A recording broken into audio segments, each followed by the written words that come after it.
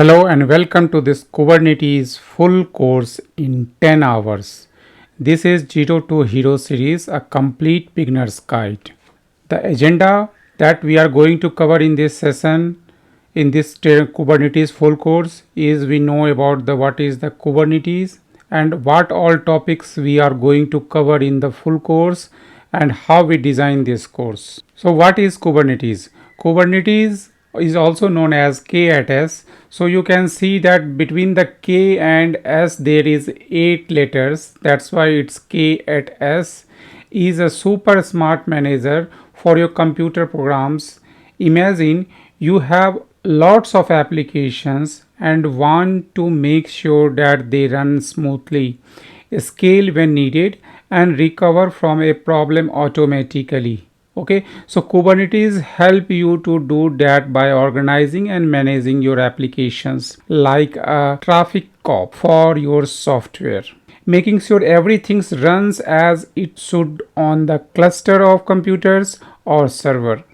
It's like having a team of experts to take care of your software so you don't have to worry about it constantly.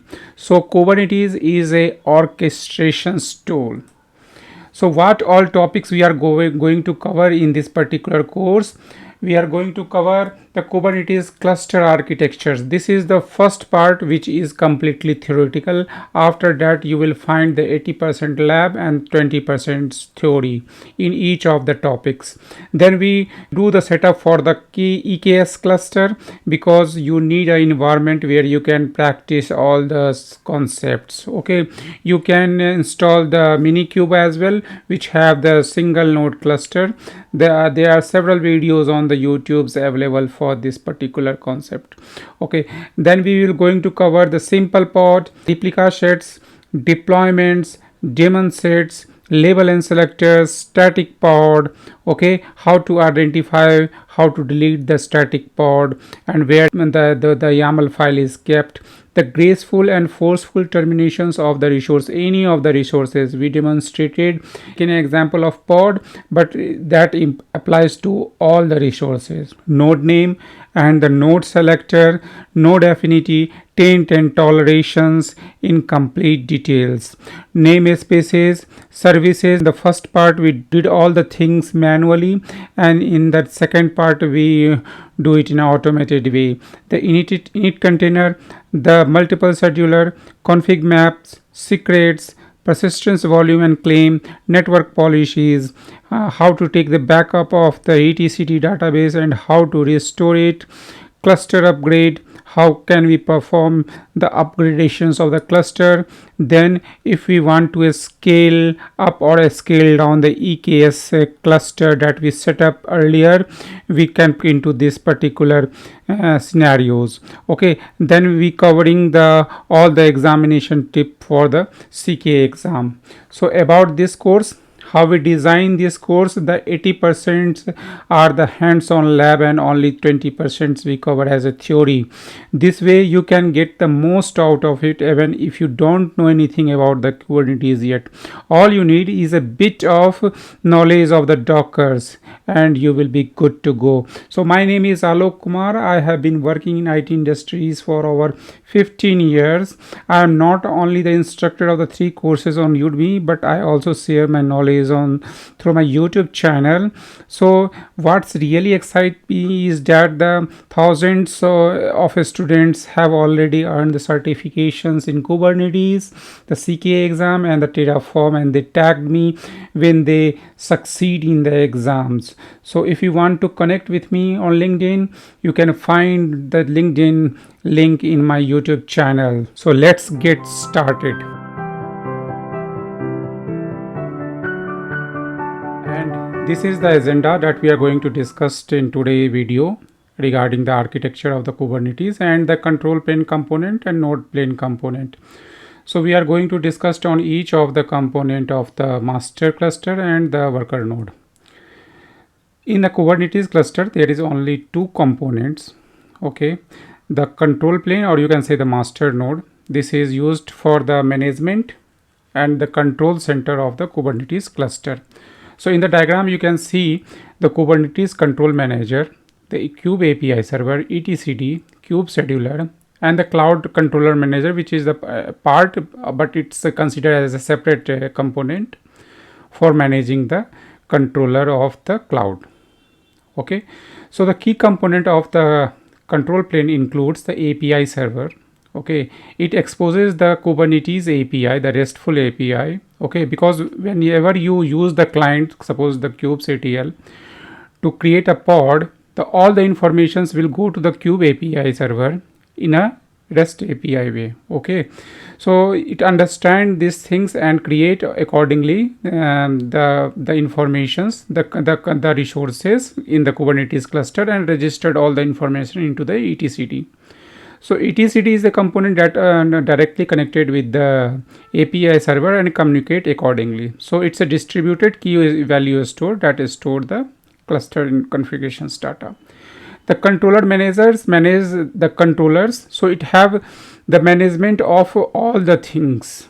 Okay, so managing the nodes, managing the pods, so all the things. Managing controller responsible for maintaining the desired state of the resources.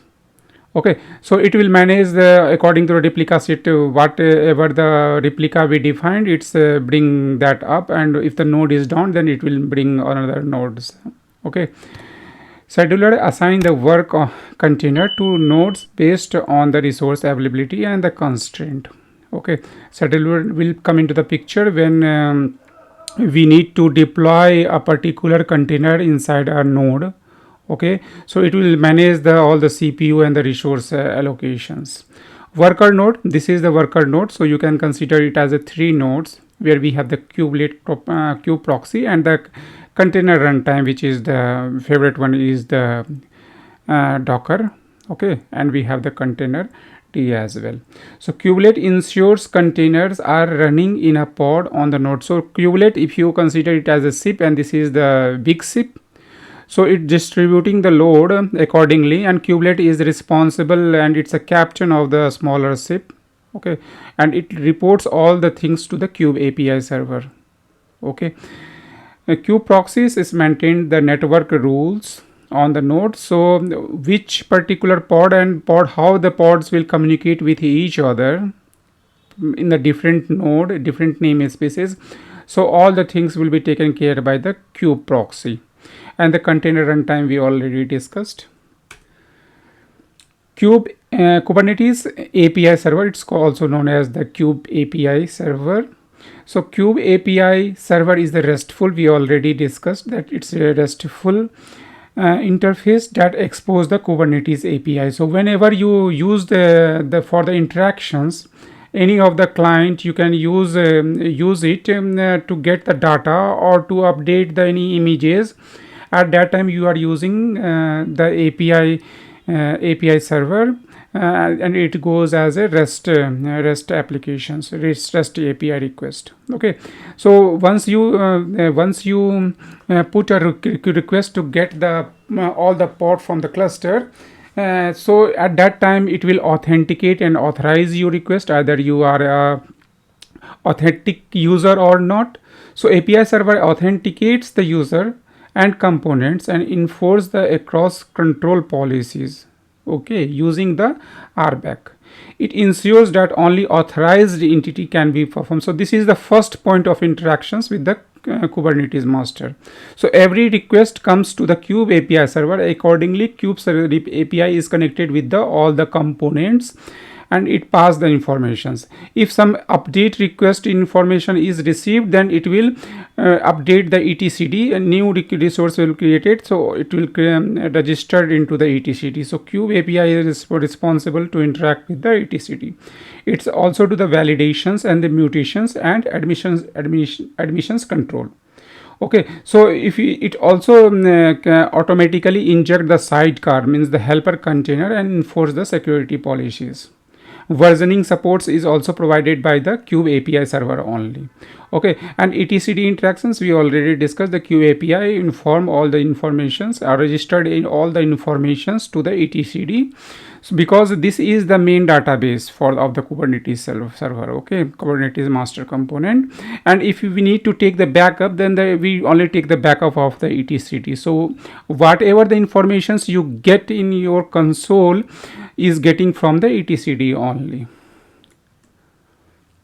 So we discussed more about the etcd, and we have a particular video on the etcd, which you can see in my playlist as well, where we discussed in more detail about the etcd, and also how to take the backup and how to restore it. So etcd is the distributed, consistent and highly available key value store used in the Kubernetes to store critical configurations data. So this is the main component, you can say.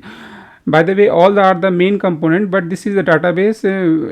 That's why we are mainly concerned with it to take the backup if something, or disaster management things. So it's distributed. So we place it in a remote locations, and all the etcd database will be in the sync. So request will go to the any of the etcd database. It's have the consistency nature.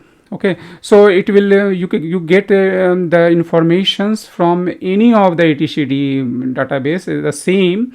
Okay, because it also provide the consistency. So etcd ensure that the strong consistency, meaning all the client see the same data regardless of which etcd server they connected to. Okay, it's highly available. So you can either have the one etcd or the 3 etcd, 5 etcd database server in distributed environment. So you can also use the etcd to allow the client to set up the watch events, enable them to react to changes in the stored data. Okay, so this feature is crucial for the Kubernetes controller. Okay, and it also supports the atomic transactions, which means that the multiple key value changes can executed as a single unit of work. So all the things will be placed at a time or not. Okay, so if you roll back, all the things will roll back accordingly in case of any problem occurs in the Kubernetes cluster. It's also have the configuration management. It stores the configuration parameters, secrets and other critical data required by Kubernetes components to operate correctly. Now the controller manager, so it control also the pod level, the node level. So all the things will be controlled by the controller manager. It's a component within the Kubernetes control plane, and that is responsible for running and managing the controllers. So it manages the several types of controllers. Okay, so controllers are the control loop that continuously work to bring the current state of the resource in the cluster. Okay, so the key functionality is it's responsible for running the controller, any types of controller. It have the pods, replica, any resources it will control. It's maintain the desired state all the times. Whatever you configured for the desired state, it always try to maintain it. It's also help in the scaling and the load balancing. Okay, so for example, the horizontal pod autoscaler controller adjusts the number of replica of pod based on the CPU and the memory uses. Self-healing, it's have the controller automatically detects and recover from failure. Okay, if a node goes down, the node controller will try to start the node, and all the pods will move at the time to the other nodes or any of the healthy nodes. So in this way, it will manage the moving of the pod from the node and then bring the nodes up. Okay, now the scheduler, we can say that if we request to schedule any particular pod in a particular node, so if you didn't define it, then the scheduler will come into the picture, and it will look into the resources of the nodes as per the resource availability. It just pass the information so that we can do the deployment, or you can put it a particular pod in a particular node. So the key functionality is the node selections. Okay, so it will select the node accordingly, which particular nodes we have to create a particular pod. Okay, the resource management, the affinity and anti-affinity, and these all things we are going to discuss in a more detail. If you refer my videos, then you can find that all things we already discussed in more details about the affinity and anti-affinities rules in the specified in the pod specifications. Okay, load balancer, it helps distribute the loads evenly across the nodes. Okay, taint and tolerations, suppose we have the Kubernetes master, but we don't deploy any of the pod. We can deploy, but it's not good to give any extra load to the Kubernetes master cluster. Okay, so we deployed all the things in a worker node. So we applied a taint, and we didn't pass any pod configurations with the tolerations to deploy in the master component. Okay, so for any of the nodes we want to deploy it as a we apply a taint on it, then we can deploy it with the tolerations. We have a more detailed video on the taint and tolerations as well. The kubelet, so this is the captain, you can say, of a small ship, and the kubelet, kube proxies and container, it will exist in every node, every single node. So kubelet is an agent that runs on each node in the Kubernetes cluster. It is responsible for the management and orchestrations of the container within the pod on that particular node. So you will find the kubelet, kube proxies and the container will exist in every particular node. So what is the key functionality? The pod executions, okay, the container health monitoring, resource allocations, volume mounting, and the pod lifecycle management. Kubelet is responsible for the entire lifecycle of the pod, including creating, starting, stopping, deleting. Suppose you just put a request to the Kube API server to create a pod. At that time, the scheduler will provide the informations about which particular nodes there is availability, and the Kube API server just pass this informations to the kubelet and registered here. Okay, so the kubelet just confirm that we deployed this particular pod in this particular node. Okay, and then the informations it passed to the Kube API server, and then Kube API confirm the etcd that it's already deployed. So it will register all the informations on which node.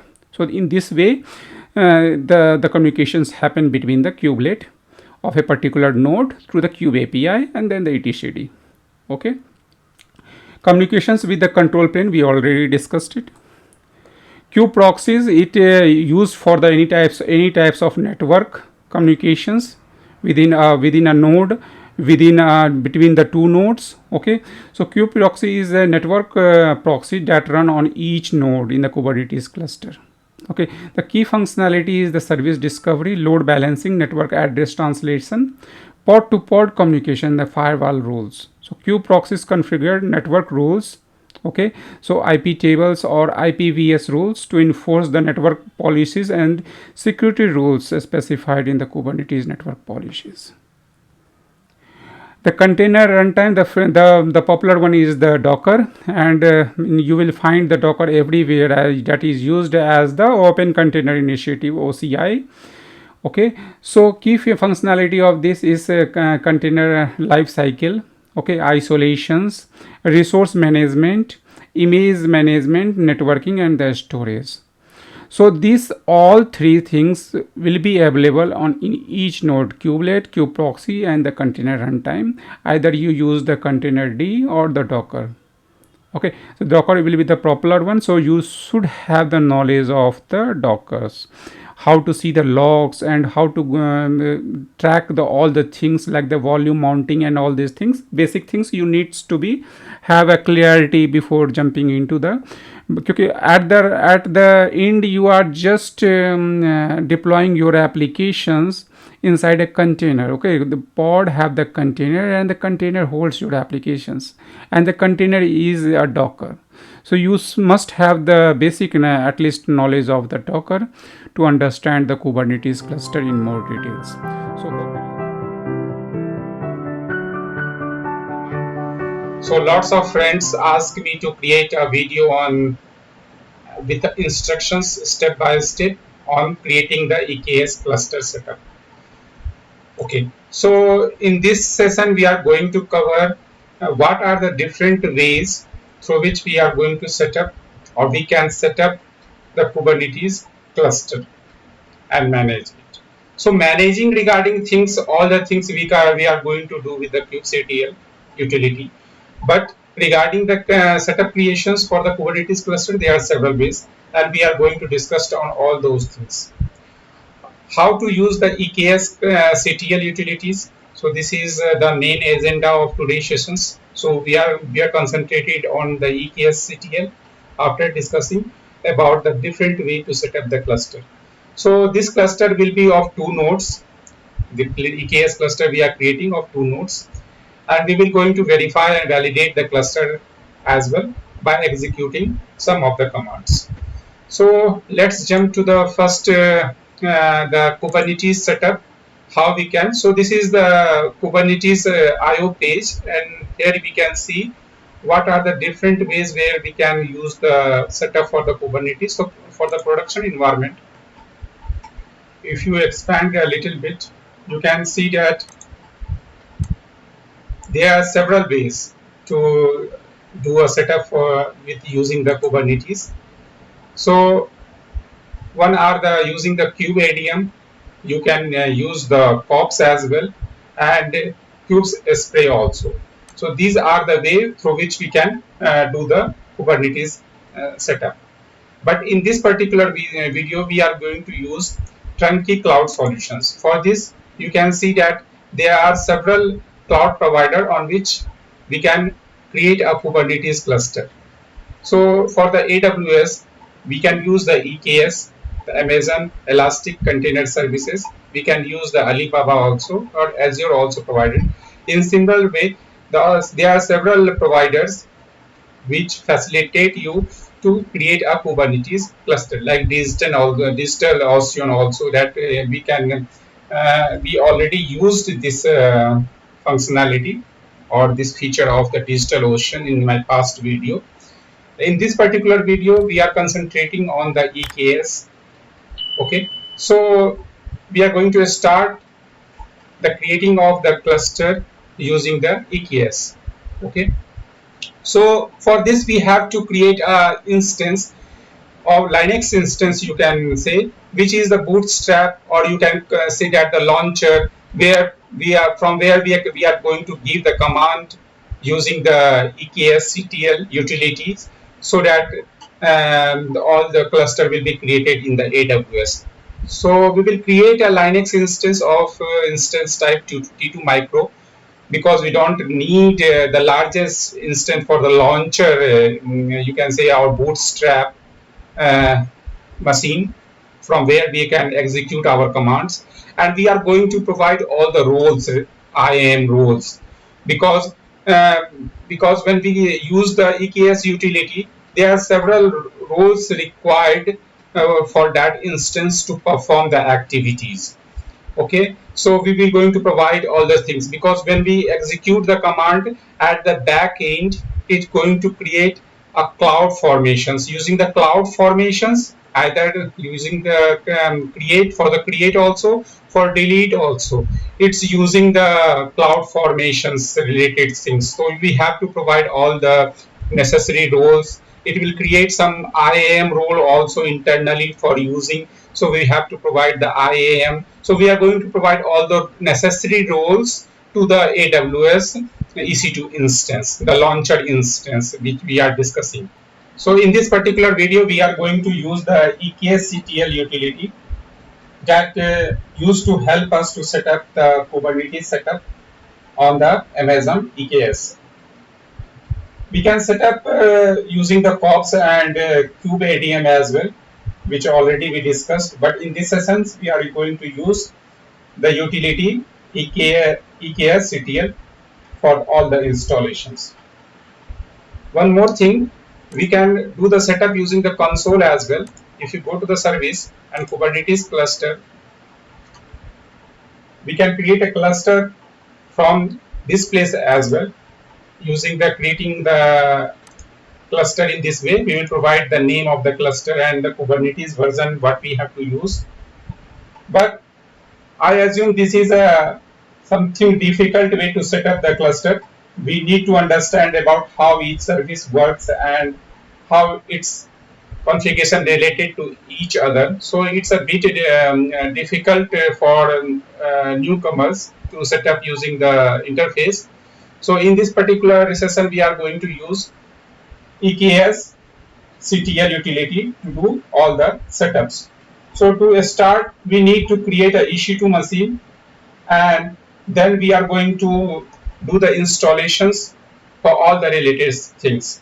So you can create a EC2 machine first of T2 micro, as we already discussed. So here we are going to create a EC2 instance. We will name it as anything that you like for me EKS client, I can say. Okay, from where we can access the Kubernetes cluster and create also, manage also, and if required, we can destroy also.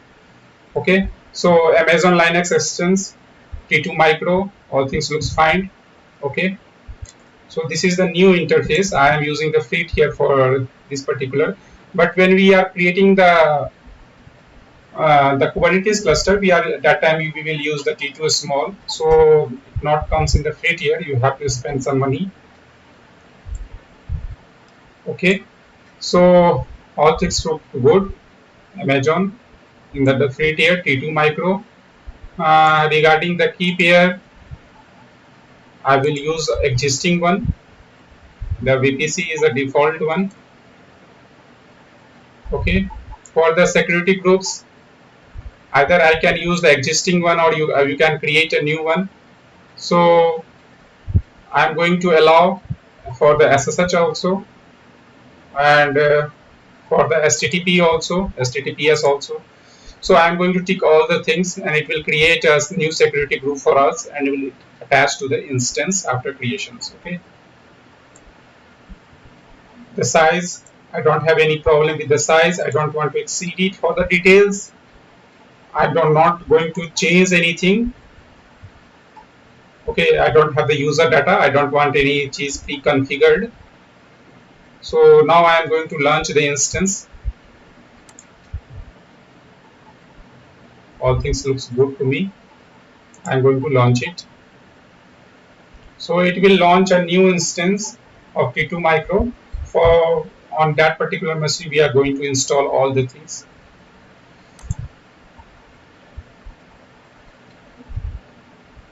So EKS client, it's currently under pending. Let it be available. I am doing all the things in Mumbai region, which is very close to me. Okay, now machine is running. So I am going to pick the public IP. Okay, and then I am going to run the mobile string.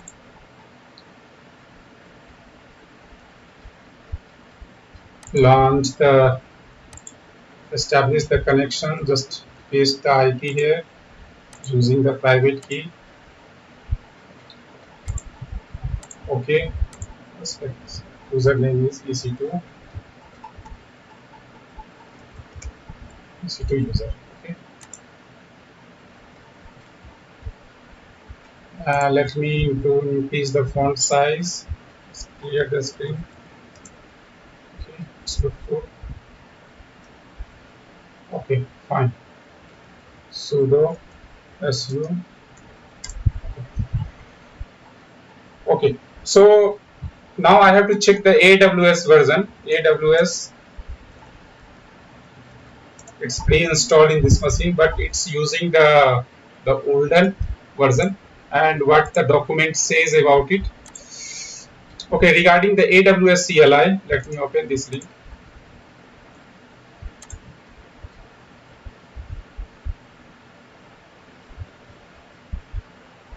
Okay, it says that the version should be,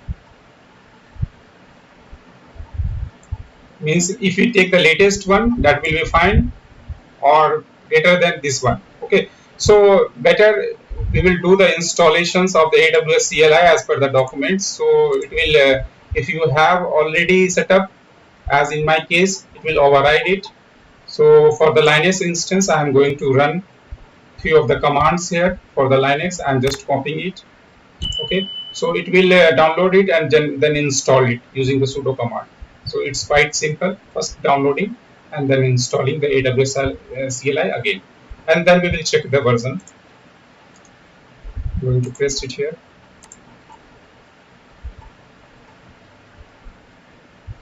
Okay, install it. So it will install.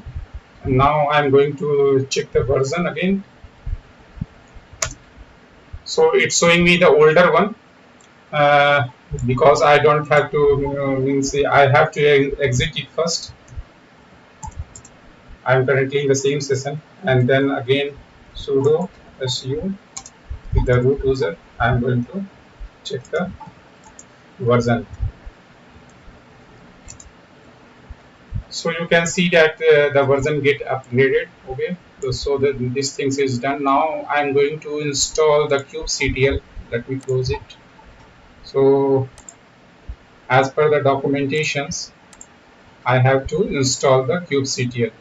So if you check the kubectl version, you will not find it. So you have to first install it as per the instruction. So I'm going to the link for the installation. So you can see I am referring the documentation each time. So you can also do it in the same way. I'm going to the Linux, taking the latest one, just copy it and execute it here.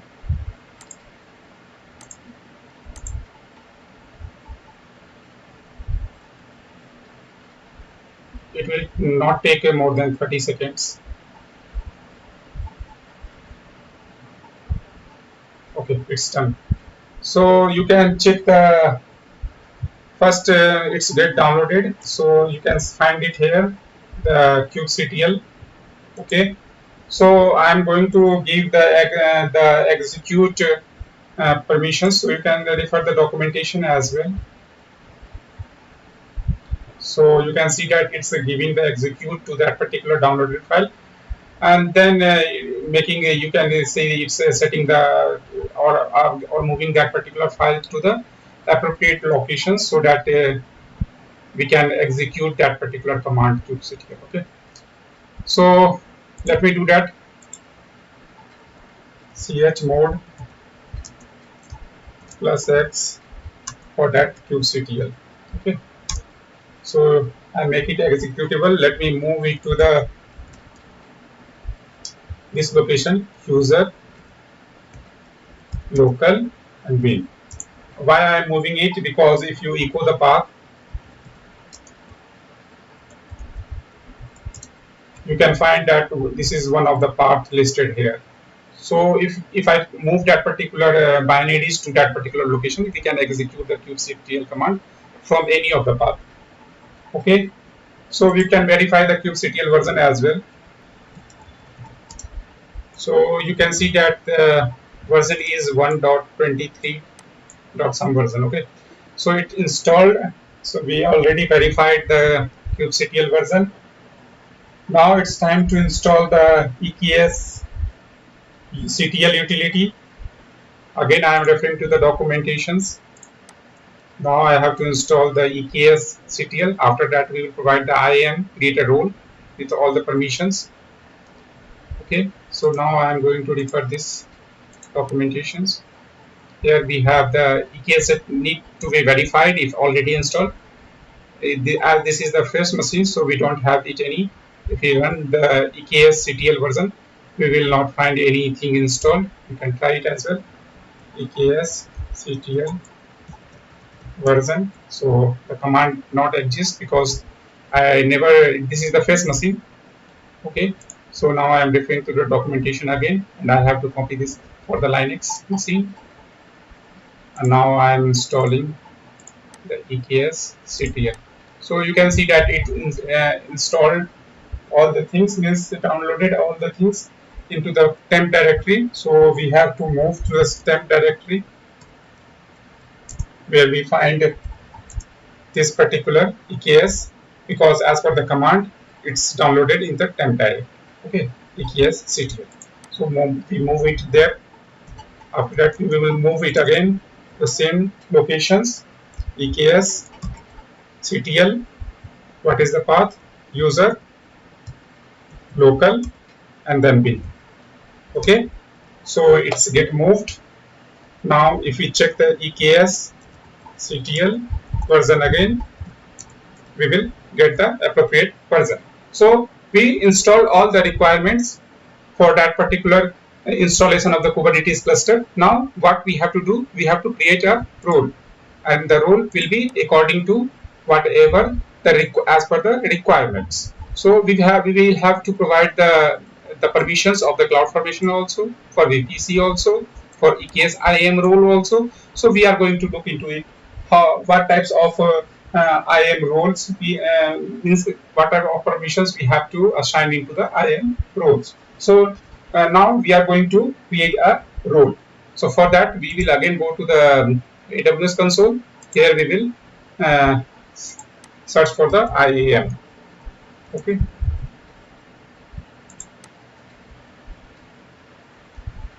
Now we are going to create a roles. Okay. Create a new role.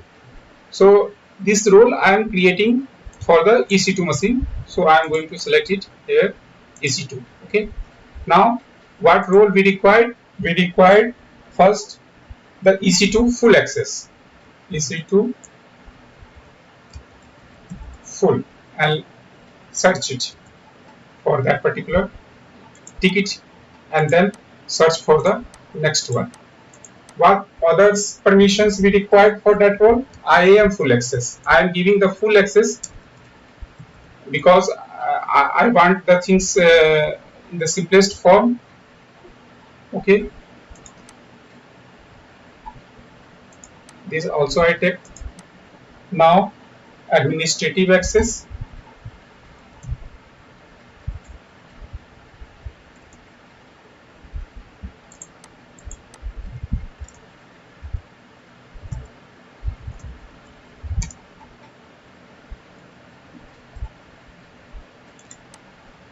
Okay, and the next one is AWS Cloud Formations. Cloud Formation. Okay, search it. Full access of the Cloud Formations. Okay, after that I will click on the next. Okay, so it will list all the things: AWS Cloud Formation full access, administrator access, IAM full access, Amazon EC2 access. I am giving the full access. To make this thing simple, you can refine the things accordingly as per your requirement. Okay. The name of the role, it is mandated to provide the role so that we can link it with the EC2 instance. Let it be EKS role. Okay.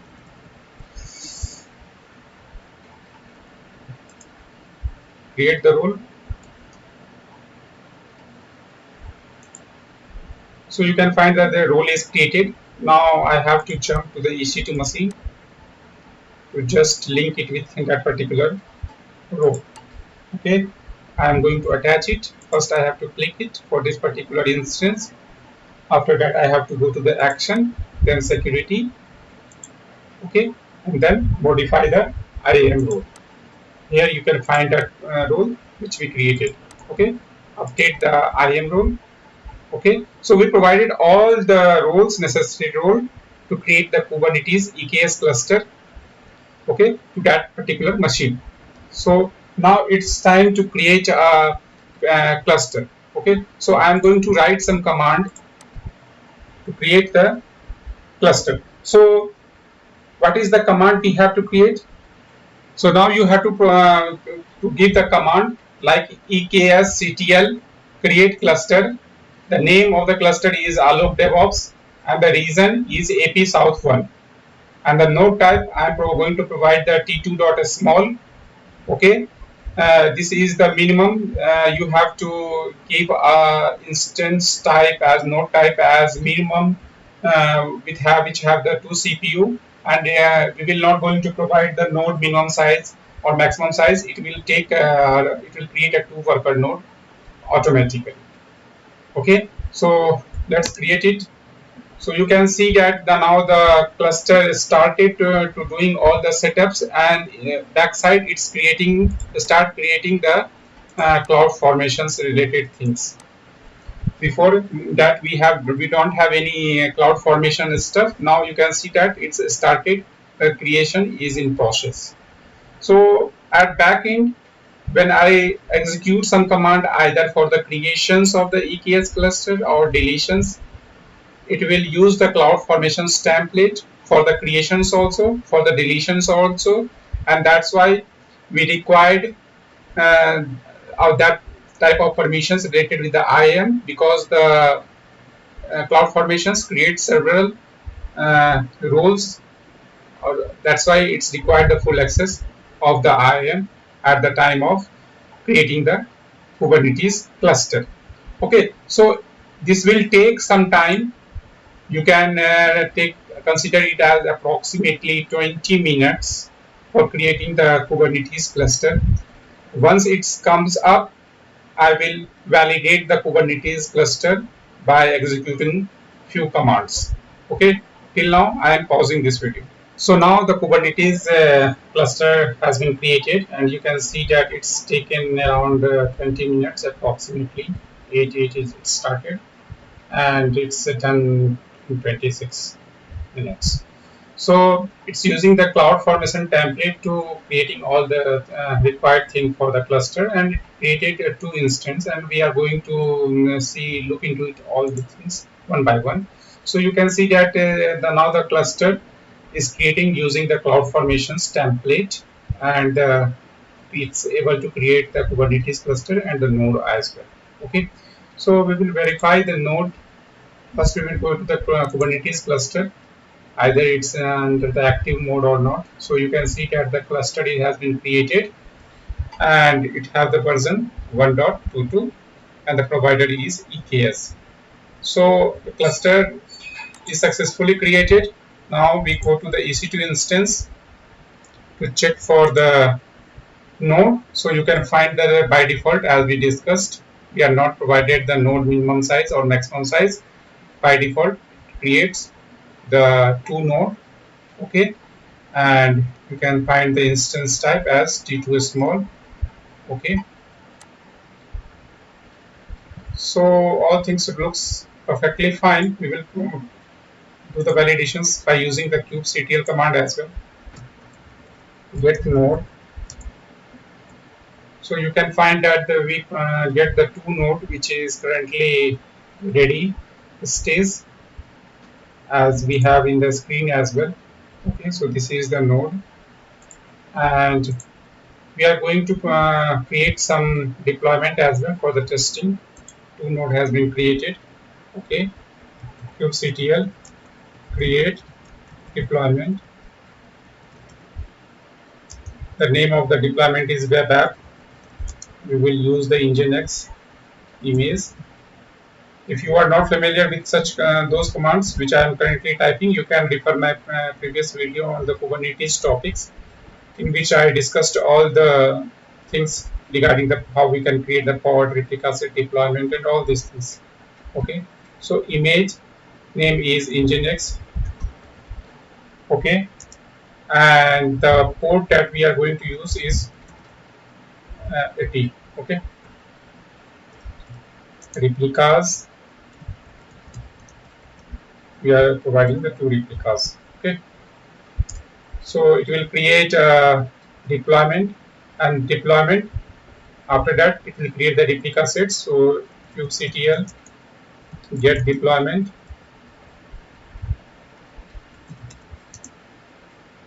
you can find the web app deployment currently 1/2, which means that the 2 out of 2 pod, 1 pod is in the ready state. Okay, let me check the kubectl get rs for replica set. The sort code is rs, and you can find here the this is the deployment name. and this is the ASCII value for the replica set. Desired is 2, current is 2, and ready is 2, means both the pod is currently up. kubectl get pod, or you can say get pod, PO. For the short code of the pod is PO. Okay, so this is the deployment. On this basis, we can identify this is the deployment name, this is the replica set name, and this is the pod name. Okay, so it's concatenating all these things. Two pod is currently running. So now we have the, you can say the Nginx applications is running, web server is running. How we can going to access it? So we are going to expose, create a service kubectl expose, okay, deployment. Name of the deployment is web app, okay. The port will be 80, okay, and the type is load balancer, okay. So it will create a the application load balancer. It will create the application load balancer. We can verify it from here. EC2 instance and the load balancer. We currently don't have any load balancer. Let me create it. So you can see that it created the service kubectl get all. It will list all the things whatever we created. So you can find that this is the default services, and this is the web app services that we created just now. So you can find it here as well. If I refresh it, you can find now the service is the cluster, the load balancer get created by the services. Okay, this service, when I access this service, it will load balance between the two particular pod, this one or this one, to get the informations. Okay, so either we can use this one. Let me copy it. And by default, if you see, it's running on the port 80. Okay, this is the default port, HTTP port, and this is the node port of the particular services. Okay, so I'm going to access it. Not the T1. Let me copy it again. This one, copy, and then paste in without any port number. So you can see that the Nginx application is currently running. Okay, so what we created two pod using the deployment, and then we are tagging with the services for the load balancing things. So we are accessing the load balancer, and that load balancer is interacting with the services. Okay, and that services have some endpoint with particular pod IP. So it will routing that particular request to that particular pod, which we created with the Nginx image. So now, once we done with all these things, we will need to delete the cluster as well. The commands will be EKS CTL delete cluster, and the name of the cluster is Alok DevOps. And the reason is which the cluster I created. Reason is AP South 1. So you can see that it's starting all the activity, and again you can refer to the cloud formations. So all the time using the cloud formations template for the creations also and for the deletions also. So one, you can find it here. It will very soon create one stack here with the deletions, like delete in progress. Again, it's using the cloud formations with all the necessary rules that we already provided. So it will, in this way, we can create or delete the Kubernetes cluster. So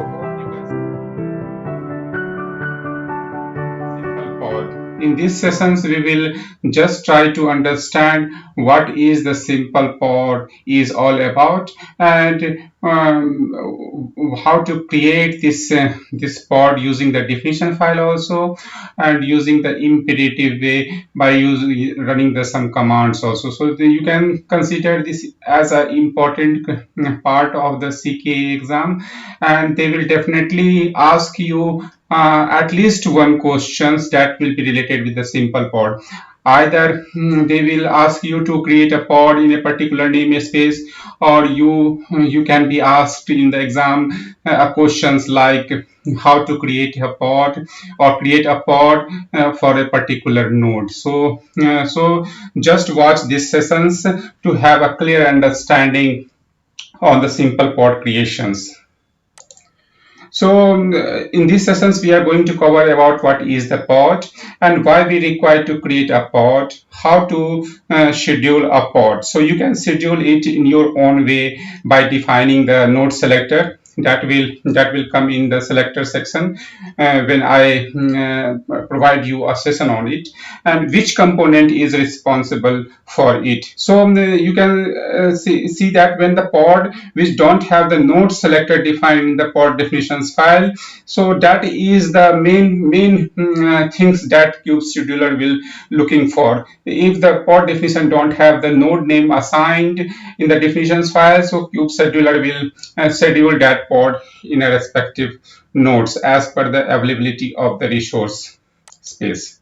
So you can say that the pod is the very smallest instance of the Kubernetes, but one of the important things, because inside the pod only your applications is running. Kubernetes is a orchestrations tool which manages the pod, but the pod itself have the applications which is running in the environments. So your pod is a smallest objects that you can create in Kubernetes.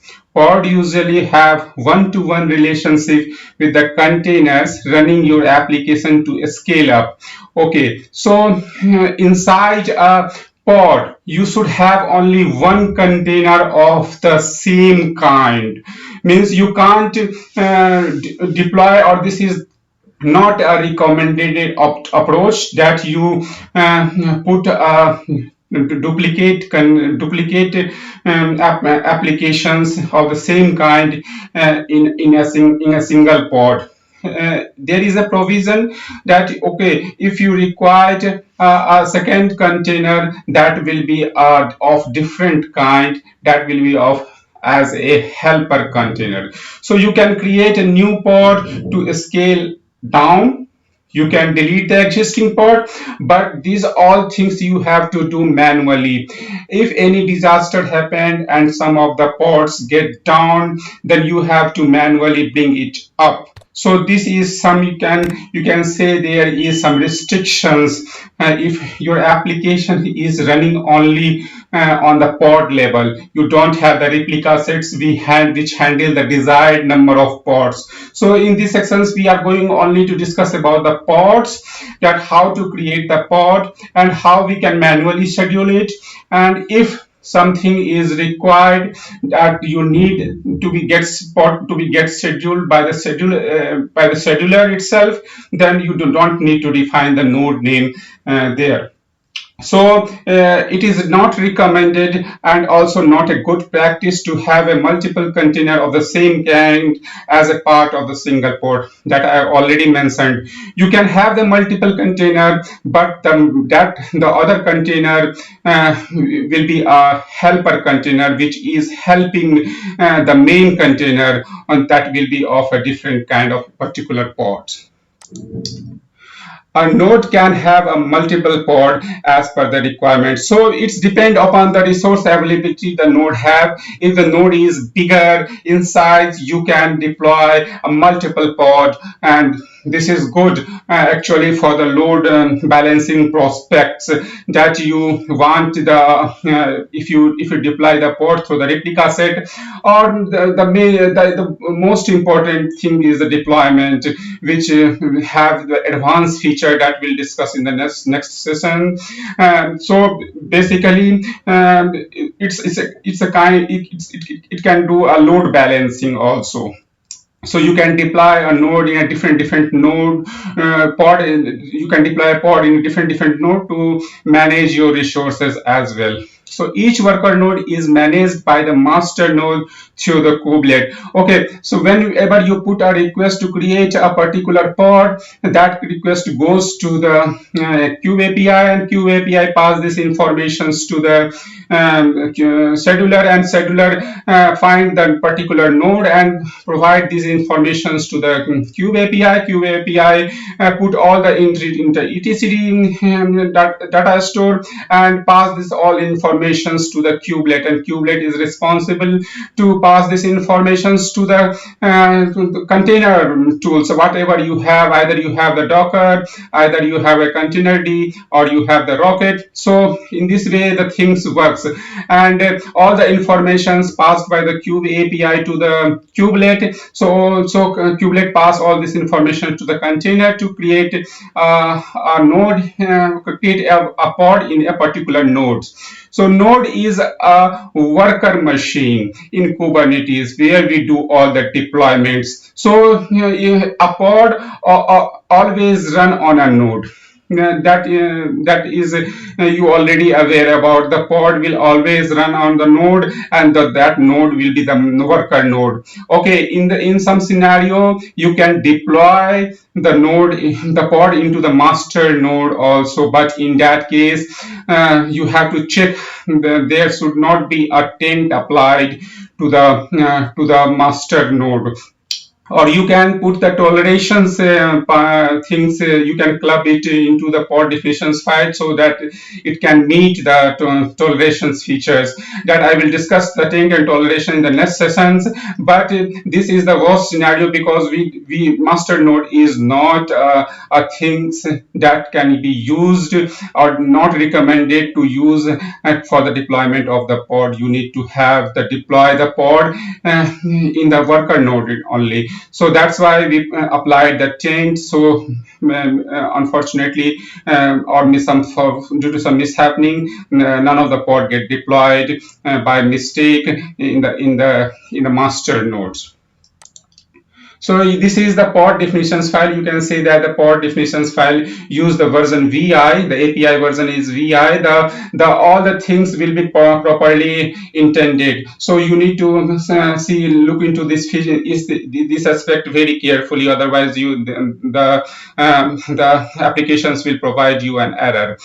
So the kind, the P will be capital, pod, and beside this the metadata which keeps this is the dictionary kinds of thing you can say. So you put the name, this is the name of the pod, a static web in my example. You can provide the labels, and labels as per your requirement, whatever you required. You want to put some environment informations like env space productions or development environment, or something like about you can put some information regarding the database is not so big or small, so that you can deploy it accordingly, or you can fetch the informations accordingly on this. So the specification part, this is the most important because it's creating the container. So you can do the multiple container also because it's a list or array kind of thing. So you just need to provide what is the name of your container. So inside the pod you are creating a container using the image. So in this particular example, I pass the image as nginx. So it's coming from the Docker Hub. So system or the applications will understand, okay, the user is passing the nginx, so we need to fetch from the Docker Hub, which is the public repository for keeping the image, or you can provide the informations from the private registry also. So this is the pod definitions file in the YAML format, how you can deploy it. So this is the declarative way, but in the exam prospective for the CKA or CKAD, you should have to do in an imperative way by running the command, so it will save you the time also. Or I will demonstrate you in the lab session how can we generate the definitions file by using the command, so that you don't have any error in the YAML definition file. So when we create a pod, the YAML definitions file, you just need to run a kubectl space apply space hyphen dash f for the file and the definitions file, and when you press the enter, the pod will get created. But the pod will get created in the default namespace. The namespace related sessions, I will create another video for that, but for the time being you just need to understand there are some namespaces and we are not defining any namespace thing in the definitions file, so it will create into a default namespace. So once the pod it gets created, how to get the informations? So you need to run the kubectl get pod. It will list all the pods that created in a default namespace. So in the right side, you can see there is a table. If you create a pod, you need to have the you need to use the revision v1 for the service v1 for the replica sets, which is going to my next session, in which you can use the apps /v1. So this is the version things, and you have to do it in a similar way, because otherwise the applications will produce you an error. So the deployment for the same as the replica sets. So this is some command that I gathered here. Suppose you want to see the details of the pod that created just now. So you need to run kubectl describe pod with the pod name. In my case, it's a static pair.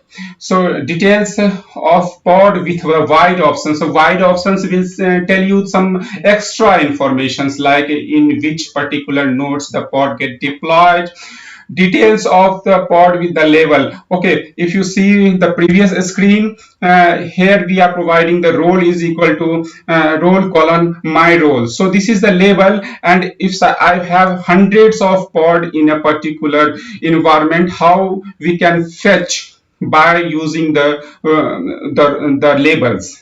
So the labels is very important things.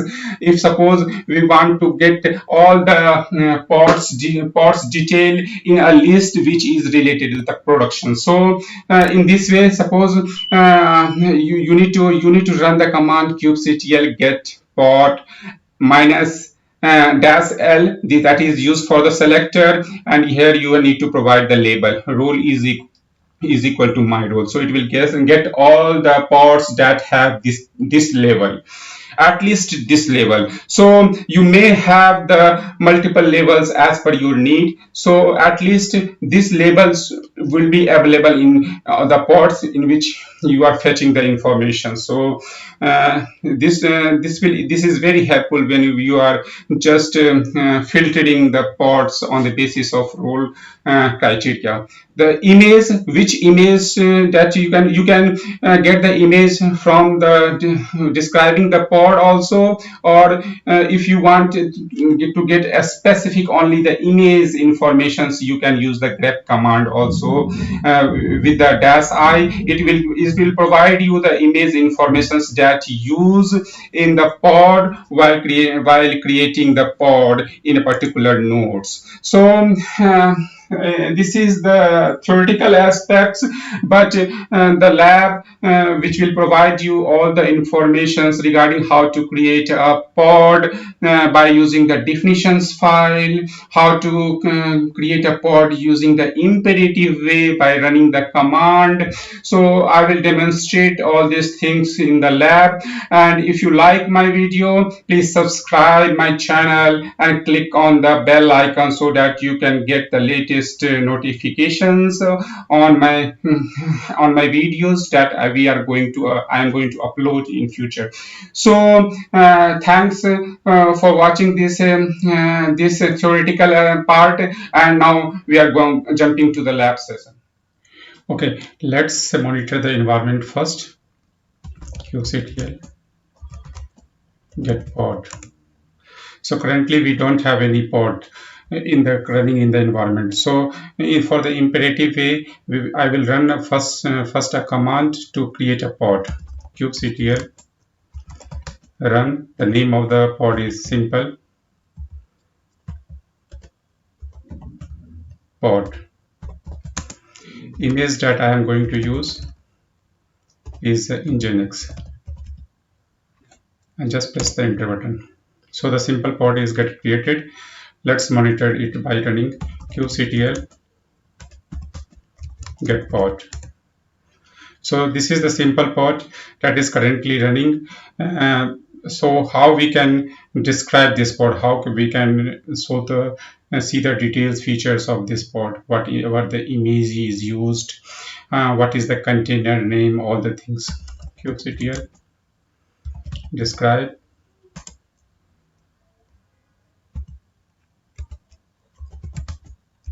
Name of the pod. And here you will find all the informations like which image is used in this particular pod creations, and what is the label which get default assigns when we use the imperative command, and this is the internal IP of the pod. So let's clear the screen. And if I want to fetch the image name, how we can do that? kubectl describe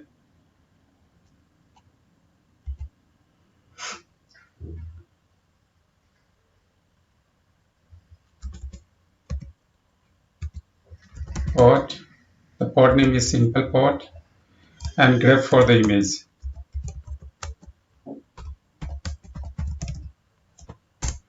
So this will show you which image we are using to create a pod, which container will be running in a pod. It is of image Nginx image. So let's do one more thing. kubectl get pod O of wide.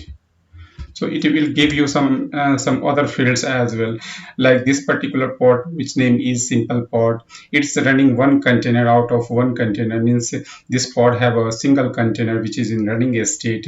It's not restarted yet anytime, so there is no crash. The age is 110 seconds. This is the IP, and in which node it's running on the control plane node. So these all things you can find by running the wide command. Okay, so now let's do it in the same thing in a declarative way. So let's generate the definition file by running the command as well. kubectl run simple pod say 1 using the same image Nginx try run is equal to client O of YAML. So this will give you the definitions of the pod. You don't have to create it. So copy it till this point. Control C or copy. So let's open the Vim editor pod.yaml and paste it here. And you can modify the things accordingly.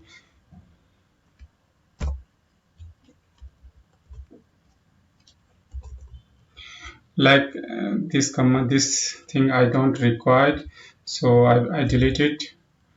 And the pod name, suppose I want the labels to should be like environment. So you can do whatever level you want. What is your requirement? So I'm creating this pod for the development environment. So let's say dev. dev. So I generating this definition file by using the command, but I am editing it for simplicity. So save it. Now I'm going to apply it. kubectl minus f, no sorry, apply, then the file name, and file name is pod.yaml. Okay, so this get applied, and if you see the how many pod you have currently,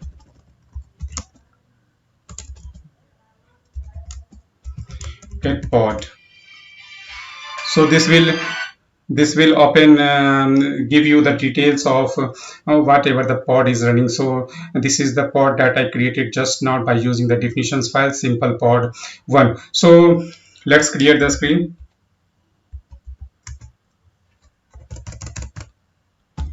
kubectl get pod using the selector. What is the select? We have environment is equal to env is equal to prod or development. I forgot it. I think development. So okay, so I am using the selector and I'm fetching the result of the pod by using the selector that I used in the label environment is equal to dev. So in this way you can create it, but there is one disadvantage that if I delete the pod, it will not come back. Let's see. kubectl get pod, and let's delete one pod. kubectl delete pod, simple pod. Okay, let's delete it. So I'm currently deleting one pod that I created by using the command, and it will not come back. So this is the disadvantage. That's why in the next session we are going to learn about the replica sets. So how the replica sets run on the top of the pod, and it will managing all the desired pods to be running all the time. So whatever the desired pod, if I be required the 3 pods to be running all the time, so all three it will maintain that particular number. So always you will find that the pod get destroyed for any reason, but it will create it again. So this is the advantage of replica sets, and after that we will have a session on deployment. So in deployment have the very rich advantage, and we will see in the next session. So if you like, in these sessions, we are going to discuss about what is the replica sets and why we require to create a replica sets. In the previous sessions for the pod, I already mentioned the disadvantages of the pod, that your application is currently running in a pod, and suppose for whatever reasons the pod get destroyed, so it will not come up, and in that case you need to do all the stuff manually. If you want to scale, you want to create a duplicate pod, you have to do it manually. So these types of things can be handled by the replica set. Replica set is kind of you can say it's working on the top of the pod. So it have the desired, you can define a desired number of replica that you want the cluster, the worker node needs to be run all the times. In case of any disaster happens, the pod, in case the pods will get down, replica sets is responsible to bring it up for the application, so that all the time you will have the desired number of pod running in your cluster. So we are going to talk about what is the replica set in these sessions, and why we require to create a replica set, how to create a replica set, and how to make existing pod as a part of the replica set. This is the features that makes a difference with the replications controller, because the replications controller have the same advantages which currently deprecated, not in use. Replica set takes the place of the replications controller, and replica sets have one other features which the replication controller don't have. That if you have the existing pod and you want to club it as a part of the replica set, you can do it by assigning a same label. So I'm going to give you some tip also, going through the lectures that will become as a replica sets. So in the exams, they will not ask you any questions that is the part of the replica set, but you can say that they will ask you regarding the pod, they ask you regarding the deployment, but they will ask you to scale your applications, like scale the deployment from 2 to 3 replica sets. So you can not ignore that the exam will not ask you questions, but they will not ask you directly a question that will be linked with the pod or the deployment. So deployment sessions, I've been going to post the session after this replica sets. So let's start. What is the replica sets? I already brief you, and here is some discussion points. The replica set help us to run multiple instances of a single pod in the Kubernetes cluster.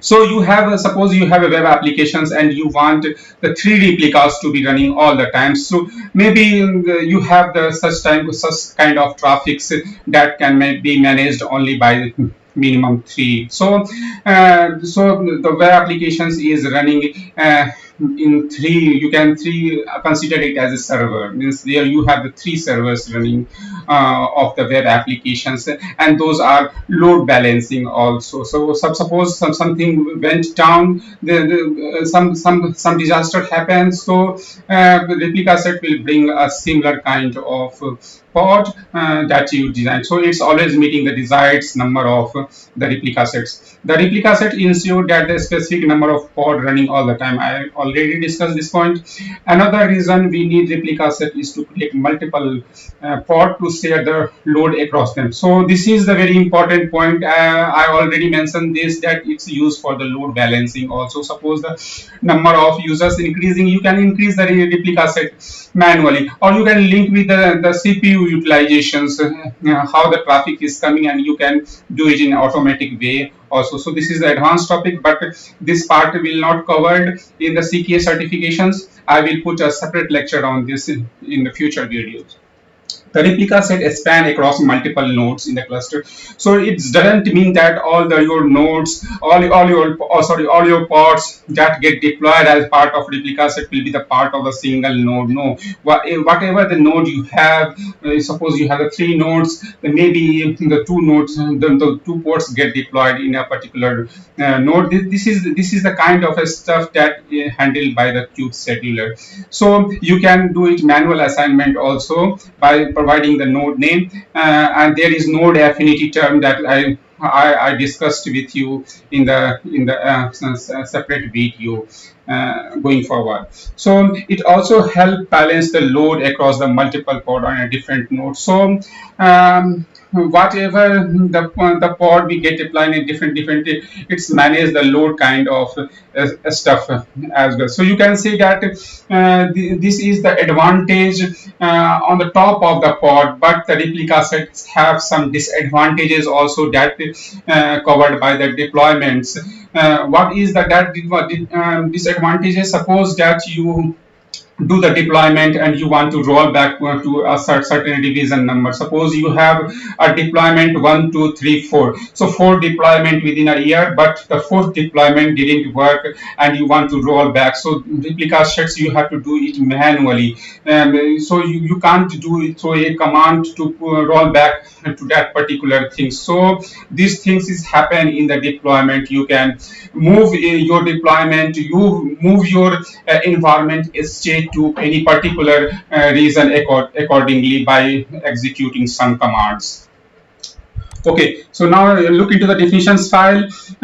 This is a definitions file, and it's have the two metadata, one for the metadata for the replica set itself, and other metadata that is the part of the template is same as the pod, because replica set is managing the pod. And you can see the label app is equal to nginx and app is equal to nginx for the pod is matching. So it's matching all the labels, so it know which pod to be managed by which replica sets. So you can see that this is a mapping kind of, we are using the selectors, and there is a replica sets, the replica that is used as a part of replica set, it's a 3. So this replica set which have a name replica set example running a 3 replica which matching the label. So all the pods that is a part of replica set have the label app nginx, and this replica set will manage the pod that have the app is equal to nginx. So any of the pod that we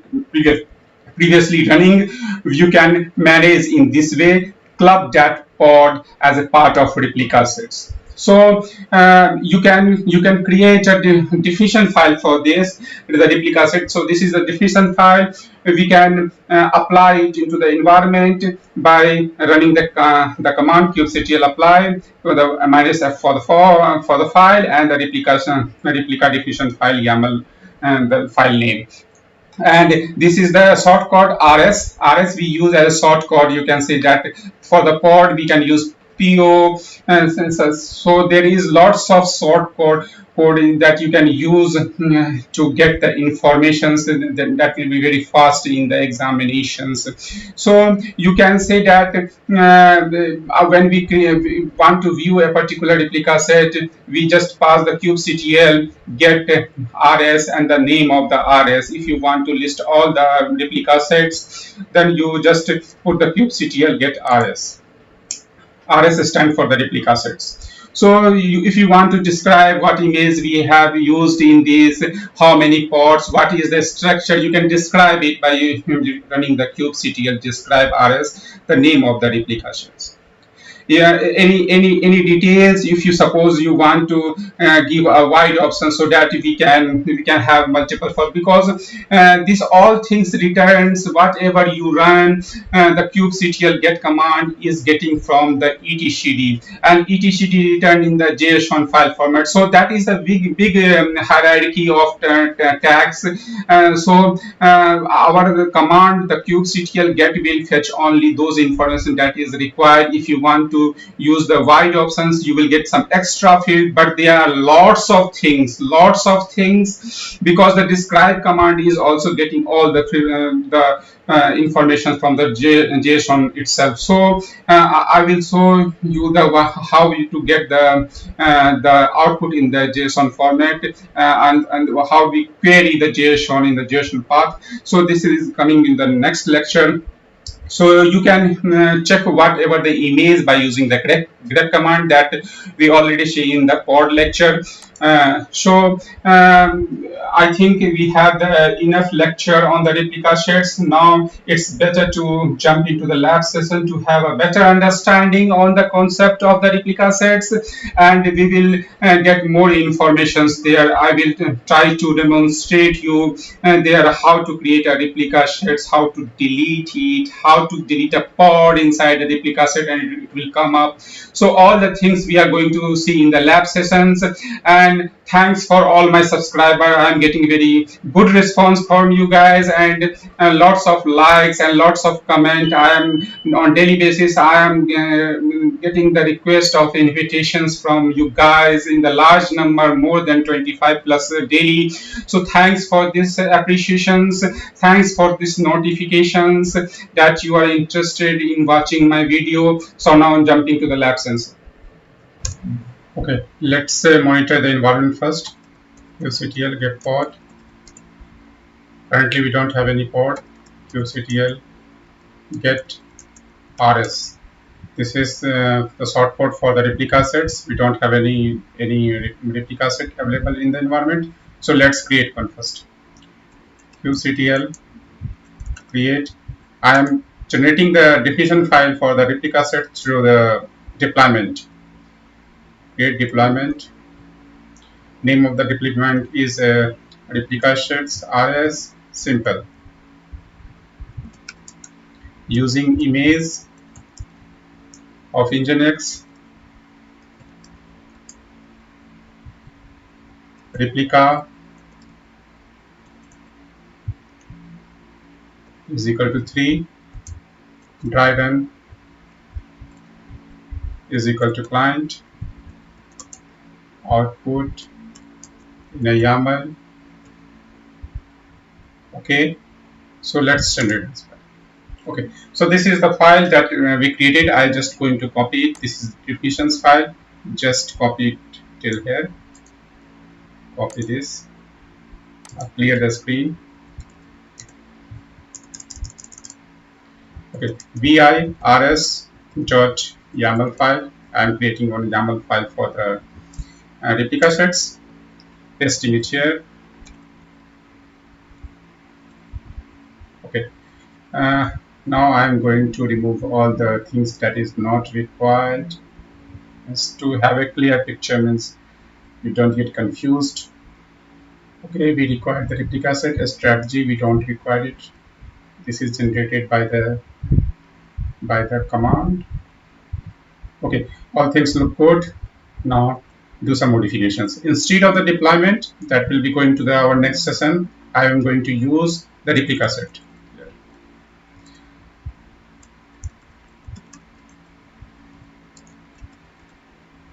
Okay. Now the replica sets have the 3, and one thing important that you can see that the app here, the app for the replica set and the app for the nodes that is going to create the three pods, sorry, pod that is going to create have the same label. So it understand that which particular pod will be the part of this replica set. So it's going to create the 3 pods with the under a same replica sets. No, save it. QCTL apply file. We are going to use rs. Okay, so it's created one replica sets. Let's monitor it. QCTL get rs.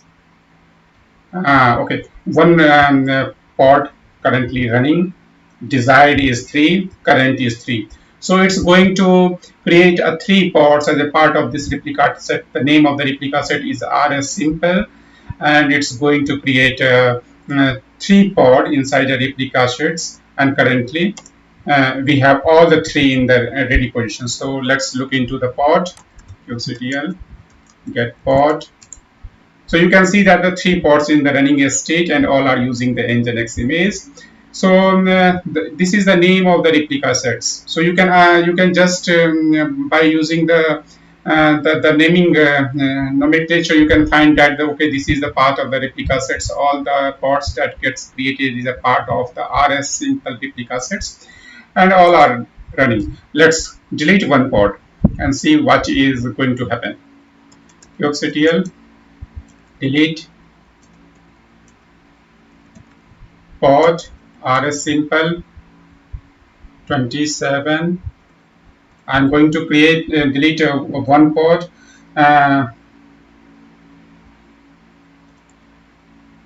Okay, so now the one pod is getting deleted. After deleting getting deleted this pod, we will again look into the how many pods we have. So this is something kind of some disaster happened and one pod gets down, which is a part of the replica sets. QCTL get pod.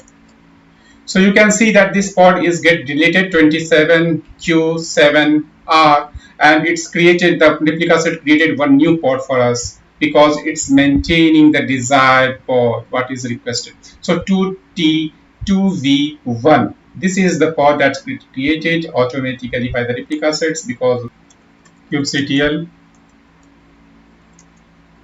get pod. So you can see that the one pod that gets deleted and it's bring up. So this is the age of this particular pod. Now let's do one more things. This is the official page of the Nginx, and I'm going to use any of the tags, like suppose 120.1. I'm going to use it. So kubectl edit rs rs. So just I'm trying to demonstrate one more thing to in front of you. So let's do editing. I'm going to use the Nginx version of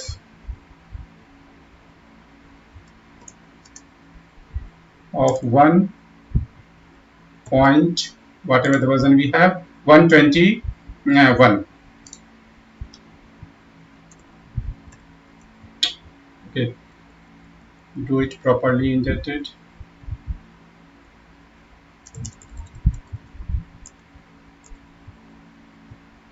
and save it. So you can see that the pod image get changed. Let see the image used for this particular replica set. kubectl describe rs rs and grep for the image.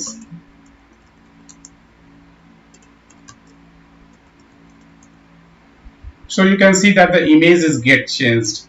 Is the same image informations get replicated into the pod? Let's monitor that as well.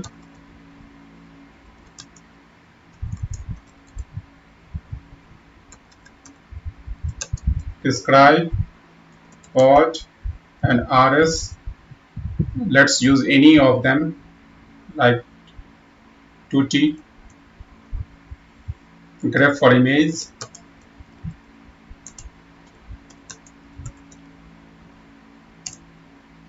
So now you can see there is a difference. The replica set is using the version of 1.20.1 and the pod is using the Nginx. So this is the disadvantages of the replica set. So you need, if you want to do any changes for the images, you need to drop the replica set first, so that all the pods related with the replica set get deleted, and then change the image and create a new replica set. So this all disadvantages related things for the replica sets handled by the deployments.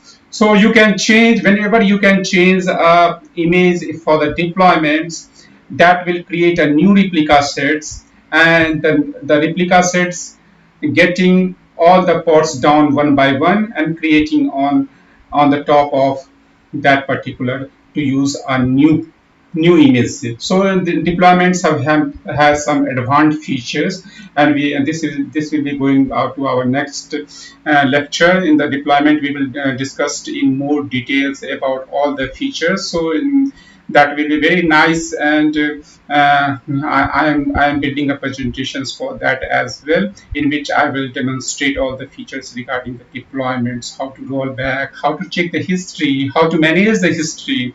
So all kinds of things we will going to discuss in the deployments. And in Kubernetes, all the pods that currently managing in our environment is doing by the deployments, not by the replica set, not by the pod individually, because the deployment have some advanced features.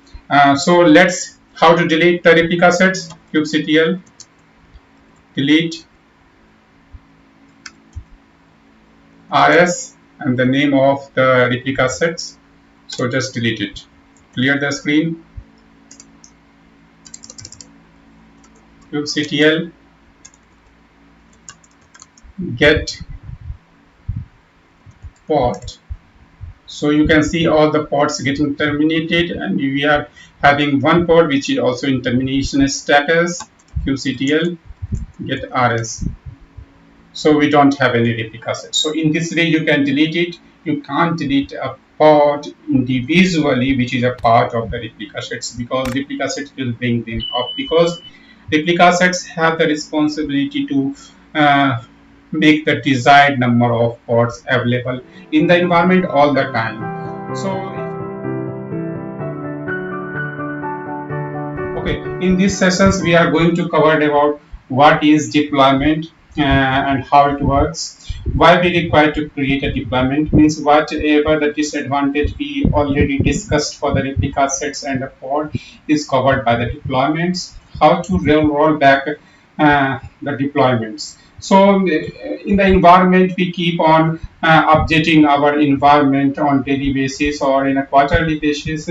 Whatever the requirement we have for the updations, in the same way, if something mishappens or disaster happens, sometimes clients complain us that something went wrong after this deployment. So we can have a features to roll back to the previous or to any particular revision. So you can say this is the very important features that we are going to cover in the deployment sessions. And yes, we provide you some tips also, because this is one of the most important, you can say. And the CKA, in the CKA exam, you will receive you will get questions on the deployment as well. So deployments. So each container is encapsulated in the pod. We already seen that when we deploy any applications, it's deployed inside the container, which is a part of the pods. And this is the recommended way that we deploy the container of the same kind. We can't. It's not recommended that we deploy the container of the same kind. It should be the helper container that is recommended approach and good practice. So multiple such pods are deployed using the replications controller or replica sets. So we already discussed about the replications controller. What is the difference between the replications controller and the replica sets in the previous lesson, previous lecture, and then comes to the deployment. So deployment work on the top of the either the we can discuss about the we can talk about the replica sets only, not the replications, because this is not in the scope. Most of the user currently nowadays using replica set instead of the replications controller. So you can say the deployments work on the top of the replica sets, and replica sets handle the pod. So whenever you create a deployment, suppose you are not defining the replicas, you not defining at the creation time any of the replica, so it will consider as the one replica by default. So it will create a deployment will create a replica set. Replica set will get created for the one pod, and it will create a pod accordingly in appropriate nodes. So deployments provide various additional capabilities. Like I already mentioned, you can roll out the changes. You can roll back the changes in case something is happening done in the environment after the release. So you can roll back to the previous or any particular revision number as well. So deployment will perform update in a rollout manners to ensure that your applications is not down. So whenever you do a rollout, whenever you deploy a new image, suppose you have a version 1 image that is currently deployed, and you want to be the environment to be updated to the image 2. So in that case, suppose you have the 4 replica. So at a time by default only one will be get down and one will bring up. So there will be a 2 replica set, one replica set on the older image and other is on the new image. So for the older, one node will get down and one node will get up for the new pods with the new image. So in this way, the applications will not get down, and all the things will be get up with the new image and whatever the desired replica you provided. So deployment ensures that only a certain number of pods are down while they are being updated. So I already mentioned there is a feature, you can say the default features 25% max available at a time. So whenever the deployment started, one node will of the older will get down and one node for the new will be get up. So two replicas will work at the same time, decreasing, scaling down the older and scaling up with the new replica sets, which both are the part of the deployments, both the replica. But as soon it meets the requirement of the design node or for the new replica sets, the older will get removed from the system. And same way the rollback also happens. It will create the two replica sets and switching creating the new node for the older image, and it will get down for the new image in the case of rollback. Deployment keep the history of the revision. Each of the deployment that you did previously have the history. All the history is maintained by the deployment, so that you can refer to any of the revision number. You can roll back to any of the revision number.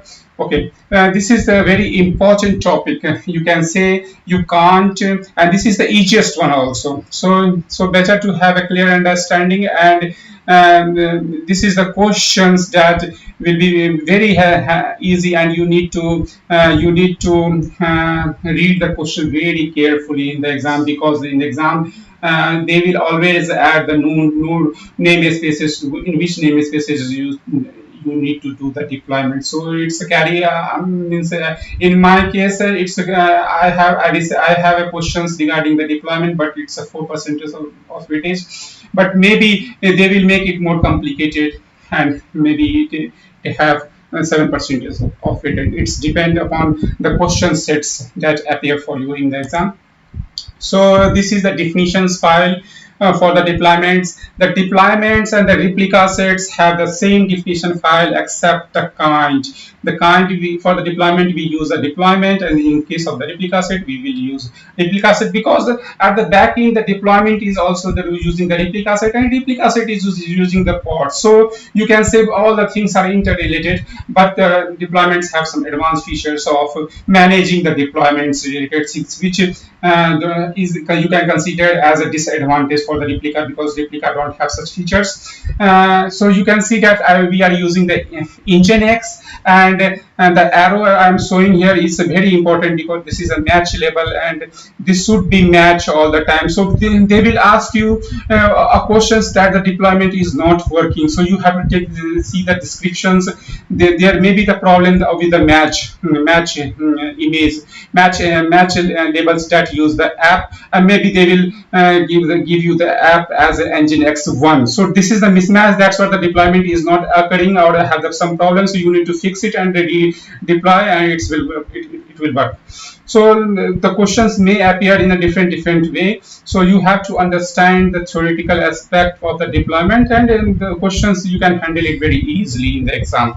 So this is the command. You can say that we will run for the declaratory approach when we are using, we are creating a deployment through the deployment definitions file, and below that it's an imperative way. But for the exam, note one point, guys, that you have to be familiar with the imperative way. I'm saying this because the imperative way is a very faster way, and you have to manage your time in the CKA exam. This is a very important thing, and don't think about you have the Kubernetes documentation open in the next tab, and you go and fetch the templates there. For the replica set, for the deployments, for the pods you need to generate, and this is a good approach that you do it in an imperative way. You can generate the definitions file by running the commands. So no way to go to the documents, and this is not a good way to start searching for the templates while you are sitting in the exam, because exam is a very you can say that you have only 2 hours, and they have the 16 or 17 or 18 questions depending upon the question sets. So time management is very important in the exam. So some of the important commands that related with the deployments, you can view all the deployments you have in the environment. So this is a default. You will get all the deployment from the default, because I am not using the namespace related things. So you can consider it as it will get the deployment from the default namespace.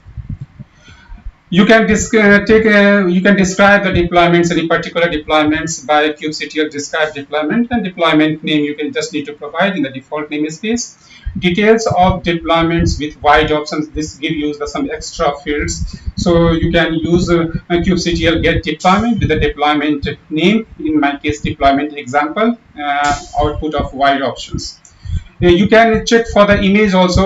The kubectl describe deployment name will give you the all the descriptions, and there you can find it, or you can just grab for the image informations in the deployment that get used.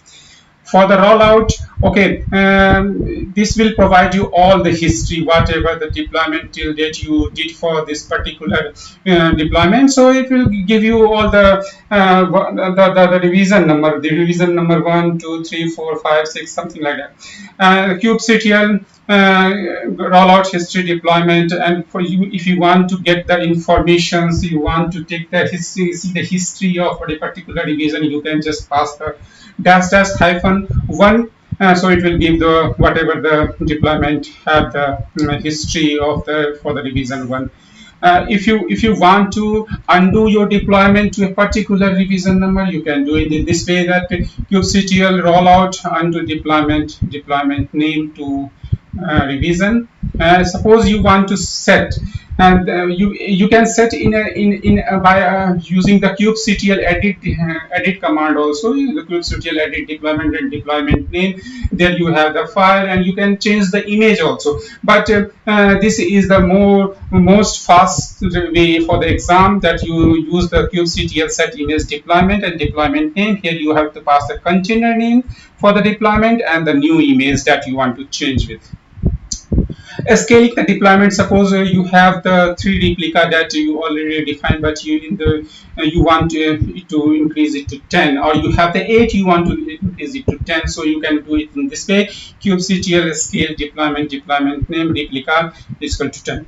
Roll back onto just rolling back to the previous revision. Suppose you did the deployment and client start complaining that the page get rendering very slow and all the system is not working as it's working previously. So you just need to roll back that change at the moment, and the new replica set will get created and the older one get deployed, and one by one there is no downtime.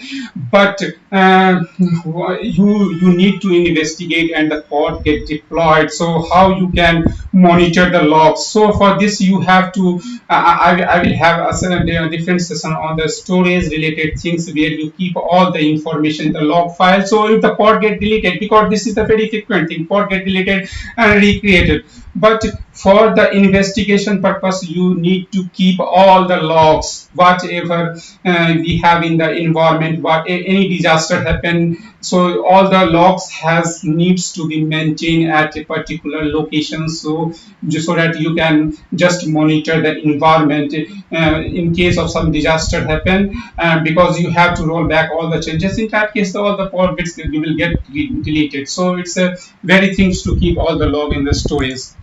So then that's all from the theoretical aspect, and hope you like my video. And if you don't subscribe it yet, please do subscribe it and share it with your friends also.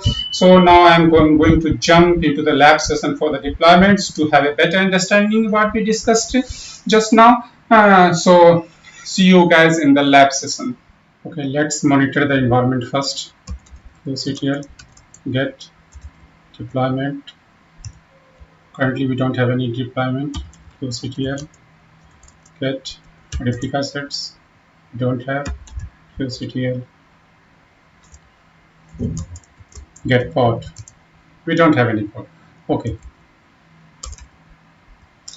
so we are going to create a deployment using the imperative command, and we are not defining any replica for this. So it will take only one replica. After that we will scale, and we will set the image accordingly. So for the Nginx, I am using this image from the Docker Hub, and we will use one stable 1.20.1 for the first deployment. Okay, so now coming back to the screen, kubectl create deployment. Suppose the deployment name is web. We are using the image name is Nginx. 1.20.1.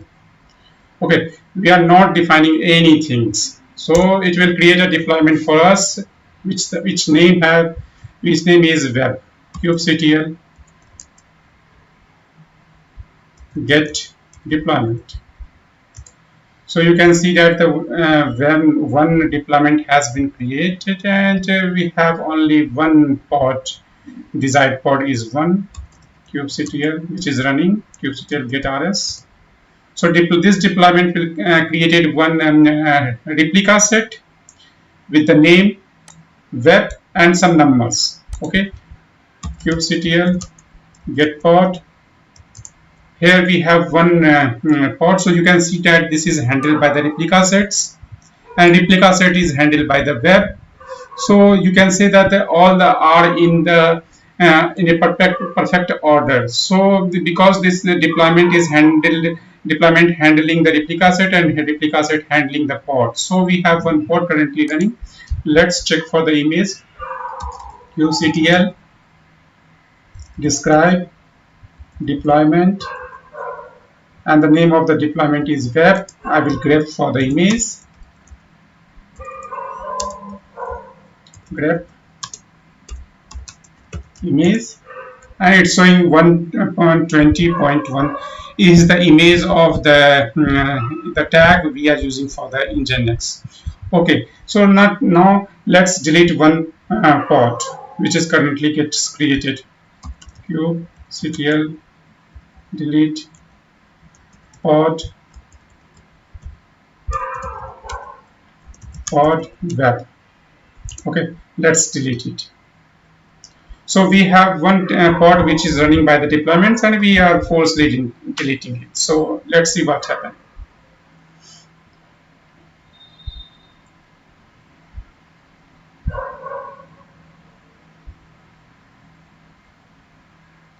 Because this is the pod that handled by the replica sets, and the replica sets responsibility to bring it out. So it will bring another pods with some other name, but having the tag of the replica sets as a prefix. kubectl get pod. So you can see that the pod is again up, and this have the different name, and this pod have the different name, and age of 40 seconds only. So in this way, all the things work for the deployments. And suppose now we need to just scale it. So I don't require one replica. Now the frequency of the incoming traffic is getting increases. So let's add some more pods for it. kubectl scale deployment name is web, and replica that we are going to use, let's say 4. We are increasing 3 replica. So kubectl get pod or po for the shortcut name. So you can see that currently one is remaining for the creations. Let's clear the screen. kubectl get pod. So here you see that all the pods are running with the same deployment. So we have, because we scale it, kubectl we scale our deployment to 4 as a desired pod. kubectl get deployment. So we have only one deployment currently which running with the 4 pods. Now I need to scale it down. Suppose we require to scale it in a similar way. We can do it to scale it to either increase it, either decrease it, scale up or scale down. So now I'm going to set another image. For this, just need to see the container. What is the container name? ctl describe deployment web. So here you will find all the information regarding the look. In the description you can see that previously we have one pod running, and now we scale it to 4. So and the image currently is used 1.20.1. And the next the strategy that we are using, this is the default strategy. If you not define the strategy, it will take the rolling update strategy, and 25% maximums unavailable. So we have currently 4. So at a time, one pod will get down. If any updations, we are going to update it in a rolling update strategy type. So one pod will get down, and the other will bring up. So again, the one pod will get down by the replica set. Another will get up with the newest image. So this is the container name that we are going to use. Okay. So now clear the screen. kubectl set image deployment name is web, and the image name, the container name is nginx, and the image that we are going to use nginx. Just go to the official page of the nginx, and we are going to use 1.21.1.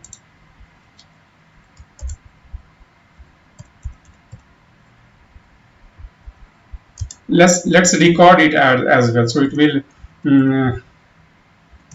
come in a history. Okay, so this is the thing, we did it.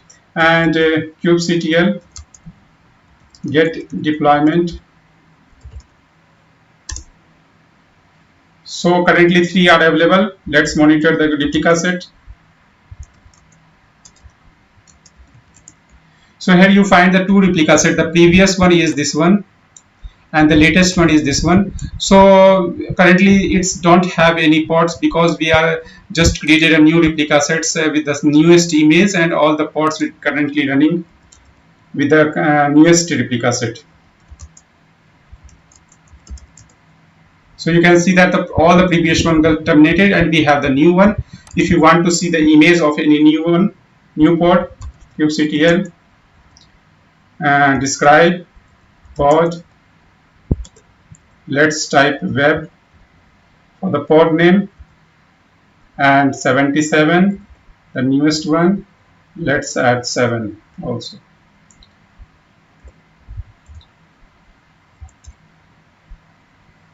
Grep for the image.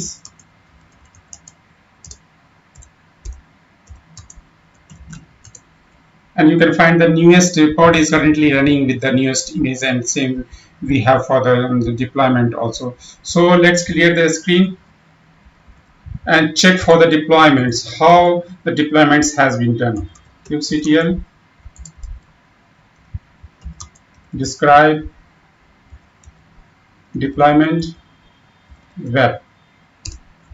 So here is all the history. Look, previously what we did, we create a deployment with the one pod. After that we scale, and now what we are doing, we are just assigning a new image. We are just deploying, upgrading our deployment. So in that case, this it's setting for the new replica set to 1, and after that it's start decreasing the older one. You can see that it's now assigning to 3 replica, then 2 replica, then 1 replica. After that, the older replica don't have any pod assigned, and the new replica, it's getting assigned 1 node at a time. When the new pods get created and older one gets deleted. So these types of things we need to understand for the deployments, how the deployments occur in the environment for the latest upgrade. Let's clear the screen.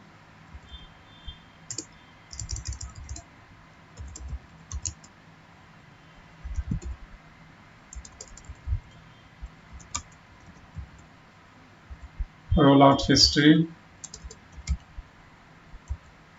for the deployment web. So I recorded this, and you can find that for the version 2 we are just assigning a new image, so that you have a proper history maintained, and you can switch to any of the. Currently we don't have any much more revision number, we have only 2. So let's we identified some problem with the new deployment, new upgrade. So I just want to roll back my changes. How to do that? kubectl rollout undo. Deployment name is web.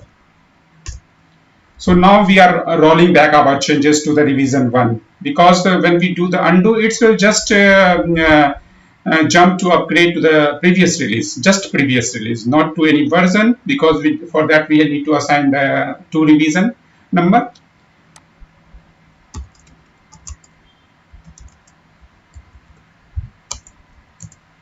So now you can see that the older one have all the pods, and the new one don't have any pod assigned. So we already moved to the older one. Let's monitor it. Let's check the deployment.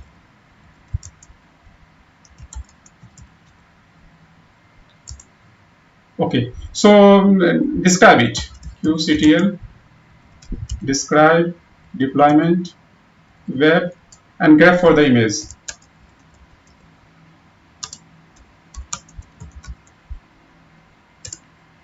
So guys, you can see that now we moved again back to the previous images that we use, because for the latest upgrade we have the problem. The client complains that something went wrong, our website is running slow, or our applications don't responding in a particular time frame. So any types of things that happens, means something happens at the client and client wants to upgrade. So all the ports get deleted and all the log information also got deleted. So in our future sections, I will guide you how to restore in a volume, how to restore your pod in logs in a volume, so that in case of it you want to investigate any issue in the future, how you can investigate it. So because you don't have any volume attached with the pod by default, and it's also get dropped, so all the information get dropped. So how can you, because this is the very important thing, if you consider as a production environment. So you have to know the reasons what happens in the environment after the upgrade. So if you guys, session, and we are going to discuss about what is the daemon set and how it's going to be helpful.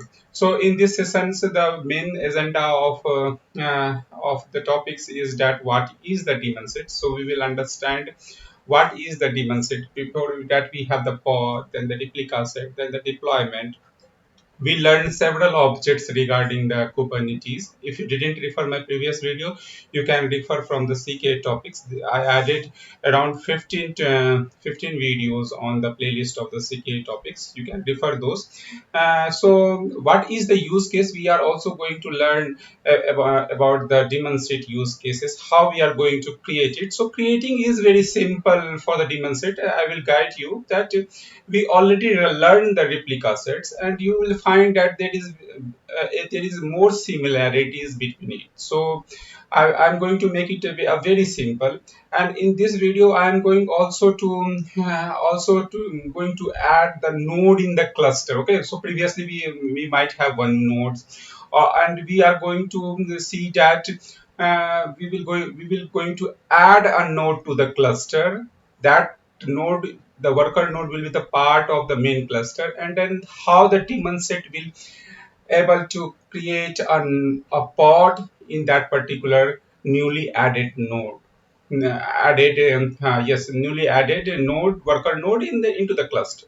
Okay, so regarding the CKA certification exam, you expect that there will be a direct questions that you have to create a daemon set or something like that. There is some problem while creating the daemon set, and you have to fix it. Maybe they will provide you the YAML file, okay, in a cluster, and that YAML file has some syntax error. That's why it's failing. Okay, so you have to see all these things. Maybe the API scheduler have some problem. That's why it's not allocating the daemon set pod into a particular node.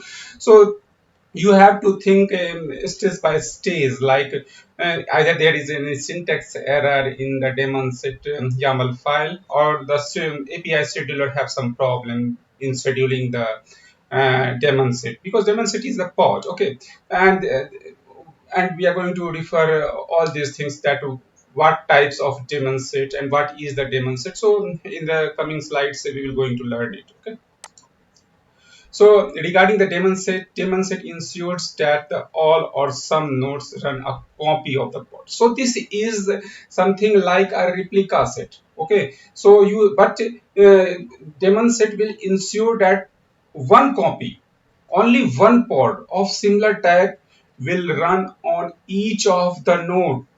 Okay, and suppose that your cluster have three nodes, three worker node, and in future you are going to extend it to 4 5 and number of nodes, then you don't have to do anything. The similar pod will get deployed, a single copy of the node will get sorry a single copy of the pod will get deployed in each of the nodes. Okay, so this is the main thing, this is the beauty of the daemon set. Okay, so you can say that okay Alok, we have the replica set. Okay, so why we require the daemon set? Because replica set will not ensure you that a single pod will run on each of the nodes. Might be the two pod will get deployed in a single node. Okay, then you come to me that okay, we will define a node name, we will allocate a node name for the particular pod. Then there will be a one copy on each of the node. What happen if you're going to extend it? Suppose you have the three nodes and you want 100 nodes to be clubbed, then you have to do the manual work each and every time. But if you define a daemon set and you want to extend the node into the cluster from 3 to 100, you don't have to do anything. And in this video we are going to add a node and see what is the impact. First we will create a daemon set. Okay, and then that daemon set will deploy a pod into a node because we have a single node cluster, and then we are going to add a node into that cluster and see the impact. Either the coming node, the node that we extended as a part of our extension, and we included that node into the cluster. Is there any pod automatically get created as a part of daemon set? So we are going to look into it, this particular things. And how we can delete the daemon set, we also learn about the cleanup related things. Okay, so what is the use cases, why we create the daemon sets for, and what is the requirement of creating a single pod in each of them? There will be many example, like you want some storage, cluster storage related things. You want a pod that monitors the log. Okay, that collect the log from each of the nodes. So you want one pod to monitor all these things and put it into your volumes. There will be a volume attached and it collects all the informations from the node, and from which have many pods, and it collect informations and storing it in a central locations. So this is the very beautiful things, means you can see that this is a good functionality from the Kubernetes. You can install the antivirus also, like for each particular nodes there will be a one pod running for antivirus, one pod running for collecting the informations, log informations, and some cluster storage related things. You can also, so there might be a many use cases, and there it's based upon your requirement. Okay, so this is the specifications. Okay, like daemon set, the name. I think you are much familiar with the replica set. You can assume that this is the same as the replica set. The things that I changed the kind, okay, it's now daemon set. Let me show you as well.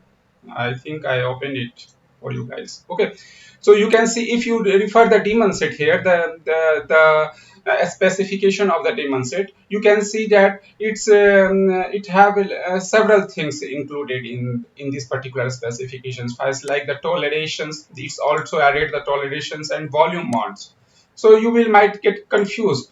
So consider the replica set, because I already have the video on the replica set, and if you see the specification of the replica set, I only change the kind. Okay, now coming back to the slide, let me make it fit in the screen so that you can refer.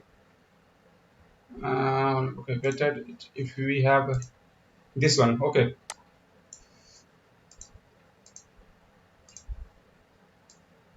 so if you compare this replica set with the daemon set that I created, you can find that the API version is same kind. I already told you that, that this is the same specification of the replica set. I only changed the daemon set. Okay, the S will be capital, similar as the replica set. Okay, and here we are using the metadata as a name as antivirus. Okay, and you can see that you don't have to define the replica, because if you in the replica set, it's upon your requirement how many replicas of particular pod you want to be get deployed and running all the time. But daemon set, it's always by default one, and you cannot exceed it. Okay, so selector all the parts and the template in where we define the node related informations. Here I am using the nginx just for the giving you the clear picture, and that's not get confused with the specifications part. Okay, so I am using the antivirus using the image nginx, and you can find that exactly this is same. The only thing, the difference we have here is the kind. Okay, now let me maximize it. Okay, so you understand this particular part, the specifications part of the daemon set. Now coming to the note that when we use the replica set, sometimes you will find if you have the three nodes, then all the pods, one pod, copy of the one pod get deployed into this particular node one. Okay, all the pods. But also, this also happens that the two pods get deployed into the node 1, and this node 2 don't have any pod, because the API scheduler will decide on the basis of the SAP specifications we define for the pod. Okay, so in the case of daemon set, if you deploy the pod using the daemon set, this will not be a case that the two pod will get deployed as a part of daemon set into the single node. No, only one copy of the pod will get deployed in each of the nodes. Suppose you have three nodes, then one copy of the pod will get deployed into all the nodes. And if you extend the node, the worker node, as a part of the Kubernetes cluster, then each of the node have a daemon set. Like for the antivirus, each of the antivirus pod will get deployed automatically as soon as the node is the part of the cluster. Okay, so Kubernetes manages all these things automatically. So this is the beauty of the daemon set. Okay, so in the lab section, we are going to see how we can create a pod from the daemon set, and how we can going to add a new node, and that node automatically have the daemon set pod. We didn't do any things for that, and this is the thing that I'm going to demonstrate in the lab. So I'm jumping to the lab sessions to understand the daemon set concept in a better way. Okay, so this is the theoretical aspect, and when you see the lab sections, you will have a better clarity. Okay, this is the thing, how this is the way we create the daemon set, and this is the way the daemon set works. So you will have a better clarity, and this is the important topics regarding the CKA certification. So you cannot avoid this topic, and this is very simple because you already learned the replica sets and the similar features we have for the daemon set also. But the thing is that differentiate from the replica set, that daemon set have committed to create a single pod, a copy of the single pod in each of the node. Okay, so now I'm jumping to the lab sessions to demonstrate in a better way. Okay, so this is my daemon set YAML file, and I already explained you what is all these things all about. If you don't, if you have any problem in understanding, then you can refer my video for the ReplicaSet, so that you can have a better clarity on the specifications part. Okay, so this is my Kubernetes cluster in the digital oceans. Okay, this is the one node cluster. You can see that we have only one resource that currently as a worker node. Okay, so I connected with the using the bash, and if I run the here in the Kubernetes kubectl get nodes, you can find currently we have only one worker node is currently running. Okay, and I am currently at the similar location where we have the DaemonSet file, and if you want to have a look,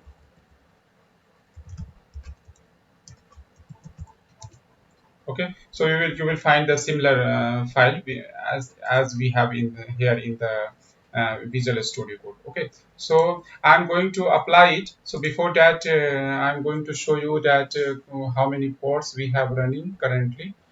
qctl get pod. So we don't have any pod running here. So now I am going to apply the antivirus pod as a part of the daemon set. Okay, so kubectl apply, file name that I am going to provide is the daemonset dot yaml. Okay, so it will apply a pod, and like the message says that the pod gets created. Okay, let me show you kubectl get pod.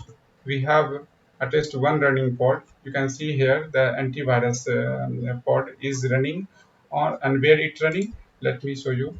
kubectl get pod of white give you extra informations regarding where it's deployed. So you can find that it's deployed in a on the node 1, because we have only in the single node. Okay, currently, so it's deployed into the single node.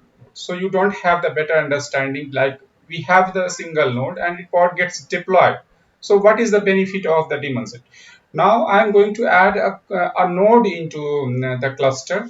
Okay, I'm going to create a node into the cluster, and then we will see that either the pod of the antivirus automatically created into the other node as well or not. So this is the main agenda of the today video. So I am going to the Kubernetes so digital oceans, and here I am going to add a pool, and I am going to define it as a worker node,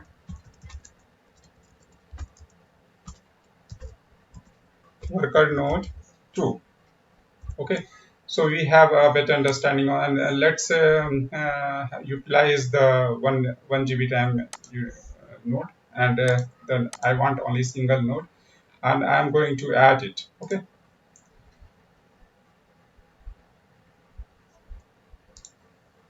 so it might take a few seconds or a single minute. So I'm going to pause this video for the time being till the nodes get created and added into the cluster.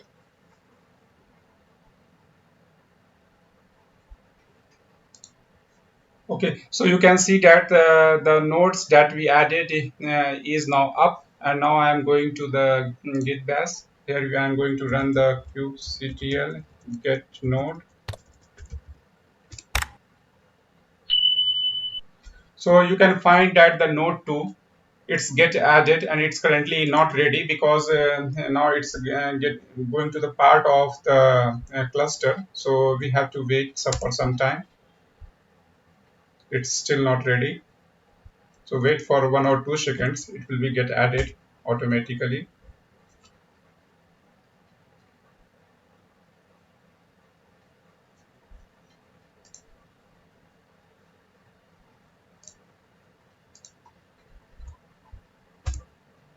Okay, so now it's ready and it's not part of the cluster. Now we are going to see the impact. We created a single pod of the antivirus as a part of daemon set, and it's get deployed into a single node, because we at that time we have only single node. Okay, so it's not giving us a clear picture. Now I added a node as a part of which is the part of now cluster. So I am going to run kubectl get pod. So now we have the two pod, and this one is start creating, and this is the beauty of the daemon set. It's getting created automatically. And as much as we are going to add the node n number of nodes, suppose you have two nodes cluster, and there is a requirement in your organization such that you have to add 10 or 15 number of worker node, and you make it up as a part of the cluster. You don't have to do anything much from the daemon set. So you created once and it's working accordingly. Okay, so you can see that it's now running, and where it's get deployed, kubectl get pod.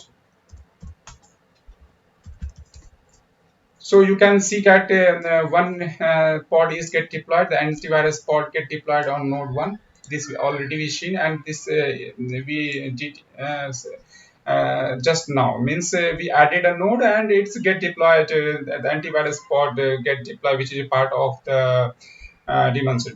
Suppose I just want to remove this one, okay? So this is the name of the pod, okay, and I want to remove it. What happens? kubectl delete pod. Okay, it's a message. There is a message that it's get deleted. What happens? Either it's removed from the environment, from the node 2.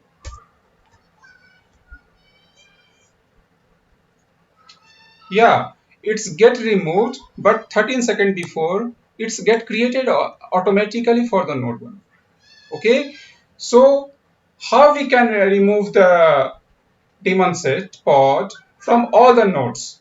Because if we creating deleting one by one, it's get created automatically, because this also have this similar functionality of the replicas. Okay, so for that you have to kubectl delete, you have to use the file.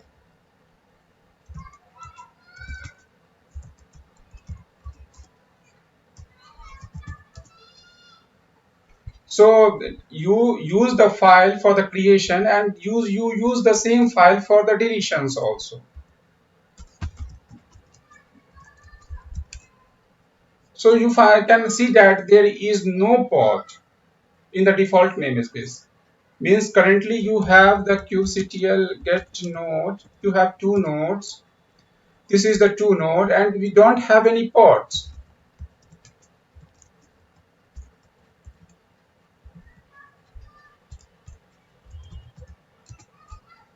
Means the pod that is the part of the daemon sets is not removed.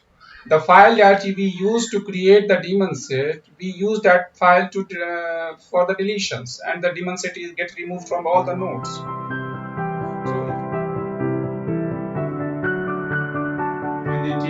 In these sessions, we are going to discuss about the label and selectors. Actually, this is, you can say, important topics to identify an object in the Kubernetes clusters. So in this session, we are going to discuss about, or going to understand, why to define a labels, what is the requirement, and how to define the labels. So there are several ways in which you can, either you can define in a definitions file for the objects, or you can do through the commands also, if it's not had been taken care by the definitions file when it's the objects build up. So how the labels help us to organize the objects, we will look into this aspect as well, and some of the tips and tricks regarding the label and selectors that may comes to you guys in the exam for the CKA certifications.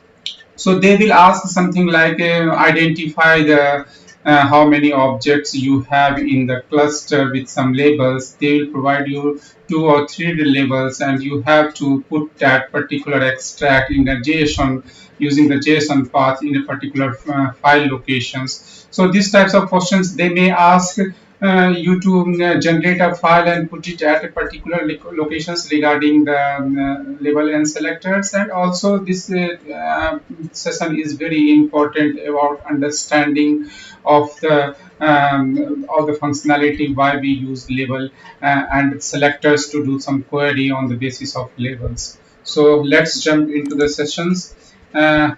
Okay, label are key value pair that are attached to an object such as pod. Any of the objects, like in the Kubernetes cluster we have several objects. You can say in the same cluster we have the objects related with the deployment environment, the staging environment, and the production environment. If we not label our objects with some appropriate key and value, it will be very hard to identify that which objects is related with which environment. So that suppose in for a particular project, if you want to create some of the objects like pod, security, any types of objects, and after the completing you just want to destroy it, how you will destroy if the project name is not mentioned in the label, if the environment is not mentioned in the label, which type of pod it is, either it's related with the back end or the front end. So these types of things you need to define at the time of you create. So this is the very important things to label the object so that you can identify it, because sometimes in the production environment you have to play with large number of pods like 200, 500, or what about when we have 1,000 number of objects. So it's very difficult to identify the objects. So the labeling of objects is required in the Kubernetes cluster as per the project you are doing, as per the environment you are using.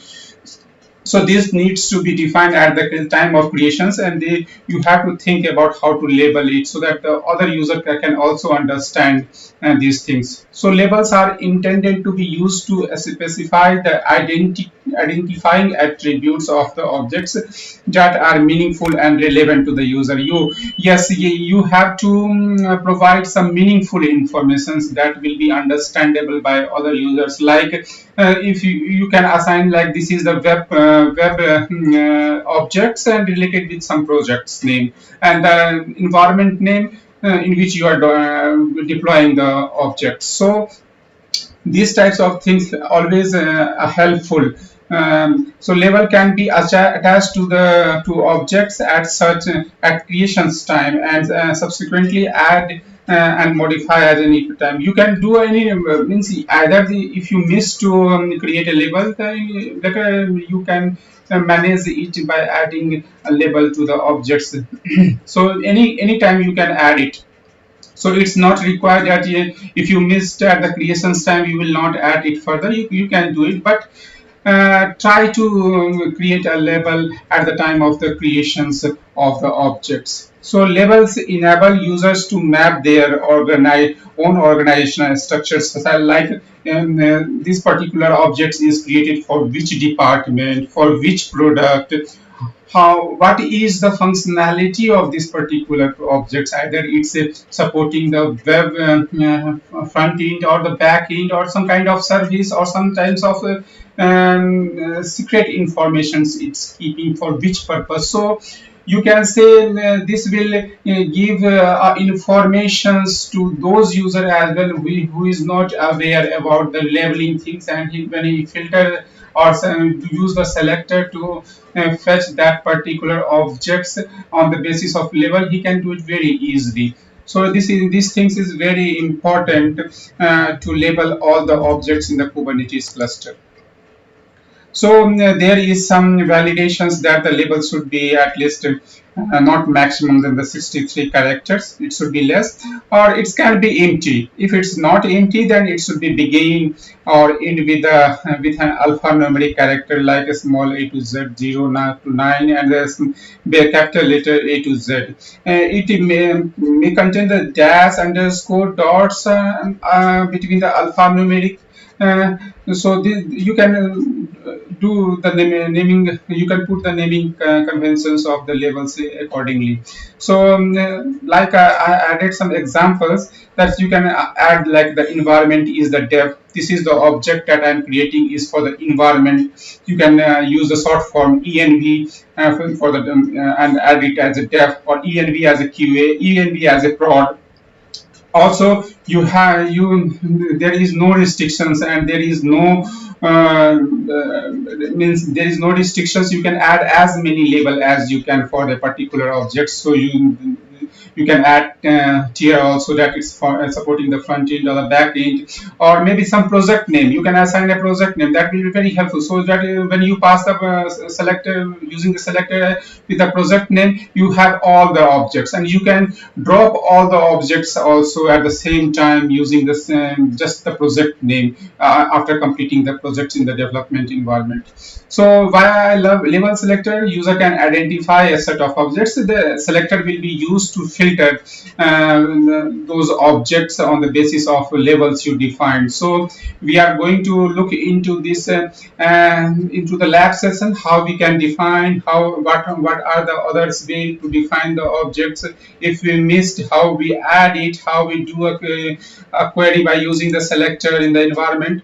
So we will see all those things in the lab sections. For like this is the example I added. We are going to be creating a one pod, and in the environment we are defining the productions. Product environment.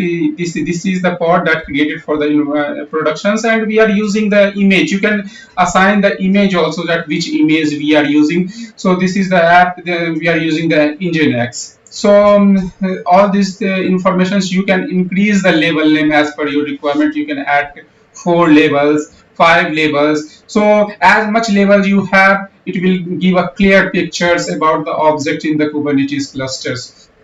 So you can define label for the multiple objects, any kind of objects, and all the objects supports the label. And label is very important. If you will see my video of the replica sets, the matching is done on the basis of labels. On the basis of label only, the selector, the replica set identify which pod they need to manage, which pod comes into that particular replica set, so that anytime when a pod gets down, its bring replica set responsibility is to bring it up. So here's some command for this. If you want to add a label, you just need to, in the imperative way, we just write kubectl label and the pod name. Suppose we are adding a label to for a particular pod name, and we are passing the env is equal to pod. Get if you we in this want to see the all the pods with whatever the label set, you just query a kubectl get pod show label. It will show all the labels in the default namespace for the particular for all the pods. So all the pods will get listed by this query, and it will also display the whatever the labels assigned to that. We will look into all these things in our lab session. Get all objects with label. Suppose you want to fetch all the objects. I'm not talking about the pod. We want to fetch all the objects in the default namespace which have the label assigned to environment is equal to pod. We can do by executing this query. So next one, the label get all. So you can use the operator also. Suppose you don't want to look into the pod, yeah, or any of the objects. We don't have the label like environment is equal to pod. You don't want to look into that. So it will bring all the objects which don't have the environment, because this is the not operator. It will fetch all the objects which don't have environment is equal to pod. You can assign multiple labels also by using the selector. So my dash L is used for the selector. kubectl get all, it will bring all the objects. The selector that we are putting here, the environment is equal to pod, and tire is equal to web. So any of the objects which matching it, having the label of environment prod and tire web, it will bring all the objects for that.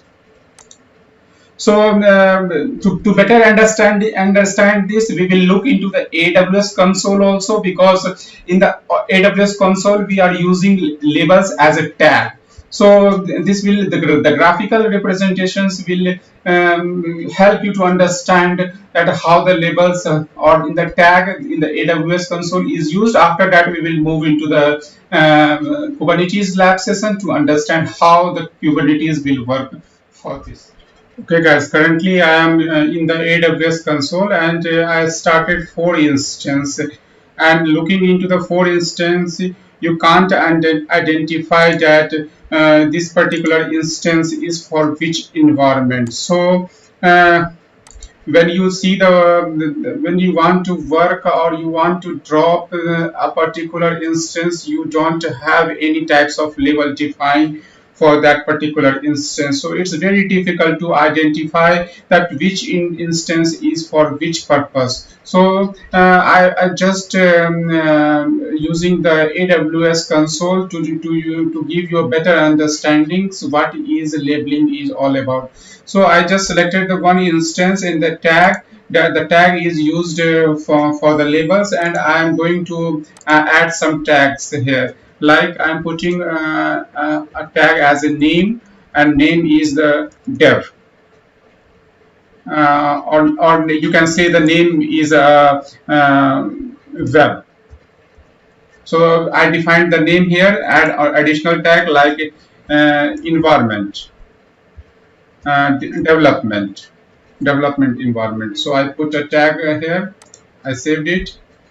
Now this particular is identified as a web. So when we click it, we can look into the tag and we identified, okay, this is the web applications, and it's used for the development. The similar way we go and set for all the remaining one. Like this is the name is DB, and add another tag env, and it's a development. So this is the database for the development. Now I am going to do it in a similar way for the production. Going add manage, add tag, the name is again web, add another tag, environment is prod, save it. One other instance remain, manage the tag, add the tag, name is equal to db, and the environment is equal to prod. So you have 4 instances, and we label it properly. So when you click on this particular web, it will say you that this is used for the production environment. So you have a clear understanding. Okay, this you click on this web, it's from the development environment. So you have all the informations here. So how to filter that? Suppose we want to filter a web from the productions. How we will do that? So you have to select the environment, and here you have to pass the productions. So it will fetch all the informations web and DB. Suppose you have several instances of web available. So you just want to filter only the web part. So you can go to the name, and here you have the web. So it will fetch only the web that is related with the productions environment. So you can see that there it will list all the informations in this way. In the similar way, you can use in the Kubernetes also you can define the labels, and do the using the selectors you can filter the things at your end. So now I'm jumping to the Kubernetes lab to have a better understanding in the Kubernetes way, how we can label the objects and how we can do a selector to filter the objects. Okay, let's monitor the environment first.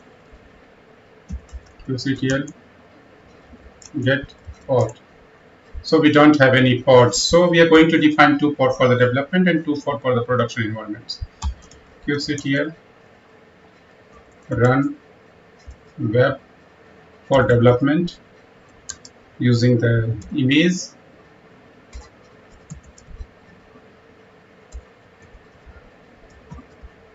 Nginx, and another one is the DB for the development environment.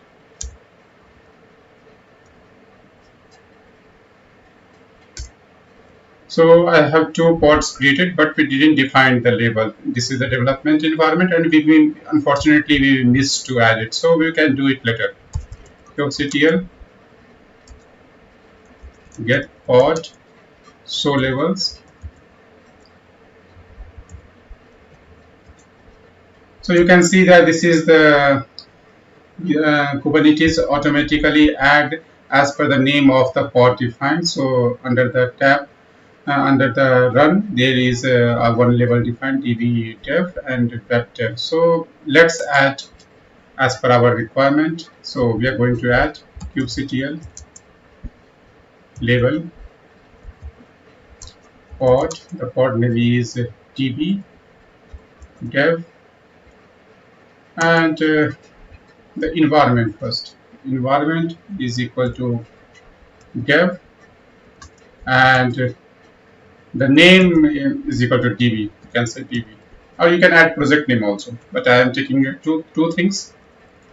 Sorry, the and is not required. You can use a space, and it's add the label. Same way we have to do it for the web also. Web development, and where the environment is development and the name of applications is web.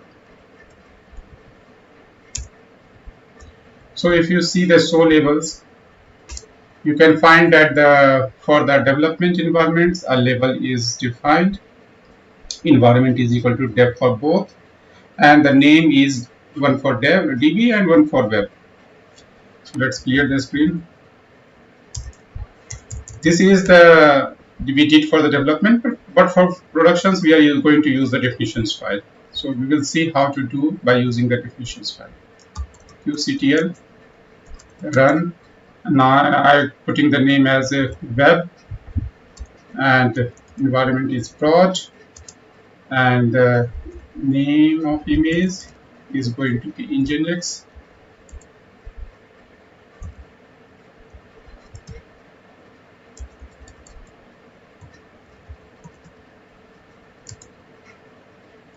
So it will create, but the other one I will going to create by using the definitions file. Dry run is equal to client O of YAML, but this will be a DB. And this will give you the definitions file. Just you need to copy it till here, copy it, and you have to use the Vim editor or menu editor. So this is the you have to change the name also, that db prod. Okay, we will do it. And this is the db for prod dot yml. So let's paste it. Okay, now all the things are good. Timestamp we don't require it, so we will going to remove it. Okay, the label name we are going to define as per our requirement. So just modify it, or you just delete it. The environment is production prod, and the um, the name we are going to use as a db, and here also it's a db of prod. Prod.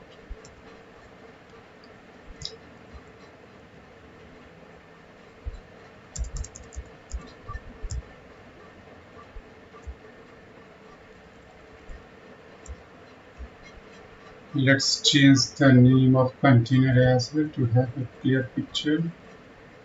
It's a db. Oh. So let's save it.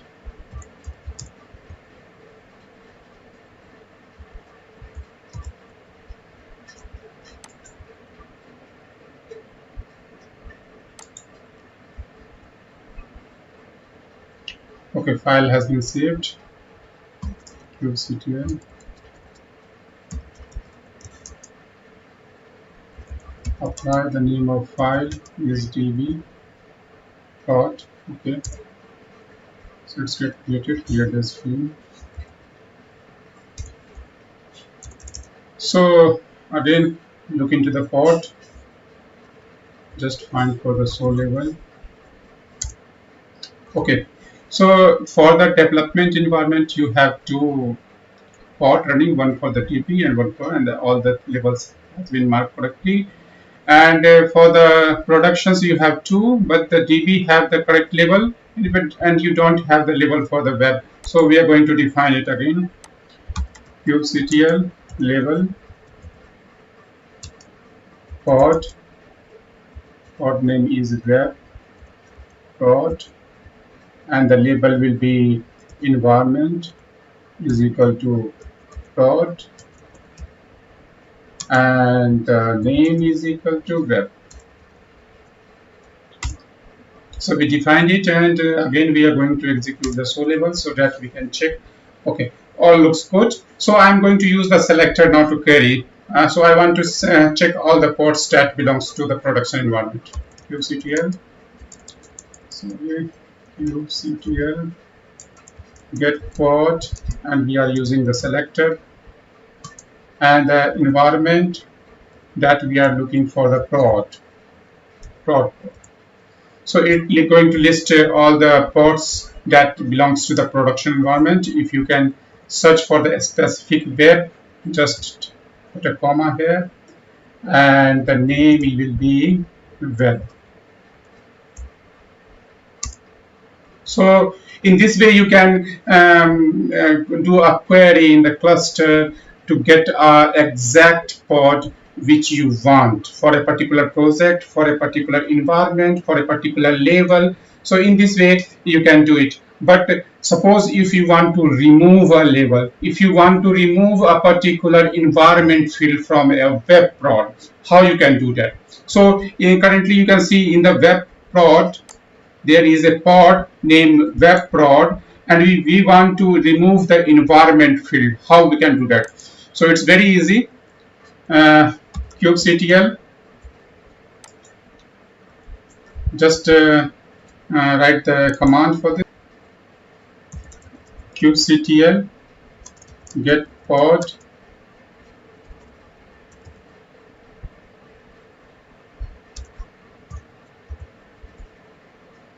and we are going to remove the environment level from the web prod. How we can do that? kubectl level pod, the name of the pod is web prod, and you have to write the label name env and put a dash here. This will remove that particular label. So if you run the query again, you can see under the for the web prod, the label of environment prod has been deleted.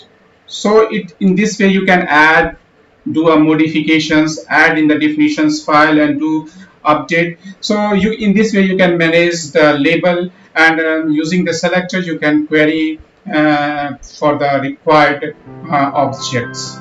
Thank you for Today we are going to discuss about the static pod, why it's required to create a static pod, and when it's required to create a static pod. So you can say this is the very important questions that will definitely come in a CKA exam. So it's come in a different way. I will provide you a complete scenario which covers all the types of questions in this particular slide. After that, we will do a hands-on by creating the static pod. So in these sessions, we are going to cover about the static pod, why it's required to create a static pod, and who will create a static pod. So a static pod is generally created by the kubelet, because kubelet understand how to create a static pod in the if there is some disaster happen in the master node component. So generally, how we create a static pod? We create a static pod by putting that some definition file in a particular location. So we are going to discuss in more detail about the static pod in this particular session, and I will provide you all the scenario questions they will ask you in the CKA certifications exam. So the kubelet relies on the kube API for instructions on what pod to be loaded on the node. So whenever we try to create a pod, we provide the instructions to the Kube API server. So Cube API server pass these informations to the scheduler to create a pod, and registered, or you can say store all the information into the etcd database, which is based on the decision made by the Kube scheduler, which was stored in the etcd data store. So all the informations, whatever is coming to the Kube API server, is stored into the etcd database at the same time. But the current session is about thinking about the situations like the master cluster is currently down, so we have only the worker node. So think about the scenario, because we can't create a pod by executing the kubectl command. It's down, so we can't execute. We have to think in some other way. So we have the worker node, and the kubelet is running on the worker node all the time. So we have to think in a way to put some definition file into a particular locations from where it read all the informations to create the static pod. So the kubelet can manage a node independently on the host. So you can, the host is the worker node. We have the kubelet installed, and of course we have the worker. We have the Docker as well for the container. So it may be the Rocket D or the Container D, whatever the container tool we have. So there is no Kubernetes cluster. So there are no Kube API server or anything like that. The one thing that the kubelet know to do is to create the pods. So kubelet will not create the deployment for you in that case, because the deployment creation part, it will be done by the Kube API server, which is currently down. So kubelet understand to create only the pod. By now we know that we create a pod. You need the details of the pod in a definition file. But how do you provide a pod definition file to the kubelet without the Kube API server? So this is the main important things, that the Kube API server is down and we are not passing any informations to the Kube API server. So a static pod are managed directly by the kubelet. So you can say that for creations of the static pod, there is a one handler we have which handles to creations of the static pod, that is kubelet on a specific node. So we can't use the API server because it's down, and kubelet will only able to create a static pod, a pod that is known as the static pod, and kubelet watch all the time this pod, because whenever the pod get down, kubelet will restart it again. So if you try to delete the static pod by executing some command, it will show you that the pod will get deleted, but pod will never get deleted because this is not a simple pod. This is the static pod which is running by a file which is kept in a particular locations that we will demonstrate you in the further hands-on further hands-on. Now we are talking, you can configure the kubelet to read the pod definitions file from a directory on the server designated to store informations about the pod. This is very important thing. So we have to find the locations where to keep the file. We can't put the file at any place. Okay, this is the one thing that we have to find, but we can define any of the path where we want to put that file to run as a static pod. So we will look these things as well in the hands-on. The pods definition file in this directory, the kubelet periodically check this directory for the files. It's monitor all the times either there is any definitions file exists in that particular locations. It will start and bring that pod running. So whenever there is something happens in the environment and static pods get down, it will bring it automatically. It's read all the files all the times. This is the responsibility of kubelet, and it's create the pods on the host the worker node I am talking about. Not only does it create the pod, it can ensure the pod running all the time. So this is the responsibility of the kubelet. It's a try to run the pod all the time. If you remove a file from this directory, then only the static pod gets deleted. This is the only way in which you can remove the static pod from the particular node.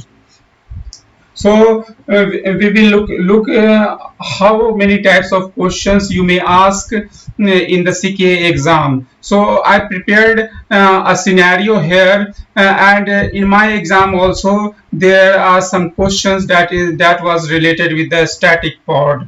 One questions you can definitely assume that it will come that will be related to the static pod. They will provide you all the informations they provide for the general pod, like which image to use and what is the name of the static pod, something like that, and ask you to create a static pod. Suppose I mentioned a worker node as node 01, or they can ask you to create a pod in the master node. So whenever you create a static pod, the prefix will be the name of the node. Either it is the master node or it is a worker node. Suppose you have you want to create a static pod with the name ABC. So it will be something like ABC node 01 if you are creating any static pod on node 01. Similarly, if you are creating any static pod on the master node or control plane component, so it will be as ABC dash control plane master node name. So in this way you can identify the static pod as well. These things I will show you in the when we do the hands-on to create the static pod.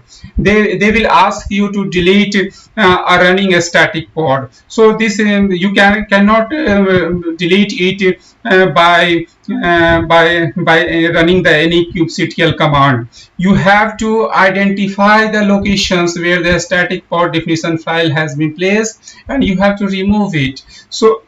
So you should be have understanding how to identify the particular definitions file for the static pod and then remove it. They will ask you to move a static pod. Suppose a static pod, they ask you that in this particular cluster there is a static pod running in a particular worker node, and you need to, they will ask you to move it from worker node to the master node, or from the master node to the worker node. So you have to identify where this particular definition file has been kept for the master node, and you have to move that file to the worker node by either you can remove it. Before removing, just copy the all the structure of that particular node and create a file in the worker node at the same at the location where you identified, and create a node there. So create a pod that will be the static pod. So in this way you can move from master node to the worker node. The static pod can be moved. So in this way they will they put some tricky questions for the that will be related with the static pod. So the things are very simple. If you understand the concept, you can deal with any questions. But to be sure, they will ask you the static pod questions, at least one of low weightage, or maybe the 7% of the weightage. So I'm trying to cover all the questions that will definitely come into the exam. Like my first slide that I first session that I uploaded on the YouTube is related with the cluster update of upgrade of the master and the worker node. I also uploaded a video of the etcd backup. So all those questions which is important, I am bringing a slide for a slide and the presentations for you guys that will be help in the CKA exam. So please, if you not subscribed my channel yet, please do subscribe it. It will motivate me to bring some informative knowledge for you guys that will be help for the CKA exam. Now I am jumping to the lab sessions to demonstrate all these things that we discuss in this particular sessions. So you better have understanding what is the static pod and how to identify where the static definition file has been placed, and in case we need to remove it, how to remove that particular static pod from a particular node. So now jumping to the lab session. Okay, so now start creating the static pod, but before that let's monitor the environment first. What currently we have deployed in the environment. You see it here,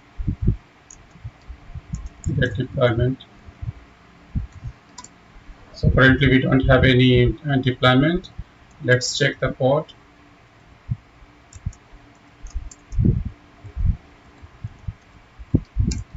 We don't have any pods in the environment. Now kubectl check for the namespace kube system get pod. This will list all the pods which is running in the kube system namespace. So you can see the etcd is currently running as a static pod. How we get these informations? Let's run one more command, kubectl get node. So we have currently two node, control plane and node 1. So any of the static pod that running in the control plane master node have the prefix of the master node name. You can see here the etcd all are running as a static pod. Etcd, the kube API, kube scheduler. So we have currently 4 pod which is running in the master component master node as a static pod. Okay, so let's start by creating the static pod in a master node first. How we will do that? First we need to identify the locations where we need to put the definition file for the static pod, because we are not going to, the static pod can't be created by using the command. So let's see how we can do it. We can do it through the command also, but we have to put the definition file into a particular locations.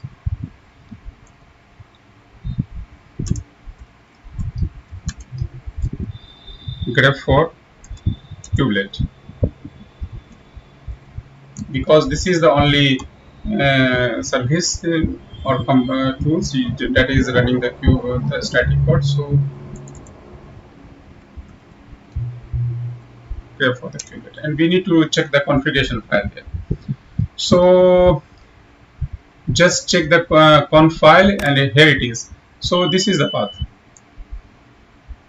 This is the YAML file in which we have the location for the static pod. So you can cat it, put the path there, and also grep for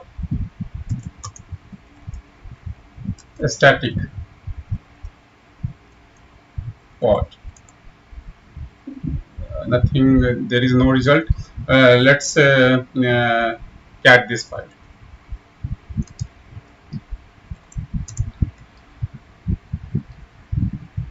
Okay, so there is a typo. We need to, it's a case sensitive. So this is the path where we have to place the static pod. Clear the screen again.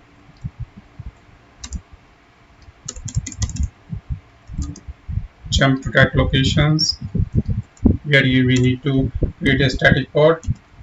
So you can see that there is a TCP, Kube API, Kube controller, and Kube scheduler, which is deployed through using the KubeADM utility, and KubeADM utility deploy all the cluster code component as a static pod. We already discussed it. Now create one more file here. I know name it as a static.yaml file. Okay, so write the command, write all the definition file here for the static code. API v capital version v1 kind will be pod, because we are creating the static code here. Metadata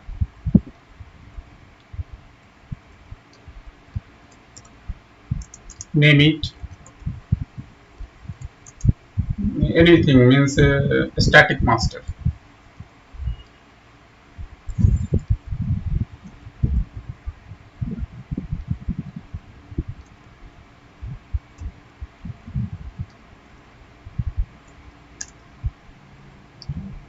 Specs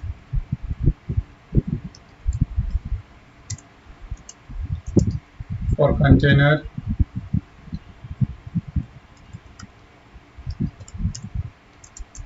which name we are going to, which image we are going to use. We are going to use BGBox. Okay, so what will be the name of that particular container? Anything that you require. Static. Okay, so we need to put some command to sleep for some seconds.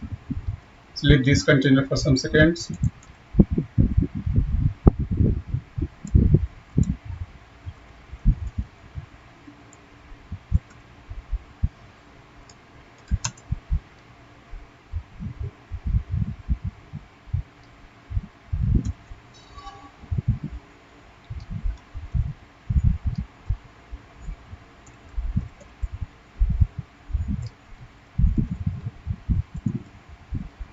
Let's say for 1000 seconds I need to sleep this particular container. It should be running.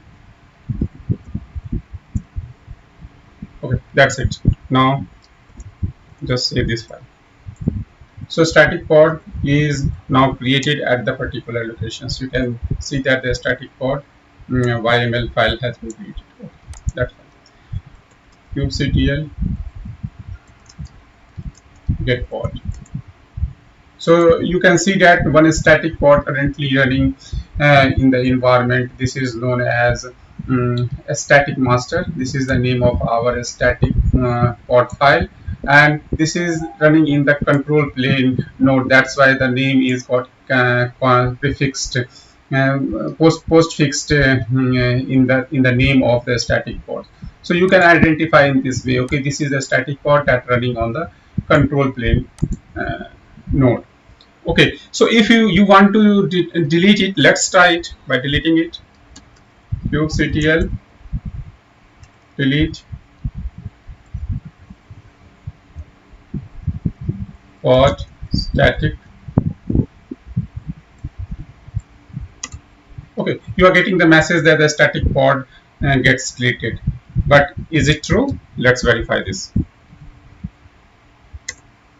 No, it's not get deleted, but it's got deleted but and restarted again. See the timing. So the age of this particular static pod, it's 9 seconds, and previously it's 16 seconds, because when we executed this commands, it's get deleted.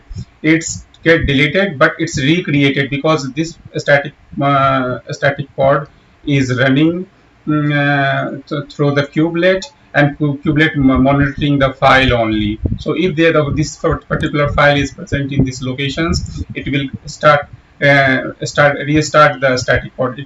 You cannot delete it. The only way to delete it to remove this file from this particular locations.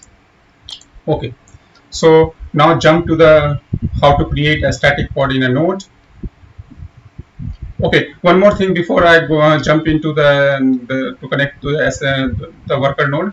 I want to tell you that if you want to change the image of this particular static port, you need to open this file, the static YAML file, and you need to change the image that you want to modify. So each thing what you want to do for the static port, you need to open the definition file each time to do a modification and save it. SSH node 0. Now I'm connecting to the node. So again the same thing. Let's verify the locations where we have to put the static pod definition file for the node 1. And now grep for kubelet. So just look for the path, the configuration file. Here it is. So varlib config, copy it,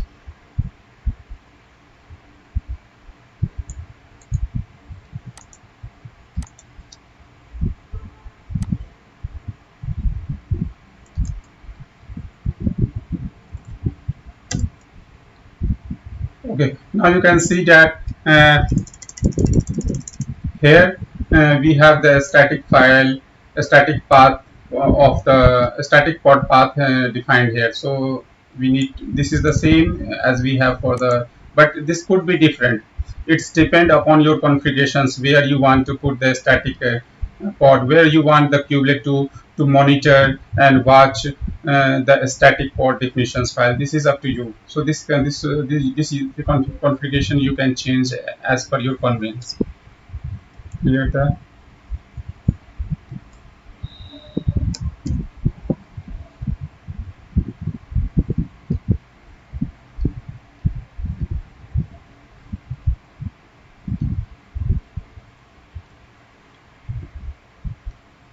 Okay, so now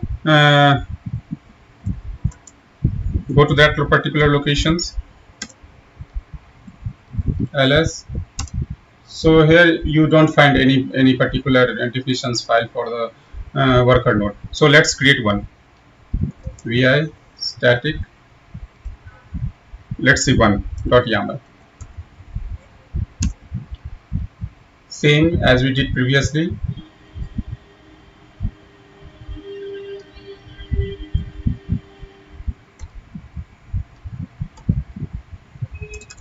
Okay, some problem with the key, API version, and again the v1. This is the for creating the pod kind. It should be the P capital and pod. Metadata, and give it a good name so that It's better for the understanding, but for the static pod, we will identify very easily because it's get postfixed by the node name itself. So name static worker spec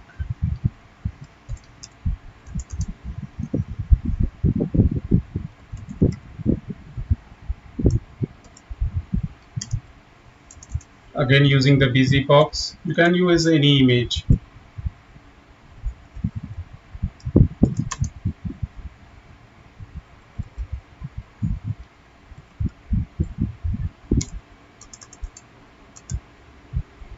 Name static, or you can say static one.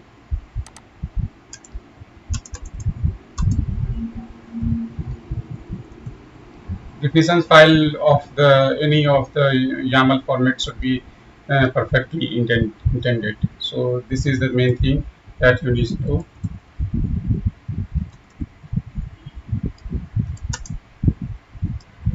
always take the precautions.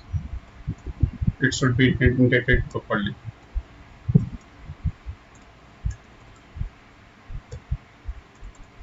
Sleep it for, keep it running for 1000 seconds. Sleep. Okay. Now save this file. Now come out from the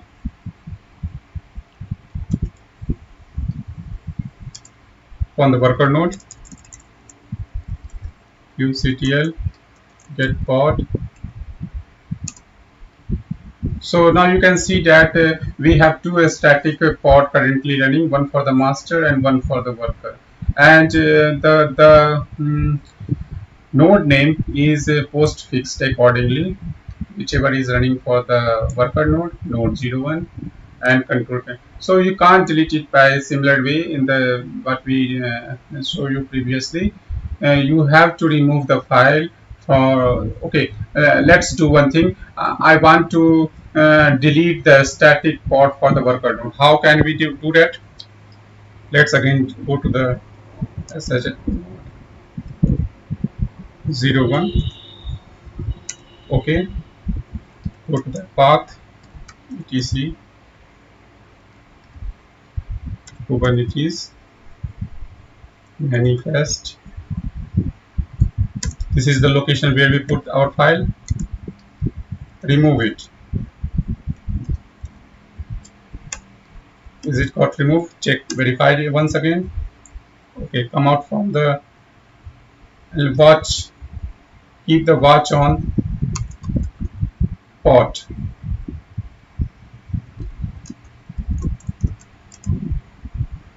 Okay, no need, no watch required. It's already get deleted. So kubectl get pod. So you can see that now currently one static pod is running, which is for the master only. The worker node on which we created the static pod is deleted because we removed the definition file, and kubelet always monitor that particular locations. If there is any particular definition file has been kept, then it will create a static pod for as per the definitions file. So I currently deleted it, and it's deleted the pod also. So this is the only way to delete the static pod. Basically, the static pod requirement is come when you have the master node gets down, and in production some of the emergency requirement that you need to create a pod for some time being till the master node gets up. So you can see that this is a very rare scenario, but very important questions for the exam. But a static pod will be very useful in case of some disaster happen and master node is down and only worker node is running. So kubelet will only create a static pod. Kubelet can't create a deployment. If you try to put a deployment file, definition file in the same location, it will not create for you because it's only understand the creating of pod in case of any emergencies. So in this session, we are going to discuss about the kubectl delete pod. We executed this command several times, but very few of us know that what actions perform behind the scene. Okay, so when we execute the kubectl delete pod with the pod name, there are several actions that get performed to gracefully terminate and remove the specific pod. Here we are going to discuss in the step-by-step manner. So first one is the kubectl command executions. Okay, so this one is the first. When we execute the command, at that time the kubectl command executions is performed. So you execute the kubectl delete pod, whatever the pod name, command in your terminal or command prompt. Then it comes to the second stage. Okay, here kubectl interactions with the API server. The kubectl tools communicate with the Kubernetes API server to send the delete request. It is used the Kubernetes API to interact with the cluster. Then we have the third stage. This is known as API server verifications. The API server receives the delete request, so it verifies that the user has the necessary permissions to delete the specified pod by checking the user's credentials or RBAC rule based access control permissions. Okay, after that it will go to this particular steps. Okay, this is the fourth number of steps. Okay, the pod deletions request processing. Now once the credential is verified, the API server processes the pod deletions request and updates the desired state of the pod to indicate that it should be terminated. The API server does not immediately remove the pod. Instead, it marks the pod for deletions. Then it comes to the fifth stage. Okay, this is the fifth stage, controller manager and monitoring. Okay, so the Kubernetes controller manager continuously monitors the state of the cluster. It detects that the desired state of pod has changed and that the pod should be deleted. After that, the scheduler will come into the actions. This is the sixth one. Okay, scheduler handling. If the pod is the part of the higher level controller like a ReplicaSet or deployment, the scheduler might create the replacement pod to maintain the desired number of replicas. If you have any confusion regarding any of the topic, you can refer my Kubernetes playlist for more detail. This is to ensure that the application's availability is not affected during the deletions process. Now the stage come to the kubelet terminations. Okay, which is the part of the worker, because kubelet is the master, or you can say captain of the worker node. So this is the seventh step, kubelet terminations. Okay, so that the kubelet running on the node where the pod is located receives the updated pod state indicating deletions. The kubelet start the terminations process for containers in the pod. Okay, now it's come for the stage of 8th where we have the graceful terminations. Because there is already some actions going on the pod, so in that case this is not the forcefully deletions of the resources, this is the graceful deletions. So we will allow some time. So the kubelet sent termination signal to the container in the pod, allowing them to perform any necessary cleanup and graceful shutdown. The container are given the contained amount of time. Whatever the amount we provided as the settings, the container will allow that particular time to handle the terminations gracefully. Now come the final stage for the terminations timeout. Okay, so when this timeout occurs, Okay, whatever we have the settings, if a container does not respond to the termination signal within the specified timeout, the kubelet sent a termination signal, that is that signal known as SIZ kill. This is the signal to force the container to stop. Now it's time to perform the pod cleanup. This is the 10th step. Okay, so once all the container in the pod have terminated or forcefully stopped, the kubelet updates the pod status to indicate that it has been terminated and remove the pod's network namespace associated with the resources. Now it will update the API server. Update happens because API server executed these steps, and API server is also responsibility take the responsibility to give the response to the kubelet, because all the command is executed from the kubelet, that is the client, and kubelet is interacting with the API server. Okay, so this is the 11th step. So the kubelet informs the API server that the pod has been successfully terminated and removed. Then now it's the necessary actions to be taken by the API server to update the kubelet, the client from where the these executions happens. The kubelet feedback. The API server response is relied back to the kubelet tools, which displays the relevant informations to confirm the successful deletions of the pod.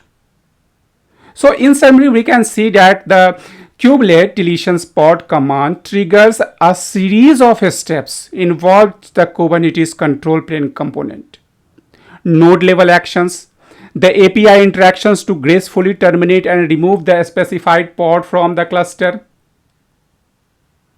So this is the recommended way. The forceful terminations is not the recommended way.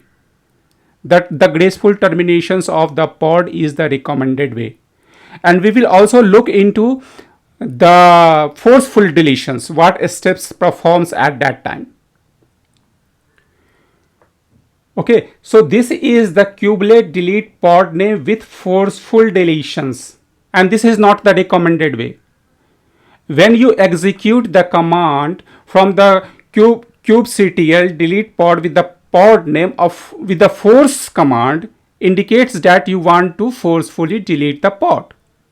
When the forceful deletions of a pod in the Kubernetes, it means that you are terminating the pod immediately without giving the container within the pod a chance to perform the graceful terminations or graceful shutdown, whatever you can say. This is achieved by sending a SIG kill signal to the pod's container, forcing them to stop it forcefully. So we are going to see what happened behind the scenes when you forcefully delete a pod. So this is the first step of, we are just taking the request. Forceful deletions request comes into the picture. This is the first step. After that, the kubectl interactions with the API server happens. Okay, in this step, first step, you executed the kubectl delete pod with the pod name, and the flag is --force command, indicating that you want to forcefully delete the pod. The kubectl interactions with the API, the kubectl tool communicate with the Kubernetes API server to send the delete request with the --force flag. Now it's come to the verifications, same as we have previous. The API server receives the delete request with the force signal or force flag. It verifies the user has the necessary permissions to forcefully delete the specified pod or not. Now it's come to the fourth step. This is the fourth, immediate terminations, and this is very dangerous. The API server sends a termination signal, that is SIG kill, to all the container within the pod. The signal immediately stops the containers without allowing them to perform any cleanup or graceful shutdown or terminations. So it's a forceful. Now it's happened the pod cleanup. So you can see the controller and replica scheduler will not come into the picture because this is a forceful terminations. Now in this case, this is the fifth step, pod cleanup. The kubelet on the node where the pod is located removed the pod network's namespaces and associated resources, as well as the update the pod status to indicate that it has been terminated. The API server update. When the cleanup is done, the API server gets updated. This is the sixth step. Okay. The kubelet informs the API server that the pod has been forcefully terminated and removed. Now, it is the responsibility of API server again to update the kubectl feedback. Now, this is the seventh step. The API server response is relayed back to the kubectl tool, which displays the relevant information to confirm the successful terminations or deletions of the pod. It's very important to note that the forceful deletions of the pod might lead to a data loss or incomplete transactions within the container. This approach is typically used when a pod is unresponsive or malfunctioning and cannot be terminated gracefully. In most cases, it's recommended to attempt a graceful deletions without the force flag to give the container a chance to shut down properly and perform cleanup actions.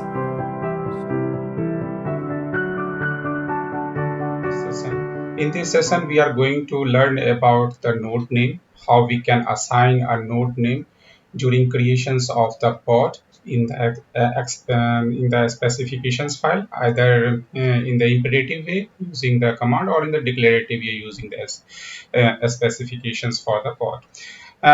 We are going also look into the node selector, because in this way we can put a constraint on a pod to get it deployed in a particular nodes. So after these sessions, we will also going to learn about the node affinity and node anti-affinity. But this particular sessions is specific about the node name and the node selectors. So if you didn't watch my previous video on the Kubernetes, because I have several videos that I uploaded on the subject Kubernetes on all the topics, you can refer my previous video for more understanding on the subject.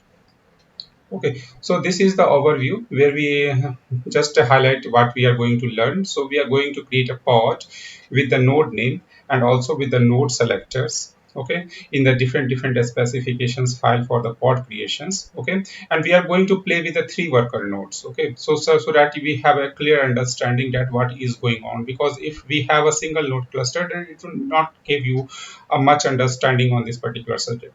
And regarding the tips for this particular things, okay, you can get a direct questions, but not more than the 4%. Okay, the weightage will be 4% because it's very straightforward that you have to deploy in this particular nodes, and you have to use the node name or node selector. They will provide you, and or they will not provide you, and they will ask you to get it deployed into a particular node. Okay, so the question will be very straightforward, and they may come or not in the examinations, because this is not a frequently asked, but for understanding, for working in any organizations, this topic is very important, and this topic will not require more than 4% of it is in the CKA certification exam. Okay. So node name and node selector both help to assign a Kubernetes pod to a particular node in a Kubernetes cluster. Okay, so this is the specifications of creating of node, like API version VI, because we are creating the pod metadata, the name of the particular pod we are using the Nginx, and the node name we are assigning it to the one node 1. Okay, so in the specifications part, we are defining the node name. When we define the node name, okay, what will happen when you use the CLI and that particular CLI request come to the Kube API server? Kube API server will just monitor the specifications file, either node name is defined or not. Okay, so in that case, if Cube API server find that the node name is assigned, means then the user want only this pod to be get deployed into this particular node name, then it will not pass this message to the Cube scheduler, because this particular candidate is not suitable for the request that goes to the Cube scheduler. In that case, the Cube's API just provide all the information to the etcd, and etcd is a database, so it keep all the informations regarding the creations of the pod into the etcd. Okay, if you didn't have any informations regarding the etcd, you can refer my video for the etcd, where I discussed about the how to take the backup and how to restore the etcd database in the Kubernetes cluster. Okay, so after saving all the informations for that particular pod, Kube API will contact the kubelet of that particular node. Suppose this is the node 1. Okay, kubelet will instruct API, Kube API server will instruct the kubelet, and kubelet will contact the CRE, either whatever the container runtime engine you have deployed into that particular node. Sorry, so it will provide that informations to the kubelet, and kubelet will contact the CRE, and it will get it deployed into that particular node. Okay, so this is the architecture. Regarding the Kubernetes architecture on all this control, I will provide build a new video, a new session on this, where we discussed about all the component of the master as well as the node. So this will come into the future videos where we discussed about all these things.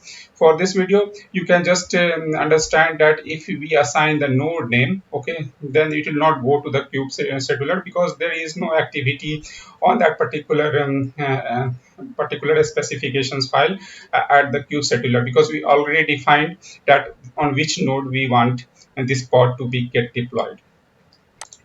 Okay, so okay, this is the one thing. If we provide the node name, okay, and then we provide the resources, and the resources is exceeding, okay, the memory of that allocated for that particular node. Suppose this is the node 1 and we have only 2 GB, where we are requesting the nodes the pod to be get deployed with a memory of 21, okay, 2.1 GB, you can understand. So in that case, it will go either in the pending state, okay, or in the out of memory. So you will get a message of out of memory or in the pending state, because at that in that case the kubelet will not able to deploy that particular pod, because it's exceeded the memory limit. Okay, so if it doesn't mean that if we have a node 3 which have the 4 GB of RAM, it will get deployed or into that node if it doesn't fit. No,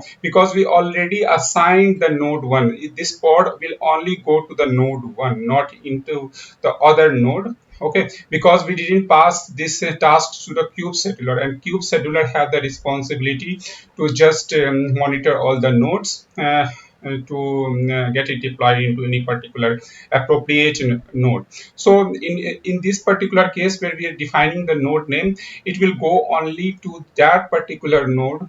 Okay, either will in the pending or in the successful or on out of memory, but it will not go to get it deployed into the node 2 or node 3. It will not look into that particular node, other nodes, because we already this is the strict condition, you can say, that if I asking a pod to be get deployed into the node 1, it will either get deployed or will be in the pending state, or some error will be produced, but it will not look into the other nodes for the deployment. Okay, so regarding the node selector, suppose you have three worker nodes like node 1, node 2, node 3, and we label it accordingly. Like this is we labeled to just this is for the identifications. If you have any confusion regarding the label, you can refer my videos on the label as well. Okay, so we assigned or mark a label for the node 1 as disk is equal to SST. Okay, node 2 disk is equal to SST. So we have two node with the same label, and node 3 is equal to disk is equal to SDT. So we provided the node selector with the we are not providing the node name, but we are providing the node selector. Okay, so these types of request will definitely goes to the kube scheduler. So when you request using the node selector to the API server, it will definitely pass it to the kube scheduler, because we have two nodes that have the same label, and this is the responsibility of the kube scheduler to decide on which particular nodes this pod is going to apply. So kube scheduler decide and give that information to the kube API that I'm going to deploy this pod in this particular node, either node 1 or node 2. When we have a node selector as a disk is equal to SST, because we have two nodes that have label disk is equal to SST. Okay, so in that case, the kube scheduler have the information from the kube API server have the informations from the kube scheduler, and the kube API server will provide that informations to the etcd to save into the database, and then it will instruct if the kube scheduler will decided to get it deployed into node 1, it will contact the kubelet of the node 1, otherwise kubelet of the node 2 to get it deployed, and the kubelet will again contact with the CRE so get it deployed into a particular node. Okay, so let me go to that slide. Okay, so this is the SSD, and it will goes to the kube scheduler, and kube scheduler decides either in the node 1 on the basis of memory allocations, or might be node 2 have three nodes, okay, three pods already deployed, and node 1 don't have any pod to get deployed into that particular node, so it will kube scheduler will definitely pick this one to get it deployed. Okay, so and if we change the disk to the SDT, then it will definitely goes into that particular node 3. Again, the kube scheduler will kube API will pass this information to the kube scheduler, and kube scheduler will decide. In that case, the kube scheduler have only one options to get it deployed into the node 3, and if there is no memory, then it will goes into the pending state. Okay, or out of memory error. Any types of exception you can refer by describing that particular nodes why it's not get deployed. So this is the theoretical aspect of node name and the node selector. So we are going jumping into the lab sessions to have a better understanding of this concept, because theoretical aspects have different understanding, and when we do the same thing with the lab, we have a more clear picture. So I'm jumping to the lab session. Okay, so we have a Kubernetes cluster with three nodes, and the two nodes have 2 GB of memory, and the third nodes we have 4 GB of memory.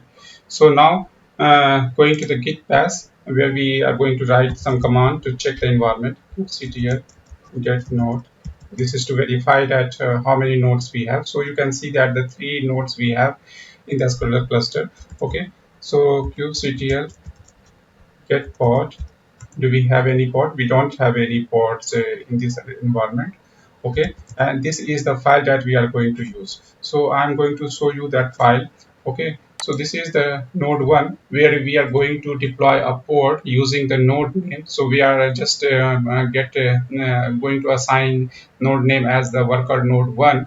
So if you refer this, we picked this one, CQIOT. Okay, CQIOT to deploy this particular pod, which have the name Nginx node name. Using the image Nginx, we are just going to create a pod in the Kubernetes cluster, and we will see the effect either it's going to deploy or not. We didn't provide the resource limit, means it goes into the default with the default resources, the memory and its limit. So I'm going to just get it deployed into the Kubernetes cluster. kubectl apply using the file name NodeName dot YAML. Okay, it get created kubectl get node. Okay, let's clear the screen. kubectl get pod of white. This give you extra information, so you can find that pod that gets deployed into the worker node 1, because we provided the node name here. Okay, and so it will not go to the API. Kube API will take the decision and it not provide the informations from the kube settler. Okay, because this is the strict conditions. Okay, now I'm going to there is no need to delete because we already have different name for the resources. In these particular things we have the exactly all the things same as still. Okay, so we just provided the resource and we requested that the memories to be more than the node memory. Okay, so we will first describe the node 1. Okay, in the cluster I already show you the node name is of 2 GB memory allocations it have, but for better understanding I'm going to describe the node 1 kubectl get node. Okay, now I'm going to copy it kubectl and describe node and just providing the node name. Okay, here you can find at the top that how many actually memory it's for this node particular have.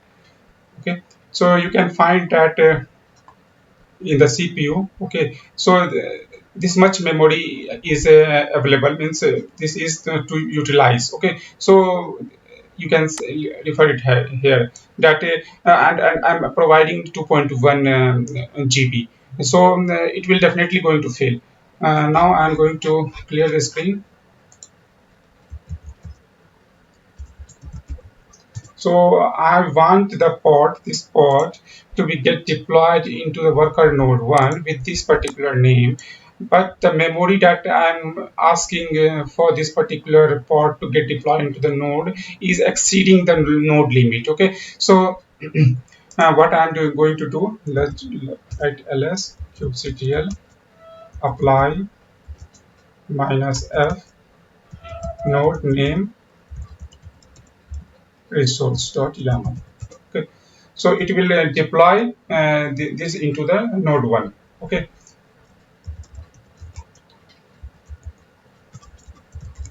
get pod.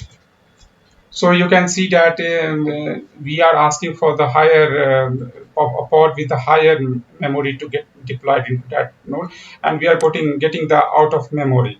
Okay, so if we allocate this pod to get deployed into the node 2, we will have the same error because the node 2 also have the 2 GB of memory. And now I'm going to deploy it in the worker node 3.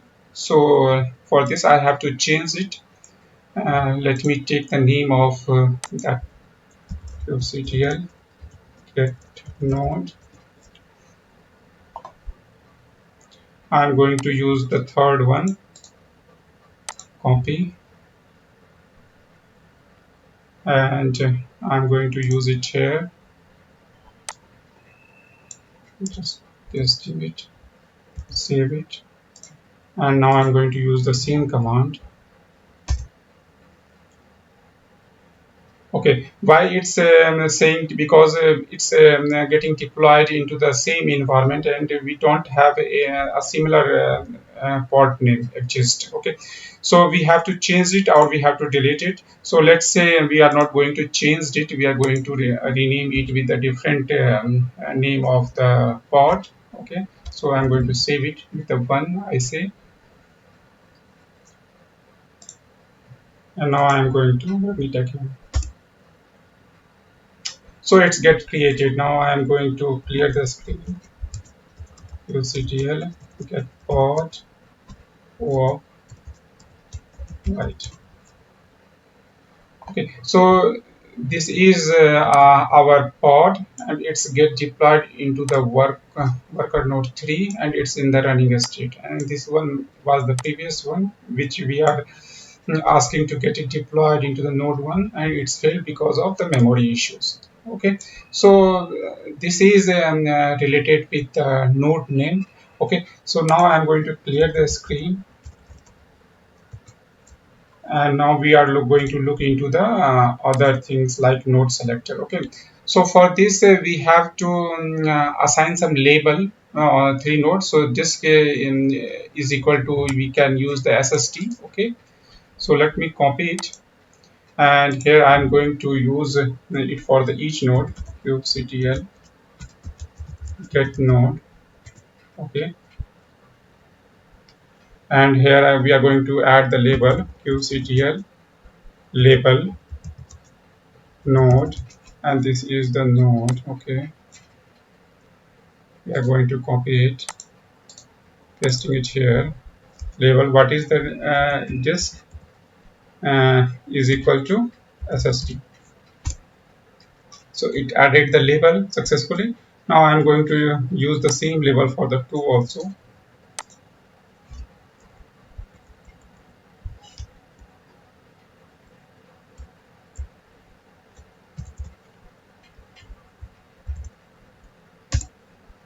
Okay, in the same way for the third also, but here sst.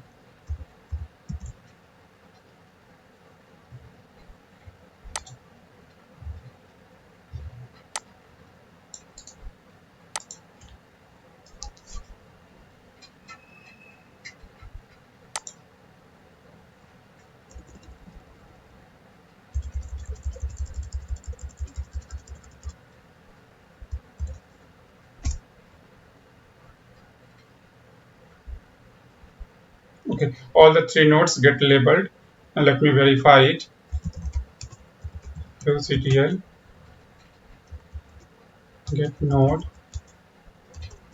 so labels. Okay, so by default, Kubernetes also add some labels on the nodes. So you will find somewhere here. Okay, so for the node worker node 1, we have disk is equal to SSD, and disk is equal to SSD for the node 2 as well, and disk is equal to SSD for the third worker node. Okay. Now what we are going to do here, let me open the Visual Studio Code, and we are going to assign with this particular node pod name, and we are selecting the node selector. We are using this is equal to SSD. Okay, so we have 2 nodes that have the label SSD, and it will get allocated to one of them. Okay, on the basis of the decision make by the Q API scheduler. Okay,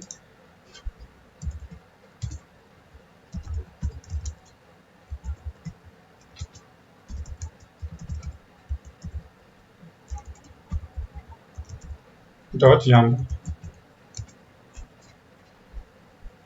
Okay, Qs.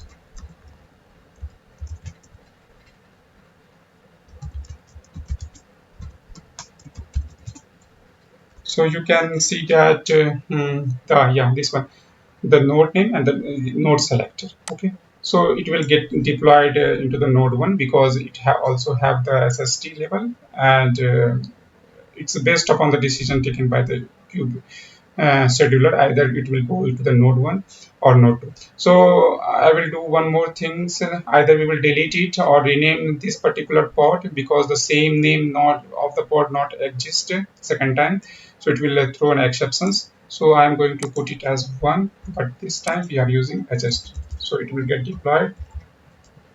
What will is the name of the what is the label that we assigned? Let me check it again. So labels, and it have HST. Okay, so we have to do it similar way, HST. Okay, now I'm going to save it, and we have the node selector 1. So it will create a new pod with this name. Okay, there is no conflict with the naming this time.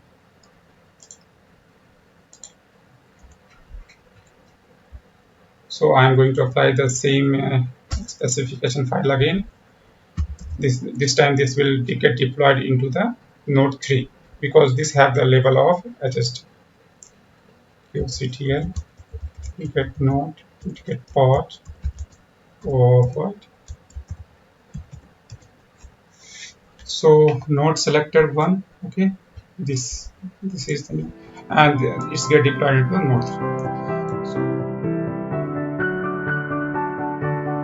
So in the previous session, we learned about the node selector, okay, and how can we restrict a pod to be get deployed in a particular node by assigning a node name. Okay, so this all is the hard way of doing putting the constraint. Okay, so in this particular video, the node affinity. So you have you can say the hard preference also and the soft preference also.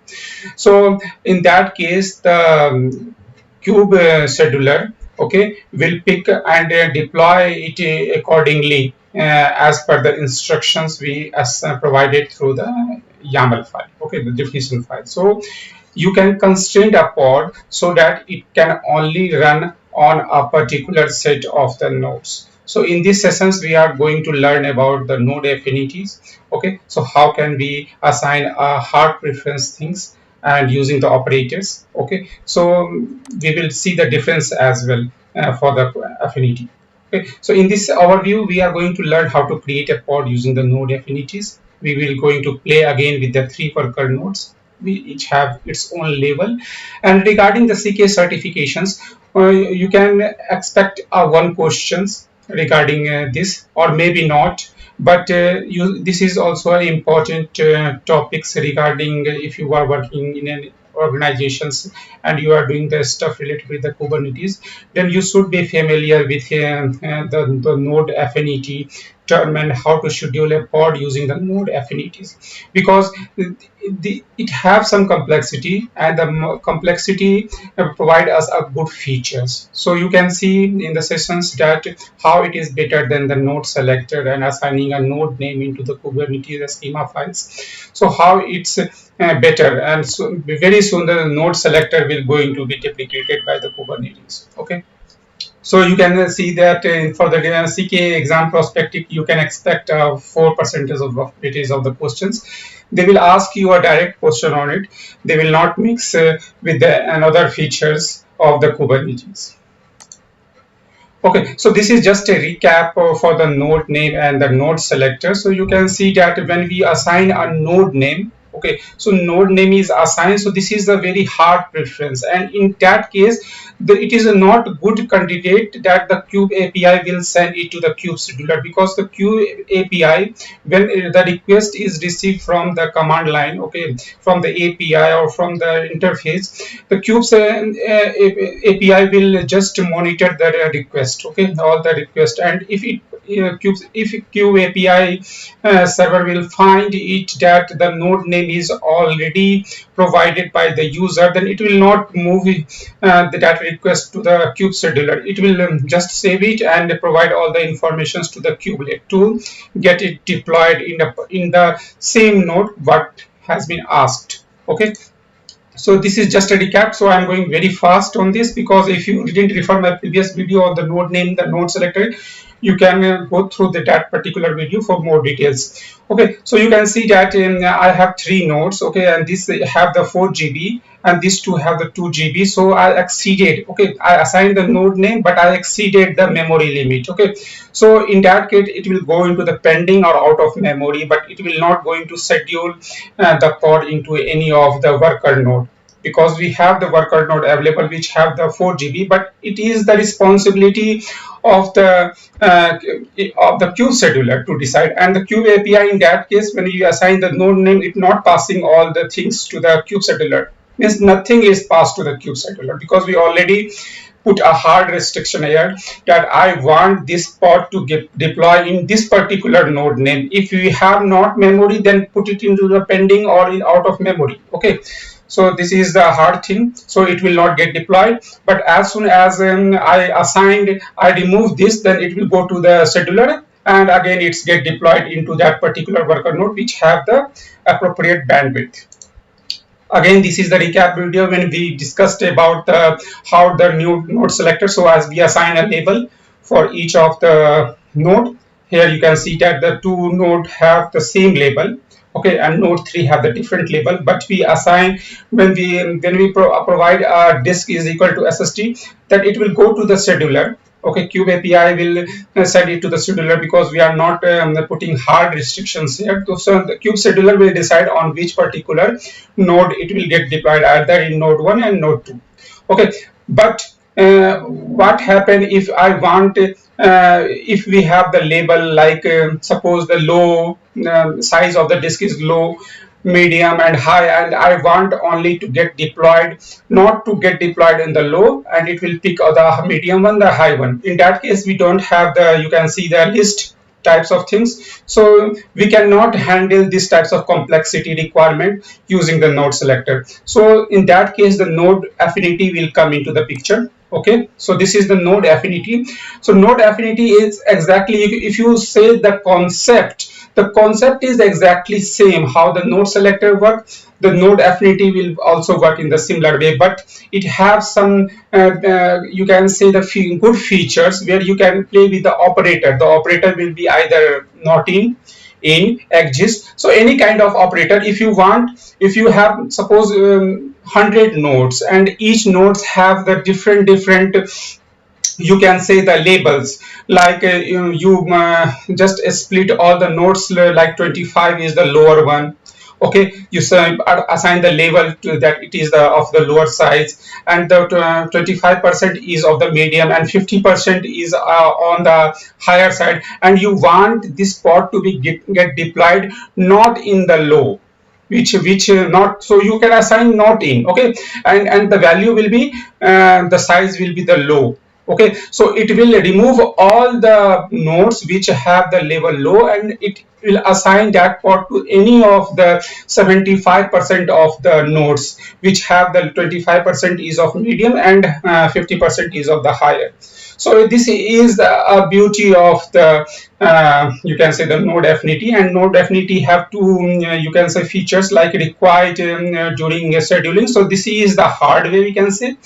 Like if this condition is not met, then in that case the kube scheduler will not able to deploy that particular pod into the node. And we have some preferred also, so we are going to look into the next slide. So you can see that I'm assigning two values, like the pod to be get deployed, this is the required, you can say the hard preference, and this is the preferred during execution. So this is the, you can say the low preference or minimum preference, means in that case if it didn't match the size of don't know, suppose you don't have the such type of level for a particular node which have the key as size and the value as don't know, you can assign any value. In that case the scheduler will not able to find this particular labels for that assigned to the any node. Then also it get going to the apply, so it will not go into the pending in state or in the failed state that the kube scheduler is waiting to get it deployed, but it didn't match any such criteria, because this is a soft preference, you can say that it's a preferred.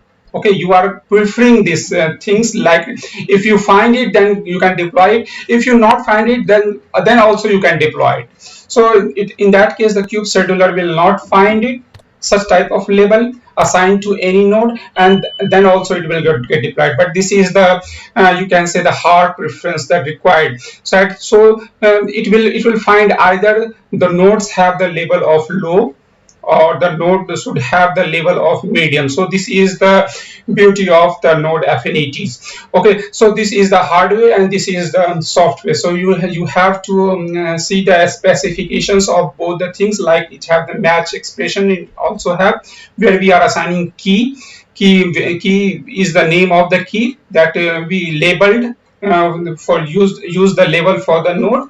And here we are playing with the operators, and operator value will be either the in, you can use the in, or node anti affinities like not in, exist, or do not exist greater than and lower than. Okay, so you can play with such type of operators. And for the container, I am using the simple container like Nginx. Okay, and the container name should be also Nginx. So to understand this particular theoretical aspects in a better way, we are going to now jumping to the lab sessions to demonstrate all that things that we discussed just now in the slides. Okay, so now I'm jumping to the lab session. Okay, so I am using Digital Oceans for this, and we have a Kubernetes cluster which have 3 worker nodes, and you can see the all of have the same size, but I labeled this with the low, medium and high. So there is a label assigned to each of the nodes that I'm going to show you again. This is the git path where we have the file of preferred preference and the required preference. I'm going to show you that XML file also, and before that I'm going to browse the node. So you can see that I have 3 nodes and each have the same size of 2 GB. So you can see that I already assigned a label to save our time in demonstrations. I'm going to show you one of them, either the show labels, but it will give you a mess screen. kubectl get or describe node. One of the node I am going to select. I'm going to paste it here.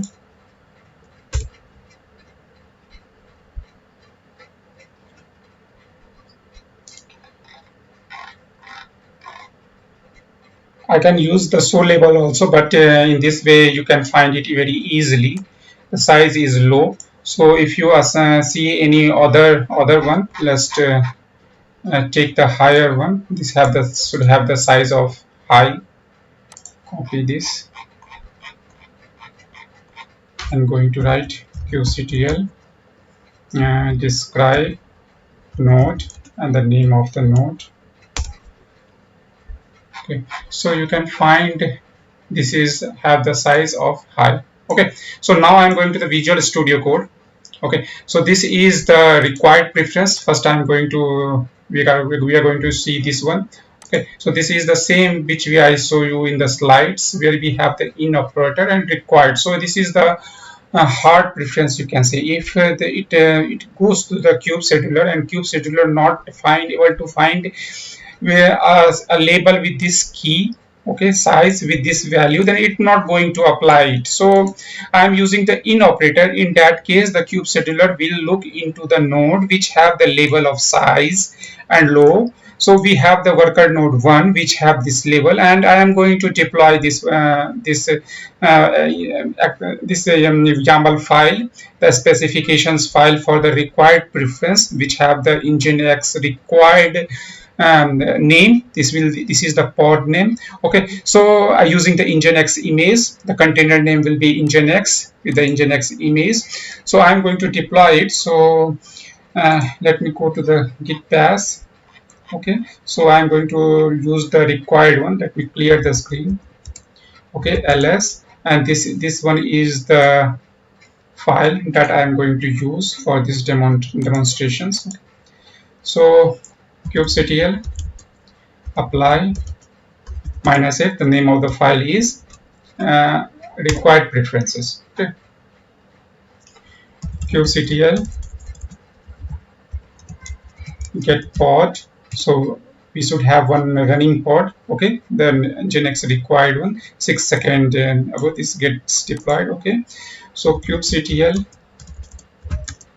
get pod output. You can use the output command or shortcut as O or wide.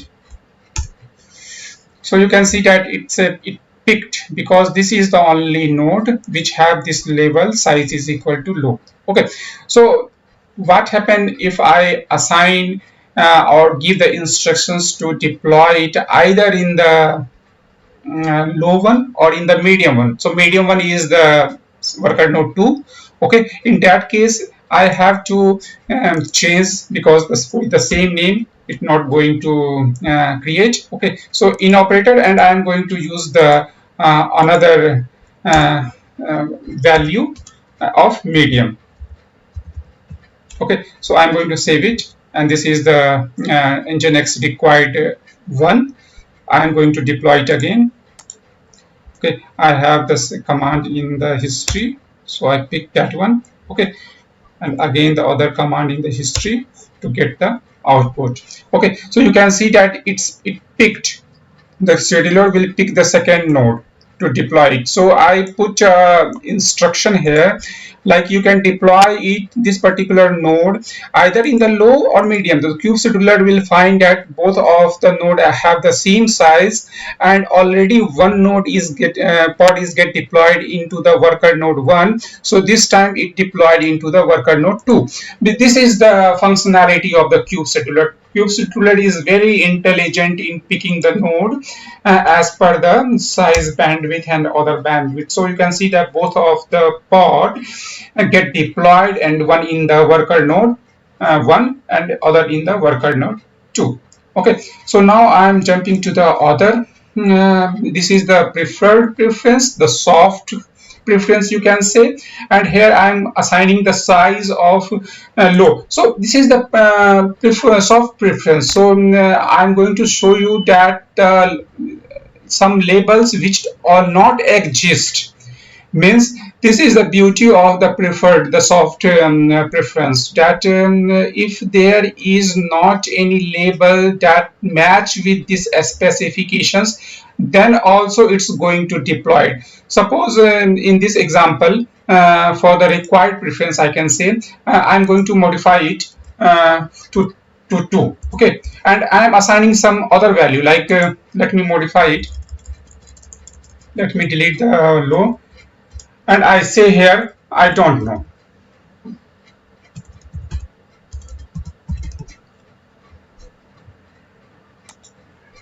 or simple not know.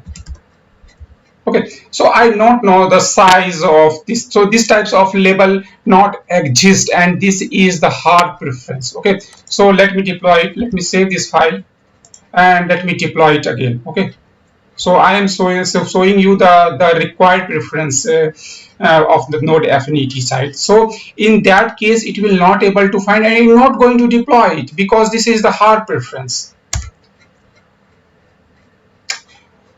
Okay, the kubectl O of white.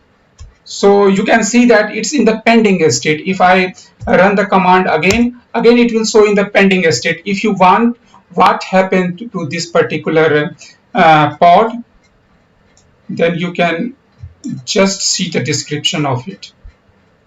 Let me copy it, let me clear the screen. qctl describe pod and the name of the pod.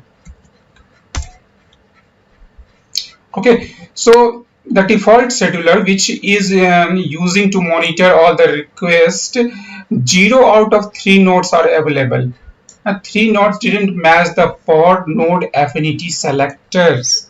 It means that when the request comes to the kube scheduler look into the specifications file, and as per the specification file, it not able to match any of the criteria with the same as we have in the specifications with the low label assigned with the nodes, didn't match. So as the this is the hard preference, so it not get deployed. What happened if I use this preferred preference file, and again I am going to use the same things here? What happened? We will going to show you. So in that case, it will assign, the pod will get deployed into any node, because this is the soft preference you can see. So I also assign the same things. The key is equal to size and not know. The value with this label not exist in any nodes, for any node, but this is the preferred one. So I am going to save it. This is the preferred nginx preferred, and I am going to use it for the deployment. So let me clear the screen again, ls, and this is the preferred one. I hope I saved the file. Let me verify it again. Yes, this one is saved one. Okay, so I'm using the command kubectl apply using the file, the preferred one. Okay, so this is the beauty of the preferred. When I assign or suggested some value, some node label which not exist, in that case I think it will going to deploy it.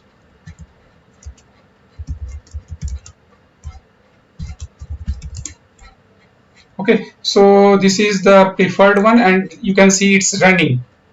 Although the label not exist, but it's get deployed. But this is the hard way in which label not exist and it's not deployed into any worker. It's in the pending state.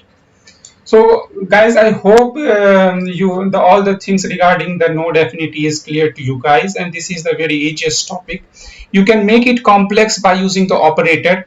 You can use the not in. Okay, suppose you have the two labels, three labels, and you don't want this particular pod to apply into a particular node, then you can use the vice versa using the node in not in and use the value as low, then it will get deployed into the medium or the higher one. Okay, so you can manage the things accordingly. Okay, so I hope this lecture is benefited for you guys, and gives me a thumbs up if you like my video, subscribes to my channel if you didn't it yet, and share. Taint is a very good concept, or you can say a very good feature of the provided by the Kubernetes, in which we can restrict our pod to get deployed on a particular node. So you can say that we just put a lock on the node, and if the pod have that key, pod will get deployed, or the cube scheduler will get that pod deployed into that particular nodes. So let's proceed with the sessions to discuss more about this concept. So in this session, we are going to see what is the taints, what is the tolerations, and how both work together to just restrict a pod to get deploy in the node or allow as well. So we are going to look this particular aspect in this session. So taint and tolerations. Through taint, we can restrict what pod are placed on what node. So when we apply a taint on our nodes, if we want a particular pods to get deployed on a node that is already tainted, we in the definitions file of the pod we put some informations that is known as tolerations. So you can say that we can provide a key, and the taint is a lock. So when a node with a taint having the lock and the pods have that particular key, so that the pods will get deployed into the taint. So why we do that? Because sometimes the Kubernetes administrator don't want all pods to get deployed in a particular node, so they just apply a taint on it. Taint and tolerations are only meant to restrict node from accepting certain pods.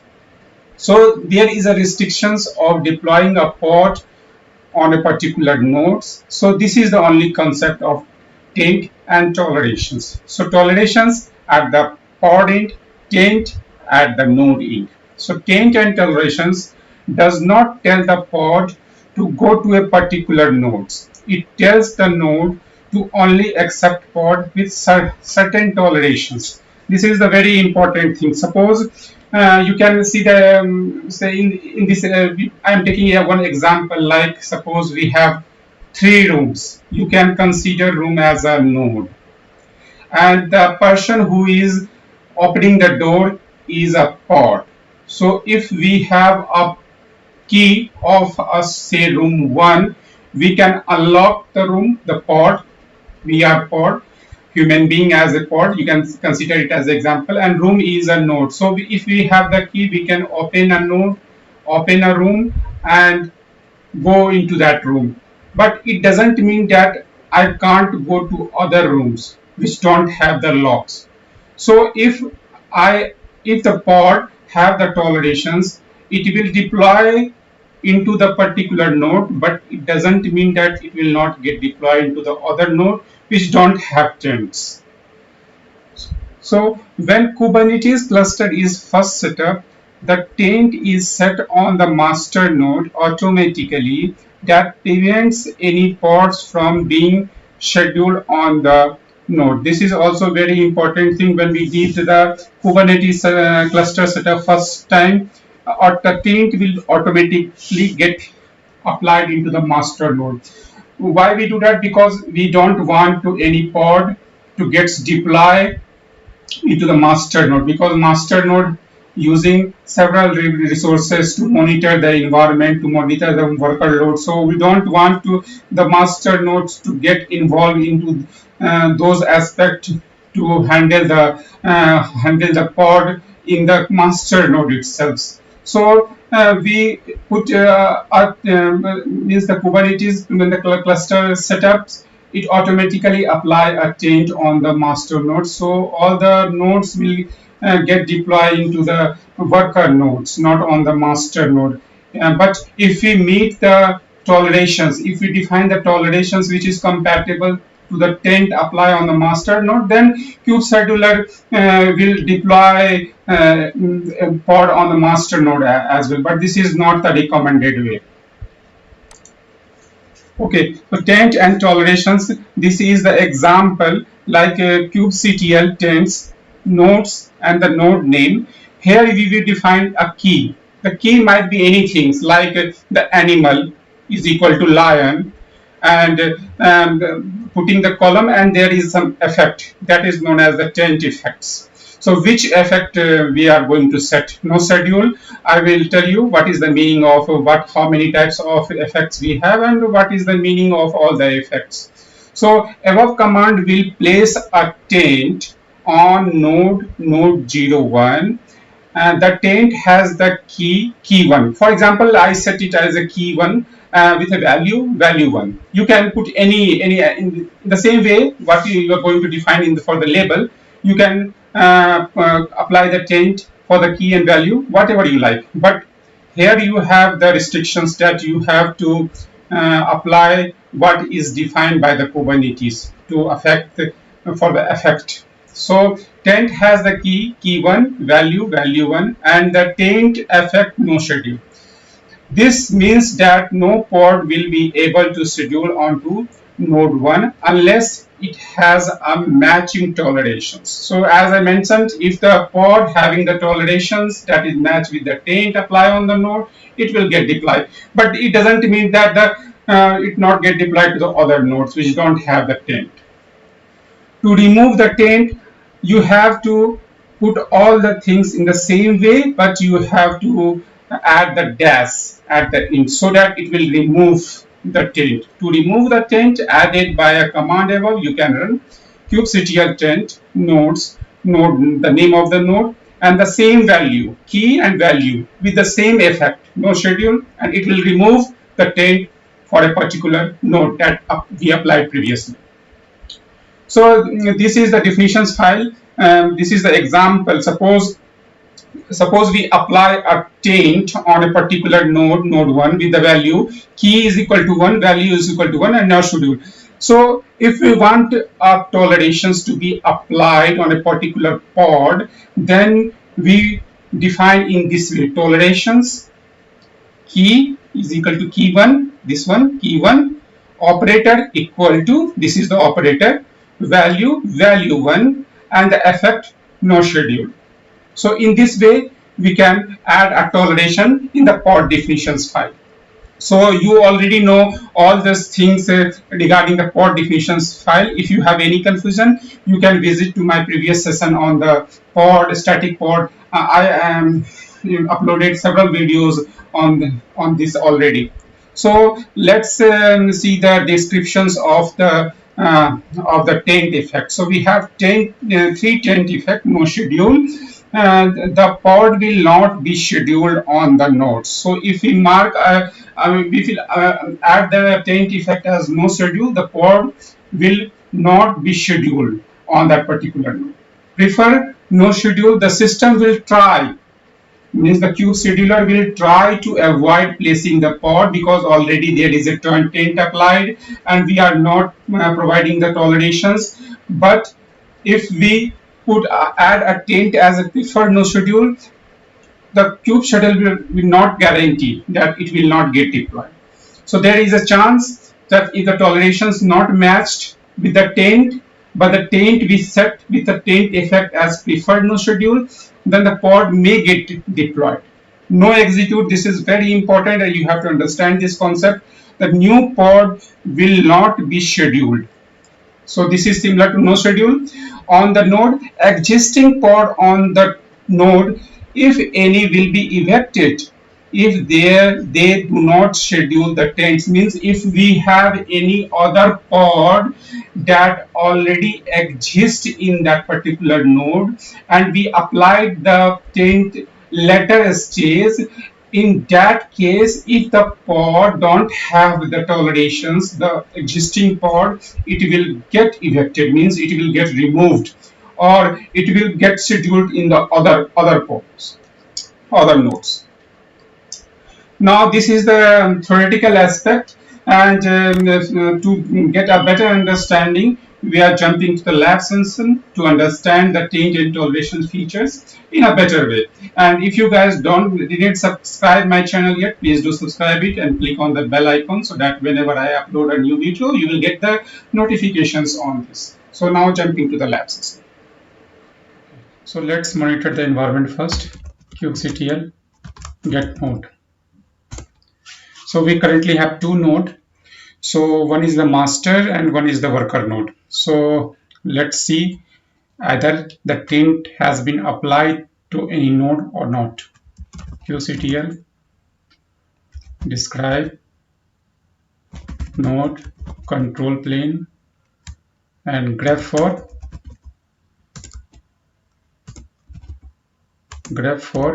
taint. So you can see that this is the default that we already discussed during the presentations, that the master node is already tainted and this is the good recommended approach. So now I'm checking for the worker node. Either we have taint for the worker node or not applied yet. Node 01. So for worker node, we don't have any taint. So let's try to deploy a simple pod without applying any taint on the worker node first. kubectl run. I am using the imperative way. Run, say test pod, test pod 1. I am going to use the image is equal to engine X. So pod gets created. Let's check it.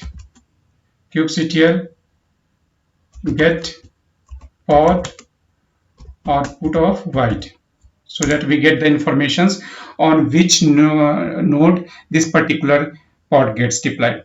So by default it's get deployed on node 1 because the master node already have the taint applied. So kubectl will we have only one node left, so it's deploy on node 1. Now it's time to apply a taint on node 1. So let's apply it. kubectl taint node 1, and we are using the default. The key is equal to value. You can put any value, any key, and no schedule.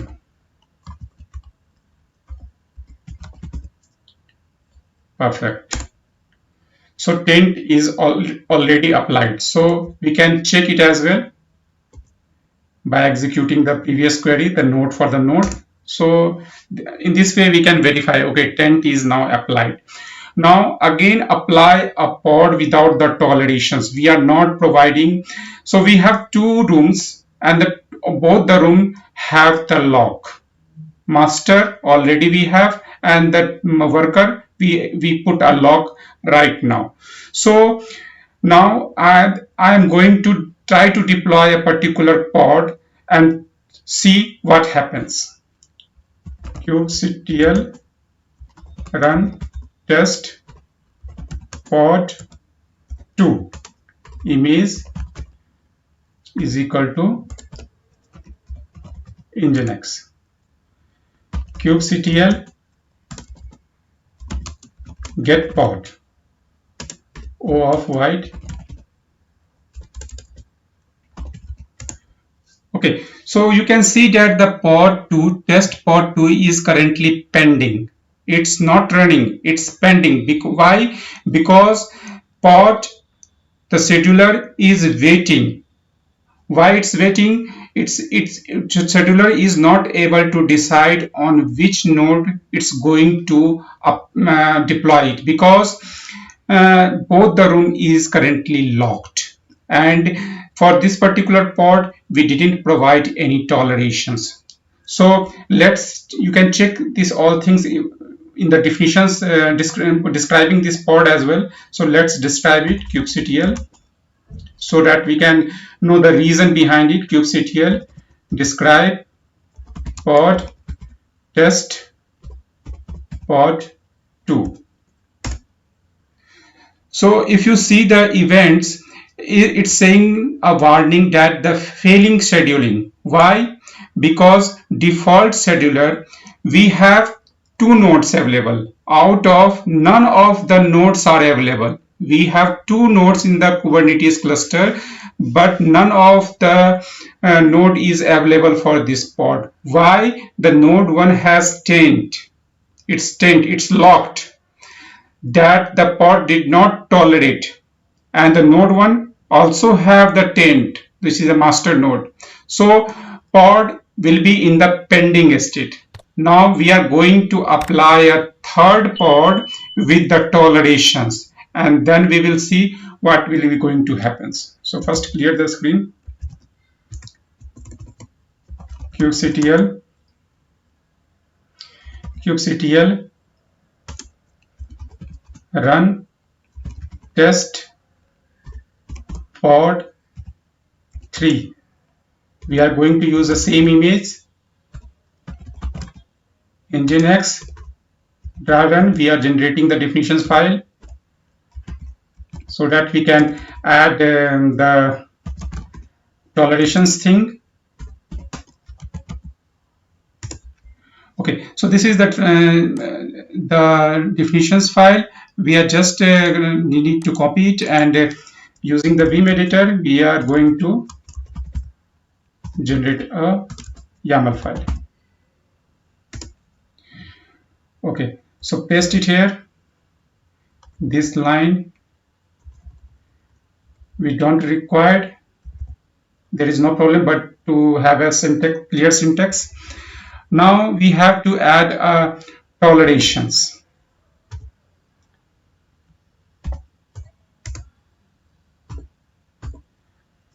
So tolerations,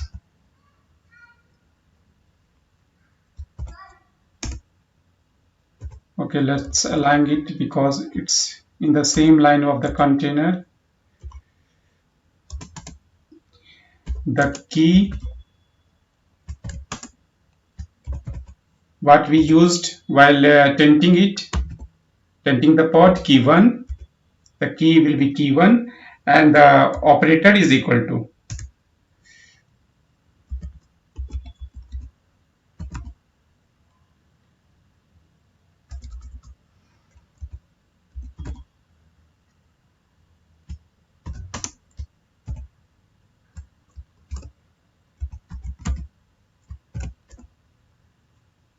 Sorry.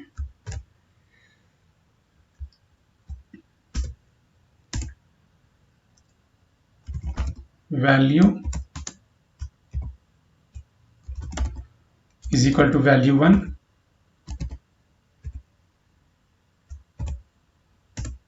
and the effect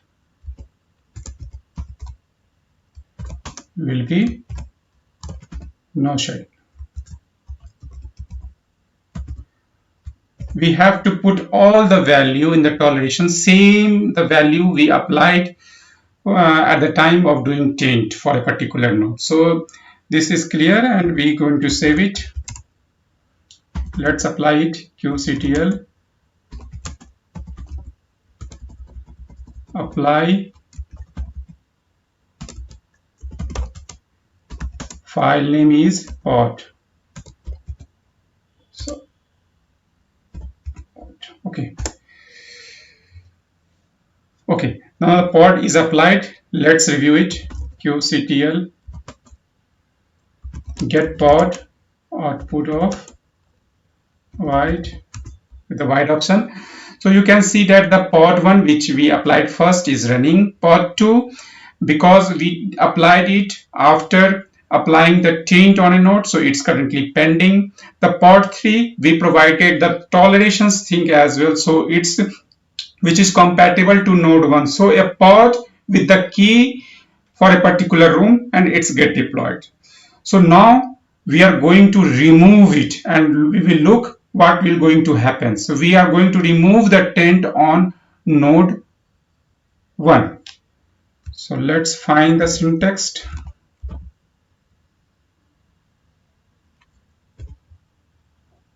Okay, so this is the syntax, and we are going to provide a dash. So this is we have to use the same command which we used at the time of applying the taint on a node. We just have to add a dash to remove the taint on a particular node. So you can see that it's saying that the node 01 is untainted, and we can verify it as well.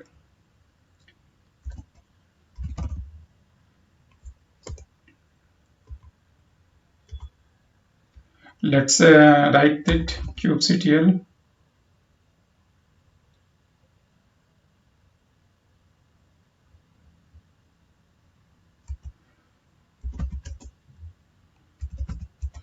describe node 01 and grep for taint, not image. So you can see that the taint has been removed from node. So now we have to see what is the impact on pod 2. Either it's in the current, it's still in the pending state, or some other status that particular pod have. So let's clear the screen. qctl get pod of white. So you can see that the now pod 2, which is waiting to get our scheduled on up nodes, is now running. Because why? Because we remove the lock. So now kubescheduler apply that particular pod into node 1, and it's running fine because we don't have the lock, we don't have the taint now in the node 1.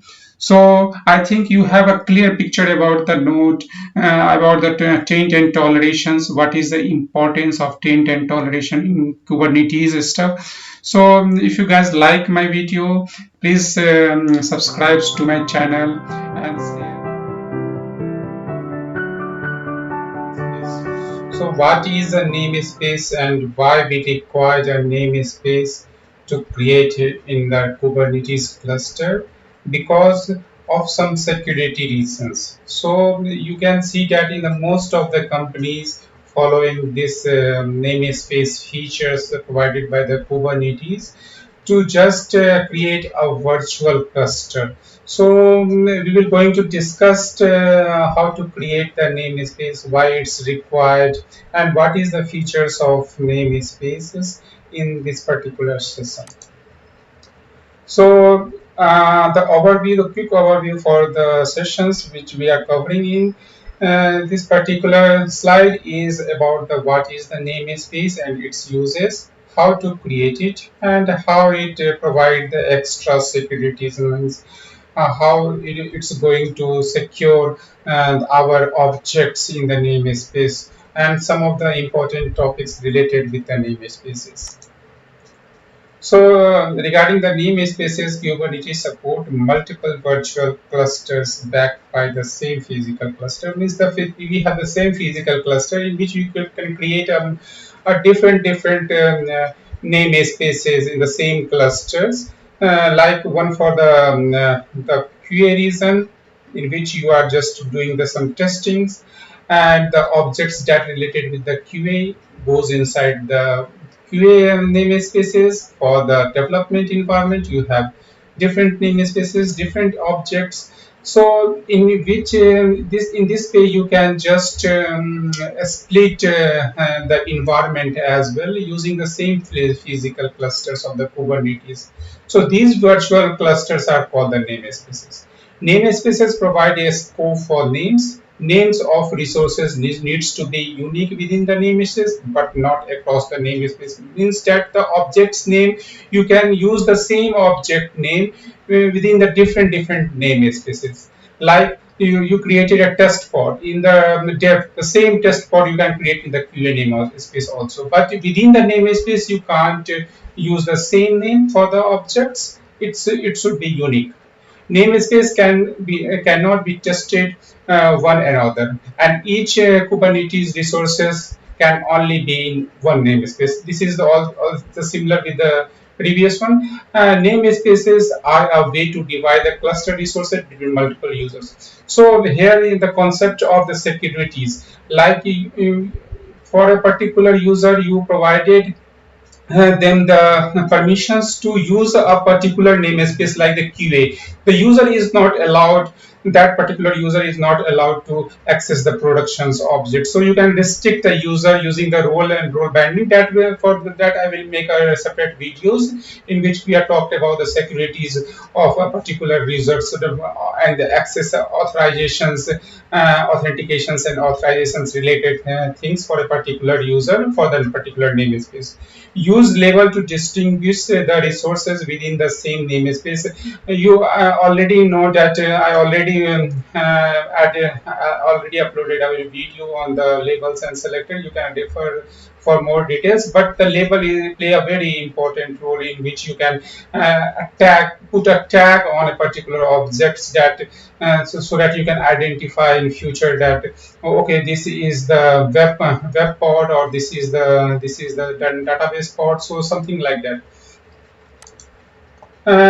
When the cluster is first set up, like when you are doing the setup for the Kubernetes clusters, the Kubernetes create a pod and a service for its internal purpose. There are several types of static pods that has been created at the time of creating the Kubernetes clusters, and such as those required by the networking solutions and DNS service, because the master cluster needs to manage all the things. They have the QA API, they have the controller server etcd, and kube scheduler, or there are several types of static pods that they create to manage the Kubernetes cluster. So at that time they then just create a new namespace called the kube system, and they put all the cluster core components in the kube using the kube system namespace, and they also taint it so that by mistake the kube API will not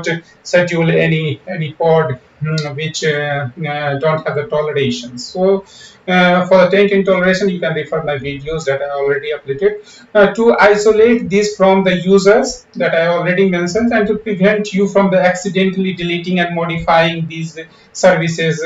Kubernetes create them under the another namespace created at the cluster setup name kube system. So whenever you do kubectl get pods, whatever the command you written previously without the namespace, you are accessing the default and you creating the objects in the default namespace. So to access the any of the objects that lies in the kube system namespaces, you have to mention this namespaces as well. So you can assign a particular object at the time of creations also, so the definitions file or imperative command that you are using, that you can create a pod in a particular namespace. So if you want to view that particular pod, you also need to put the correct namespace there. Otherwise, you will not find it, because the default command will execute in the default namespace, and you can change the context as well. I will demonstrate you how to you can move a particular context to a particular namespace, so that you can just write a simple code and it's fetch all the objects from the productions namespaces. Each of the namespaces have its own set of policies that define who can do what. So you can define your policies as per the namespaces, so that you can provide a proper securities of your objects. You can also assign a quota of the resources, like you have the cluster, but you want to allocate not a large resource. You have to manage your resource accordingly for the development environment. You just want to not allocate a large amount of spaces. You don't just want to allocate the largest amount for the production environment, not for the development environment. So you can manage or assign quota for this as per the namespace.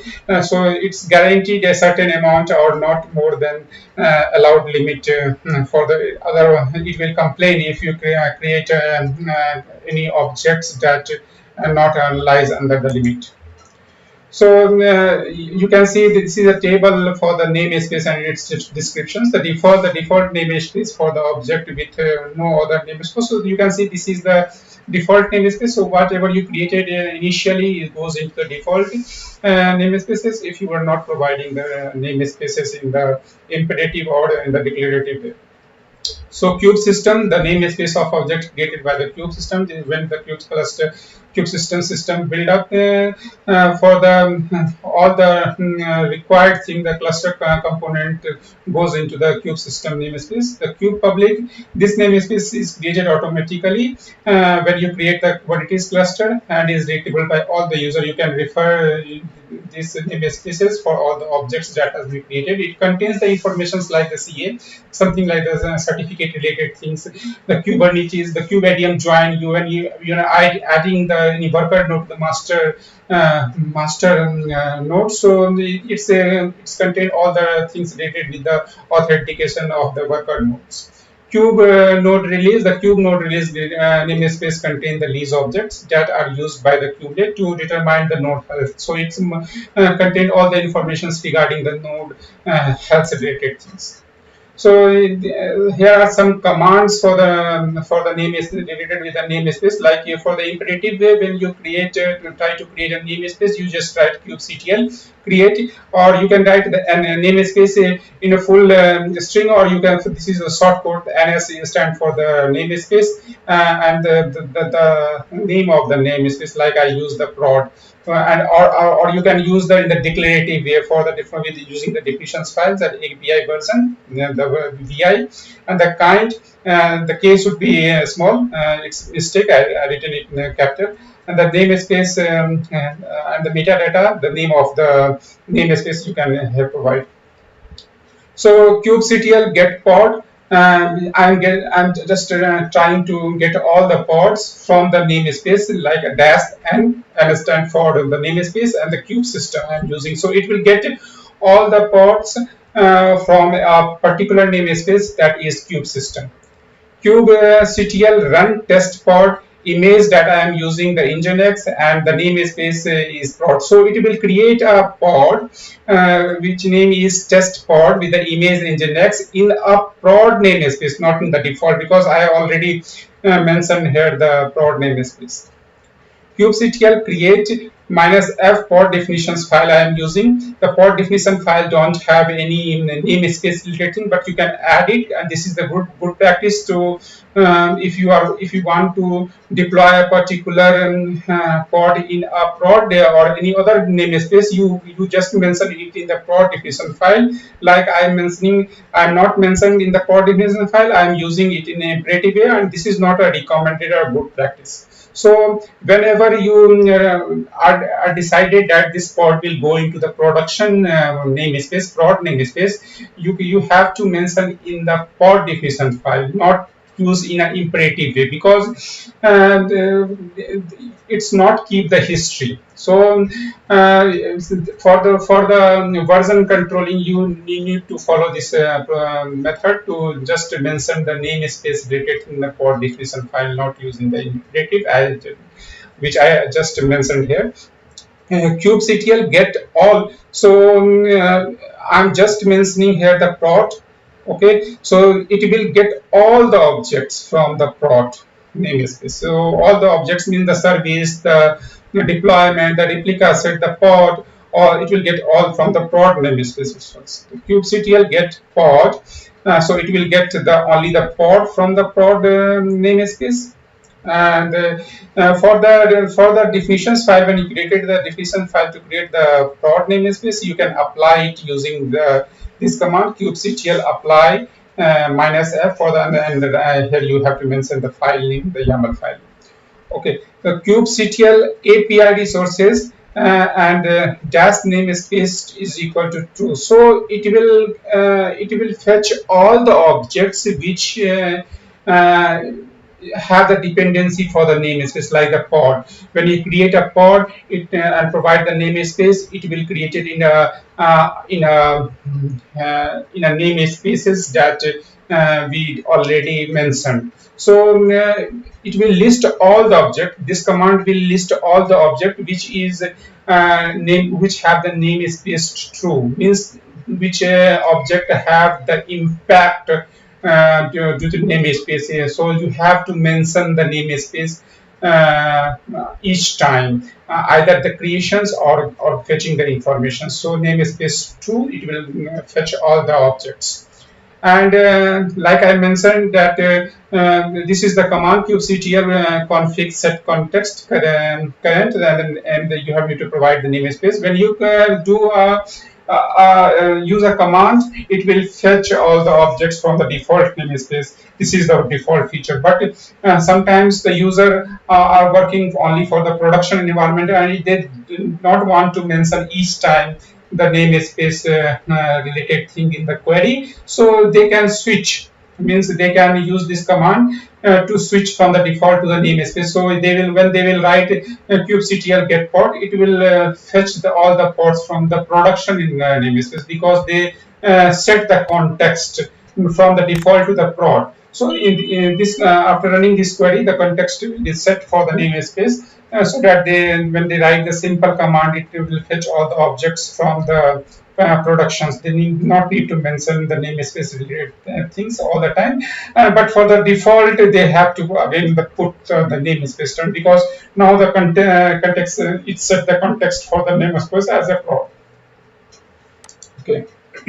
Okay, now I am jumping to the lab sessions to understand the namespace related things, the concept in a better way, so that I can demonstrate all the things by executing the commands. And one more thing, if you would like my videos, just subscribe to my channel and click on the bell icon so that you can get the notifications whenever I upload the video. Now I'm jumping to the lab session. Okay, let's monitor the environment first. kubectl get pod. So we don't have any pod. kubectl get deployment. We don't have any deployment. So what about the nodes? kubectl get node. We have only one node. Okay. Now basically we are concerned about the namespaces. kubectl get ns. I'm using the short code ns for namespace. So as I mentioned, we have the 4 namespaces. Suppose I'm going to create one pod. So I'm not going to define any namespace, and let's see. kubectl get or get not run, and the name of the pod is just default. Image that I am going to use is equal to and then x. Okay, so this pod is get created, kubectl get pod. Okay, it's currently creating, and now I'm using the namespace. Now I'm using the namespace called default. So I'm getting the same result either we use the default or without default, because the context is set for the default namespace currently. So now I'm going to create a new namespace using the imperative way. So declarative way I already provided you in the slides, so you can refer. But for the environment, for the working environment in which we are working, so it's better to use all the things in the definition file, not use the imperative way. This is only for the examinations, because we have some time constraint in the examination and we have to perform the activity fastly. So in the exam only we can use the imperative, but for the organization in which you are working, please follow to create a definitions file for all the things. kubectl create ns, and the name of ns, suppose I say pod. So now one namespace gets created. Now clear the screen. kubectl get ns. So you can see that I just created one prod namespaces in the same Kubernetes cluster. And this is the, you can see the virtual cluster that's created. So we can now create any of the objects that related to the production. So in the label kind of things, now we don't have to add the prod, because we already know that all the objects that has been created in the prod namespace belongs to the prod environment. So you can put the label like this is related with the web, this is related with the application server, this is related with the notification server, this is related with the database, something like that. So you can split in this way. You don't have to mention the prod, because now we created a virtual cluster for the production environment to that, so that all the objects that belongs to the prod namespaces belongs to the prod environment automatically. This is clear. So now creating kubectl run, and this is the pod that I'm creating test in the prod. Okay, so I name it in this way. Image that I'm going to use the same image in X, and the namespace I'm going to use is a prod one. So you can see the prod pod get created in the prod namespace. Now I just want to look into it. CTL get pod.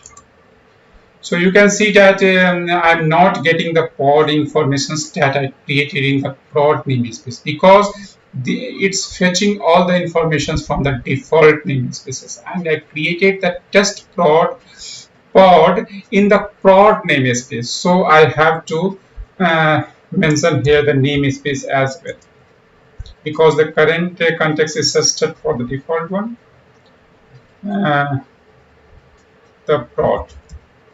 Okay, so you can see that pod that I created in the prod namespace is fetched and it's working fine. So this will put some restrictions to the users, so that they can not delete any objects eventually, and also we can not allow any users that is not appropriate for the environment to fetch the objects related from the prod environment. If some new joinees and they don't have the complete knowledge of the environment, so we can allow them to pay in for the development namespace, not for the prod. So we can restrict in this way. And for the role and role binding, the cluster role and cluster binding, I will add another session on this. And now I'm going to execute some other code. kubectl get all. So I'm getting all the objects, and now let's see what will happen. So it's automatically have the namespace for the default one. So I have to mention the namespaces here, so that it get all the information from the prod what we have. So I created only one, so it will get only one thing objects, because I didn't created any other objects in the prod environment. So in this way, you can use these types of command to get the informations of the objects, passing the correct namespaces. Now clear the screen. One important thing that I just want to show you guys: kubectl API resources and the namespaces is equal to true. So it will list all the objects which have the dependency with the namespaces. Like you can see the pod. If we create any objects that is related with the pod, if we need to provide the namespace, if we not provide, it will put it into the namespace which is currently set. Like by default, it's set for in the default one, so it will create the.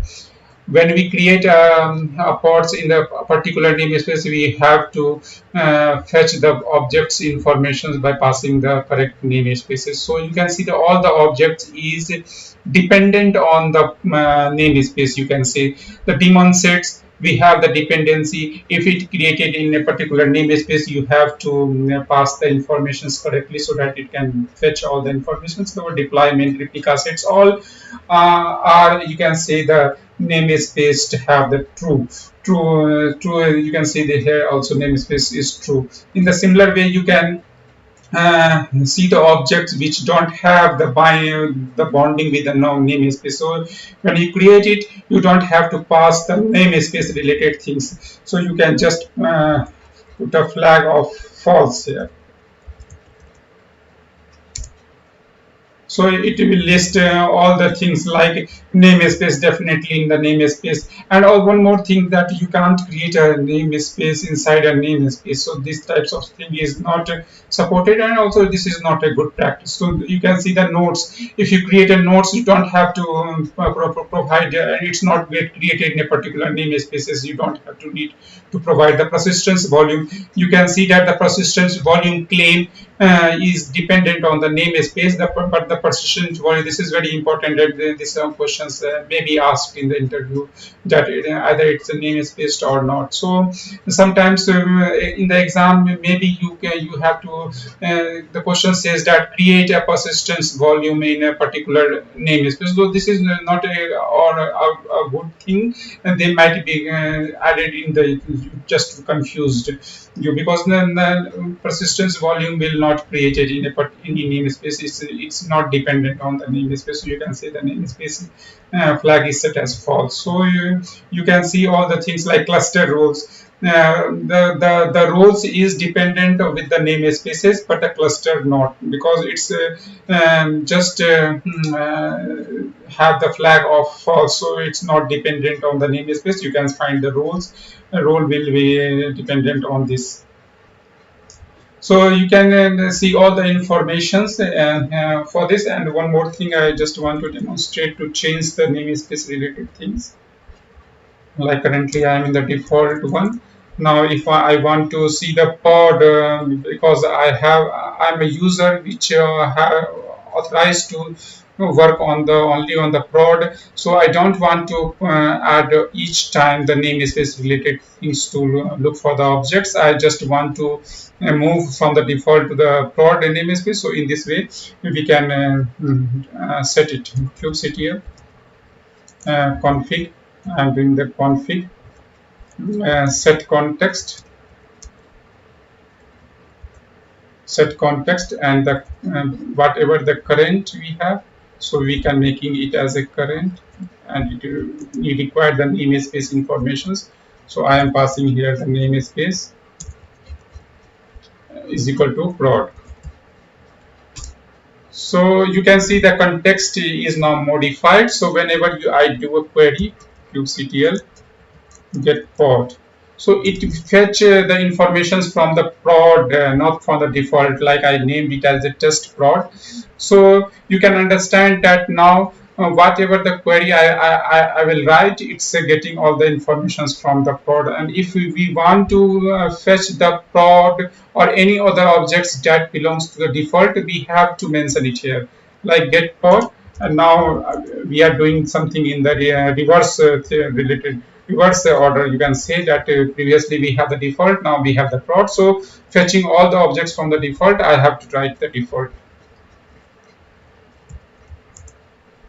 name. So you can see that for the fetching the all the objects from the default namespace, I'm mentioning the default namespace.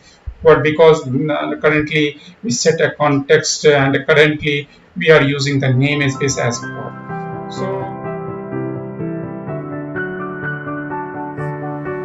Okay, so before discussing the services, let's understand what is the problem and why the services comes into the picture.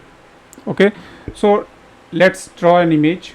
Suppose that you have one node here. Let's call it node 1, where you have a pod. This pod is a front end and you have a back end pod. Okay, so this particular node have some IP.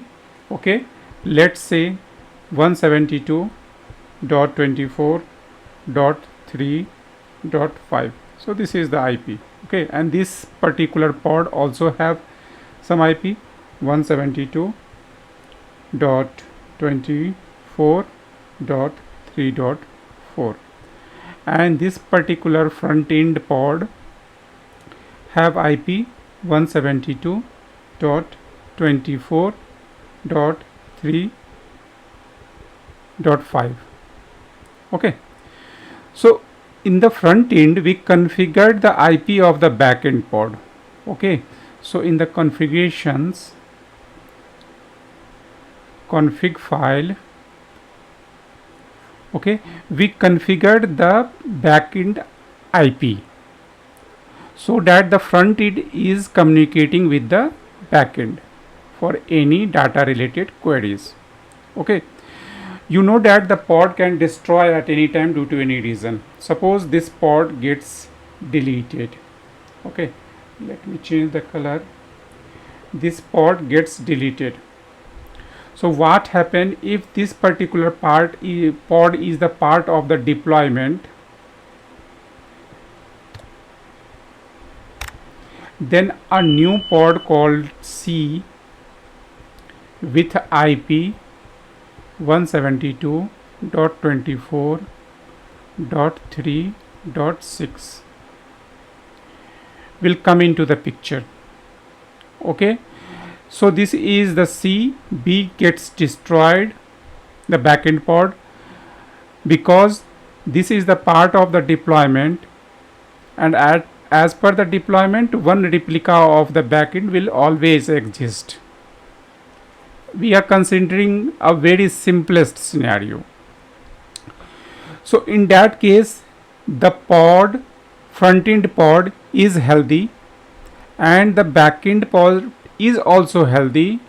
Both are currently in the healthiest state, but the configurations that we did for the front end have the IP of the previous one. So either we have to do it manually, again update it so that the front end will communicate with the backend pod. Okay, so this is very tedious things.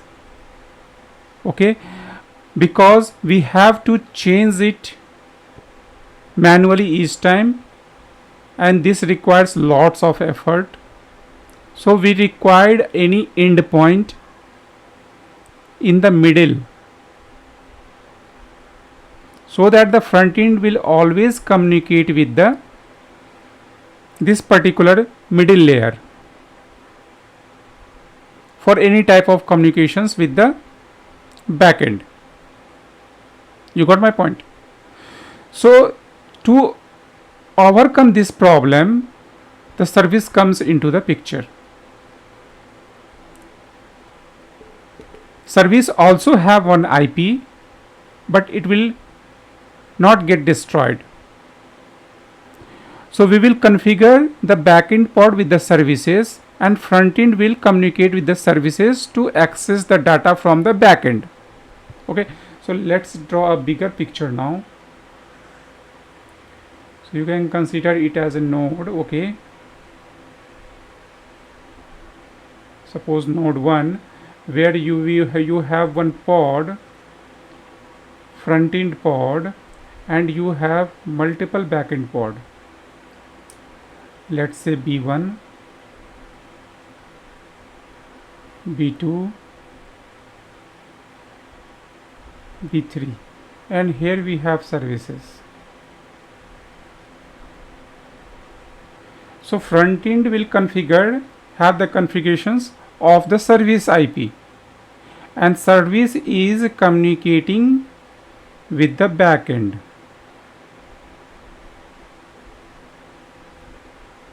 Okay, so these particular services have one endpoint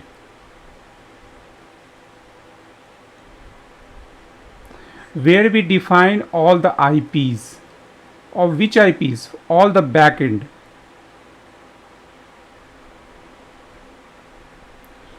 So in this particular sessions, what we are going to do in the lab, we will create a front end pod. For this we going to use Nginx, or let's say we are going to for front end we will use the Ubuntu image, and for the backend we are going to use the Nginx. Okay, then we will create a service, a standalone service. We are not going to attach it anywhere. Okay, and then we will create an endpoint and we will attach it with the services. So these particular services have one endpoint attached where we configure the IP manually. So we are going step by step. We are not playing in this particular video on the basis of labels. We are not creating a service for the deployment. All the things we are going to look into a stand alone. We will create a pod, we will create a service, we will create the endpoint, we associate all the IPs of the backend pod to the endpoint, and this endpoint is associated with the services. Okay, then you can understand the importance of the services. Okay, and in the next video we will go into the how many types of services and how we can access it, how we can configure it. But in this particular video we are going to discuss on this particular architecture. So now jumping to the lab session for demonstration. EKS environment. Okay, so we have the client. Okay, and we have two worker node of type T2 small, and for the client from where we are executing our command, kubectl command, is of T2 micro, just to save the cost. Okay, and I am also connected with the environment. Let me show you how many nodes we have. kubectl get node. So currently we have two nodes. Okay, and both of the node exist in the AP South Mumbai region. Okay, so now create two pod as a backend pod. We will name it as a backend 1 and backend 2 using the Nginx image. Okay, so kubectl run backend 1 image that we are going to use is of. Okay, so this is first backend pod and other one is the second one. Okay, two backend pod is created. Now we are going to use the front end pod. kubectl run front end, and for this we are going to use the image as a Ubuntu image. Image is equal to and the command we are going to provide to sleep for sleep for, let's say, 4800 seconds. Okay, kubectl get pod. Okay, so we have two backend pod, okay, and one front end pod. Okay, so now what we are going to do, we are just going inside the front end using the bash command. Okay, so let's get the IP first. kubectl get pod output of white. Okay, so this is the front end. Let me copy the IP. kubectl exec it front end. This is the name of the front end pod, front end, and then bash. So I am currently inside the front end. So let's curl it using the IP of the backend. Copy and paste it. So curl command not exist, no problem. Let me download it. Okay, so apt get update percent apt get confirmations and install. So it will install the curl, also update this particular OS. It will not take much time.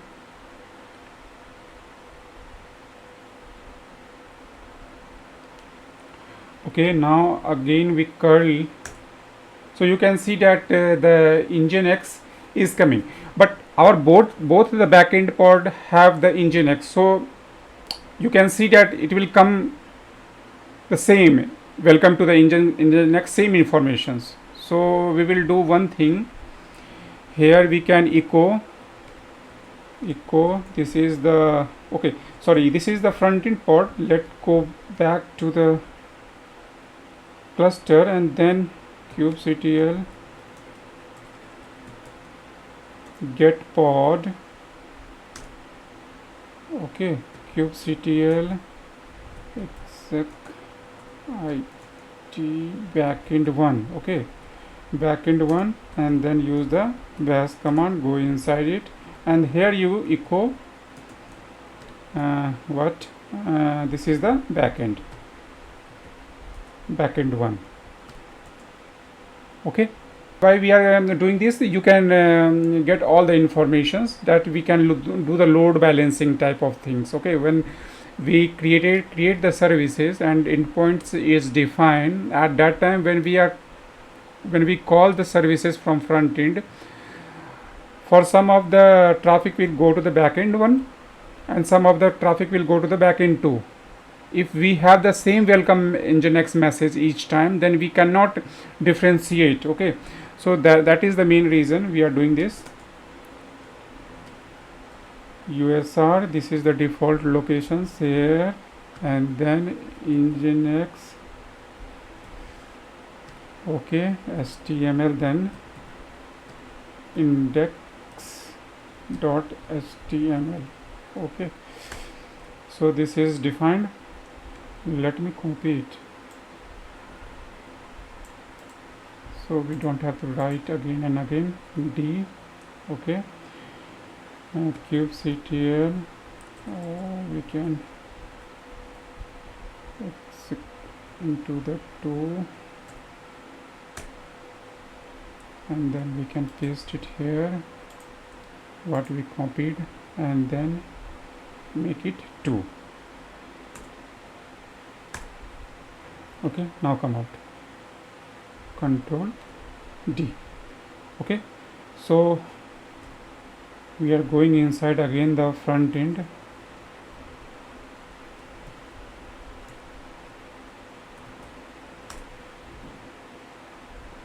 If we curl again, then you can see that this is coming as a backend, because we have the pod, what is the IP here, the backend of 0. Okay, when we curl this,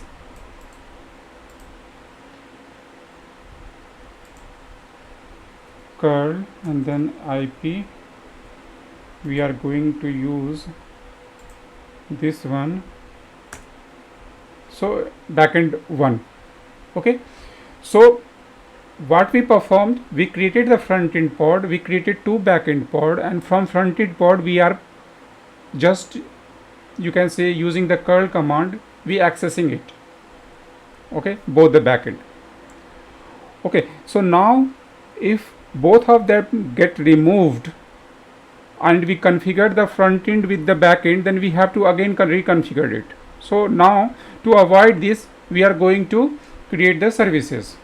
Okay, so ls, we already created the YAML file. Let me show you, cat services.yaml.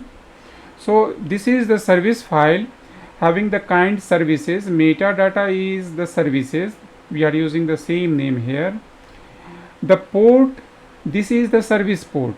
Okay, so when we discussed about the how many types of services we have, what is the port and target port, in that case we will go into the detail, but as a brief we can say that this is the port of the services 8080, and this is the target port, which is the port of the container, means the pod. Okay, so we are using the Nginx, so it is fine to have a 80. Okay, now we go to the we just need to apply it. So currently kubectl get svc is the short code. So you can find we currently have one Kubernetes service, kubectl apply -f services. Okay, so it will create one more services, kubectl get svc short code. So we have 2 services. Okay, one is the default one and other one which we created having this IP and the port is 8080. Okay, so let's describe it. kubectl svc service. So here you can see that this is the description of services, but we don't have any endpoint. So at this moment, if you go to the front end and try to access curl this particular services, you will not get any informations. Why? Because you are going to access this service and this service don't have any endpoints, so it don't know where to go. Okay, so let's create the endpoint. So we already have the endpoint services as well. Let me catch it. So you can see that the kind is endpoint, name is the services. Okay, and here we have the IP and we have to modify this IP accordingly. Okay, so we have 2 backend pod that we considered it as a endpoint. Okay, so kubectl,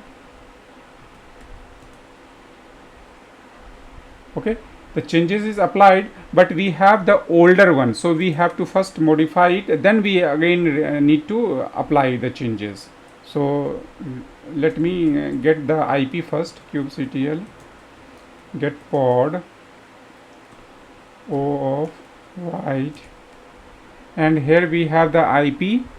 Okay, so first one is 192.168.52.171.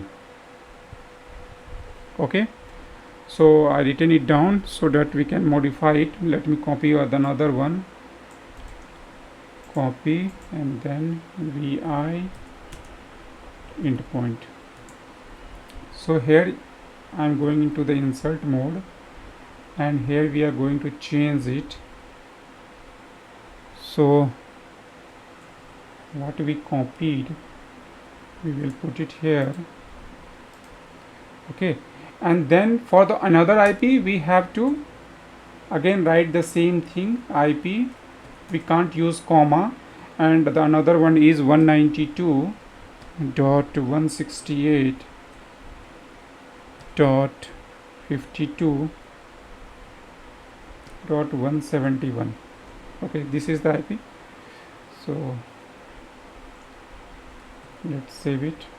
Let me cat it to see the changes. So you can see that qctl get pod O of wide. So we configured both the IP 192.168 to the endpoint. So if we describe now qctl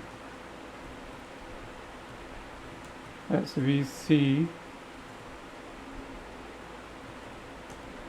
so you can see that when we describe the services, we have now two endpoint, okay, and this is the backend endpoint with the port 80 that we are using for the Nginx. Okay, so both the endpoint is defined. So qctl get pod O of wide. So now we go to the front end, and instead of doing the curl for the back end, we will do the curl for the services, okay, with using the port 8080 that is we set for the services. Okay, qctl get svc, okay, output of void. So this is the service port, service IP, copy, and then we will go to qctl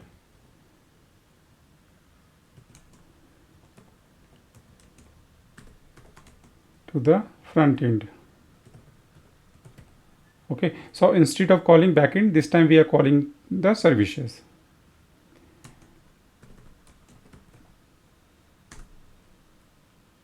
Okay, curl, then the IP of the services with port 8080. Okay, so you can see that we are getting the traffic from the backend. Okay, let's do it again. Now backend 2, backend 1, backend 2. So you can see it's a kind of balancing type of stuff is going on. So you can understand it that we defined the endpoint, but in this particular videos we did all the things manually. Okay, but in the next session of the Kubernetes service part 2, we will discuss about how many types of services we have in the Kubernetes and how we can define it, and doing all the things in the auto way, not in a manual way.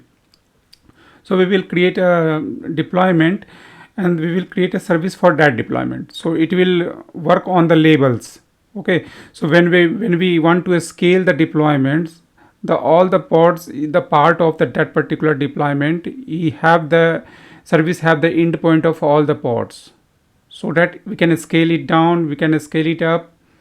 So in this way, and we will going to discuss on all the services of the Kubernetes in the next video. So hope you like my video. If you didn't subscribe my channel yet, please do subscribe it. Okay,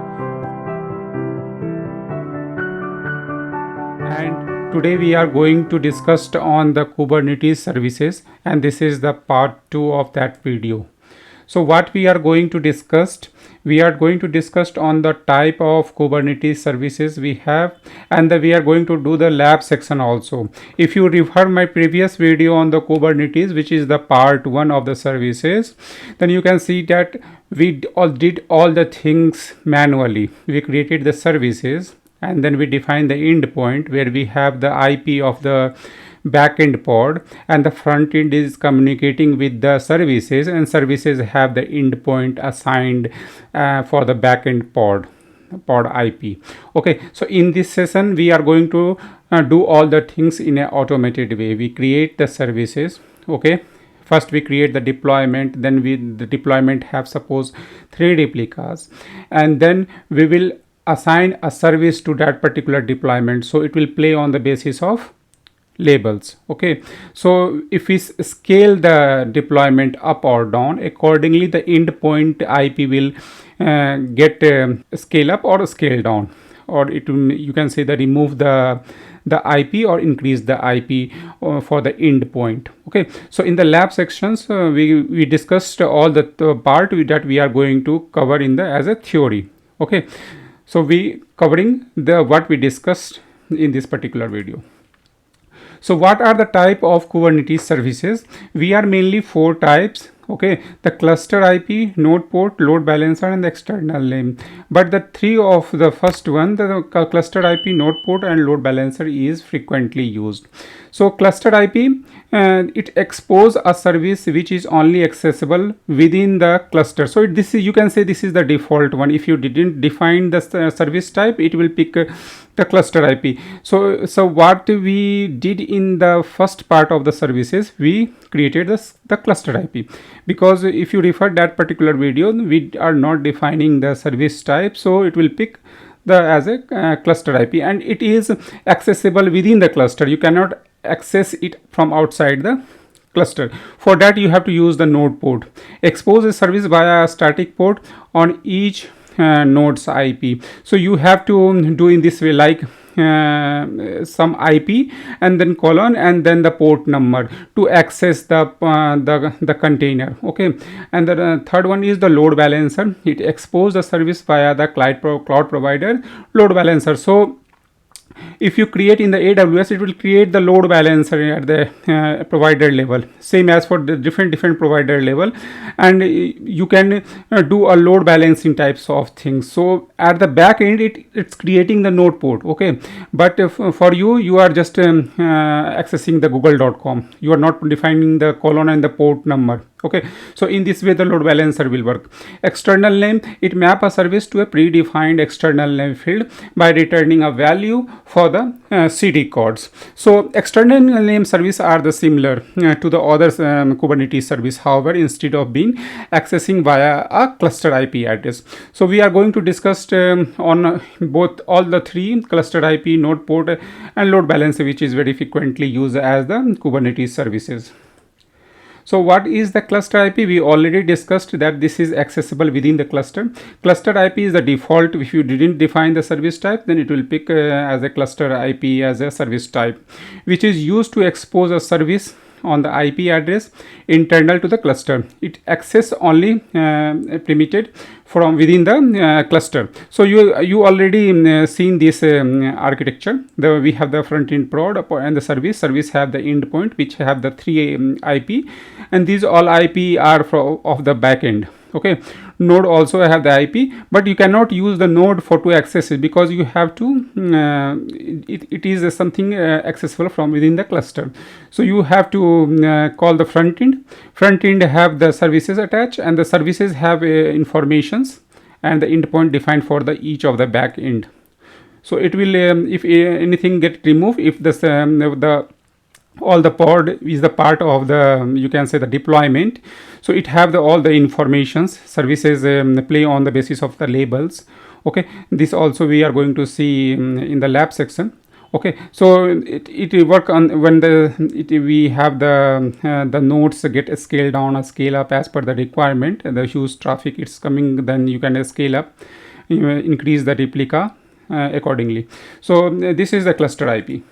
For the node port, you can see that something is coming from the outside. Okay, so this is the node 1 and this is the node 1 IP, and you have the port number. Okay, with the colon you can accessing the port number, and first it's interacting with this because this service is listening on this particular port. Okay, and then we have the internal port defined where the traffic to route. Okay, accordingly it will get all the informations for the front end. So when you access this port, it goes to the front end, and then the service is called accordingly to access the environment the application, you can say. Okay, so this is the default port, 30,000 to this particular. You can define your port accordingly. If you mention in the configuration file, then it will create the port that you define in the configuration file. But if you didn't define, you only define the service type to be a node port, then it will pick any of the number between these two. Okay, so you have, in the case of node port, you have to mention the service type. Okay, so if you talk about the load balancer, internally load balancer also create the node port to work internally. Okay, that we can see in the next slide. So this is the load balancer. Okay, for cluster running on the public clouds, so you can see that we take an example of the AWS. Okay, so we have the load balancer. If you create a service type to be a load balancer, then it automatically create a load balancer at the provider level, means the AWS, if you're talking about. So suppose you call the google.com without any port, then it will call the load balancer. Okay, and the load balancer internally working for the accordingly working as a node port. Okay, so it knows where to go. Okay, because if each of the addresses have some node port assigned. Okay, so this is the dynamically, each time it's getting changed, and accordingly it calling the environment, calling the environment, and the applications which is hosted inside the container will call. Okay, so Kubernetes will automatically create a load balancer and provide the firewall rules if needed, and populate the service within the external IP address assigned by the cloud provider. So you can see this particular architecture. So in the Kubernetes master or Kubernetes cluster, you can say we have one cloud controller manager which create the load balancer in the cloud. Okay, so as per the environment in which you are working, for each of the cloud Kubernetes will create a load balancer accordingly. Okay, to get the informations of the container, get the access the applications from the container. So you don't have to provide the node number, something like in the node port. This is the beauty of the, and you can associate this with the route 53 as well with your domain. You can just use the route 52 to get the address of the load balancer. So when you click any abc.com, it will route to the load balancer, and load balancer work accordingly, accessing the IP of the node with the node port. Okay, to access the applications. Okay, so now jumping to the lab sessions for the demonstration of the Kubernetes services, what we discussed in the theoretical part. So we are going to look into all the things. We will create a deployment. Okay, and we will associate a services as well, and we'll scale up and scale down accordingly and see the endpoint of the services, either it is decreasing or not.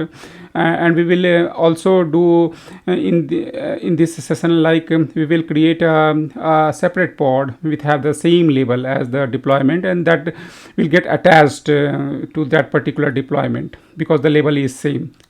Okay, and for all the service type we are going to discuss, the cluster IP will covered in the service part 1. Okay, but we will see the cluster IP again, and then the node port, and then the load balancer. Okay, so now jumping to the lab session for the demonstration.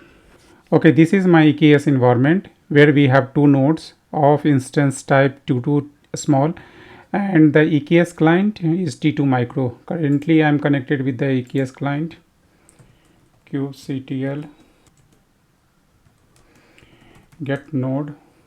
We have two worker node ls. We have some file here. Okay, so first we are going to use the deployment. Okay, where we are using the two replicas, and we are setting some selectors, match labels. Okay, that we can utilize during the creation of the services. Let me cat the deployment. Okay, so if you can see here the API version, the kind is the deployment, and name of the deployment is the deployment. Labels, we are using the app nginx, and the specification you can see, and the replica is of 2, and selector, this is very important, the match label, we are using the label as a app nginx, the same we are having here as well.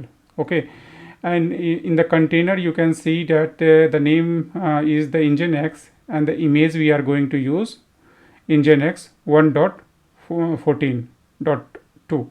so this all piece of code have been taken from the Kubernetes documentation itself. Okay, and let me show the service as well. Cat service.yaml file. So here you can see that we are using the selector. So this service will using the selector, this labels it run for the deployment, because the deployment also have the labels. So when we scale down the deployment or scale up, whatever the port we are increasing or decreasing in the deployment will be the part of the endpoint of the services all the time. So this we are demonstrating in my first video in a manual way, and this is the automated way. So let's me deploy the kubectl apply -f. Okay, apply -f and the deployment first. So it create the deployment. Okay, and after that I need to deploy the services. kubectl apply, the file name is services. Okay, so kubectl get deployment. So you will find that one deployment having the two replicas, and both of them are available, so you can verify it as well. kubectl get po, which is the short code of the pod, and both of them are running. So look into the service now. kubectl get, as we see the short code of the services. So you can find that one service gets created, and this is the default one. Okay, and here you can see the cluster IP.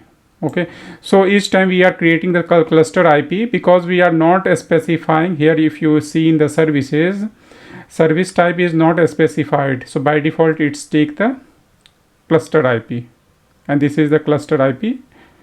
Okay, so and the port is 80. So we created the deployment and the services. Okay, now it's let's describe the service. kubectl describe SVC and the service.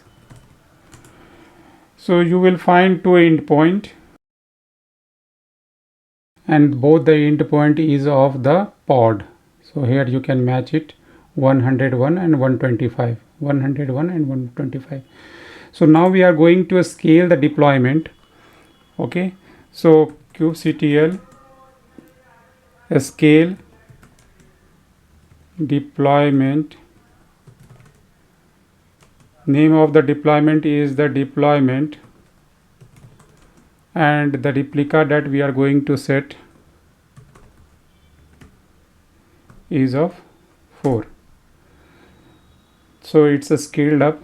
So if you see the endpoint at this point, or you can describe the services again, so you will find that the 3 is mentioned here, and one more. So we have 4 endpoint, because we currently have 4 pod. We scale from 2 to 4. kubectl get pod. So you will find it here, the 4th pod is running. Now if I scale down accordingly, you can find the 2 pod now available, and if you look into the services, you will find only 2 points. So you can understand this in an automated way. When the traffic is increasing, we are scaling up, and when traffic is going down, we scale down our endpoints, means the pod. Okay, where our applications is currently running. So if I run a new pod, suppose just name it as a demo pod having the same image. Okay, then that will be also the part of that particular service. Let me show you. Currently we have 2. Okay, let's create one more pod, kubectl, which is not the part of the deployment. kubectl run demo pod. This is the name of the pod. Image is equal to Nginx. Okay, and the label we are defining here is as the same label. Okay, app is equal to So this particular pod is created, kubectl get pod. You will find one demo pod which is currently running, which is not the part of the deployment. But if you see the services, kubectl get or describe it as we see service, you will find now 3 endpoint. Okay, so this is the first endpoint, after that second, and the third, this is the demo pod. Okay, one of them is the demo pod IP. So you can understand that demo pod is the part of now service endpoint. Why? Because we use the same selector here, because at the time of creation of the services we mention the selector to be used as the match label having this particular label. Okay, on that basis the service pick the node.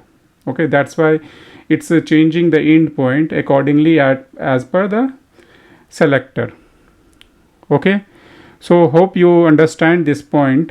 Okay, so now let me remove the deployment, kubectl delete deployment,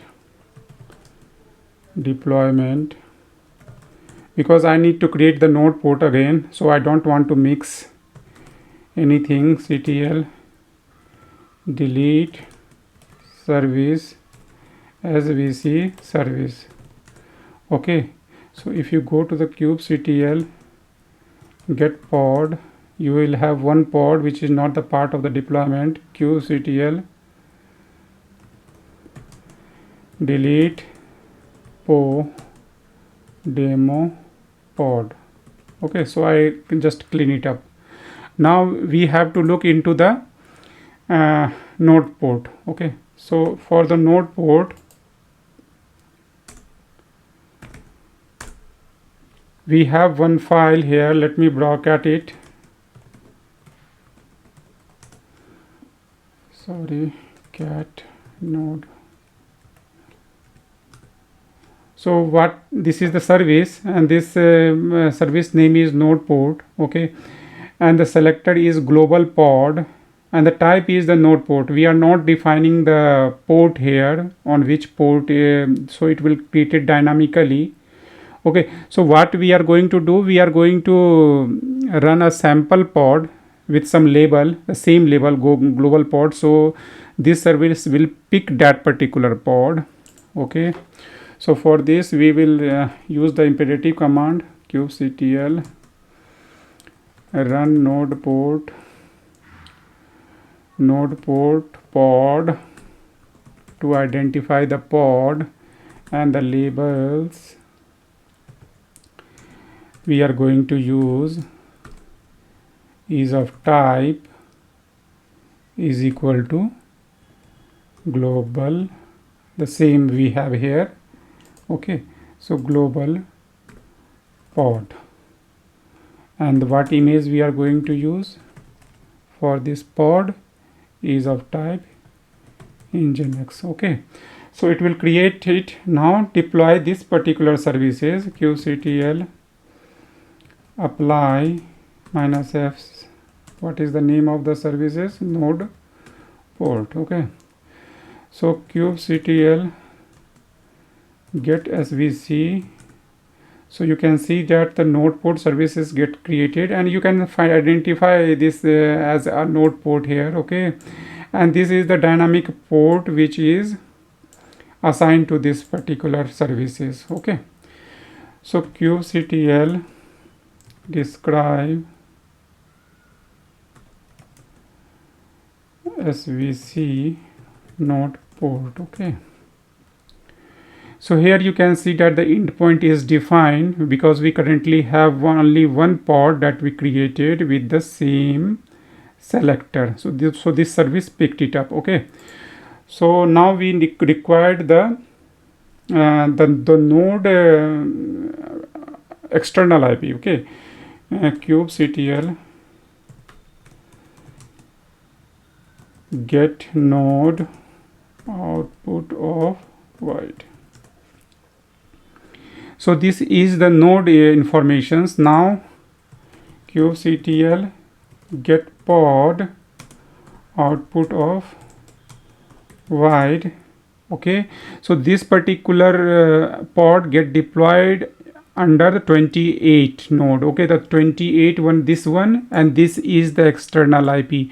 So first thing is that we will open a new tab here and paste it. Okay, after the colon we need to specify the port, node port. So how can we get it? This is the node port that we have to use.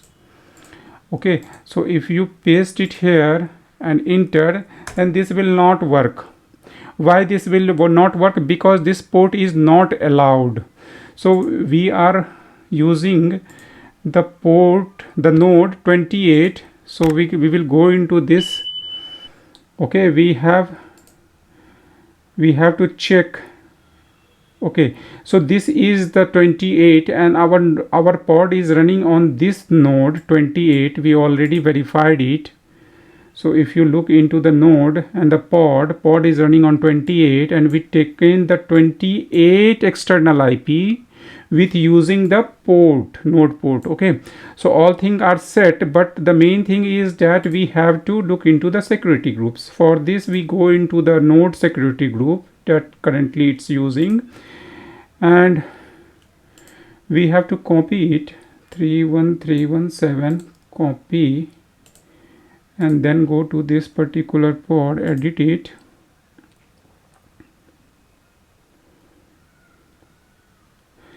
here add one custom TCP. Okay, this is fine, paste it here, and for all the cider block. Okay, and let's save it. So once it's saved, you can refresh it, and here you have the message of the welcome to Nginx. So you can see this is node port. Okay, so we use the external IP of the node outside the cluster and access it. So hope you got my point, that what I am just want to demonstrate you. Okay, so now this part is done. We demonstrated the cluster IP, we demonstrated the node port. Now it's time to look for the load balancer. Okay, so let me close it. Let me delete all the things. kubectl deployment, get deployment. We don't have any deployment for this. kubectl delete, and what pod is node port pod. Okay, so we deleted it, and we delete the services as well. kubectl delete svc, and what is the name of the service? It's node port. Okay, node port, that service will be deleted. Okay, so all things are clean up. Now what we are going to do, we are going to use the load balancer. Okay, for this we are going to create a deployment, but this time we are using the imperative way to make it faster. kubectl create deployment, sorry, created, not created, create deployment. Let's say the name of the deployment we are giving web app, and the image is Nginx. The port we are assigning as 80, and the replica, let's say it's have the replica of 2. Okay, let's create the deployment created. Now the deployment I created with the imperative way. Okay, so we have the 2 replica. Now I'm exposing this service with the services. Okay, using this deployment we will name it as the same, the service name will be the same, but this time the type will be the load balancer, and I am doing in an imperative way. kubectl, just to make it faster, expose, and you can feel it that what is going on, exposing the deployment. Okay, so it will pick all the labels internally. Okay, the name of the services is web app. Okay, and the port will be 80, and this is the main thing. The type we are assigning here is of load balancer.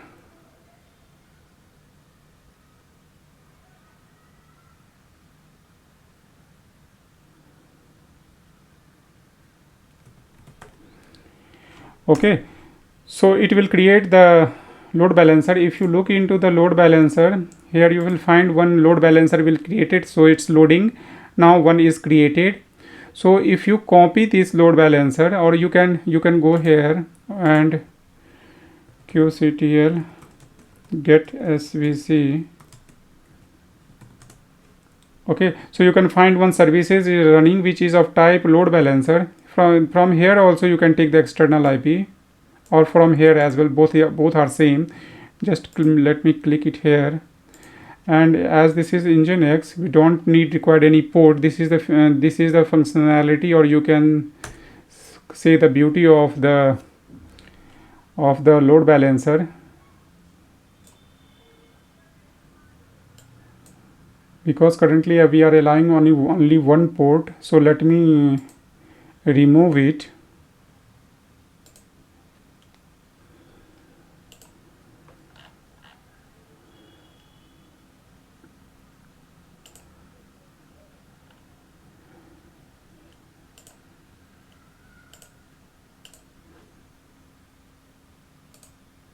So you can see that we getting the welcome to Nginx using the load balancer.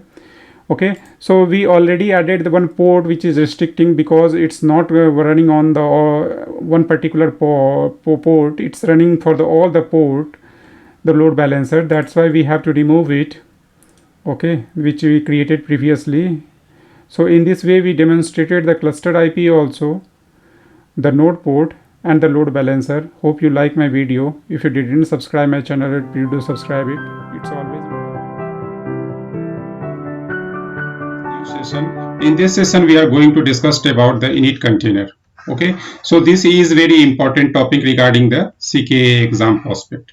So in this session, we are going to discuss about the init container, what is its importance, and what is the use cases for the CKA exam also.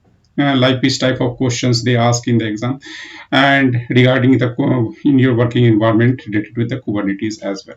Okay, so the overview of this session is that we are going to discuss about the init container in more details. Okay, and then the use cases and its behavior, definitely how it's behave in more details.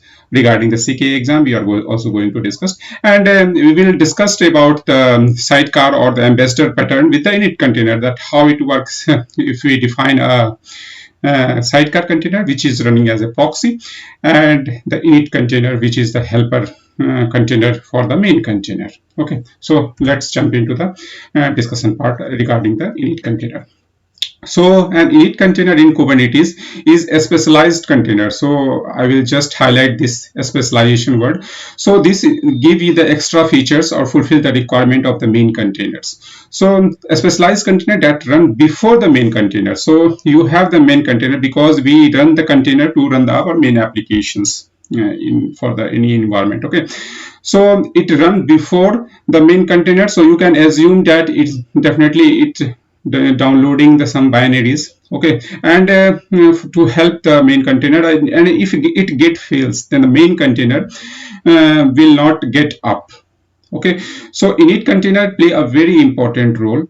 If you have any problem in the init container to not fulfill their activities or have some problem, then the main container will never get up. Okay, so init container can be used to perform the setup task. Like I mentioned, you want to do some copying the file, loading the environment variables, copying the files. Okay, this is the very important, and the loading of the environment variables. Like you have some environment variables for the connectivity with the SQL server or the Oracle server. So you have some environment variable that you need to define before running the main containers, or you are waiting for some services to get up. This is very important. Like you want your main container to be get ready before this service needs to be up and before the main container start. That's why the main container will when the main container will up, it will look for some service to already in the running stage. So these types of functionality is provided by the init container, because init container run before the main container. Okay, so you can see it's a tightly bonding between the main container and init container. So okay, the init container run to completions. Okay, init container will run and it will complete the activities, whatever task we assign to the init container. So when the init container run, it will get completed. Means the task will be either the copying of the file, doing the any setup related task, loading the environment variable, and it will complete. After that, the main container will deployed and it will up all the times so that you can access the main container. Okay, meaning that all the commands must exit before the next init container starts. So in that case, you can say that this is a sequential. Okay, the init container will go in a systematic order, and you can define multiple init container before the main container. So whatever the order you define in the specifications file, suppose you have 5 init container and 1 main container, then the 5 will run in a sequential order. If the first init container get failed, then the other will not get started.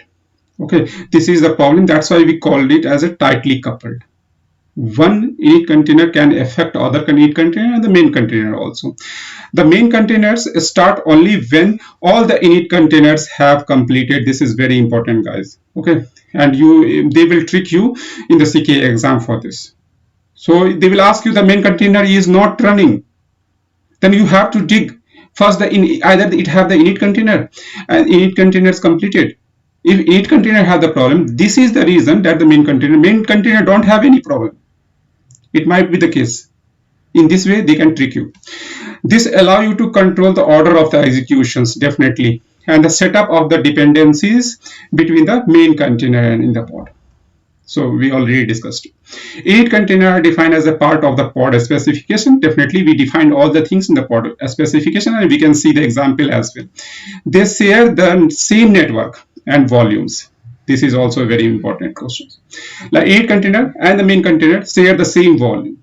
Okay, to just like if you see the example, you can understand it that the init container that have the something defined to just download it from the internet and put it in a place where the same main container also sharing the same volume, and the main container which is sharing the same volume is able to find that particular things and used in the applications. Okay, so I think these points are also clear. This is the example of the init container. In this, you can see that the pod has the 2 init containers. Okay, init container 1 here, and which using the busy box, and this particular shell script that outputs hello from the init container 1. Okay, so you can assume that and it sleep for the 10 seconds. Okay, so you can see that it's loading some binaries here, not just putting the messages, and after the loading the binaries, it's say that I completed my task. And the same goes for the init container 2, which also using the busy box download some binary. After that there is a message and it's also get completed. After that, this main container have some dependency on both the init container, main container 1 and 2, both. Okay, so it start running and using the whatever they downloaded in the shared volumes, and they can use it accordingly. I use the messages, but you can assume that it's doing the actual task. Okay, so this is the example of the init container for understanding, and we will use the same example for the demonstration as well. Okay, if you talk about the use cases for the init container, init container Kubernetes can be used in varieties of ways. Here are a few use cases we are going to discuss. Like the configuration setup. Init container can be used to copy configuration file. We already discussed, just set the environment variables and perform other tasks required for the main container applications. We already discussed in detail. Okay, wait for dependency. Init container can be used to wait for other services. This is very important. Like if your main application is want to use some services, then the init container will give a flag. Okay, the service is running properly. Now the main container is ready to start, or the resources to come available before the main container start. For example, waiting for the database, like I also mentioned, and the network connections is also like your in container you want to use some services, and the services has several endpoints. So it looking for those services to be get started before the main container get up, because that is the main container. Okay, data loading. Each container can be used to data load into the shared volume. We already discussed this. Okay, this is the use cases. This can be helpful for the applications to require a large amount of data to be loaded before they start. Environment variable setup, this is also like if you have the environment variable and you are looking for some values, that environment variable should be assigned with some values, so that the main container will use it.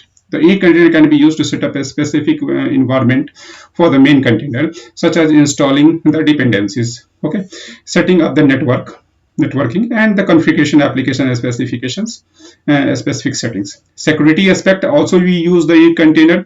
Okay, we want to configure all the security related aspects. These are the few examples, and there are many more. It's depend upon your use cases. Okay, so you can use these types of things for the init container. Okay, regarding the init container and ambassador container, as I already mentioned, we are going to discuss it. This is the tightly coupled and this is the loosely coupled. It's goes into the serial order. Okay, but it's run in the parallel.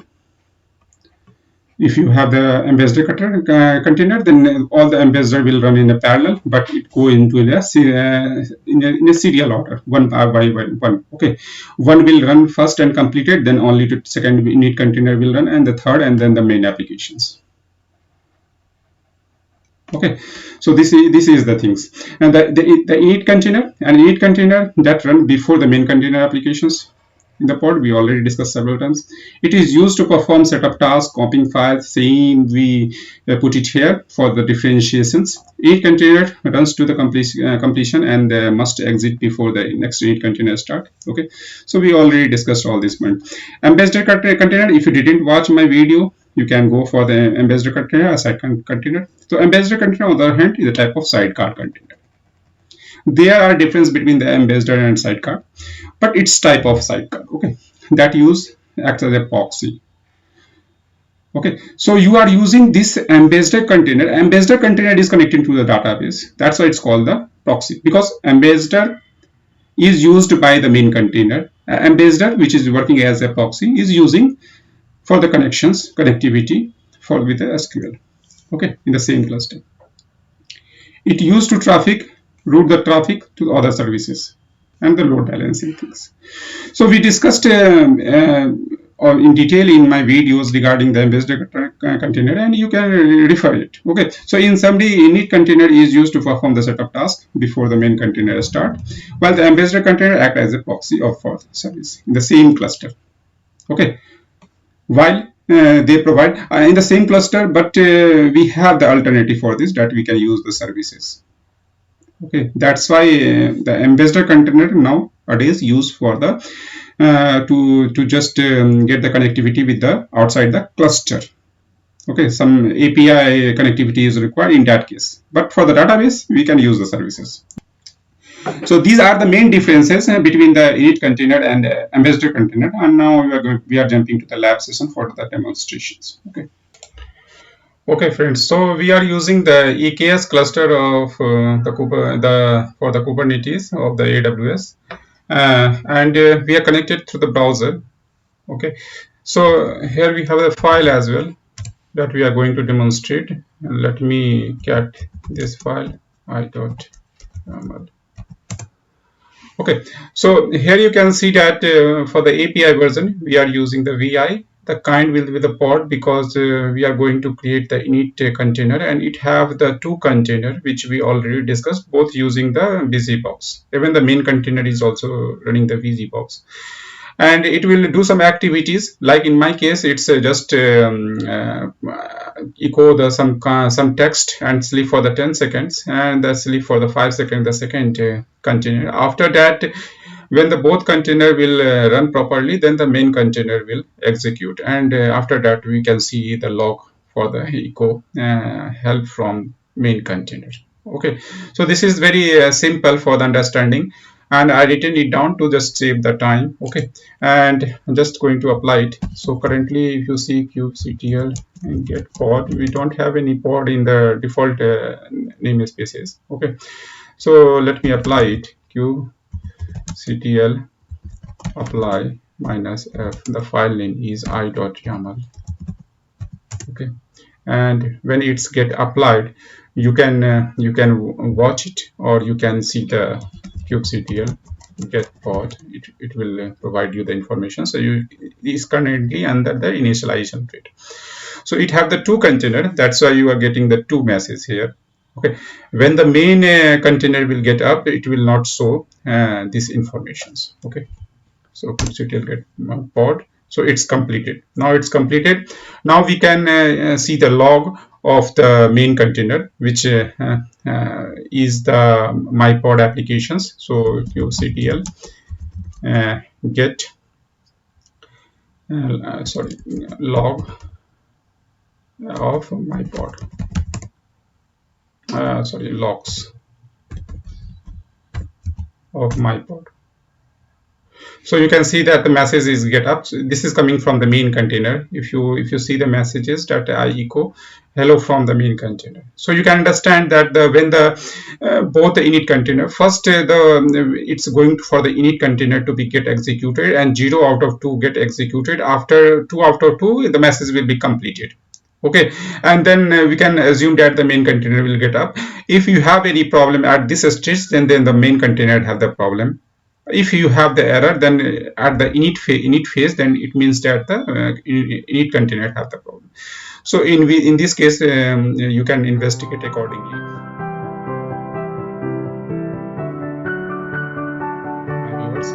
So in this particular session, we are going to see about the Kubernetes ambassador design pattern, and as well as the sidecar pattern. And both of them are very important as far as the CKA exam perspective. So we are going to look into the details about it, and which type of questions they ask for the CKA exam related with the ambassador and the sidecar design pattern. So we are going to see in more details. So now, what is the agenda of this particular sessions? We are going to discuss about the ambassador design pattern and the sidecar design pattern. We are going also to see what is the use cases and where we are going to implement it, and which of them are most important, and what is the possibility of asking the questions for the sidecar pattern or ambassador design pattern. So if you compare both of them, ambassador and the sidecar pattern, so ambassador, what is the functionality we are using for the ambassador sidecar pattern is outside the Kubernetes cluster. Okay, so we are going to see in more details, and which type of questions they will ask regarding the CKA exam for the both the subject, like ambassador and the sidecar. We are going to look into the details. So ambassador design patterns, it is used in designing a multi-container pod. Obviously, because in the ambassador we have the main container, you can say, and the ambassador which are supporting at the time of creating the pod following the architectural principles. So you have to define all these things before creating the pod. So you have to understand the principles, okay, why you are going to use the ambassador pattern with the main container. So first container will be the main container. Okay, when we say the two containers, multi-container pod, one is the ambassador and one is the main container. So it doesn't mean that we have to put the main container at the beginning, okay, and then the ambassador container. It both run in the parallel. It's not like the init container. The init, in the case of init container, the init container will run first, okay, and in case of any problem with the init container, the main container will never get up. Okay, so in that case you will find that the pod is not in the running stage. Sometimes the main container might have the access to the external services communicating with them. So what this line says about the ambassador design pattern, why we are going to use it, because we have to access some external services which is not in the Kubernetes cluster. Like you are going to access some external API which is not the part of the Kubernetes cluster. At the time of communications, you are using a helper container that is known as the ambassador container, and the main container will always know about there is some helper container that is helping and interacting with the external services like API. Okay, so in this example we have the main application, okay, which is interacting with the SQL database living outside of our pod. Okay, so you need to reach to the database to retrieve the data from it. In that case, you place a ambassador pattern which will interact with the SQL database and which will work as a proxy. Okay, so main container will always interact with the ambassador, and ambassador will interact with the RDS instance which is outside the Kubernetes cluster. Okay, so main container always know that there is some helper container like ambassador container, but in the sidecar the main container will don't know anything about the sidecar container. Sidecar container runs separately. So these are the differences between the ambassador and the helper, the main container and the ambassador know, the main container know about the ambassador. So there is a tightly coupled. Okay, so you can see that both are dependent, both are using each other informations. But in the case of sidecar, the main container will not get disturbed in case of the sidecar container will not respond properly. Okay, but in case of ambassador, which is as for example we are using the proxy which connecting with the RDS instance of the SQL. So if the proxy is not working, the main container which interacting with the proxies will not able to get that data. So you can say this is a tightly coupled, and that one is the loosely coupled. So ambassador container is fine, but only if the external API is not living in the same Kubernetes cluster. This is very important. So when you are accessing some services which is inside the Kubernetes cluster, then you can use the services. Okay, but some of the services which you want to access for the external API, in that case the ambassador design pattern is very useful. So ambassador proxy is not limited to the SQL proxy. So this is just for example, but you can use the ambassador design pattern for different use cases. We are discussing the SQL proxy because this is very easily understandable that how we can implement the ambassador design pattern in our definition file. Okay, both are the plain. So in this case, you can say that this is the pod. Okay, and just we name it as an nginx with ambassador. Okay, and this is the you can say the ambassador, and this is the main container. So for example, I take in the nginx latest, but this is your Docker images which have the interaction with the this particular ambassador design pattern. So this is the image provided by the developer which have the connectivity with the MySQL, which is using as a used as a SQL proxy. Okay, so you understand these all things. Like in the environment variable, we are using the RDS instance of the MySQL, which is running at the Amazon, which is the external entity. So we are using it as a proxy, SQL proxy, and the developer will provide the image which have the connectivity with this particular proxy. Okay. Now the sidecar. So I already give you a brief. Some brief about the sidecar. So this is a loosely coupled. So this is also a multi-container, but the main container don't get affected if something happen with the sidecar, because it's always used for some types of use cases like for logging. Okay, transferring the log informations to the external sources. Okay, so the main container Okay, the main container which is also get deployed as a parallel. So in init container it's a sequential something sequential, and in the for the sidecar or ambassador it's parallel. So at a time the main container will also get created and the sidecar or the ambassador container also get created. The sidecar design pattern is an extremely useful one. So if you get the questions, then that will be related with the sidecar in most of the cases. It is good for when you want to extend the feature of the main container, like the main container is generating the log, but now you want some external features that logs to needs to be transferred to some other locations. In that case you will place a sidecar which is using the same volume as the main container, and it will transfer the logs informations to the some external. So main container will not know about there is some sidecar, so there is a loosely coupled, you can say. Think of a sidecar container as the extension or a helper for your main container. So this is something extension which enhance the feature of the main container. Okay, its main purpose is to extend the main container to bring it to the new feature, but without changing anything about it. So main container don't know anything, and we are not going to change. We are not changing anything for the main container. But in the case of ambassador, it's a tightly coupled, because main container is using the SQL proxies to access the database, which is at the external end. So unlike the main ambassador design pattern, the main container may not even be aware of the presence of a sidecar. So I already mentioned this thing several times. Okay. So sidecar, just like the ambassador design pattern, the sidecar design patterns makes use of at least two containers. So it's a obvious things, the multi-container pod. So main container, but you can place main container at the beginning also or after the sidecar, so it doesn't matter, both run in the parallelly.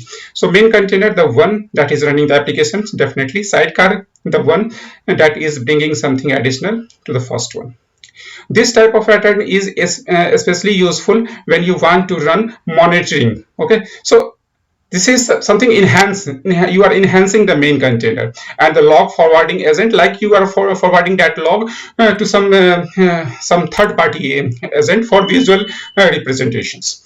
Three things to understand when you want to build a sidecar that is going to forward your log to another locations. You must locate the directory, so you are using the same volume. Okay, so I'm going to give you the example of this so you have a better understanding. The main container volume that you are using the same volume for the sidecar as well. Okay, you must create the volume to make the directory accessible to log forwarding sidecar. As I already mentioned, you must launch the sidecar container with a proper configuration. Definitely in the schema of specification file you have to mention all these things, then they will do the proper work, what desired work what you want to perform. Okay, so for the example, you can see that this is an example of the YAML configuration file of the sidecar pattern. It defines a main applications container which writes the current date to log a file for every 5 seconds. Okay, the sidecar container is nginx serving that log file. Okay, so we are using the nginx for the sidecar. So this is the main container, this is the nginx, which is a sidecar container, this is the main container. Okay, so in practice your sidecar is likely to be a log collections container that upload to the external storage. So you can apply this by kubectl apply using the file sidecar.yaml file. Okay, once the pod is running, you can go into that particular pod that you created with the pod with the sidecar with interactive bash command, and then you install the curl, and then you can use the app.txt by using the localhost :80 port to view the log informations in the browser. Okay, so you can see that we created with the pod with sidecar here, and we created the volume, create a volume called shared logs that the app and sidecar shares. So we are using the same volume, and this is obvious because we are logging, transferring the same logs whatever the written by the main applications. So in the sidecar pattern, there is a main applications container and a sidecar container. So there is two container, you can say, main and the sidecar. Okay. In the main, it's a simple applications, write the current date to the log file every 5 seconds. For this we are using the Alpine is a simple Linux OS images, and it's writing the log informations every 5 seconds. We mounted the pods shared log into the app, the main container. The app writes the log at that particular places. So mount volume, we attach it here. Okay. For the sidecar, the simple sidecar display logs files using the Nginx. In reality, this sidecar would be a custom image. So we are just for demonstrations. For we will use the custom images for the sidecar, which which will do our desired expectations work. Okay. That uploads the log to the third party or storage services. For that we are using the Nginx, the version, the tag we are using 1.7.9 just for the demonstrations, and the container port is 80. It's mount the pod shared log file into the sidecar container. In this case, Nginx will serve the files in this directly. So you can see that we are using the same volumes informations here. So this is the beauty of the sidecar, which enhance the features of the main container. You will definitely get questions related with the sidecar. The ambassador pattern, they will that is not so important as per the CKA exam perspective, but you should have the information. So, and you also know what is the difference between the ambassador and what is the sidecar pattern, and when we are going to use it. Who is that? Who have the tightly coupled bonding and the loosely coupled bonding? Is multiple scheduler, and it's also called as the custom scheduler. So in this particular session, we will going to cover regarding what is the multiple, or you can say the custom scheduler, and how to create it, why it is required to create it, and what is the benefits of this custom scheduler. So regarding the custom scheduler, we are going to some important topics. This is related with the CKA certification exam. So as you know that the Kubernetes is the highly extensible, and you can write your own Kubernetes scheduler program as well. You can package it, deploy it as a default scheduler or as an additional scheduler in the Kubernetes cluster. That way, all of the other applications can go through the default scheduler. However, one specific applications can use your custom scheduler, that is that you created for your business need and requirement. Your Kubernetes cluster have the multiple scheduler at the same time. So at the same time, you have the default scheduler also, or the custom scheduler, which is required for some of the applications which suits your business needs. So Kubernetes, as you know that the Kubernetes sits with the default scheduler.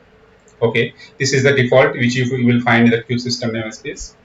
Uh, if default scheduler does not suits your need, and you now need to modify the default scheduler in your way, in the custom way, you can implement your own scheduler as well. So multiple scheduler can run simultaneously alongside the default scheduler. This default scheduler is also running, which listening all the definitions files which don't have a specification regarding the which scheduler to be picked. So by default, the default one will be picked. But if you define in the pod definitions file and put there the scheduler name with your default custom scheduler name, it will picked by the default custom scheduler name. So we can instruct the Kubernetes what scheduler to use for each of your pod in the definitions file, which I already mentioned. In the pod definitions file, add a new field. When you're creating and trying to use the custom scheduler, at that time in the pod definition file, you have to add a new field called scheduler name. Scheduler name colon the default scheduler name. You have to specify the custom scheduler name there. This way, when the pod is get created, the right scheduler will pick it up and schedule it. So we need to define a certain, you can say the port number also. So I will, in the hands-on, I will going to guide you how you can opt the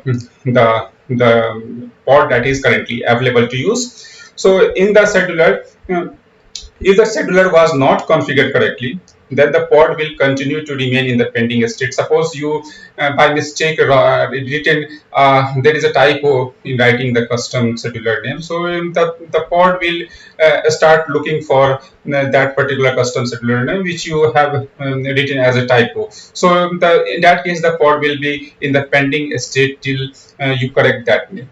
So if multiple copies of the same scheduler are running on a different nodes, only one can be active at a time. So like in the example, you have the default scheduler, you have the custom scheduler, and you created such different types of custom scheduler, but there will be only one leader which will listen all the things, which do, all the definitions file, or monitoring, keep on monitoring all the definitions file which don't have the scheduler name available. So then that is the a good candidate for the default scheduler. So that's where the leader elect options help in choosing a leader who will lead the scheduling activities. So basically the custom scheduler we are going to create in the hands-on is for a particular scenario, your business needs that you don't want this particular applications to be created by the default scheduler. You want some custom scheduler. So for this purpose, you are going to create a multiple scheduler or the custom scheduler.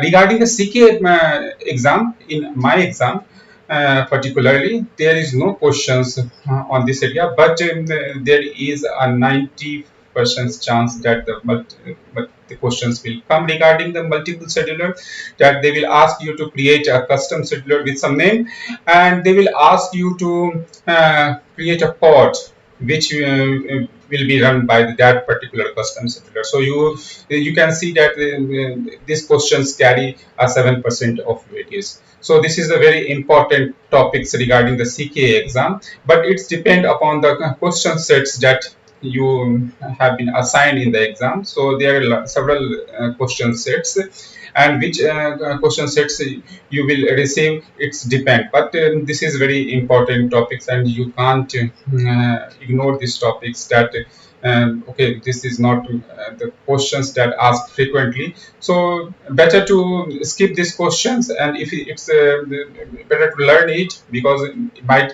come to in the exam. So better to have a better understanding because this is a very easy topic, and if you have to score in CKA exam, then you should have the understanding of the multiple schedule. So now I'm jumping to the lab session because this is the theoretical aspects, and when we do the some lab session on this, you have a clear understanding. I am jumping to the lab session, and if you guys didn't subscribe me yet, then please do subscribe it, share it with your friends as well. And now I'm jumping to the lab session. Okay, friends, let's monitor the environment first. QCTL and Cube system namespace get port. So we are going to create a custom scheduler. So it will be also a static pod, you can say. So you can see that the all the cluster core component like etcd, the Cube API, the Cube controller manager, and the Cube scheduler is a static pod. So we are going to create a static pod, but this is for the Cube scheduler, and we will name it uh, as my scheduler, for example.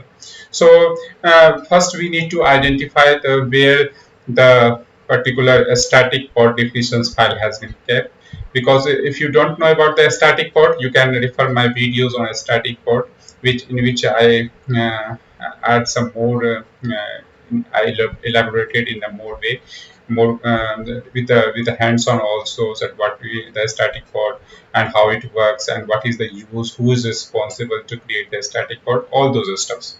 So now I am going to run some command to just identify where is the static pod definition file has been kept for the core components. So ps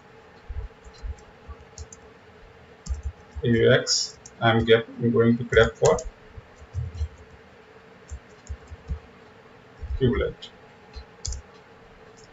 So here you will find all the informations, but I'm basically concerned about this configurations file. So I'm going to copy it because this particular configuration file keep the informations regarding the static pod definitions file locations. So let's clear the screen, cat this file, and I am going to grep it for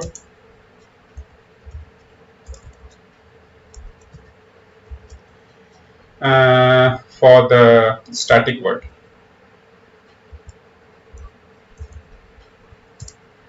So you can see that I have the locations now for the static pod definitions file, which is under etcd Kubernetes manifest. So this is the default path.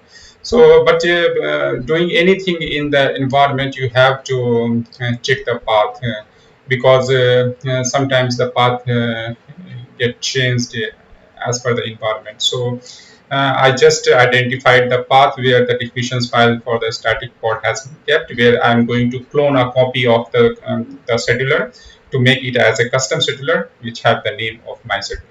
So before doing and jumping to the creations, I'm just fetch one port which is available to use. So for this, you can use the command uh, netstat natulp and grep for any port. Means, for example, sorry, I'm looking for the that we can use this particular port. This is the example. You can check any of the port. So it's returned nothing. So it means that this port is available to use. So I'm going to use 10282. In this way, you can check which port to use, which is available.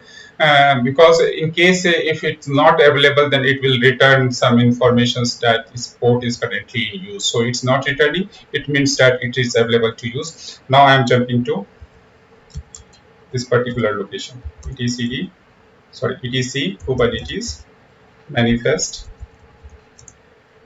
uh, sorry, manifest ls. So you can find all the definitions file here, but I'm going to copy. I'm mainly concerned about the creating the custom scheduler for the cube scheduler. So I'm going to copy it, and we had a different name, cube scheduler, my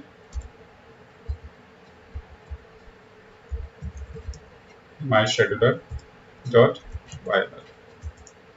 Okay, now I'm going to edit it, my scheduler. So here you can see that this is the clone copy of our main scheduler. So I'm going into inside mode to do the changes as per our need. So we will change the name to my scheduler. Okay, this will also be a part of namespace cube system. You don't have to change anything on it.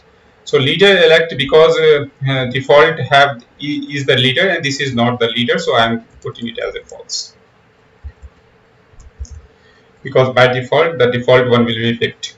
And the port, as I already mentioned, I am going to use 10282 because this is free. I already checked it. And the same we have to modify here as well. So let's do the changes. 282 for the health monitoring for the local host. We are going to change it here as well.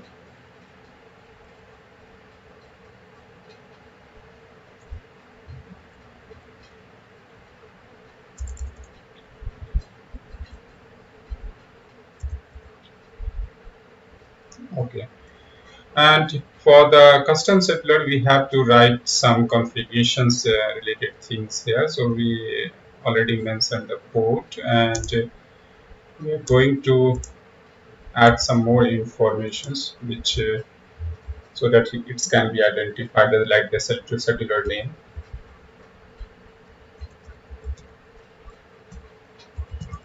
which is the my scheduler.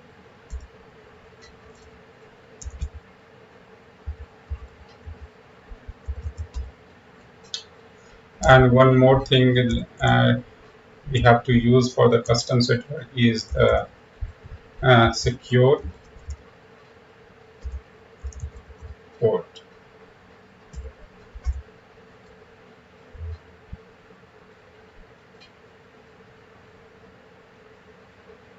So that's it. I did all the changes. Let me verify it as well. So I'm going to save it. Okay, so now I did all the changes, and I'm going to save these particular things, and after that I'm going to monitor the status of the custom scheduler. So I'm going to run a command kubectl, going for the namespace kube system, and get pod. So here you can see that the my scheduler is also as a static pod. It's already get created here. So and it's running fine. So it's ready to use. So I'm going to create a definitions file for the pod, and in which I am going to use my scheduler uh, my scheduler custom my scheduler. So it will and we can see the event also after that it's picking or running, the pod is running on that particular scheduler by using that particular scheduler or not. So for this, let's clear the screen first. So this is my locations currently, and what in this particular session I am going to do, I'm creating a definitions file in this particular locations. And can you please tell me, if I create a definitions file on this particular locations, then what is the impact? Either it will be picked by the custom scheduler or not. So I'm giving you 10 seconds, and you can you please think on it.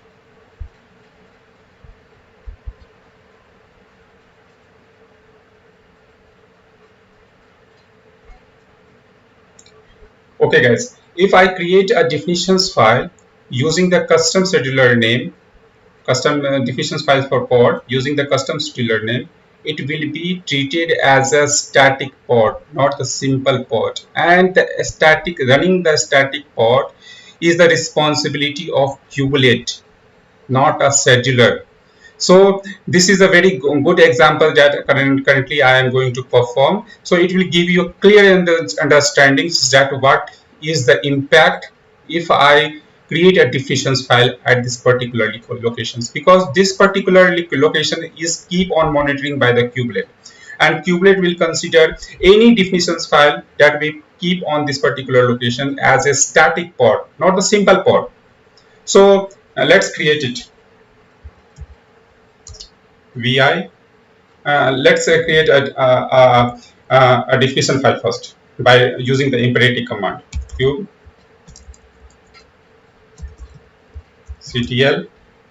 run. Any examples, like you can say that the example pod, and this will use image is equal to nginx, and dry run is equal to client output in a YAML format. So this will give you a definitions file. I'm going to copy it from, so that I can just paste it. Vi and pod. simple. But I am keeping this definitions file in the static for at the place where we have the static for definitions file. So this things to be noted, and you have to be very careful on this. So I'm going to modify it, and here I'm going to use the custom scheduler, but it will be run by the kubelet, not by the custom scheduler, because the definitions file is we are keeping at the locations where we are keeping, we will have the static definitions file. So it's always run by the kubelet. I'm just going to show you.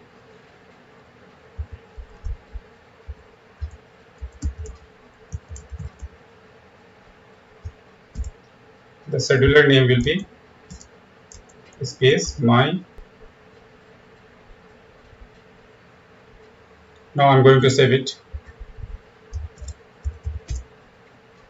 Now monitor the port, kubectl get port.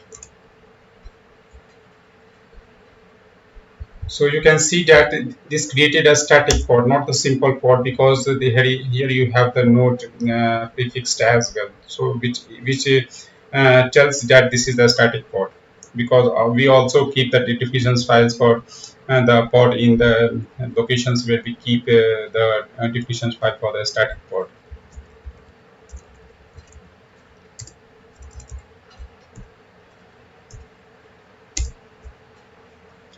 So you can see that this is a static port. Let's describe it. kubectl describe port example. So here you can see that this is running by the kubelet, not by our custom scheduler, because this is the responsibility of kubelet to run the static pod. Now how we can we did it wrong. We have to keep the definitions file at different places. So how we can run a simple pod by using the my scheduler? So you have to keep the definitions file at some other places, or you can do it in this way. Like just run it, just apply this particular definitions files again. kubectl apply -f pod, and this will create a simple pod. Not so you have with our definitions file, the kubelet run, kubelet monitor the locations and created a static pod, and this is the thing that you are running manually. So when you are doing the things using the command, you it will invoke the API of the Kube API, and it will process accordingly. It's pass the informations to the kube scheduler, and on all the things. Then the kube scheduler pass the informations to the Kube API. It will inform the kubelet. Kubelet will assign a container. So in the same process, that by default the same process.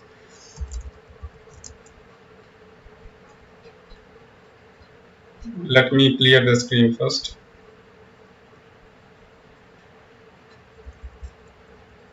Let me clear the screen.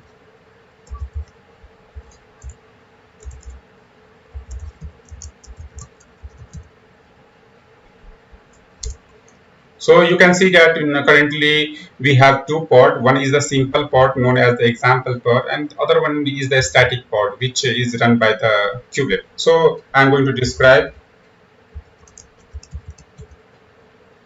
pod, example pod,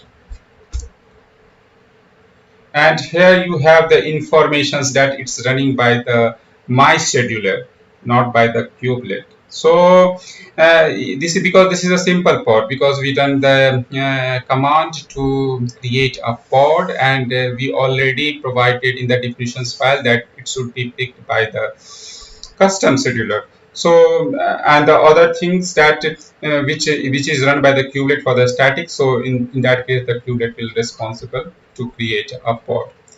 You can monitor in the several way. Like, let's clear the screen.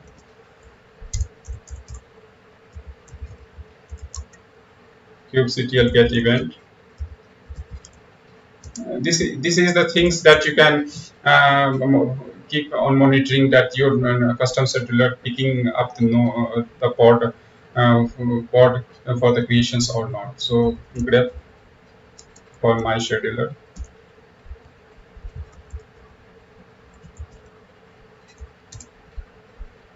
and it's not returning because there is nothing in the event. So we can see the log of the my scheduler also, like kubectl,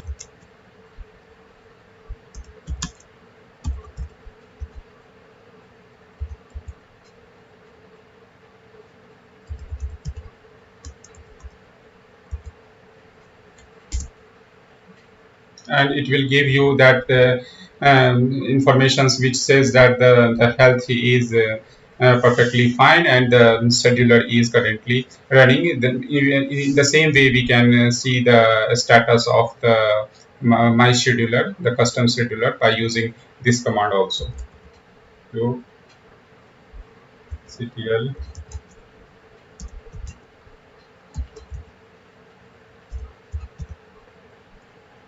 cube system get pod. So my scheduler is running perfectly fine, and it's working on the definitions file and trying to assign a particular pod on the basis of the scheduler custom scheduler we provided the information in the definitions file. So if you guys come with a new sessions for the config maps. This is also a very important topics for the CKA exam, and they will not ask you a direct question on the config map. There is something related with the pod, there is something related with the deployments, replica sets. So they will use two or three objects with the config maps to just complete the question part. So what is the config map we are going to look into these particular sessions? It's basically used to store non-confidential data centrally. So not a confidential but a non-confidential that if anyone can have a look, there is no confidentially data behind it. So that is the open for the public. So these types of informations we store it in central locations from where the different types of objects can access it. So this is the overview session for this, and what we are going to cover in this particular sessions, we are going to discuss about this in particular slide. So what is the config map? We are going to look into it, how we to create it, and how to use the config map in the pod creation. So we are taking a single example of the pod creations, how we can use the config map, and definitely some tips and tricks if it's involved with the CKA exams. We will discuss it as well in these particular sessions. So now coming back to the config map, what is it and why it required? So a config map is an API object, like we have the pod, replica set objects. So all are the API objects used to store a non-confidential data that I already discussed. For confidential data, you can use the secret objects.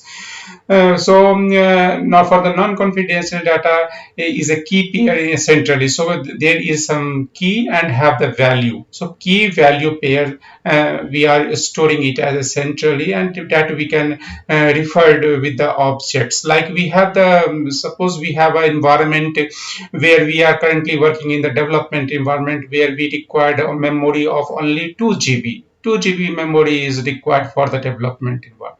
But when the same pod will go to the productions, the memory will be might be the 8 GB. So you don't need to require to change the manifest file for the pod. There is only required to change the config map, which is treated as an environment variables. So the environment variable which is stored centrally, and you can change it accordingly. So in the environment variables, the variable configurations that you placed centrally is referred by the objects, and so you don't need to change the object manifest. You have to do a modification in the environment variables to just bring into just reflect those changes. So pods can consume config map as environment variables, as I'm already mentioned, command line argument, or as a configurations map as a volume. So you can store it in a particular locations. You mount with a volume, and then you can refer the particular path, the mount path, so that when the pod gets created, the container is get created, you have all the informations, whatever is stored in the file, literal values or directory, that informations you can store in a local container, and you can use it accordingly. So whenever there is a change in the environment variable, the changes will reflect into that particular container. And I'm going to demonstrate in the lab session this particular point as well. So a config map allow you to decouple the environment, a specific environment. Decoupling means the currently you are working in the development environment, and after the finishing all the development, you can move that particular thing into production. So you don't have to change in the manifest file. You have to change in the environment variable for the production. So that's the same manifest file for the object will run for the development environment also, and for the production environment also. Or you have within the between there is a staging environment, the staging environment, the UAT environment, the pre-production environment, whatever you can say in your current working environment. So you can say that the same manifest file will work for all, because you have the different environment variable setup for that particular functionalities, or you can say the environment properties. So config map does not provide secrecy or encryption. So as I told you that this is the non-confidential, this is the used to store the non-confidential data, not the confidential ones. That is open for the public, means any user can see the property. Okay, the memory required is this much. This is the URL of the dev. This is the URL of the production. This is the URL of the UAT, whatever it is. So if the data you want to store as a confidential, use secret rather than the config map. Definitely, if you have to hide some or you want to use some credentials types of thing, like the password for the services, password for the database, any types that is you want to keep as a confidentials, you can use the secrets, not the config map. Or use additional third party. The third party tools, like the you can use the AWS secrets things. You can use the Terraform related things. There are several secrets services provided by the several cloud provider, and you can use it. So in that tools will keep your data private. So this is something you can consider as a use case. So we have a development environment and the production environment. Like for the app dot environment, I provided this is the first configuration map. This is the second configuration map. So whenever the pod get deployed, it's identified that in which environment it's going to deploy. So if it's identified as a development, this particular environment variable come into the picture for to replicate all these things. And when the pod get deployed into the production environment, when the app.environment comes as a prod, it will set the memory and the URL accordingly. So you can see that we are not changing anything in the manifest file. We are changing in the environment file, environment variable file, that is considered, and that is placed on the remote locations and in the central locations, where from where we can fetch that particular environment related values. So how we can define a config map? So you can write a command like a kubectl create config map, or you can write it as a kubectl create CM. C for config and M for map is the short names, and then we have the name of the config map, and then data source. Data source may be the from literal values, from file, from directories, whatever it is. So you can define through the literal value. If you are not confirm about or you have the very less property that you need to define, or if you have several properties like more than 100 properties, just write in a file and just use it as a config map. So there, and whenever you want to change it, you just need to change into the config map file, and the same changes will reflect for the particular pods if they have the linking or they are utilizing that particular config maps. So this is the example to use the config maps in the pod. So you can see the API version VI, that is we are using for the pod, and the metadata is my pod. The name of the, this is the name of the pod. You already know that. If you don't have any information regarding how to create the pod, you can refer my previous sessions on the pods, the simple pod sessions that I already uploaded on the YouTube. And the container is this is the name of the container, my pod. You have to be very specific about the alignment of the text, otherwise it will complain. The mount value, this is what we are talking about in the few minutes back, that you can allocate, means you can do a bounding types of things, the mounting of path. So this is the path of the container where you have all the environment related values will be saved from the my config map. So this is a volume which utilizing the config maps, and this is going to be placed on a particular location. So in the hands-on, we are going to clear all these things, how we will create a pod and how to utilize that particular config maps that we already created. So we are going to look into this. So this is some commands that I listed here. The kubectl create a config map. The name of the config map is my config map. This is the my config map because we are going to use it. From literals, if you don't have many values, you can define it in the similar way, like app.memory is equal to 1000, and it will get saved into this particular locations when the pods container gets created.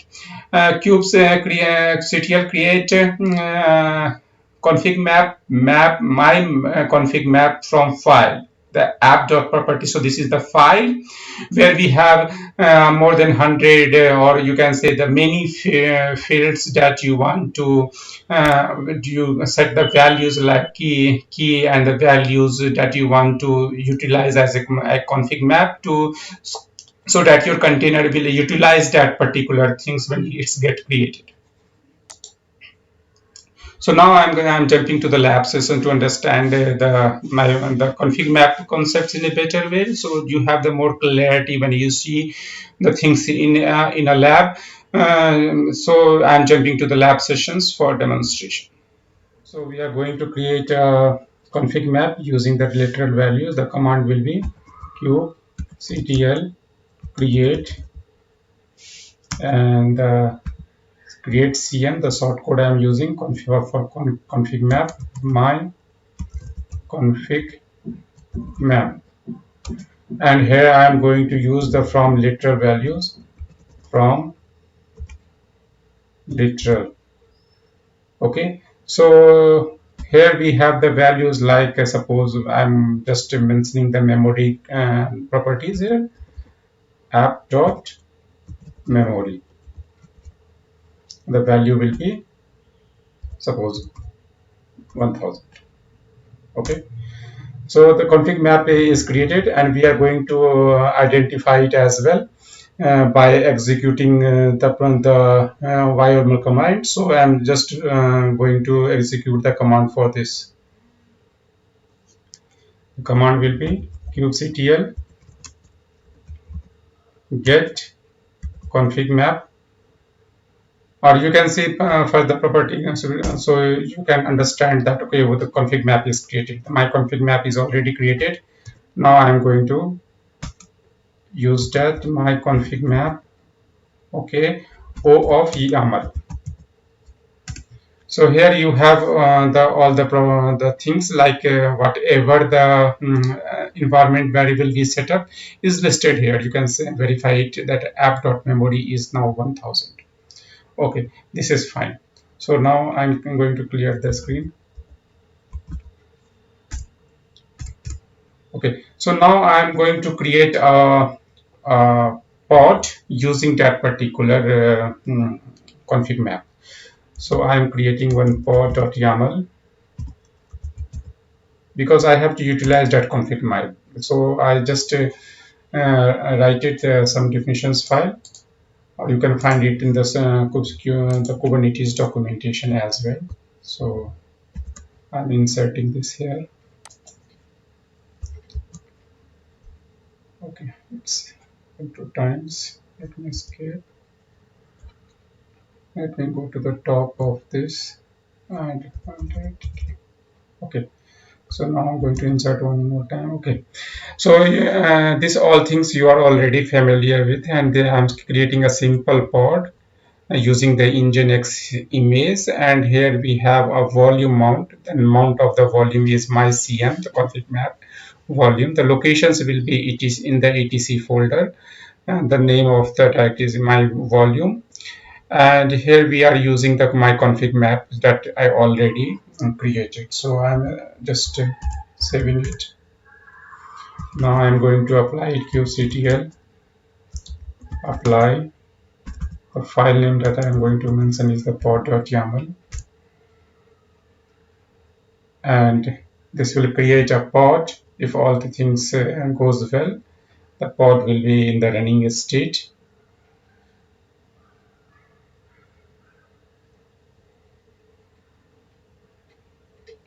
Okay, so pod is already created. Now we have to look into the pod status. Kubectl get pod.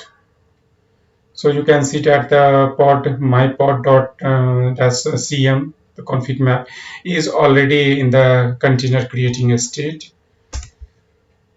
So we have to wait for some times to have the status in the running. Then we will see the definitions, the descriptions for that particular pod that is created. Okay, it's in the running state. kubectl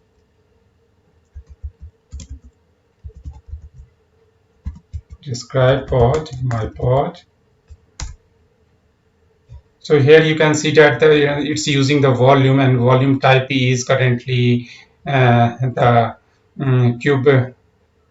It's a config map that it's using. So all the things looks good, but we need to see the etc on the mount path also. So for this we are going to log in into that particular container as well. So let's clear the screen first.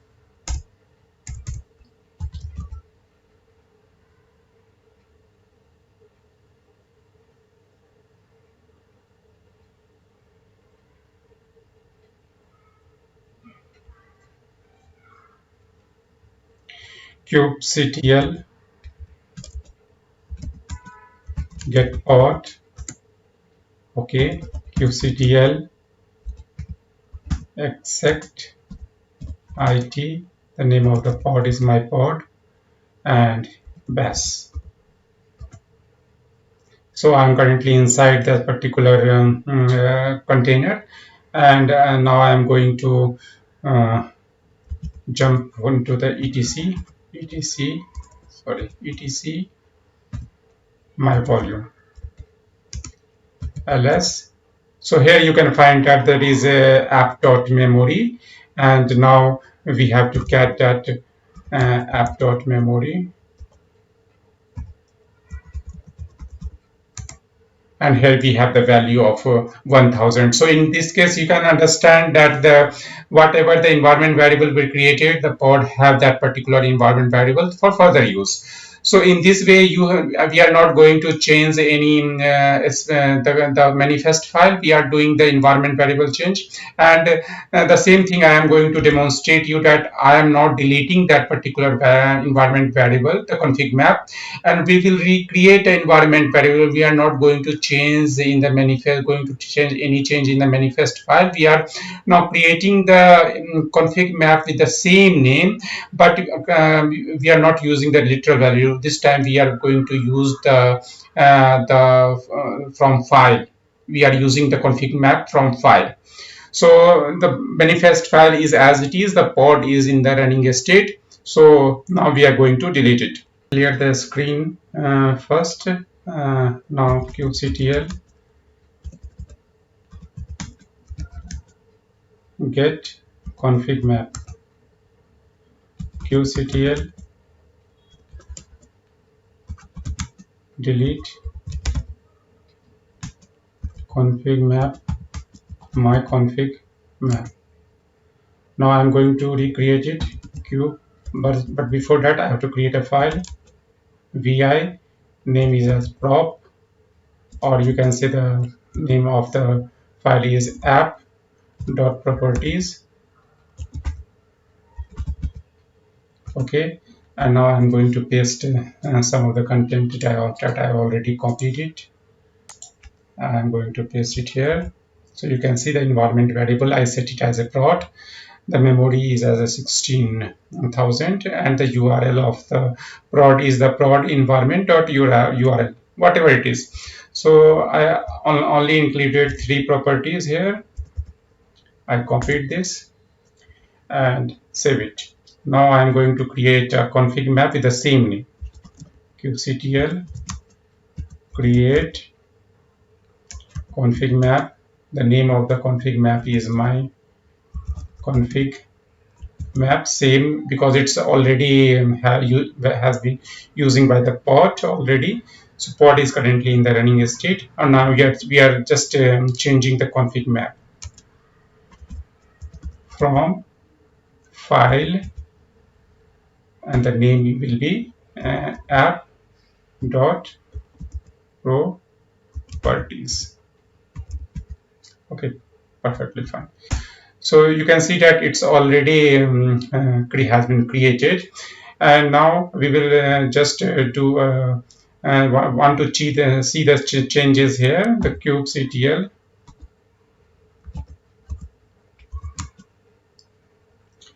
get config map my config map of YAML, just to verify the things. So you can see that all the data from the file has been read, and it's showing all the properties perfectly fine. Now clear the screen. Okay, so now I'm want to see the status of the pod, it's running or not. kubectl get pod, so it's in running state. We want to go inside that particular container. kubectl exec the name of the pod, my pod, and the pass command. So we are inside it. Now we are going to see the et etc, and the name of the volume is my volume ls. So here you can see that the app.properties file is present here. Because the pod is currently in the running state, we didn't change anything in the manifest file. We changed in the config map because this is the environment variable. So pod is running and they're reflecting the changes accordingly for the config map changes. So I'm doing the cat on that particular file to see my changes. And here it is. So you have all the changes in the running pod. So this is the advantage of the config map, that the variables is located centrally, and the same changes is reflected as soon as you do a modification in the config map. So for the confidential related things, we have to use the secrets, and in the next session we are going to look into that as well, for the secrets related things, how we can store it, and which types of values is best to store for the secrets, because this is not environment related and the memory related things. We can't store as secrets. There's the things that is related with the confidentiality, like the part of password, the credentials of the database, or anything that you have to store it as a confidential, so you can store it in secrets. This new session of Kubernetes secrets. In the previous video, we discussed about the kube config, in which we stored non-confidential data centrally but this is the secrets where we are used to store confidential data centrally. So in this session, we are mainly concerned about the secrets, how to store the secret, how to create the secrets, means the storing of the secrets with some values, and how to use it in a pod. So we are going to discuss in this session about the secret, what is secrets, how to create it. So the how many ways in which we use to create the secrets, how to use the secrets as well, and some important topics regarding the CKA certification exam. So regarding the secrets in the CKA, they will not ask questions directly to you.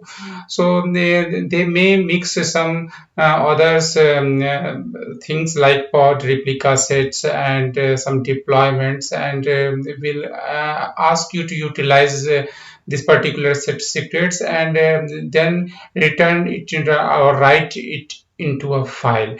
So sometimes of questions you will may ask secrets on similar types of questions. So let's proceed with the secrets. So secrets is an object that contains a small amount of sensitive data, definitely, because secrets is only used to store the sensitive data such as the password or any kind of token that you are going to use for the authentications or any keys. So these types of informations only required to store as a secrets. Such informations might otherwise be put in pod specifications or a container image. So using secrets means that you don't need to include confidential data in your application's code. So these things are independent, means the pod is some independent entity, and secrets where you are storing the all the informations is some different entity. So there is no dependencies. Suppose the pod get destroyed, will be no effect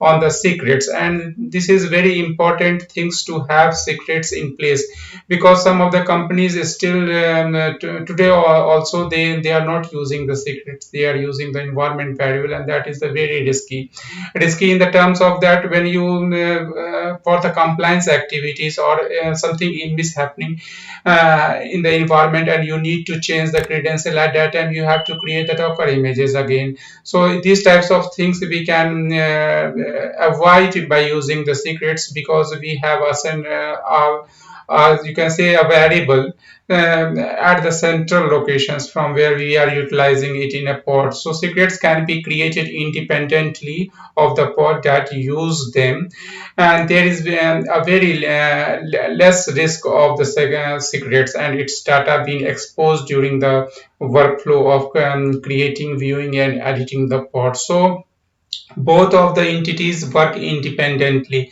there is no relations, but when you are utilizing, then you are getting the informations from the address from the central locations to the container. So in this way this secrets works. So if you talk about the unhealthy approach without the secrets, so you can see that there is a pod, suppose like the web container is is using the DB, using some value that is you pass through the images. So this is something the hard coded. When you write a Docker file, you passed all the informations what will be the credential, but whenever any of the user that have the access to the container, they have the access to your credentials, the DB credentials also. And in that case, when you are building the images with this approach, then the developer can also see the production's environment credential. That is not good.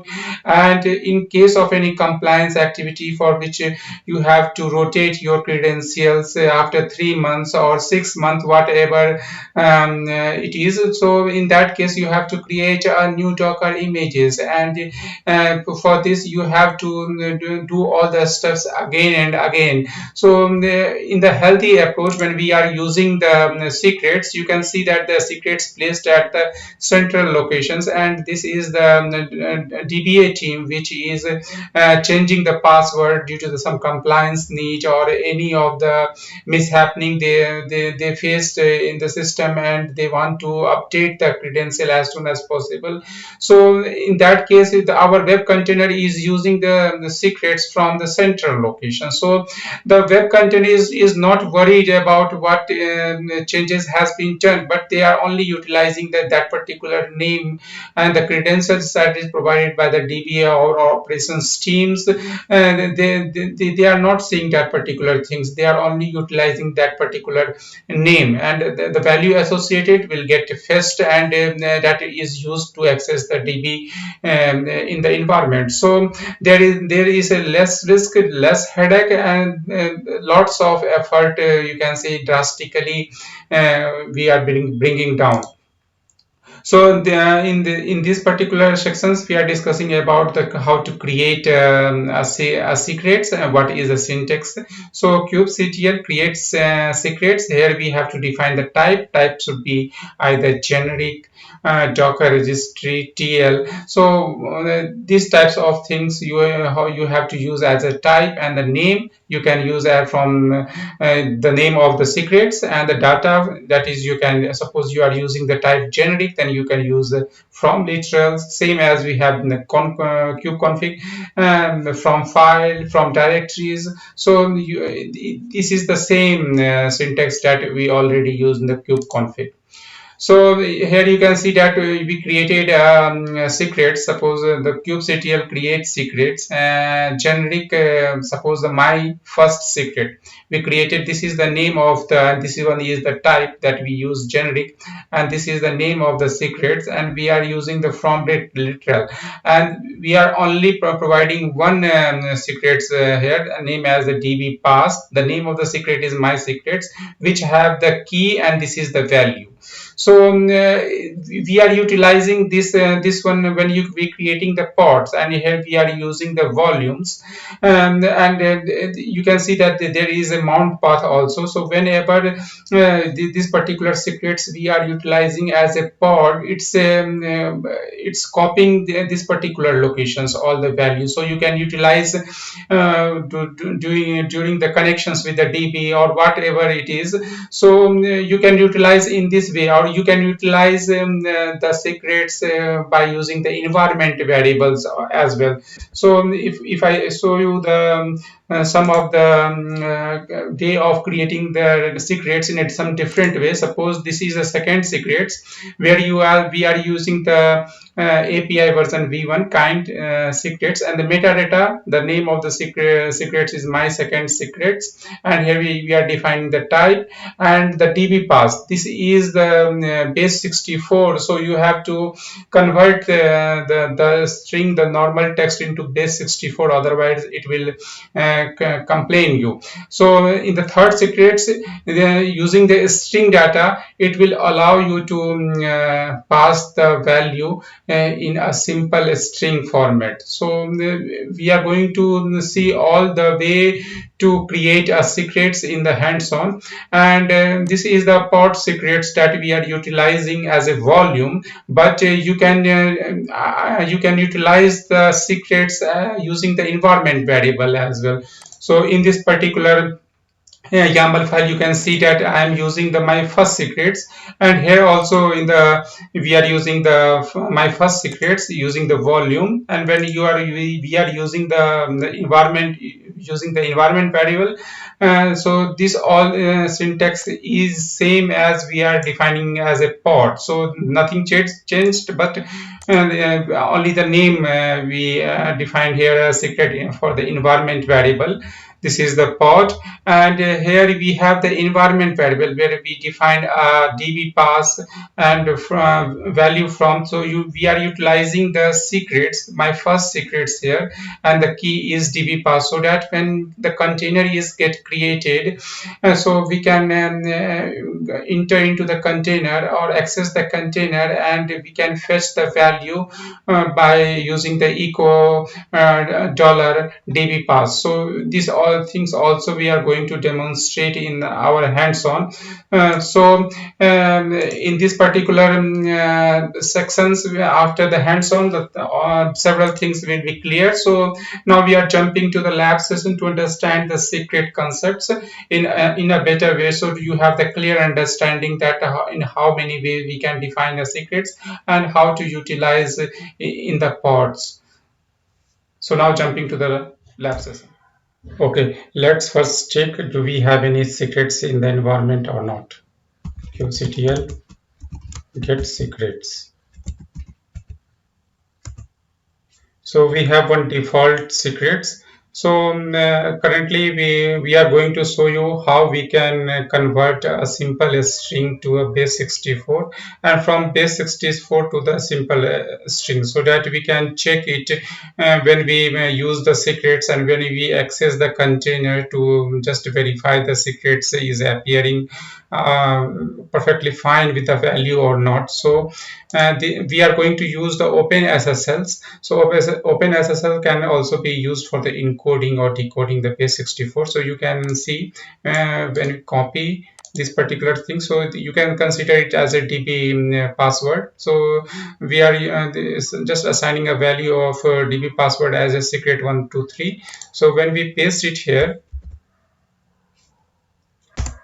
so you can see that we have a base 64 value and same value when we are using to decode it. So it will give us a base 64 to a string. So no, this is not the, I think it's not copied. Let me copy it again.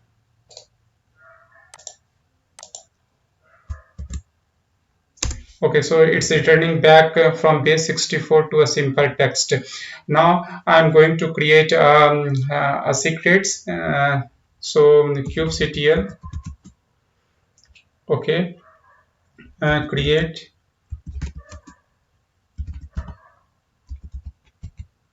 secret, and here we have to use the generic type.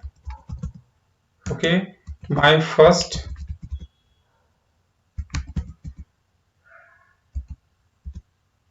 Okay, my first secrets, and we are using the from literal.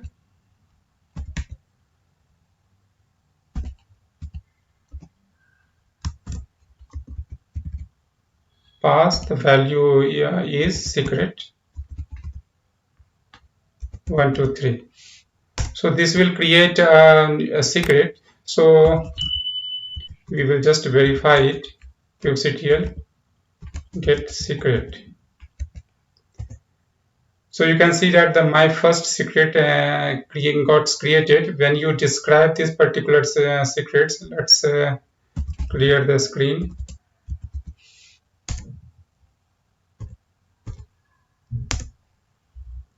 kubectl describe secrets, my secret.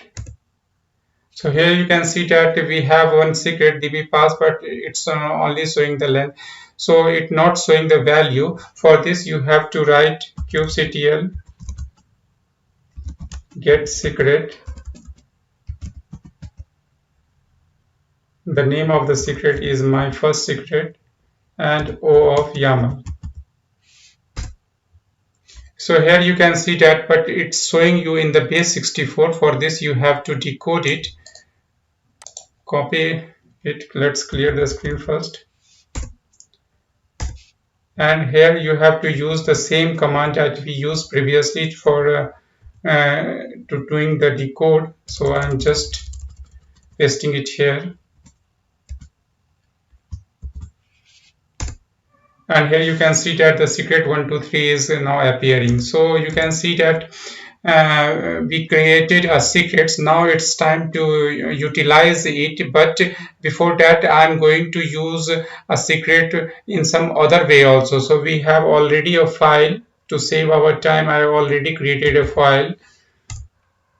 So this is the second secrets. We are going to first understand what is it's going to do. Secret.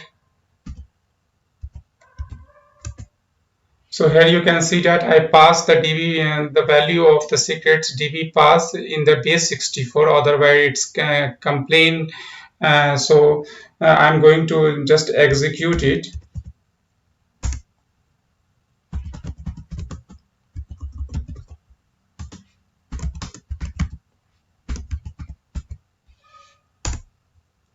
And here you can see that the node secrets it gets created. You can verify these secrets as well by running the same command kubectl get secret my second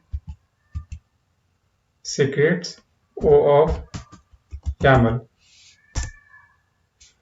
And here you will have the value of the that secrets. This is the value, and you can decode this particular value using the same command. So let's clear the screen again, and we already have the particular command to just decode it. So you can see that we have already got the value of the TB pass. Now in the third way, we have to use this particular file, this third secret, and we can see it.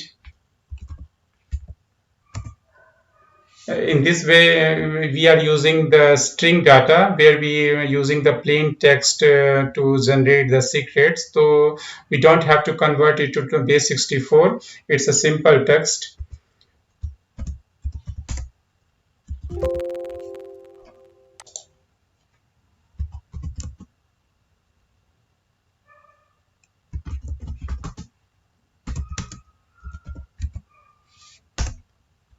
So you can see that all of our first, second, and third secrets has been created.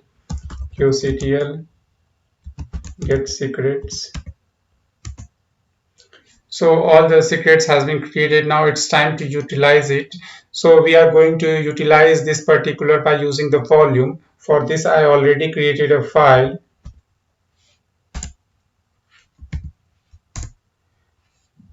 This is the pod volume. So you can look into that particular file, pod. So you can see that this is the simple pod. The name of the pod is my secret pod, where we have the specifications for the container. The name of the container is my secret pod. We are using the Nginx, and the volume that we are using is having the name sec volume. And here we have the definitions of the sec volume, which using the my secrets, and that particular secrets have the mount path of the container etc volume. So whatever the secrets we have here will be placed into the etc volume when the container gets created. So let's have a look on that particular things. kubectl apply -f pod volume. So we created a pod volume. In the meantime, I'm going to also create another pod, so you can look into that as well. And that is using the environment variable. So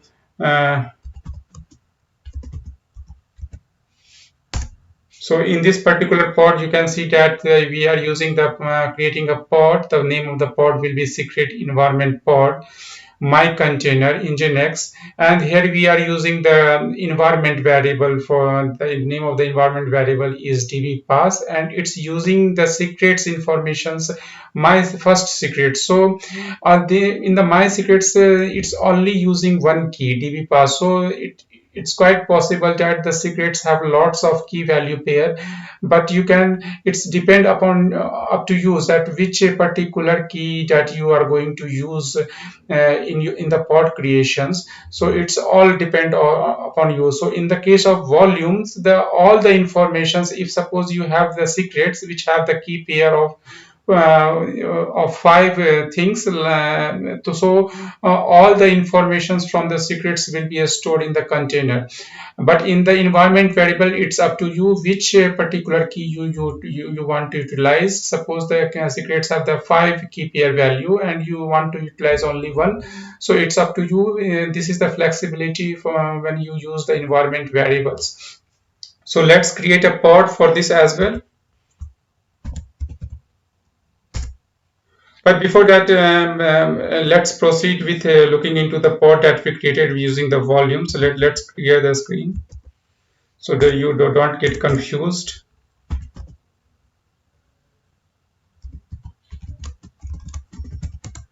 So we have secrets that we utilizing the volume for the we have a pod that utilizing the volume for the secrets. Now we are going to going to into the container that is got created, so that we can check the volume there, either it's created in a particular locations or not. qctl it, the name of the pod, my secrets, and bash.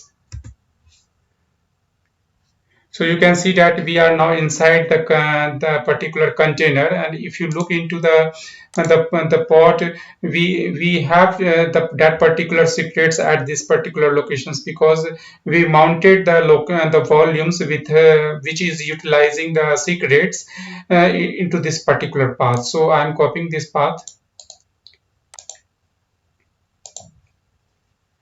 cd, now pasting it here, ls. So you can see that one particular file is available here with a name, a db path. So I just want to see the value. So cat it. So here you have the value secret 123. So it's providing the informations into simple text. It's not providing the value in a base 64 so that you can utilize it without any conversion. So let's come out from the container. Okay, now I'm going to create another pod, kubectl apply -f, not this one, it's a typo here. Okay, so you can see that now the pod gets created that is utilizing the secrets using the environment variables. So let's monitor the pod. So the pod gets created. Now clear the screen. Now I'm going inside the container for the environment, the second one. This is the pod that created using the environment variable for the secrets.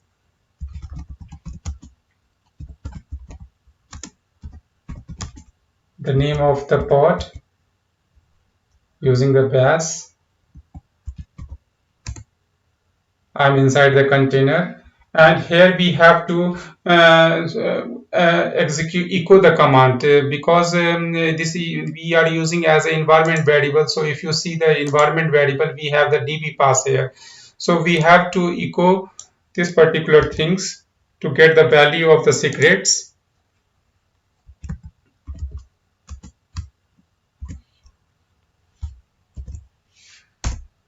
So here you can see that we are getting the value of the environment variable that is utilizing the secrets inside the container, so that we can use it further for the connectivity or whatever it is. So you can see that in this way we can utilize or create our secrets in a different way, and the way of utilizing the particular secrets is also in a different way. So I think you have now the clear understanding how to create a secrets, what is the importance of the secrets, and how to.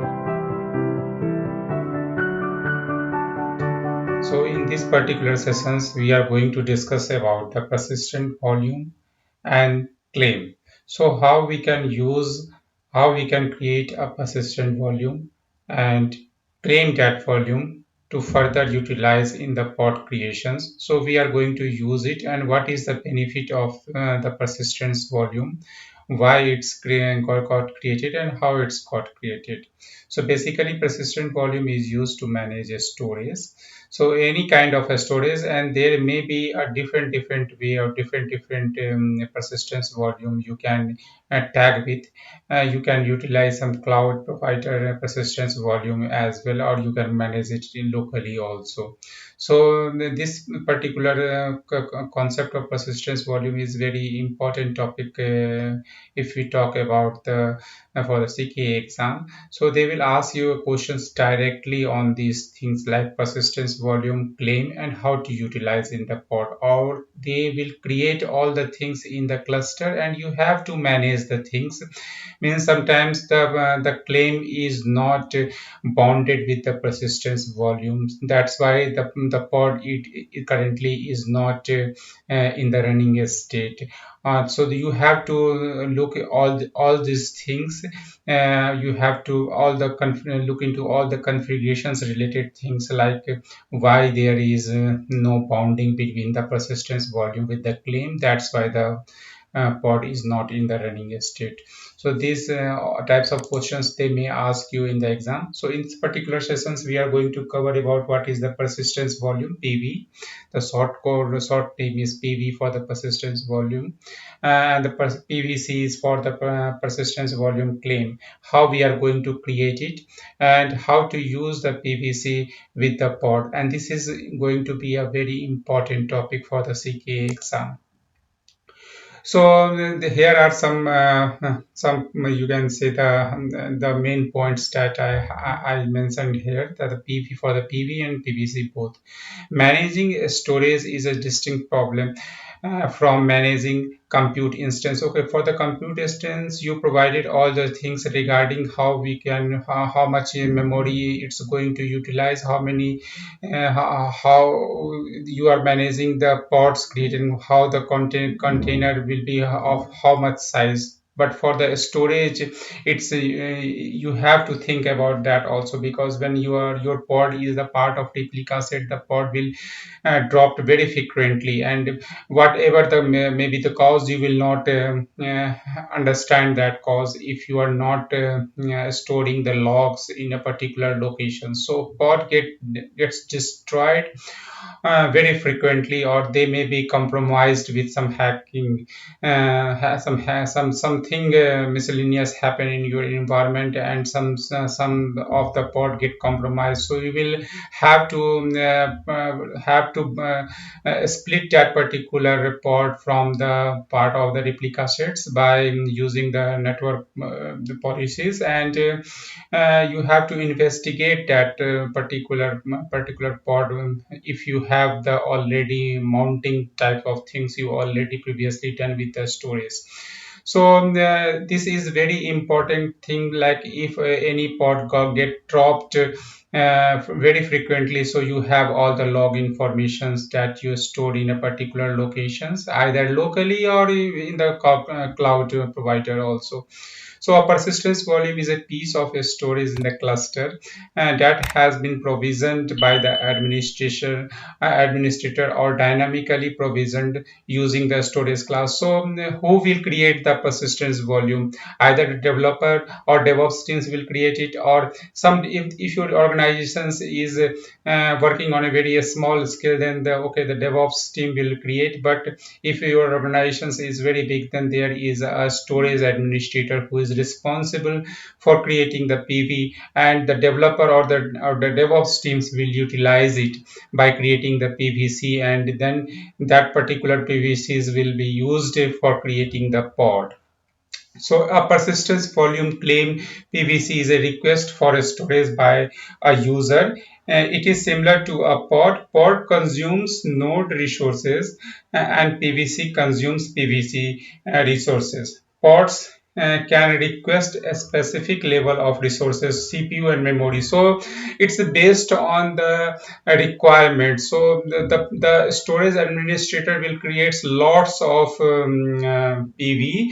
Some PV are fast in nature, some have the slowness, and some have the large capacity, some has the small capacity. So it's depend upon the requirement. So you can create a claim PVC as if you required a fast PVC, then it will get mounted with the fast PV. So in this way, the things work, and you can utilize it in a different way. Like you can see, if, for example, the access mode, there are several access mode, read, write ones.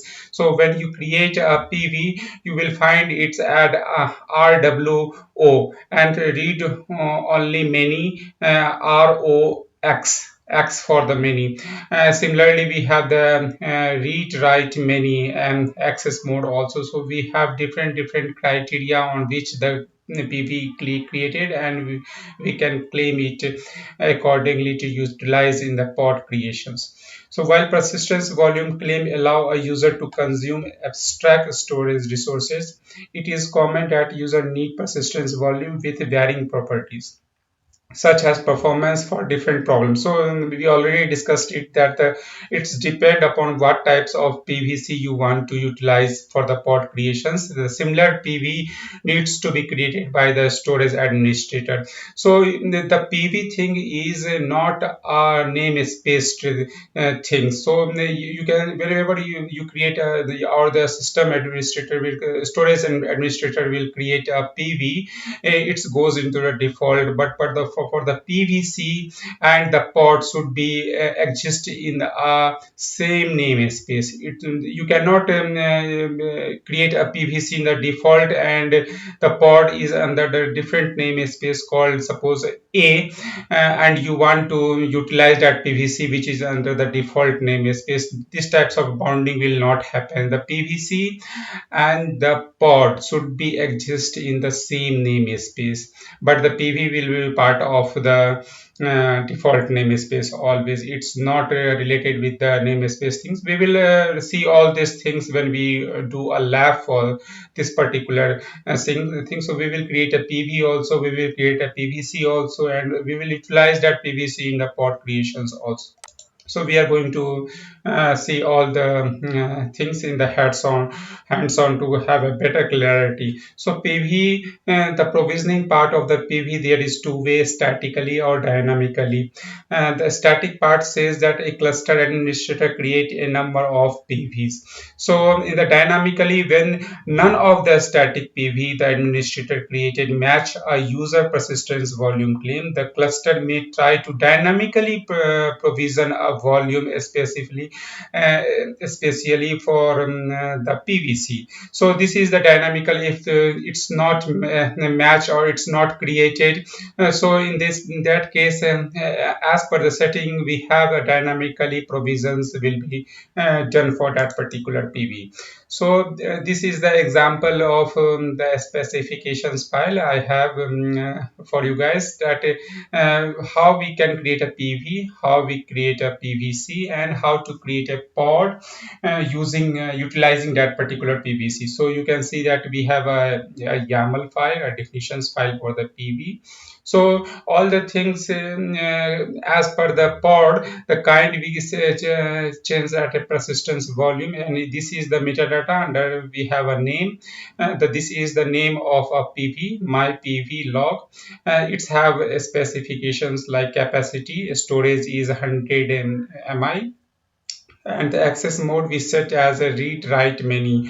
So same access mode you have to use for the PVC, because if there is any difference, then the mount will not happen. The claim will not utilizing that particular PV. So you have to be very these types of mismatch you can find in the questions, that the PV is created with some different access mode, and PVC the claim part have some different access mode. That's why the mount is not happen. So in that case, you have to modify it that particular thing, and then the pod will goes into the running state if the questions will be of similar type. So you can see that this is the host path we are using. The path is the PV log. So uh, this is the claim part, this is the PV part. So the storage will not exceed in the for the PVC. It may be minimum or it may be equal.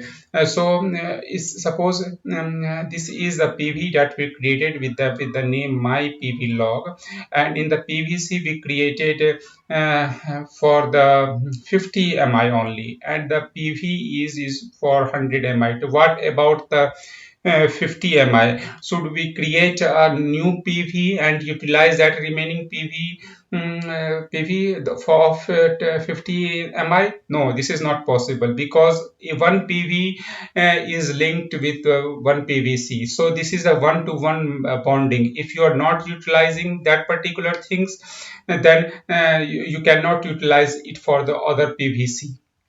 But we will discuss or make another video how we can increase the size of the 50 to 100 if you previously we utilizing only 50 mi, and now as per the requirement, new requirement, we have to utilize it for the 100 mi. Then how we can exceed this particular storage, we will discuss in another video. This is possible for the time being. You just understand this is possible, we can utilize it. And in the pod creations, from till here, you already understand all the things. This is simple pod creations, and here we have a mount, volume mounts. This is the local path. So we are mounting this to the volume with a claim. This is the claim that we are utilizing for the pod creations, and this claim is utilizing this particular, or have the mounting, or have one-to-one relation with this particular PV, which is storing all the informations to this particular path. So whenever any file that you write in this particular log file, log directory, so all the file will be moved automatically to this particular thing. So whenever the pod get destroyed, you have all the information is stored in a particular location. So this is the concept of a storage. So whenever the pod get destroyed, you have something in your storage to investigate the reason why these things happen, and which particular time, or what is the frequency, why our pods gets terminated time to time, what is the problem. So you can fix this problem, and then you can change in the deployments YAML file to make it more robust. So in these things, things you already understand by just investigating the log. And one more thing I just want to show you guys, that for the persistence volume, like we utilized here, in this particular we use the local, the host path. You can utilize these all things, like you can use the persistence volume of type EBS, Azure disk, Azure files. These are all the types of persistence volume. So this is not that you have to keep the log file locally. You can, if you want to utilize any of these particular provider is supported by the Kubernetes, you can utilize to put your log file into that particular locations. And most of the organizations not prefer to put the log into the local environment. They put all the informations to the either they are using the AWS services, they use the EBS for elastic block storage, or they use Azure. So this is upon the need, or which particular cloud provider you select to put your log file or persistence volume you want to utilize for the cloud provider. So it's completely depend upon the organizations to organizations. So just we are going to jump to do some hands-on for the PV, how to create a PVC. So we will do all the things into the lab to have a better concept, or it will help you to understand the things in a better way. So we are going to jump for the lab sessions to demonstrate the PV and PVC concepts. Okay, so as I previously mentioned that the PVC and the PVC and the pod, because we are utilizing the PVC in a pod creation, so it should be in the same namespace. Otherwise, the things will not work. The pod will not comes into the running state, or the PVC is not work properly for the pod. In the other way, you can say that. So if you run this particular query, you can see that the pods is the namespace object. So whenever you create a pod, if you create a particular namespace, it will work for that particular namespace. You cannot access that particular pod from by using the different namespace. So this is the namespace object, and the similar way we have the persistence volume also. The persistence volume also. So these are the namespaced things. But if you see check for the false for the persistent the namespaced item, you will find the persistence volume, because this is not a namespaced object. So this is the first thing that I just want to show you. Let's clear the screen. And for to don't waste our time in all these things, I already created all the YAML file in these particular locations. If you want to have a look, you can look into it, that the PV that we created is the same that we already discussed in the slides. That the name of my PV is my PV for log, and it have the storage of 100 MI. The access mode we set it for the read write many, and this is the path where we just do for the mounting purpose. We are utilizing this path as a host path. And what about the claim? Cat PVC. So this particular PVC is we are using the same access mode as we have in the PV, and we are utilizing only the 50 MI. And the pod. Let's clear the screen again. Cat PV, or oh sorry, pod .yaml file. So it's have its own path slash log, and it's using the claim of PV claim log, which is bound will going to bound with the PV with utilizing the slash PV slash log path. So all things are clear. Now we are going to apply this, and we will check one item after deploying. What is the status? kubectl apply -f pv. First we are going to create pv. So it's deployed, and we didn't not provided any namespace, so all the things we are managing in the default namespace only. kubectl get pv. So we have the PV with name my PV log, have the capacity 100 MI, whatever we provided, and read write many. X is for many.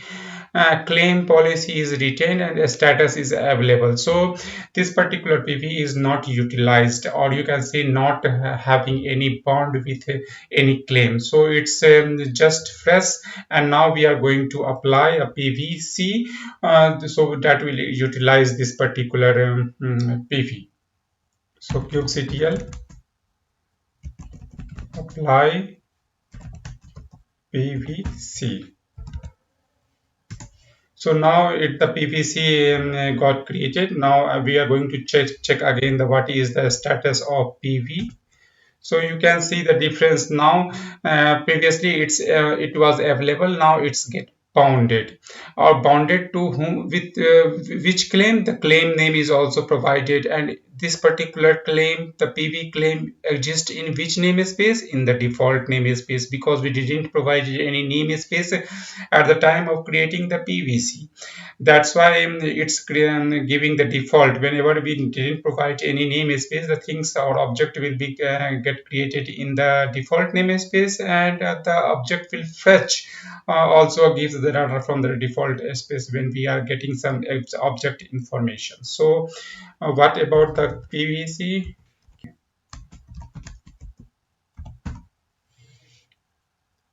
PVC, we have the informations like it's also get have the status mount. This is the name of the PVC.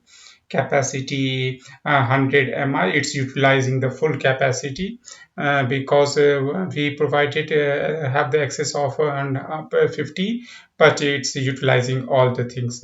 The access mode, we have the RWX. So this is the PVC. Now the things is that we need to utilize it in a pod, and we already have the definitions file created.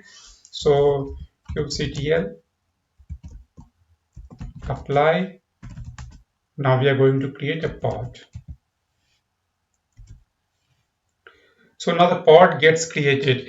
So this particular pod is utilizing the claim which is bounded to the PV, and the pod, the container, have some path which is now mounted to the PV storage path, the host path that we configured under the /pv log. So let's monitor the status of the pod. So it's now running. Let's clear the screen. This is our pod which is currently running. Let's check the descriptions.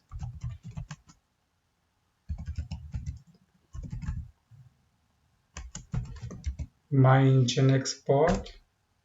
So you can see that PVC claim it's utilizing. So the volume part is perfectly fine. So now we clear the screen, and now we are going to goes into the container and do some activity while creating any file or anything. So we will check the either the mounting is properly done or not. So all things looks fine, but better to test it as well. So kubectl get pod. This is the pod. Now we are going inside this particular pod.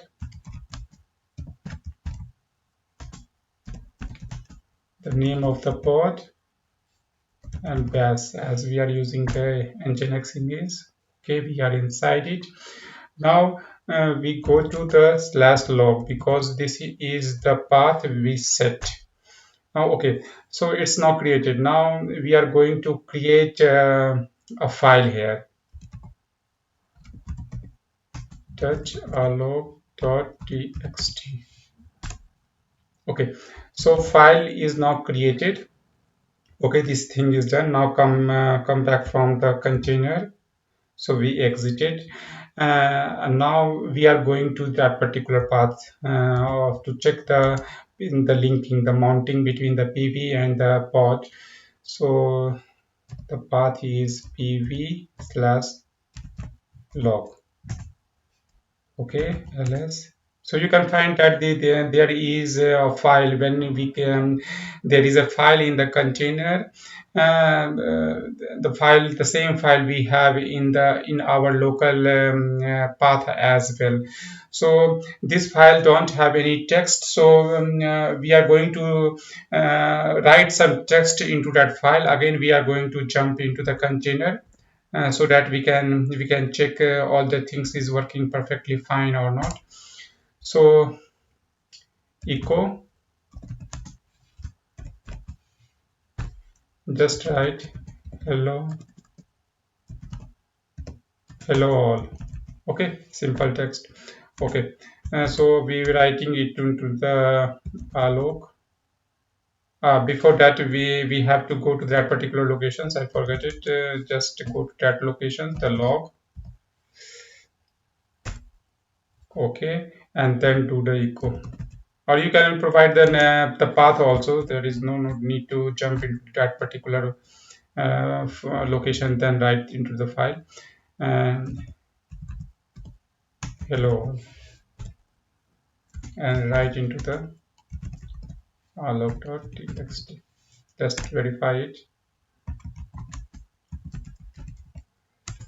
Okay, so it's appearing now. Clear the screen, exit from the container.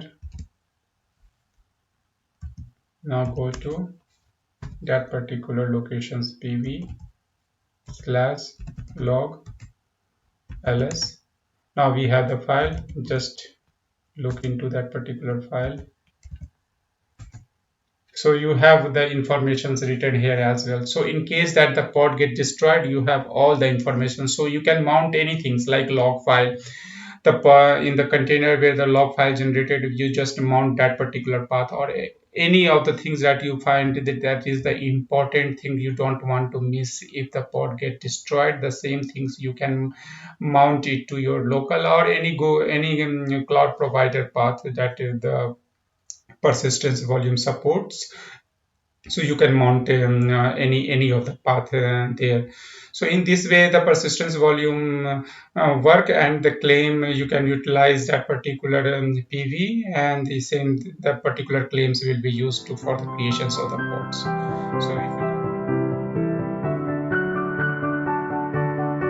hello friends, and welcome to this session of network policy of Kubernetes. So this is going to be a very interesting topics in which you can learn how can we isolate a particular pod to not communicate with another pod. So we are going to discuss about how to control the traffic flow between different pods. So in this particular sessions, we are going to discuss what is the network policies and how we are going to create it, and also using the network policies, how we can control a traffic flow between the pods. So this is a very important topic as per the CKA exam is concerned, and you can expect direct questions on these particular topics, where they will provide you several pods. Okay, and the pods, they will ask you to isolate a particular pod in a particular network. So you have to, they will provide you also the what type of ingress rules you have to write and what type of egress rules you have to write. So they will provide you all the informations. If they are concerned, the question is concerned regarding to for the CIDR range, they will allow you for which particular IP in that particular CIDR range they want you to put it in the exceptions. They will provide you that. So all the informations they will provide you to apply it, but you have to understand it how you can write a network policies definition file to implement into the environment. So you can expect a direct question, and this is the, you can say that 85% chances that the question set that you are getting in the CK exam will have the network policies related questions. So what is the network policies in the Kubernetes? The pod, all the pods you can say is in the non-isolated state. Means that every pod, either it is in the different node, different namespace, are communicating with each other all the times when it required. So suppose in the production environment, you want only the front-end pod will communicate with the DB pods. None of the other pod will able to communicate. So in that case, you have to apply the network policies on the DB pod so that it will interact or accept any incoming traffic coming from the front-end pod, and the outgoing only goes to the front end pod. So in this way you can isolate or apply a particular network policies on a particular pod. So any of the pod can communicate with the another pod. We already covered that particular things. The pod if you have a small scale of you can say the very small cluster in which you managing the productions and the development environment for testing purpose only. Then in that case, the every pod is communicating the prod the pod that is a part of the prod namespace communicating with the development prod the pod. So this is not a good way. So you can isolate or make a restriction, apply network policies so that it will not there is no communications between that particular pod. So you can apply on the basis of the labels. Okay, every pod that you create in an environment have some labels. On that particular labels, a name is space. So you can apply a network policies in the definitions file. We are going to look into those aspects also in the coming slides. So how we can define a definitions file for the network policies to restrict a pod or bring that particular pod in the isolated state or allow only a particular type of traffics. So in this example, you can see that we have two pod in a node 1 and two pod 3 and 4 in the node 2. So you can see that every pod is communicating with every pod. So you can make a restriction like the pod 1 in the development environment only communicate with the pod 4 of the development namespace. So you can make such types of restrictions also, or pod 2 can communicate with all the pod except pod 1.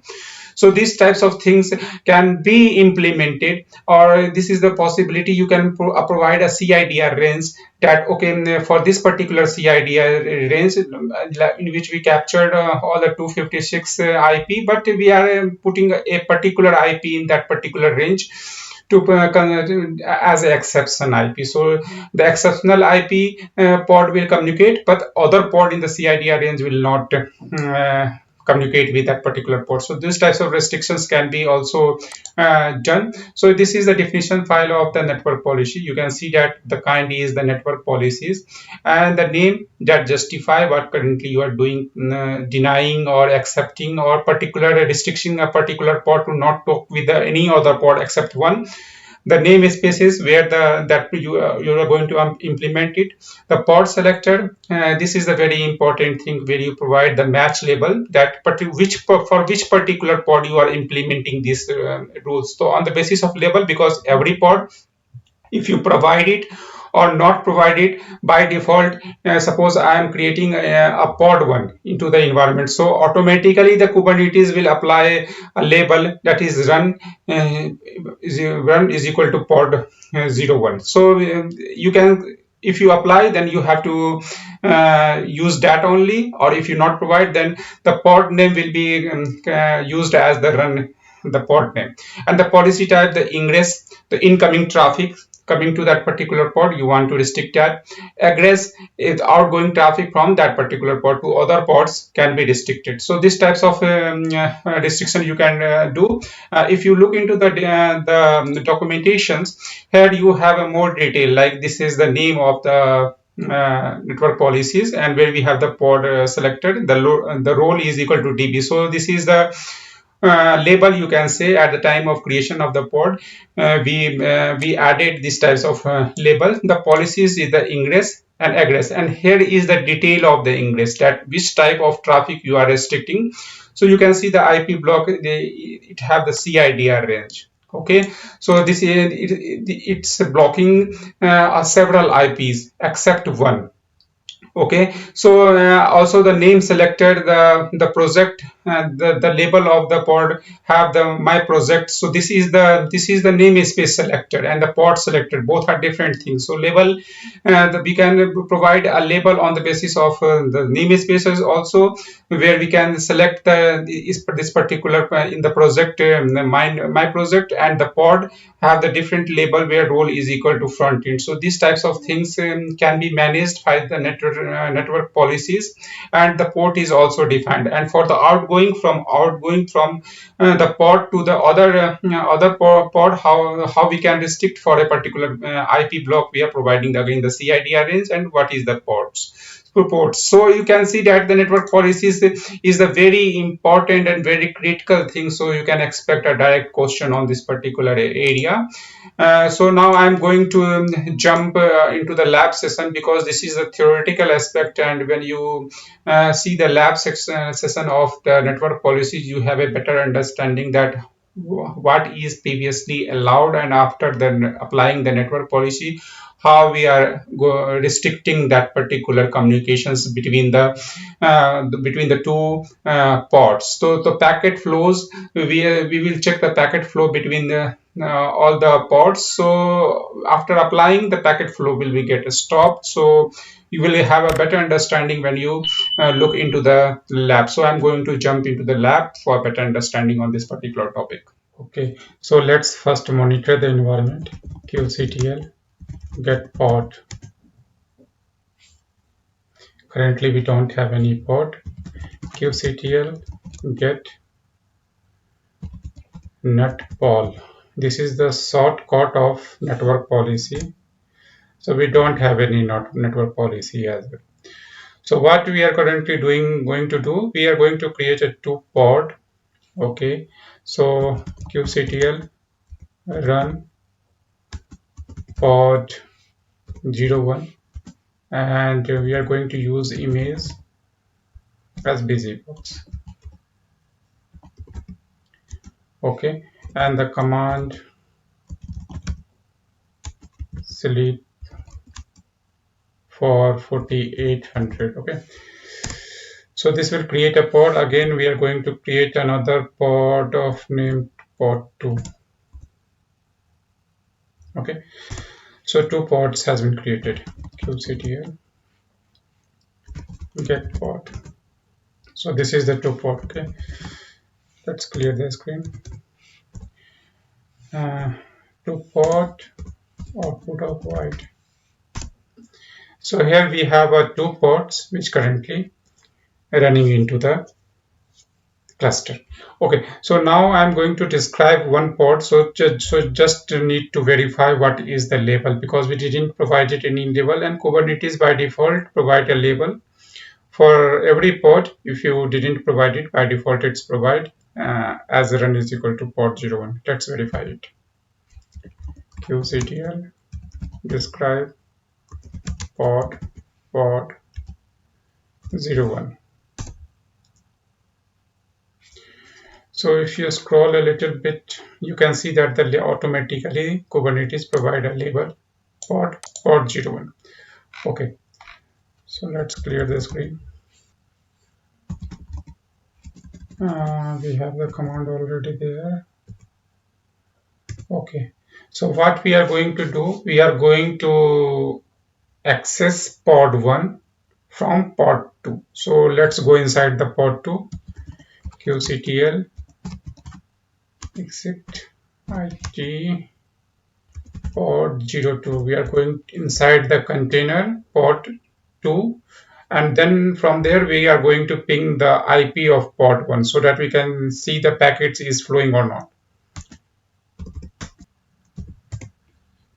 So currently we are inside pod 2 container, and from here we are going to ping the IP of pod 01. So what is the IP of pod 01? It's 10.50.0.4, and you can see that the packet is transferring very perfectly fine. So just close it. So now what we are going to do, we are going to apply a network policies on pod 1, where we are going to restrict the ingress traffic, that all the traffic that coming towards the pod 1. Currently we are able to ping from pod 2 to pod 1. Now we are going to restrict it. So how we can do that? Let's come out from this particular container, and we have the file here. Let me open it. Network policy file. So you can see that this is the same file what we provided in the slide. So we are currently restricting the policy type is only ingress. So we are applying this to the port 01 because we have already seen the label there. And this is the kind of network policy, and the name of the policy is deny network policy. So we are denying the ingress traffic to that towards that particular pod, and the pod we are having matching level run is equal to pod 01. So it will going to apply the network policy on pod 01 because we have a match level here. Okay, qctl apply network. So it's applied. We can verify it. qctl get net pod. So we have the pod selector. You can see that its run is equal to pod 01. So it will going to apply every pod which have this particular label. Now we are going again inside that particular container, the pod2 container. Okay.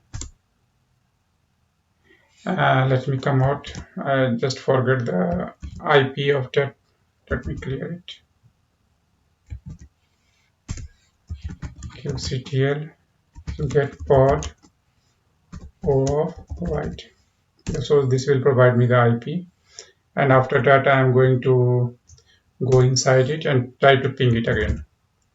Ping 10.50.0.4. So is this time you can see that the ping is not going on. So the communication between the pod 2 and pod 1 is not happening because we already applied the network policies there, and there is a restriction on network pod 1 that pod 1 is now not going to accept any incoming traffic. So we restricted it. Let's cancel this. So you can see that the 100% packet lost here. Let me come out from the and qctl get netpol. We are going to now delete it. qctl delete the netpol. The name is deny. Okay. Now again I am going to into the container. Okay. And now again I will try. This time it will the packet flow will start again because I already removed the network policies from pod 1.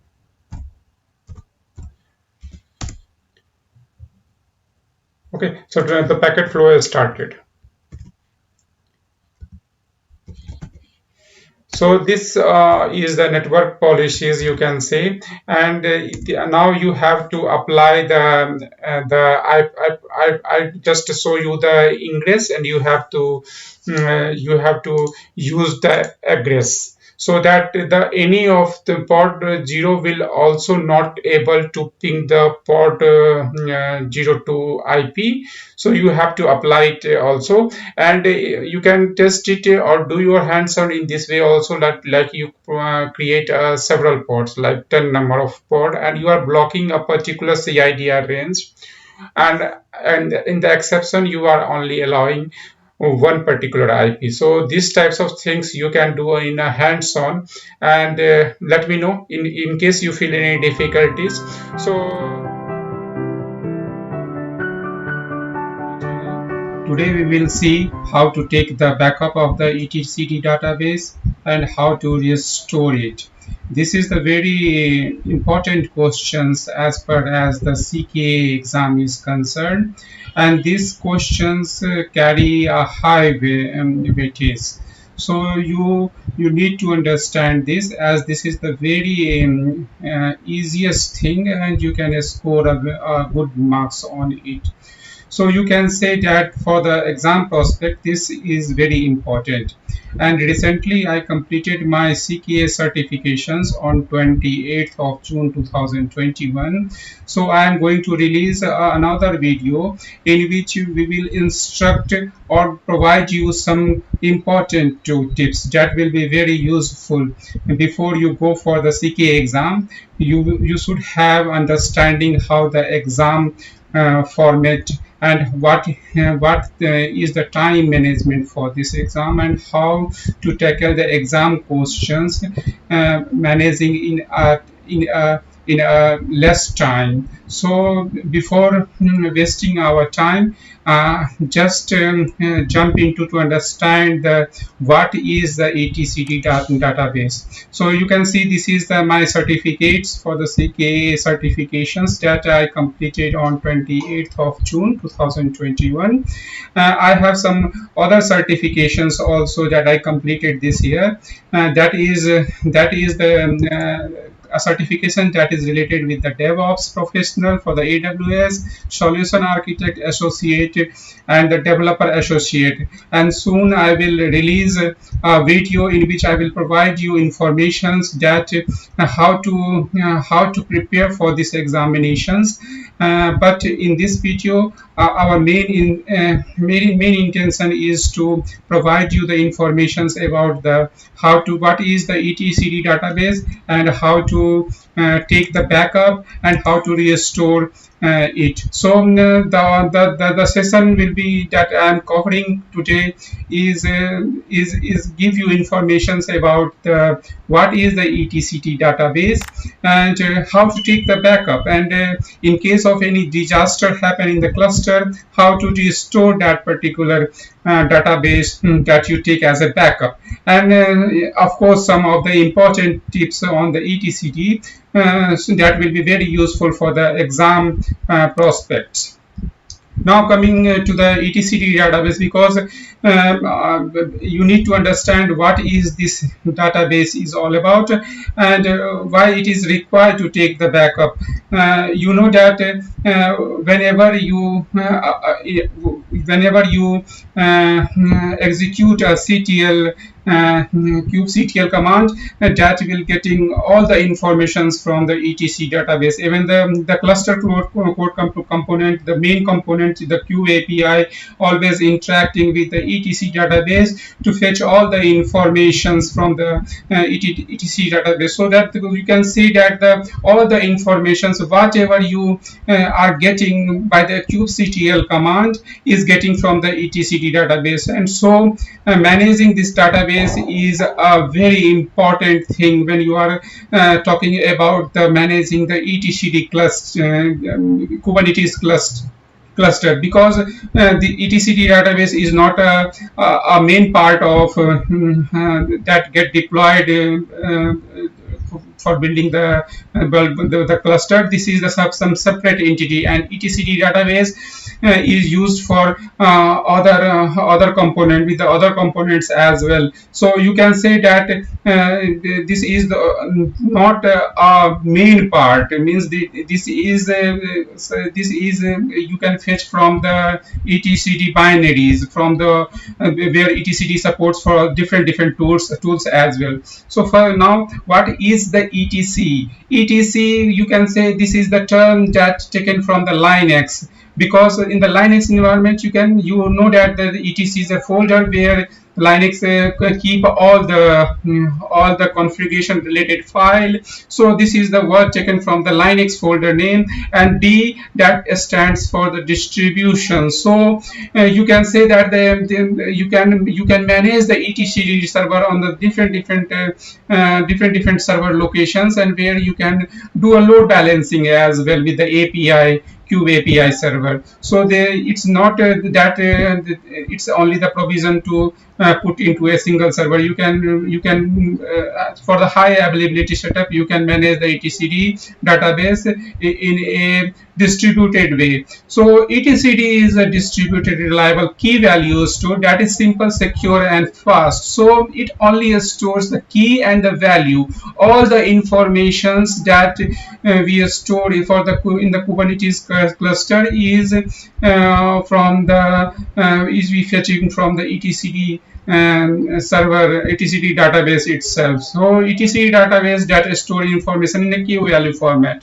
This is the first thing. The etcd database store informations regarding the cluster such as nodes. So every time when you create a node, etcd have all the informations like how many node this cluster have, how many ports on particular node have, how many ports in the particular namespace we created. So all the data that is related with the configurations, that is related with the securities, that is related with the accounts, role binding, cluster role binding. So you can say that all the informations that we are getting from the etcd database. So this is the very required thing to take and to take the backup as well. So every informations.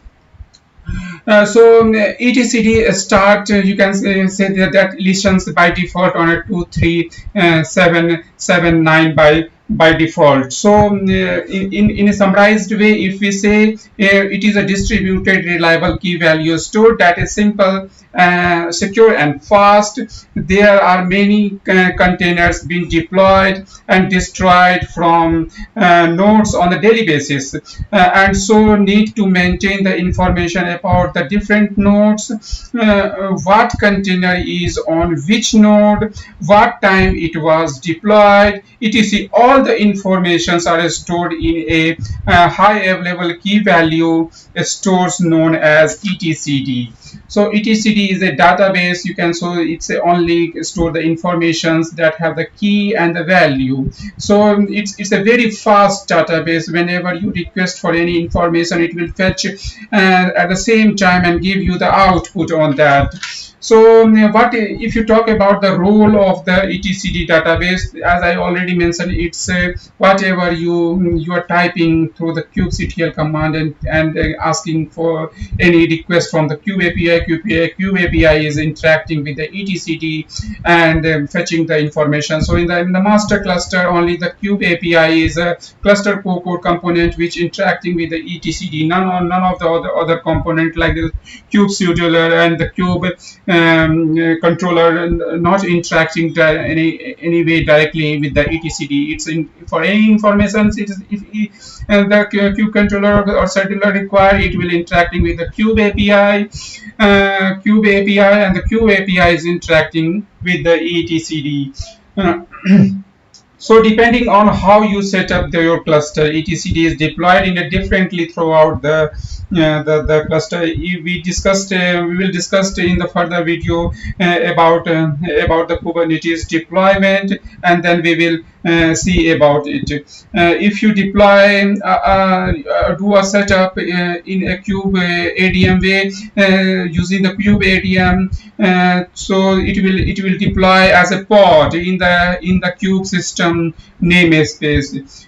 So you can say that, and this is a static pod. So kube ADM will create etc in a static pod. So now we are jumping to do some hands-on to see how we can take the etcd backup, and in case of any disaster happen to the cluster, in the same way we will try to restore it. So we will see what is how many ports are available before the disaster happens, and how to take the backup. And I will going to provide you also the tip and tricks for the etcd, that how many types of questions they will ask you in the etcd, for the etcd in CKA exam, and that will be very useful to you. So I am switching into my command prompt to see how to take the backup of the etc server. Okay, now jump to take the backup of the etcd database, which is the main concern of these particular sessions. But before that, please subscribe to my channel. If you like this video, click on the bell icon to get all the notifications whenever I upload any video. and also like my video and share with your friends also. So before wasting any time, just start taking the backup of the etcd database. So etcd ctl, which version currently we have.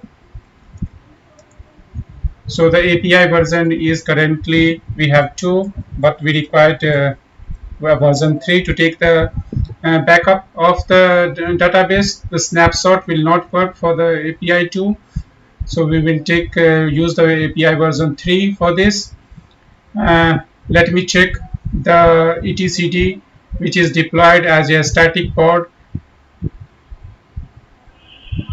kubectl. It will be in kube system namespace get pod. It will list all the pods, so you can see the etcd, the kube API server, the kube controller, and the kube scheduler. All are deployed as a static pod because this is the deployment which has been done by using the kube ADM tools. So let me describe the etcd server to check all the configurations that it have. kubectl kube system namespace, and then describe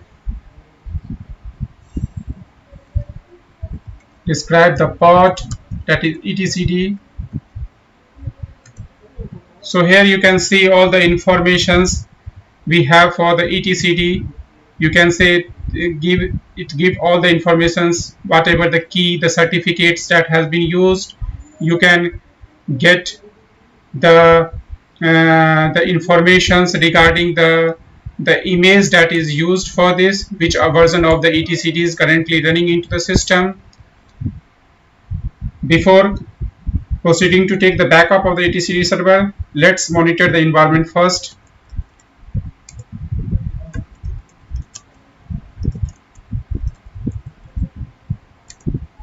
So currently we have 2 deployments available in this environment. That one is the blue and other is the green. Okay. So for the blue we have 3 pods, and for the red we have 2 pods available.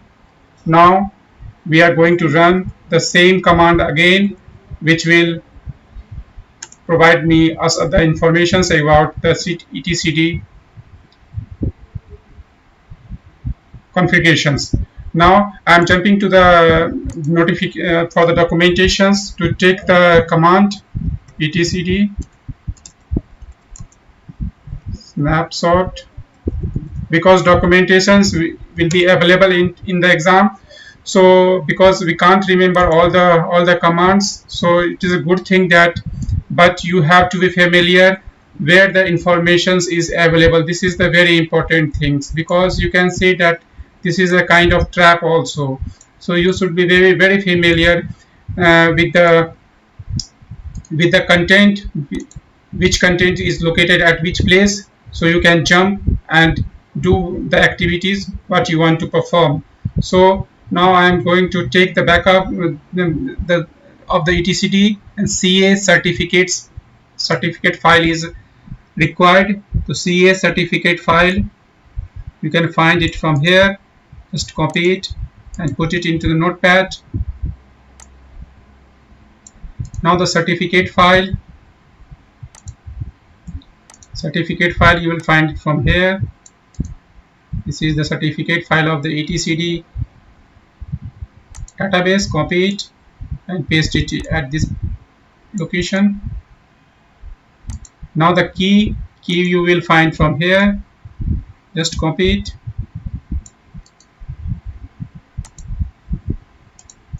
and put it here. Also the database file name for which we want to copy the file name of the backup database, so you need to put the value as well.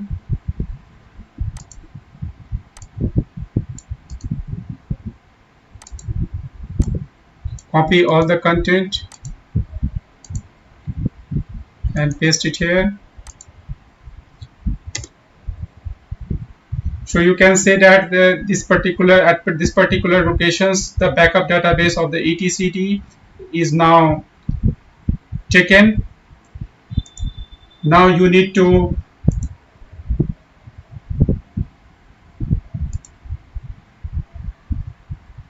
restore the database as well. For this, let me do something at the back end so that etcd will not respond. So I am doing it in second window.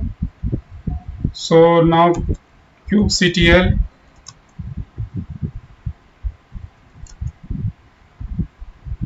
you can assume that something bad happened, and now the etcd server is not responding. Luckily we taken the backup of the etcd, so we are at good positions to just restore it. So you can see that in the default name is for the default namespace, the deployment, there is no deployment available. Previously we have two deployments available. You can check kubectl get pod. So you know you're not able to find, but the informations that etcd is providing is now no more. So we have to restore the whatever the backup we have taken for the etcd. So now I'm going to look for the command. So just copy this command and place it into notepad to modify the content. So we are restoring and we are taking the backup at this particular position. So in the snapshot we just replaced it, and for the endpoint, at the endpoint we are just moving our database to a particular locations. So we will use data dir is equal to var lib, and the path you can put anything, the file, the folder name etcd, you can say backup. Just copy it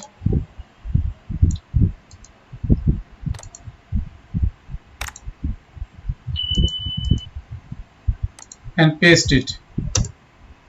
So you can see that the whatever we use this database etcd database as a backup at the location opt inside the opt folder. So now it's moved to the var lib etcd backup, and here also you can find all the informations that either this backup has been taken or not. So cd var lib ls. So you can see that all the folder has been created, and the etcd folder which previously was used is also get here. You can get all the informations like the path database backup has been moved from opt to varlib. So one more important thing that we need to do so that the database get restored, we need to check the definition file of the etcd. For this, we go to etcd etc kubernetes and manifest. Here you will find all the configuration file, which is a static pod. Just use the vim editor to edit this etcd.yml, and you need to change the path because you currently place the backup file, the restored backup file at different locations. So here you will find all the informations. This is the host path. Previously it was inside that etcd. Now you changed it and you use the backup. This is the same path which we mentioned here, etcd backup. So we placed the backup file into this particular path, and we are getting the informations from this particular locations. Previously it was from the etcd. Now it is currently we placed it in the etcd backup. So we need to change the configuration file as well. So when we save this file, as this is the static pod, it will get all the informations and it will do a proper linking. So if we check the Docker ps and grep for etcd, here you will find, okay, I think all the things, there is nothing pending, so linking has been established. Now we can check kubectl get deployment.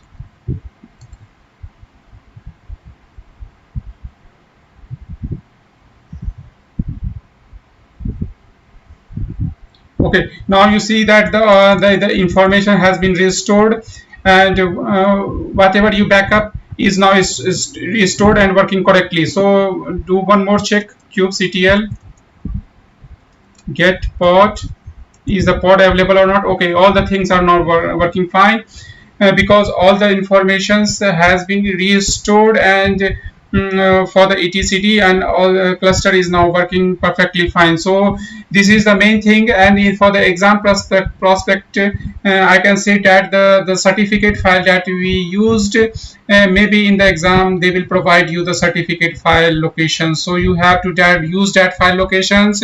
If the file locations of the certificate, the key file is not mentioned in the question, then you need to use in the similar way that I demonstrate you. If it is mentioned, then instead of using the certificate file, you need to use the locations where the exam asking you to use the certificate file.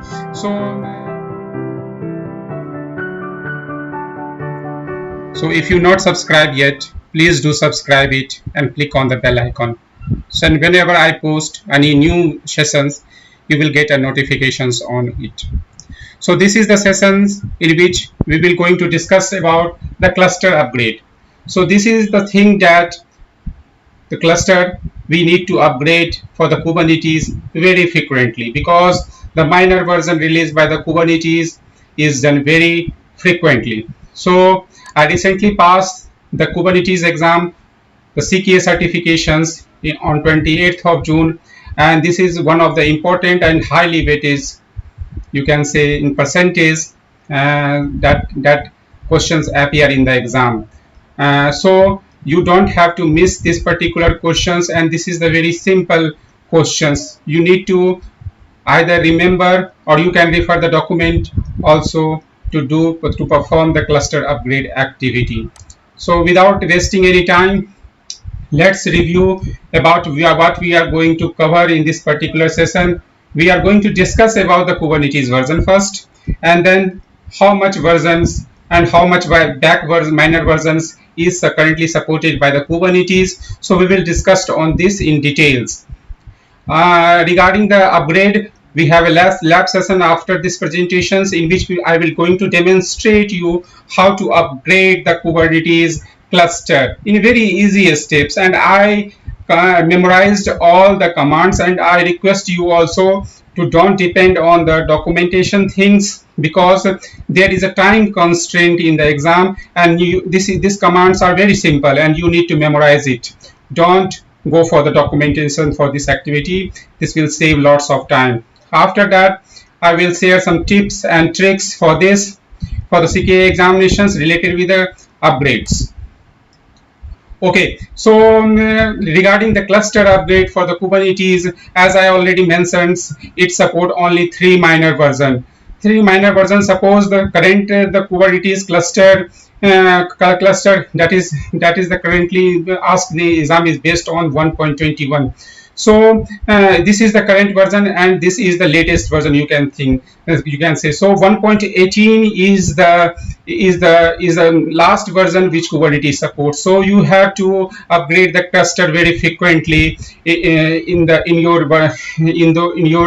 company in which you are working. So this is the activity that you need to perform. So this is the very important thing as the exam is concerned, as per as your knowledge is concerned, or as per as your company's requirement is concerned. So one you can say this is the minor version, this is the main version, and 21 is the minor version. So Kubernetes release minor version very frequently within a year. We will be going to upgrade the cluster using the kube ADM utility, because this is the very simplest. This have the very simplest command. By using the kube ADM utility, you can do this activity in a very fast way. So upgrading will be carried out one node at a time. Suppose first you target to upgrade the master cluster. So you need to drain that master node first and move all the component which get deployed to the worker node, so that you can update it. When this particular master node get upgraded, you need to drain the node, the worker node, and then move all the pod that is running on the worker node from the worker node to the master node, and upgrade the worker node as well. So we need to drain each time before starting the upgrade, and also on cordon, means we make it ready to work. So this is the thing we are going to perform in the Kubernetes lab. So this is the sheet which you are referring. I taken it from the Wikipedia. So you can see that how frequently the minor version get released by the Kubernetes. In 2015 there is a 2 release. It started from 1.0, 1.1. Okay, in 2016 there is a 4 release. You can see in the picture, and in 2017 again the 4 release.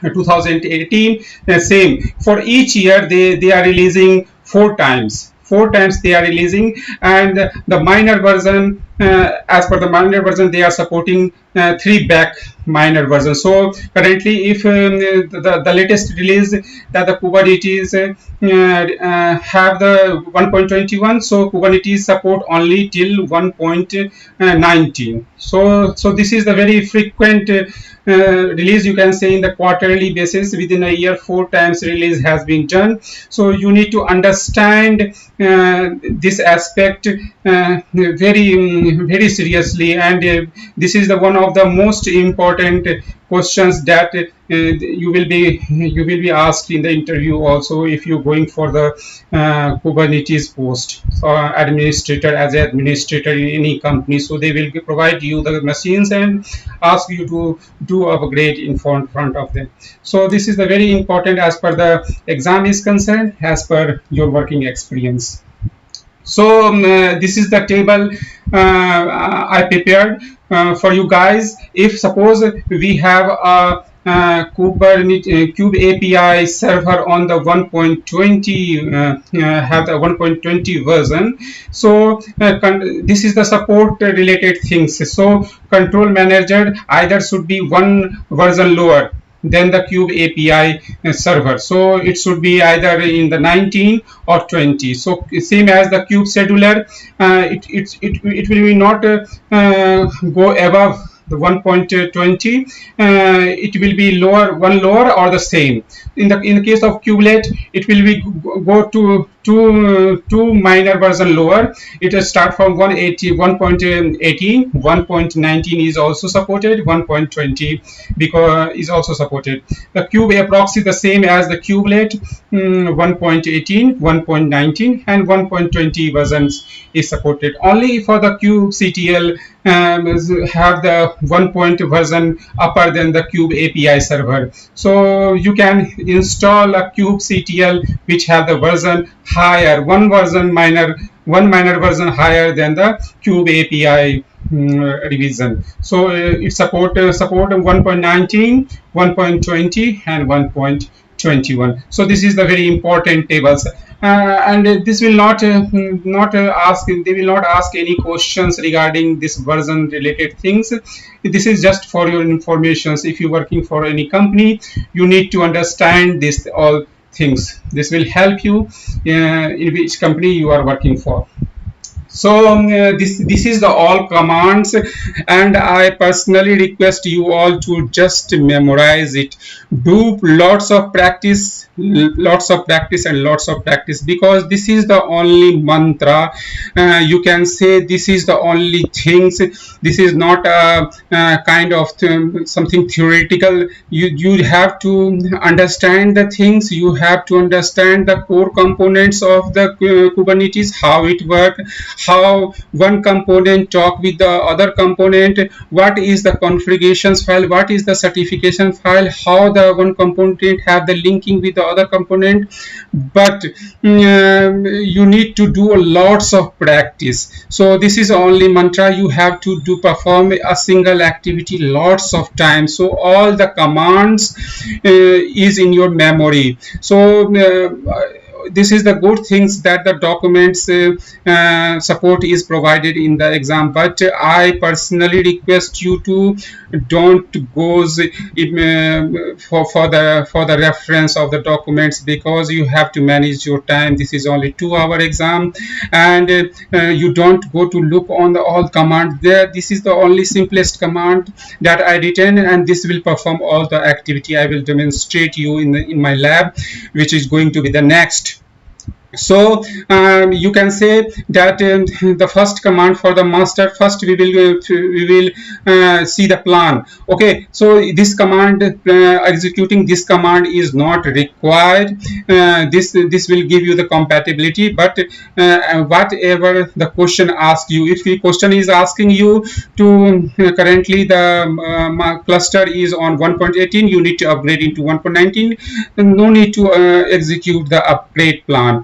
Just start from creating the control plane component. After that, do all the updations, installing of the kubeadm, kubeadm, and applying the kubeadm upgrade patch. After that, installation of the kubelet in the master node component, and then restart the kubelet. After when the kubelet start, you need to make the control plane master node ready to work. After that, you have to perform the similar activity for the worker node also, so that the worker node cluster also get upgraded with the required versions. Like I in the particular sessions, I am targeting to upgrade my cluster, which is currently supporting 1.18 to 1.19. So in the lab which is coming after these presentations, I will demonstrate and run these commands and show you how the things are behaving. So for the worker node also, you have to drain, then SHS, go into the access the worker node, and after that install the kubeadm, upgrade the node. After that, install the kubelet of that particular version, restart the kubelet, and then the release means the uncordon that particular node. You have to first come out from the node worker node, and then execute the kubectl command to uncordon the node 01. So we are currently in the environment. I have two node. One is the control plane, that is the master node, and the worker node I have currently node 01. So this is a thing we are going to do in the next after completing these presentations. So this is my target of today's lab, that for the Kubernetes upgrade, we are going to upgrade the cluster from 1.18 to 1.19 for both control plane component, also the master node, and the one for the worker node, which is node 01. So I am going to jump into the lab session, and if you not subscribe my channel, please do subscribe it, because this will motivate me and do lots of effort. Currently I am putting it to make the slides and give you all the required thing to pass this examinations, because I currently passed my examination. I faced lots of challenges, so I will discuss all the tips and tricks that you must know. And soon I am going to release one more video that will be approximately of 30 minutes, more than 30 minutes, because course I am going to give you all the informations regarding what things you need to do before going for the examinations. That will be very useful for you guys. So now jumping to the lab session. Okay, the main agenda for today lab session is to upgrade the master node and the worker node from 1.18 to 1.19 version. So before doing that, let's monitor the environment first. kubectl get node. So you can see that the master and the worker node both have the version of 1.18. So let's drain the master node first. kubectl drain control plane, and we need to pass one more command to ignore DaemonSet. Okay, let's start draining the master node. So it's evicting all the pods.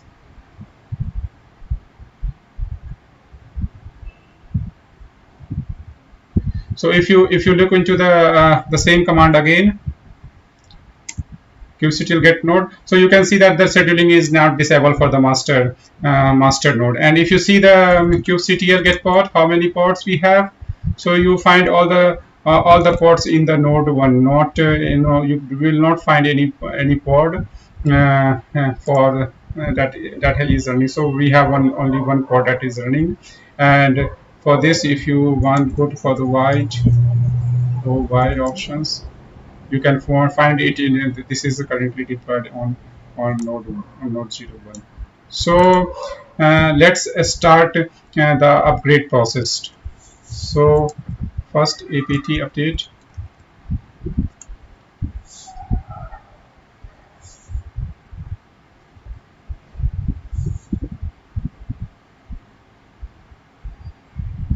Okay, so now install apt install kubeadm, and the version is 1.19.0-0. Okay, this is the version we have to upgrade. Say why, yes, go for it. So kubeadm is now upgraded.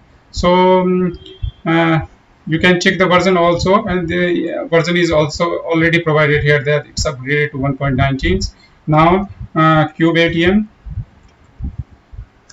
apply upgrade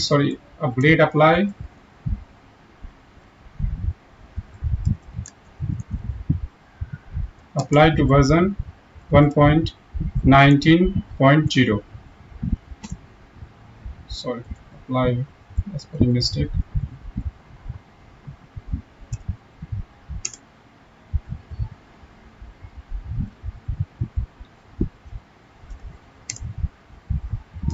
So it will take a little time, 1 to 2 minutes, for this to just pull all the images for this deployment. So we have to wait till it get executed.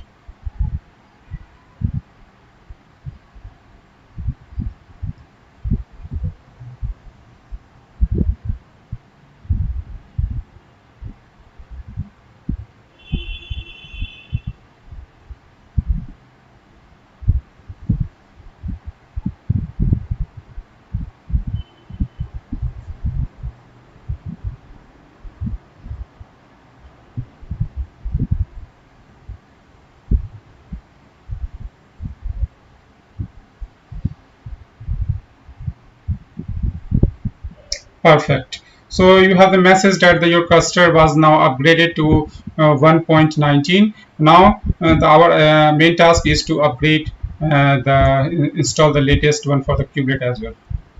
apt install kubelet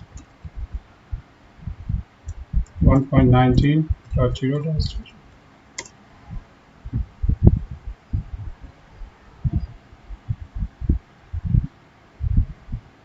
Okay, restart the kubelet system, ctl, restart kubelet. Okay, it's restarted. Now check the, just clear the screen first.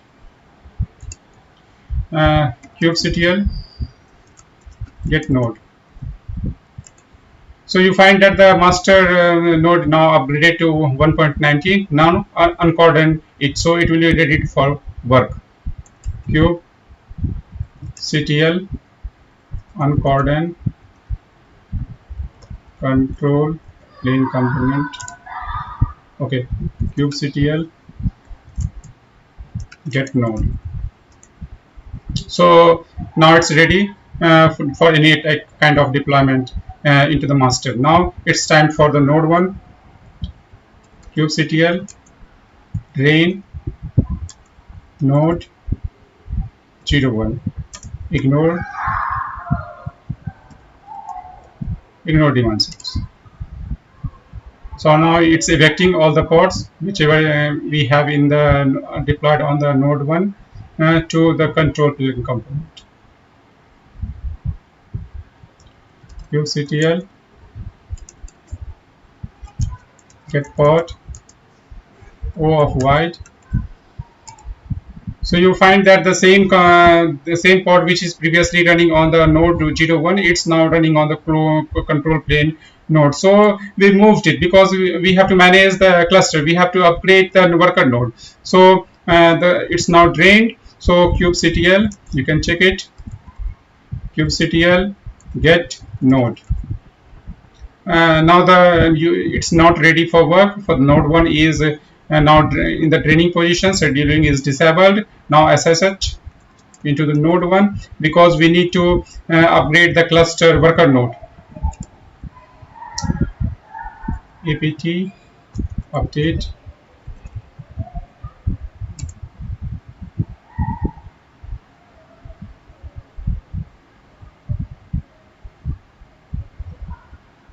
apt install kubeatm kubeatm is equal to 1.19. This is the version for which we are going to upgrade. Yes.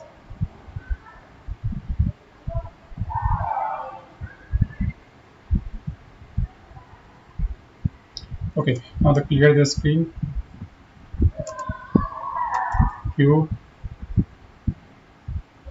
kubeatm upgrade node.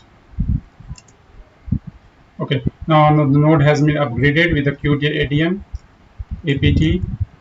For the kubelet, we need to install the latest one. apt install kubelet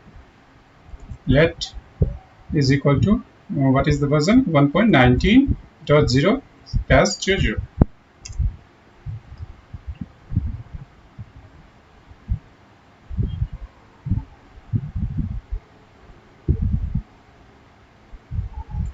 Okay, now restart the kubelet, same as we did for previously for the master.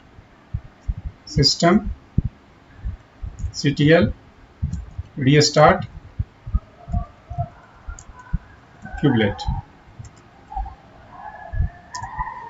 Okay, so now currently we are in the node 1 worker node. So we have to come back, press Ctrl D to come out from the worker node.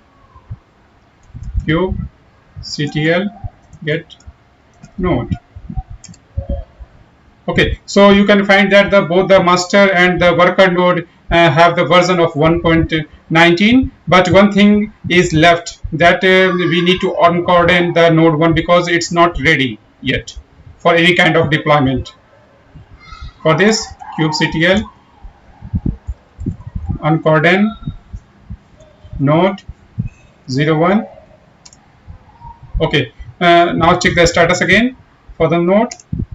Okay, so the control plane component, the master cluster and the worker node both are now have the version of 1.19. So now the upgrade is finished. So if you like my video and somehow it's helping you to getting the informations regarding the Kubernetes, please subscribe it, because I am putting lots of effort in building all the PPTs and the hands-on also.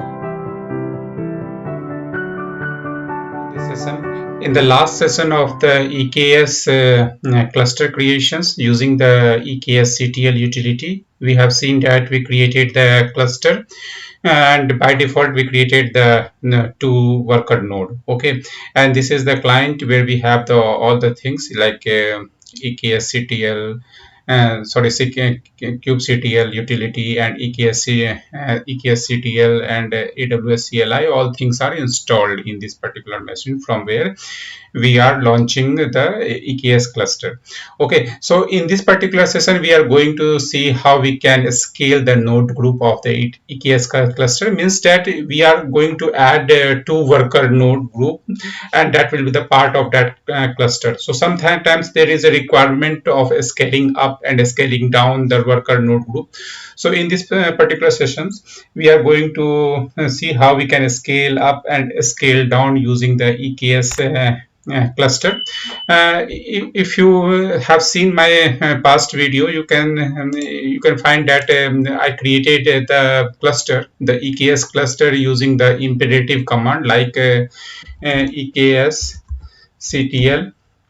Okay, create cluster, and then we provided the name like Alok DevOps. This is the name of the cluster, and the region in which I am going to create. The region will be AP South, the Mumbai region, South 1, and the node that I am going to use, node type will be the T2 dot small.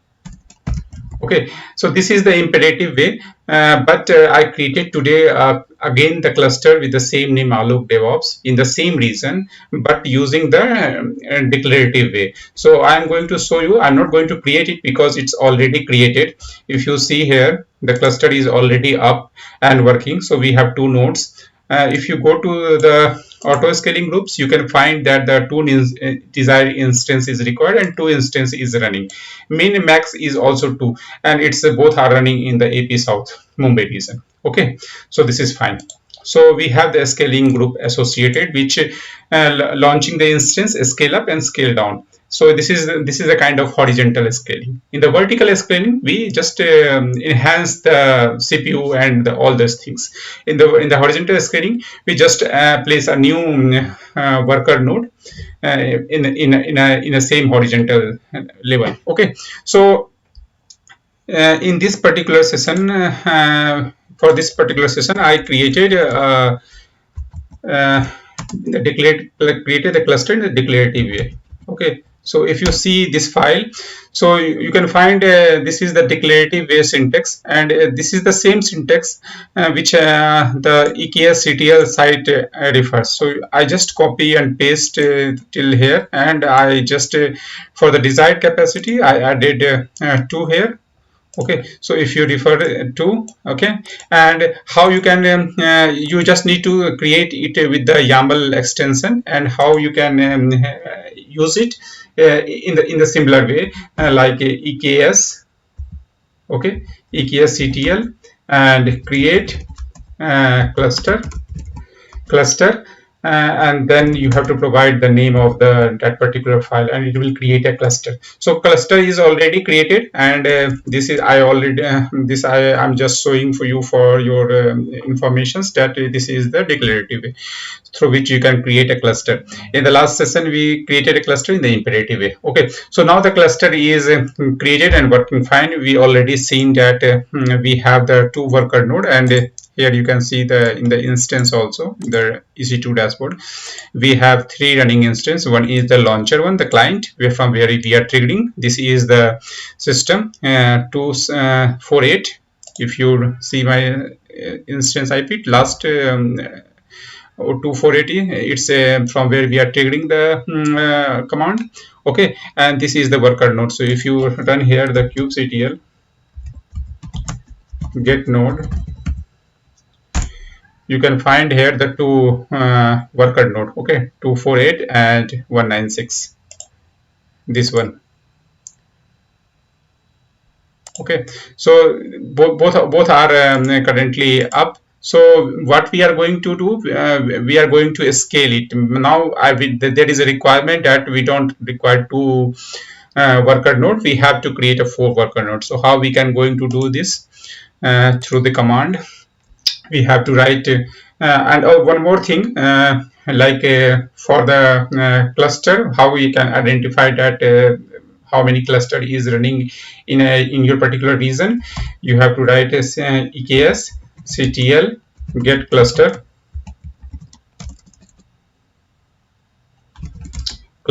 and then you have to provide the region. Okay, AP South 1. So it will provide you that one cluster is currently up and running. That is the name have the Alok DevOps. Okay, so now we are going to scale up this particular instance. So we just need to query for the node group. So how many node groups it have? We have only one, but we can execute command to check this. Get node group, and again the region AP South 1, and the name of the cluster is Alok DevOps. Okay, so it will provide you the node group. Okay, this is the same as we have here, the auto scaling groups. It's a node group. Okay, so it will launch a new instance when the requirement gets changed. Okay, so now I'm going to change my requirements. So I required 4 worker node, not 2. Okay, and that will be the part of the EKS cluster. Okay, Kubernetes cluster, EKS CTL scale. We have to scale. Okay, node group,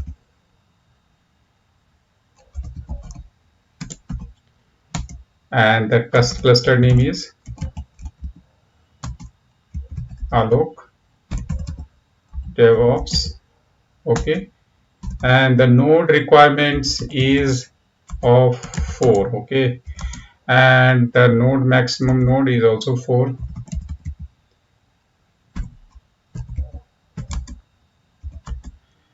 and the name of the node group is ng1.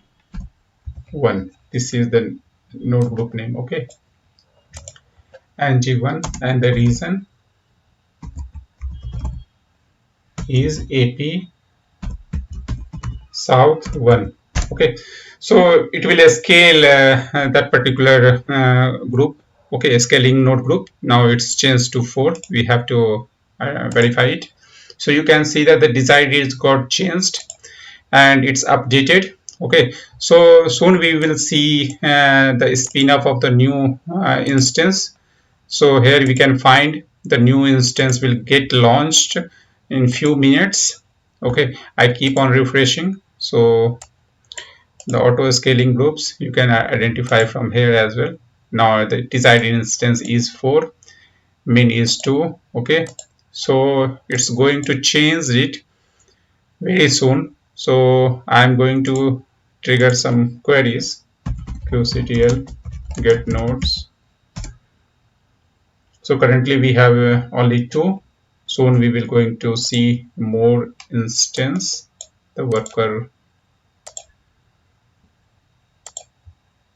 So you can find that when I refreshed it again, within a few minutes, few more worker node groups. So we have now 4 worker node groups, and we can see that worker node group using the command as well.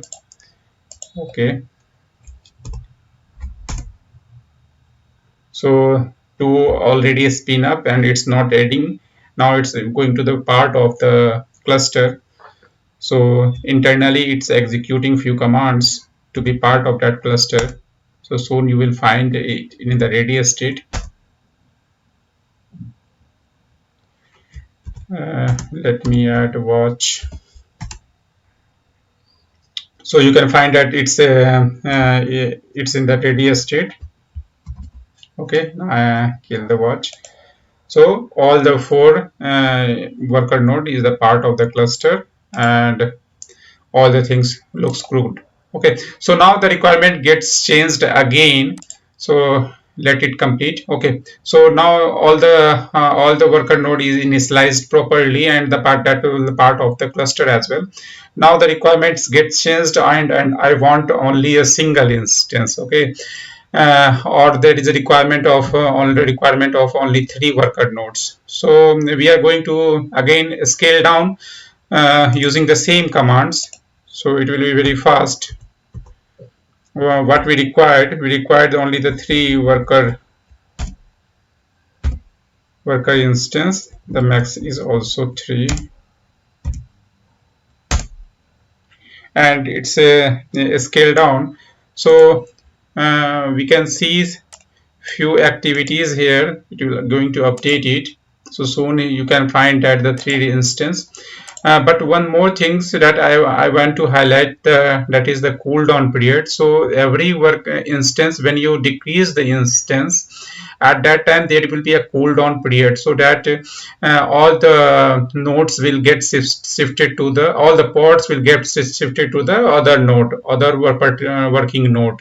Okay, that will the part of ReplicaSet. If there is a standalone pod that in that particular node worker group instance, that will be get killed. Okay, it will not come up. But if the pod is the part of the replica sets or in the deployment, so it will move it to the other worker node which is working properly. Okay, so there is a cooldown period. If you click on the auto scaling group, you will find that there must be a cooldown period.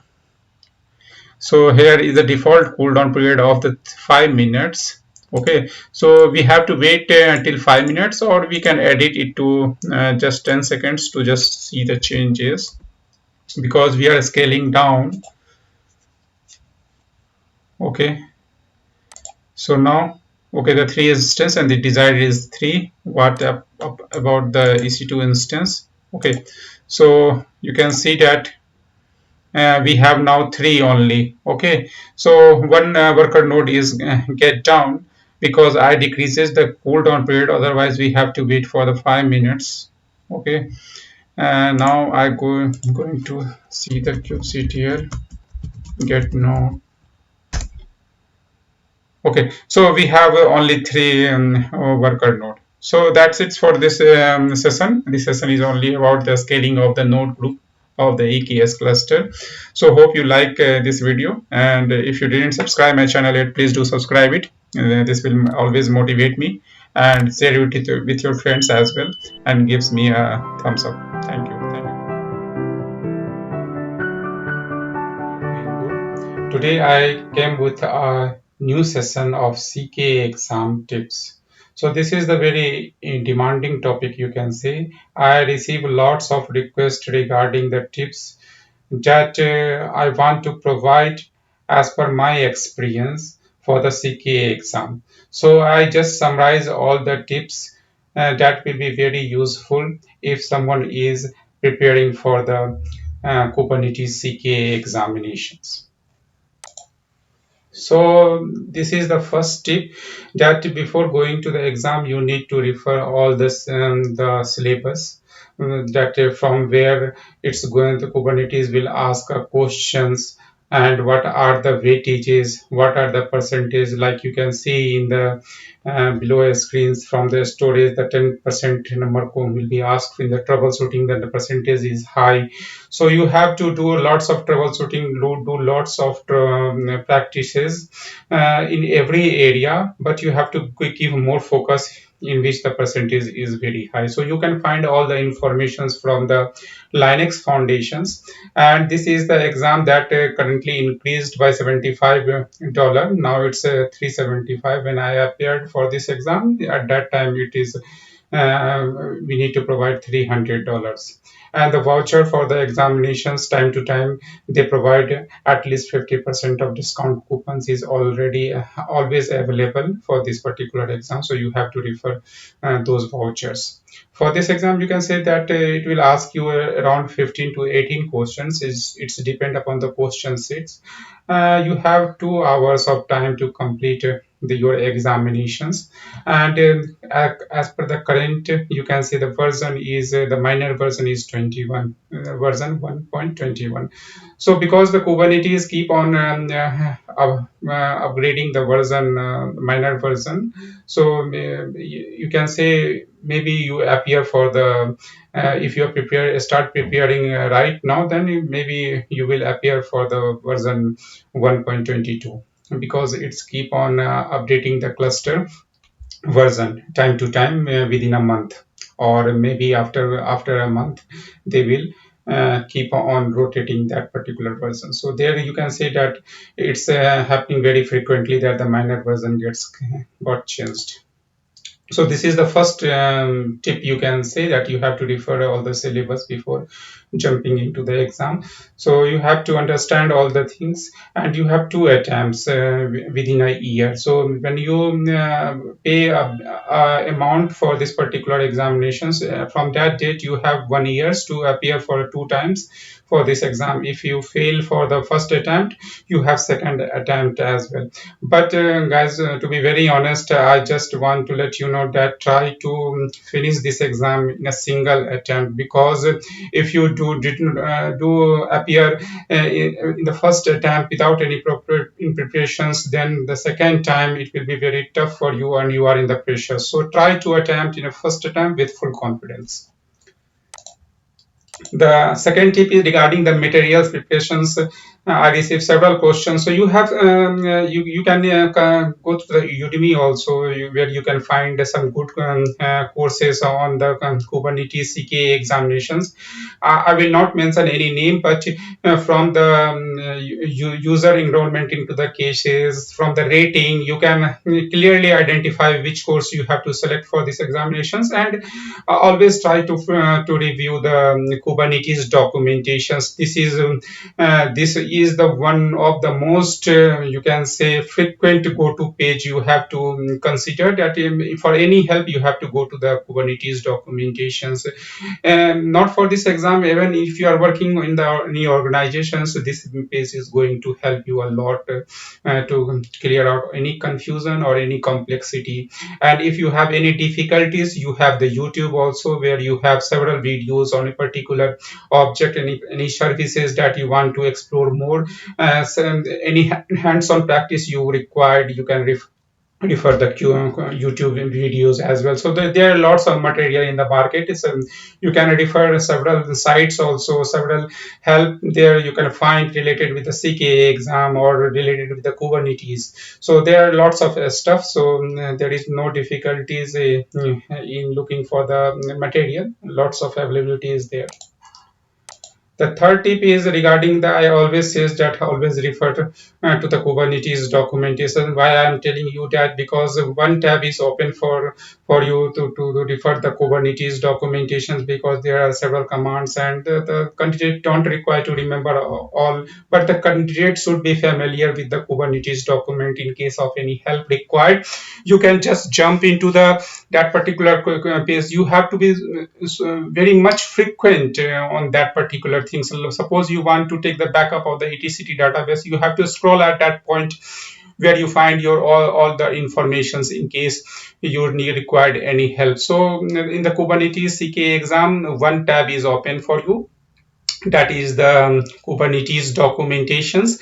You can't open the two tabs, so you have only one tab is allowed, and Proctor is always monitoring your interface, that what currently you are doing. So so you can see that someone is always monitoring you. Every actions is monitored, and it's recorded also, so that they can refer your video before releasing your result. So always try to jump into the Kubernetes documentations in case you required any help during the preparations, so that you are familiar with the pages and how you can search it easily. So you don't have to go into the blog in discussions, only the Kubernetes IO, the documentation space that provided by the Kubernetes. And the fourth tip is that for this examinations or to clear these examinations, this is a completely a hands-on, not a MCQ based like we have the DevOps professional for the AWS or any of the AWS certifications. You have the MCQ there, and this is the cluster based, means the hands-on examination. You have to provide they will provide you the questions regarding go into this particular cluster and do the stuff into this particular node also. They can provide you these types of information, so you have to jump into the that cluster, is switching the context, and you have to complete your activity. If you do the your activity into the different cluster, then you will receive 0 marks on that questions. Either you completed your stuff completely perfectly fine or not, it doesn't matter. All the things is matter that you have to complete all the work what is asked in the question. If they want something to perform in a particular cluster, you have to switch into that particular cluster and do the stuff there only. So practice, practice, and practice. This is the only mantra, and this will help you in the in your organization as well, because if you clear this exam, then you are familiar with all the environment, and you can able to work in your organizations and try to contribute in your organizations related with the Kubernetes as well. Because in the MCQ, if you question like in the AWS, they don't have the negative marking, so you can blindly select any of the answers and maybe it will be corrected. So this will not judge so perfectly, because in this exam what the question is asked, this is just like a mathematics exam. If your answer is correct, you tried a very means your the way to perform the activity is correct, your answer is correct, you did it in the right way, then you got the 100 out of 100 marks. So you can consider it as a as a mathematics exam. So try to put your best on it and do lots of practice. This is the only mantra for this. And you should be very, this is the fifth tip, and you should be familiar with the basics command, Linux command, that some of the command I listed here, but you have to refer the documentations, some sites for to just how to create a directory, how to change the directory. Means you can find anything you required it, because you have to remove something, you have to find, you have to use grep command several times. So these all commands which is very basic and is related with the Linux, because the environment you are getting is a Ubuntu and it's Linux based, so you have to be very familiar with all the commands which is the basic command for the Linux. So before jumping into the examinations, try to familiar with some basic commands related with the Linux. And now this is the sixth topic for the editor. They will provide you the Vim editor and the Nano editor, but in case if do not provide you, you can install it. But in the exam they will provide you to be very 100% sure. And some of the Vim editor command, because I love Vim editor, and means I listed some of the commands, and in case you like Nano editor, you can try to figure out or try to search for some command that is used, and do lots of practice either in the Vim or don't select both.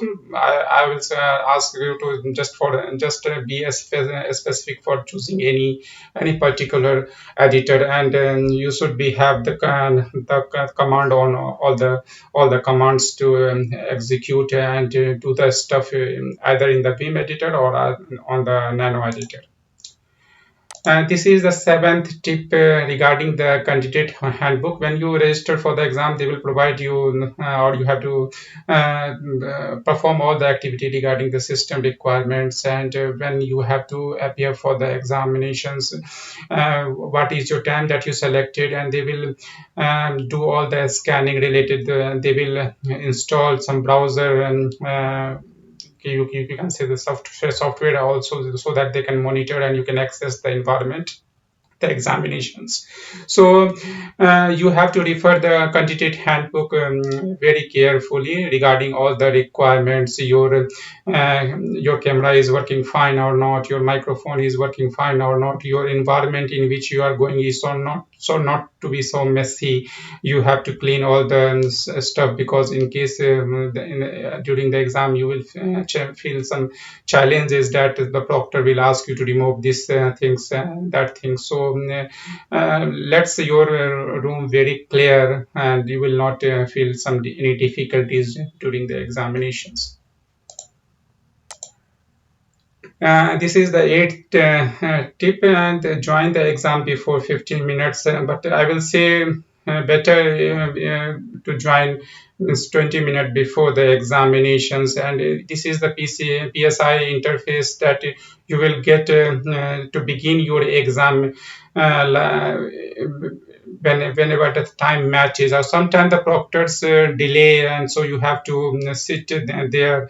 But if the proctor is not available after the 1 hour, then you have to talk with the support teams regarding your examinations. They will either cancel you and issue a voucher, or they will just allow you. But in case of AWS, because we have the single attempt for all the examinations, they issue the voucher. But in case of any difficulties that the proctor is not available, they will reschedule, or they will ask you to a reschedule button will be available to reschedule the examinations for the first attempt, and try to clear this exam in a first attempt, so that you don't have to face challenges regarding the pressure in the second attempt.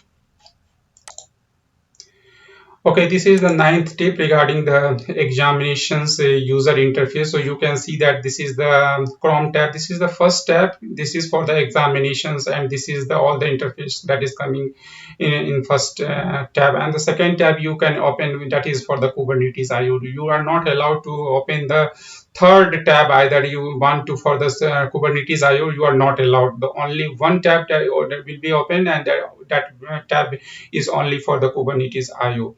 So this in the second, you can see that you have all the things, that all the control related things that you can find it here, like notepad related thing. If you want to end the exam, you have the actions that is available in the exam admin section here. And this is the terminal, where you have the all the command line prompt. The terminal is available so that you have to perform the activity. The time left, they will provide you the bar, not the digital format of the clock. In my exam also, there is a bar which for the time frame, and for the context, to switch into the any context, you have the clickable link. When you click on the link, you don't have to copy it. It's automatically get copy, and using the shift insert, you can paste it here. Okay, and the right click also, you can do a right click into the terminal also to copy and paste all these things. And the weightage, for every questions there is a weightage, so you can look into the weightage of the questions. So every question has each difficulties level, and as per the difficulties, each question have the assigned weightage, and the question it will be appeared here with the scroll also, because if if it is a lengthy questions, then definitely there is a scroll. So you have to scroll and read all the questions very carefully. Okay, and regarding the context, regarding the any of the deployment name, service name, there will be a link, and you have to click on that link. You don't need to write it down or just copy and paste. Just click on that and it will be copied. So because you don't you have to do a time management, and that's why they provided you such types of facility, that you don't need to write such a big name for the deployment, and the big name for the secrets, all these things. You can just click on it and it will copy, and you can use it. So timing management is very important for these types of exam. Okay, the 10th tip is the autocomplete and alias. So you can make the alias of the kubes util, because this is the command that you will write very frequently several times. So you can make it, but I will not prefer. As per my understanding, this is not required, because you have enough time if you did a practice very well, and you have the confidence. So better to not use these types of thing, because while preparations for the exam you never use alias, right? So if you never used alias at the time of preparations and you want to create a alias, it will create a confusion during the exam. So why to take the extra pressure? So just avoid these types of things and write all the commands, and it will not create any types of pressure, extra pressure you can say.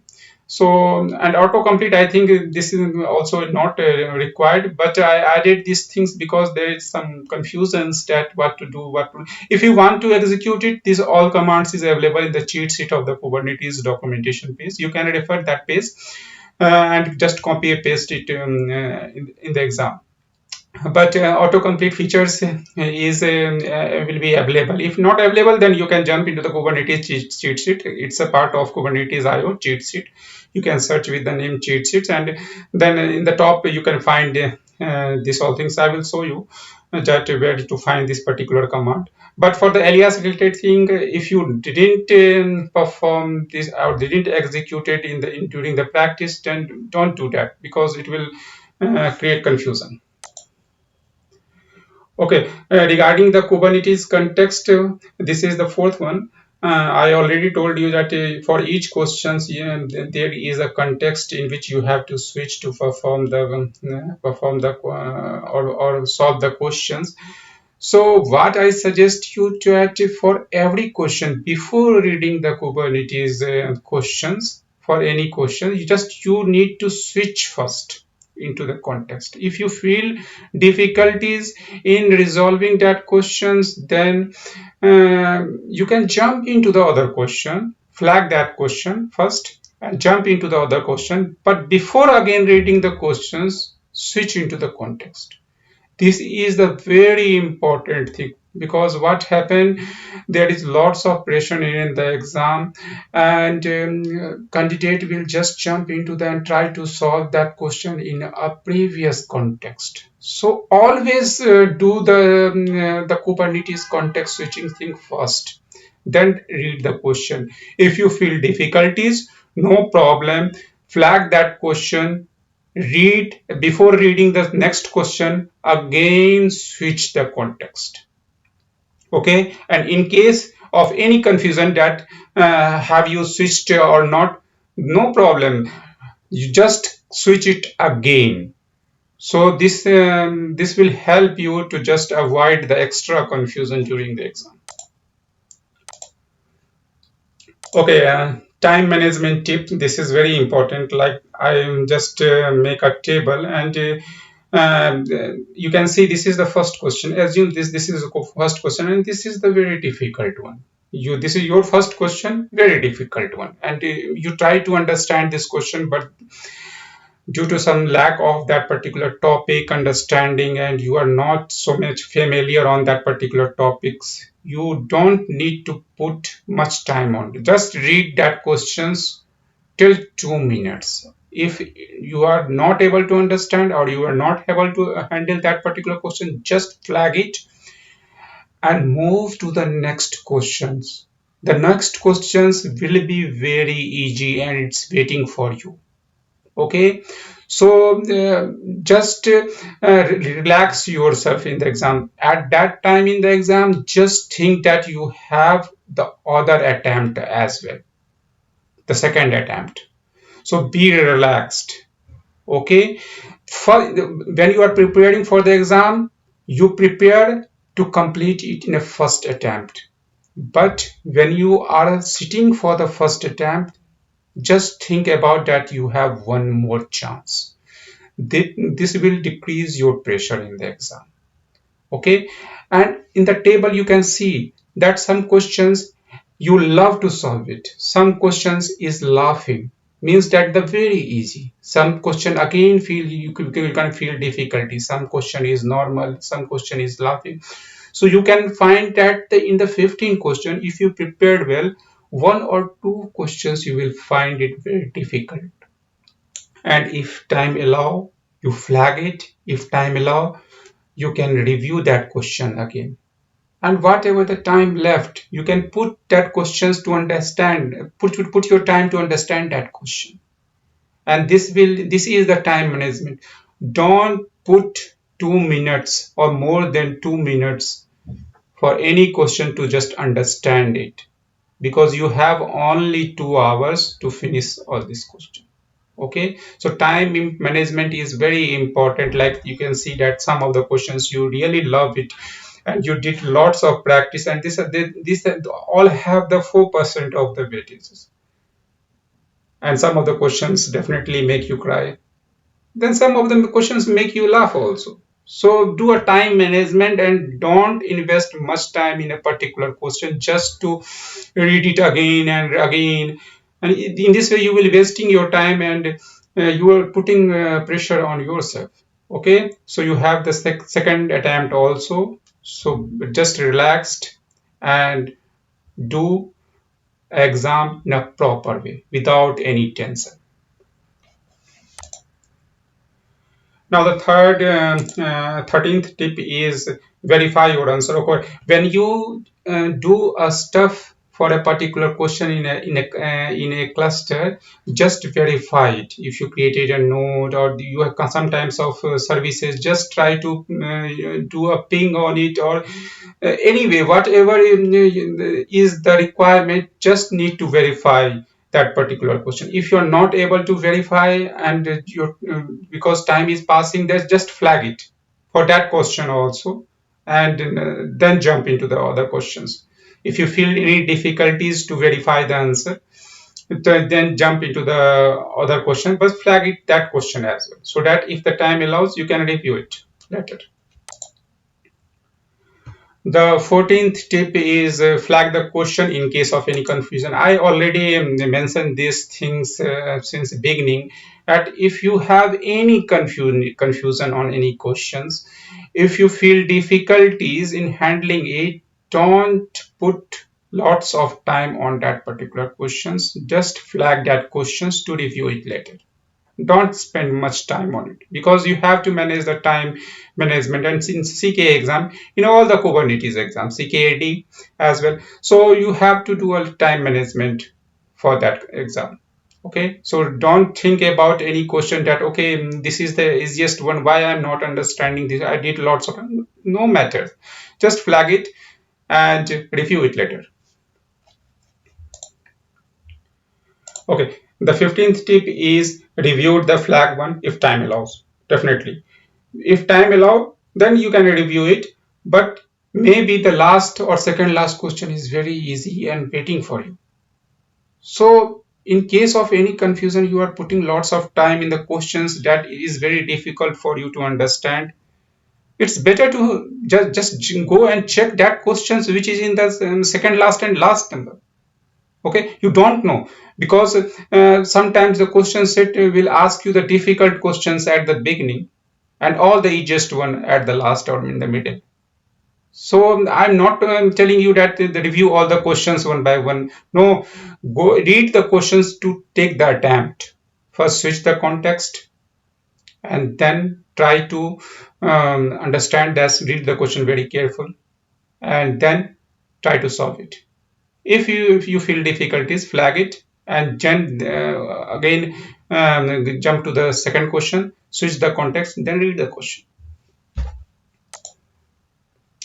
Okay, 16th tip is creating the YAML file. This is also very important at the time you want to review it. Like you are handling the third number of the questions, so name it as 3_pod. If you're creating a pod for the third question, okay, so whatever the YAML file or definition file you are creating, whatever the resources you are creating, just number it. Okay, this is the third number, so whenever you come to review it, you know that this is related with the third questions. Don't just name it as a p.yaml, pod.yaml. It will create a confusion in case of you want to review it. So to be very honest, these types of small tips is very useful in the CKA exam. And you also realize when you do a practice, okay, because I'm just providing you all the informations regarding what the difficulties I faced. Okay, I try to list all the tips for you guys. This will be very useful for you to just appear in the exam and try to clear it in one go. Okay, so just rename it with first the question number, 13 question, then write 13. If you are creating the pod, then with underscore or dash, you can write the pod.yaml. Okay, don't write it in a way like a p.yaml, pod.yaml. This will not going to help you in the exam. Okay, 17th tip, use imperative command that in all the videos. Like I have several videos for the Kubernetes also. I added the CKA challenge questions in which you can find the CKA, all the real-time question you can see for the CKA examinations, in which I always suggested to use the imperative command, because you are not working for any company. In the company, okay, you can use the definition file, but for this is the exam, you test your knowledge. So use always imperative command. Like this is the command that used to generate a pod, which use the Nginx, and I use the generate it in the YAML file. Again, this is for the third question, the third 3 underscore pod.yaml, because I am creating a pod for the number 3 question. So this will help me to if I want to review it if time allows in the examinations. Okay, so imperative command is your friend for the exam only. In the working environment also, you can see you can create a definition file, you can do the changes, you can just move it in the SVN repository. These all things also help in the working environment also, but this is my session for specific for the examination. So try to use imperative command as much as possible. This will help you to save the time. Time management is very important in the CKA examinations. Okay, now this is the 18th number of tip. Don't use bookmarks. It's depend upon the proctor to proctor. Some of the proctor will not allow to use the bookmark, like to just access the content very fast. Some of the examinee do like create a bookmark for all the things like secret, ConfigMap, pods, services, deployment, and whenever they need a question, they need the help for them from the Kubernetes documentations, they close the tab and use the bookmark, or they just click on the bookmark. Don't do such activity. Try to use the search tab of the Kubernetes documentations. Okay, because some of the proctor will just ask you a question during the exam, and maybe you will spend some time on it. Okay, so avoid these types of things. Just create a bookmark for the Kubernetes documentation, open it in your next tab, and do all the searching on that only, instead of clicking for the bookmark for each and every service for the fast access. This all things will not work, and it will put you into the discussion with the proctor. So avoid these types of things. Okay. 19th tip is regarding the JSON path. So you can expect at least one question from this area. So do lots of practice on the JSON path. It's very easy. And you can refer the Kubernetes cheat sheet. Also, there is lots of JSON path related queries, and sometimes they will ask you questions directly, or some changes from the Kubernetes cheat sheet only. So there is lots of tutorials on the YouTube also. So you can refer. This will take only your 30 minutes to understand the JSON. So why to ignore a single question? Why to miss it in the examinations? Might be these questions asked only for the 4% of it, but that single number scoring is important in the examination. So if JSON path is important, then refer some good YouTube video and try to learn it and do the practice on it. Okay, I also added some question in the CKA challenge playlist for the I created a video, so you can refer that as well. So better to learn it. Okay, the 20th tip is the correct cluster access. Okay, so I already mentioned, and this is the very important thing, that why I have a tip for, especially for this. If in case you have any confusion that you either you switched to the correct cluster or not before reading the exam, do it once again. Don't run a command to check either you are in the current cluster or not, correct cluster or not. Just run that switched into the cluster that asked the questions once again. Why not? This will save you, and this will not create any confusion. This is a very important thing, because if you perform the correct thing in a wrong cluster, you will get 0 marks. So be very careful about the cluster, because you are doing the correct thing in the wrong cluster. So better to switch it or do this activity twice in case of any confusion. Okay, 21st tip is read the question very carefully. This is the main thing, that you have to read the questions 1 times, 2 times before doing or try to solve that questions. Before that, you have to switch. If you feel difficulties, flag that question, jump to the next one, again switch the cluster first. Then read the question. You have to do these types of practice to just avoid any confusion, because you have 2 hours of time and you have to do lots of time managements, and this definitely these types of activities save you lots of time, because sometimes you are working on the question and then you memorized either I switched to the correct cluster or not. So think about that scenario. So in that question situation, you will lost lots of time. You again switch and then again try to execute all the commands. So better to do it first. Do it twice. There is no harm on it.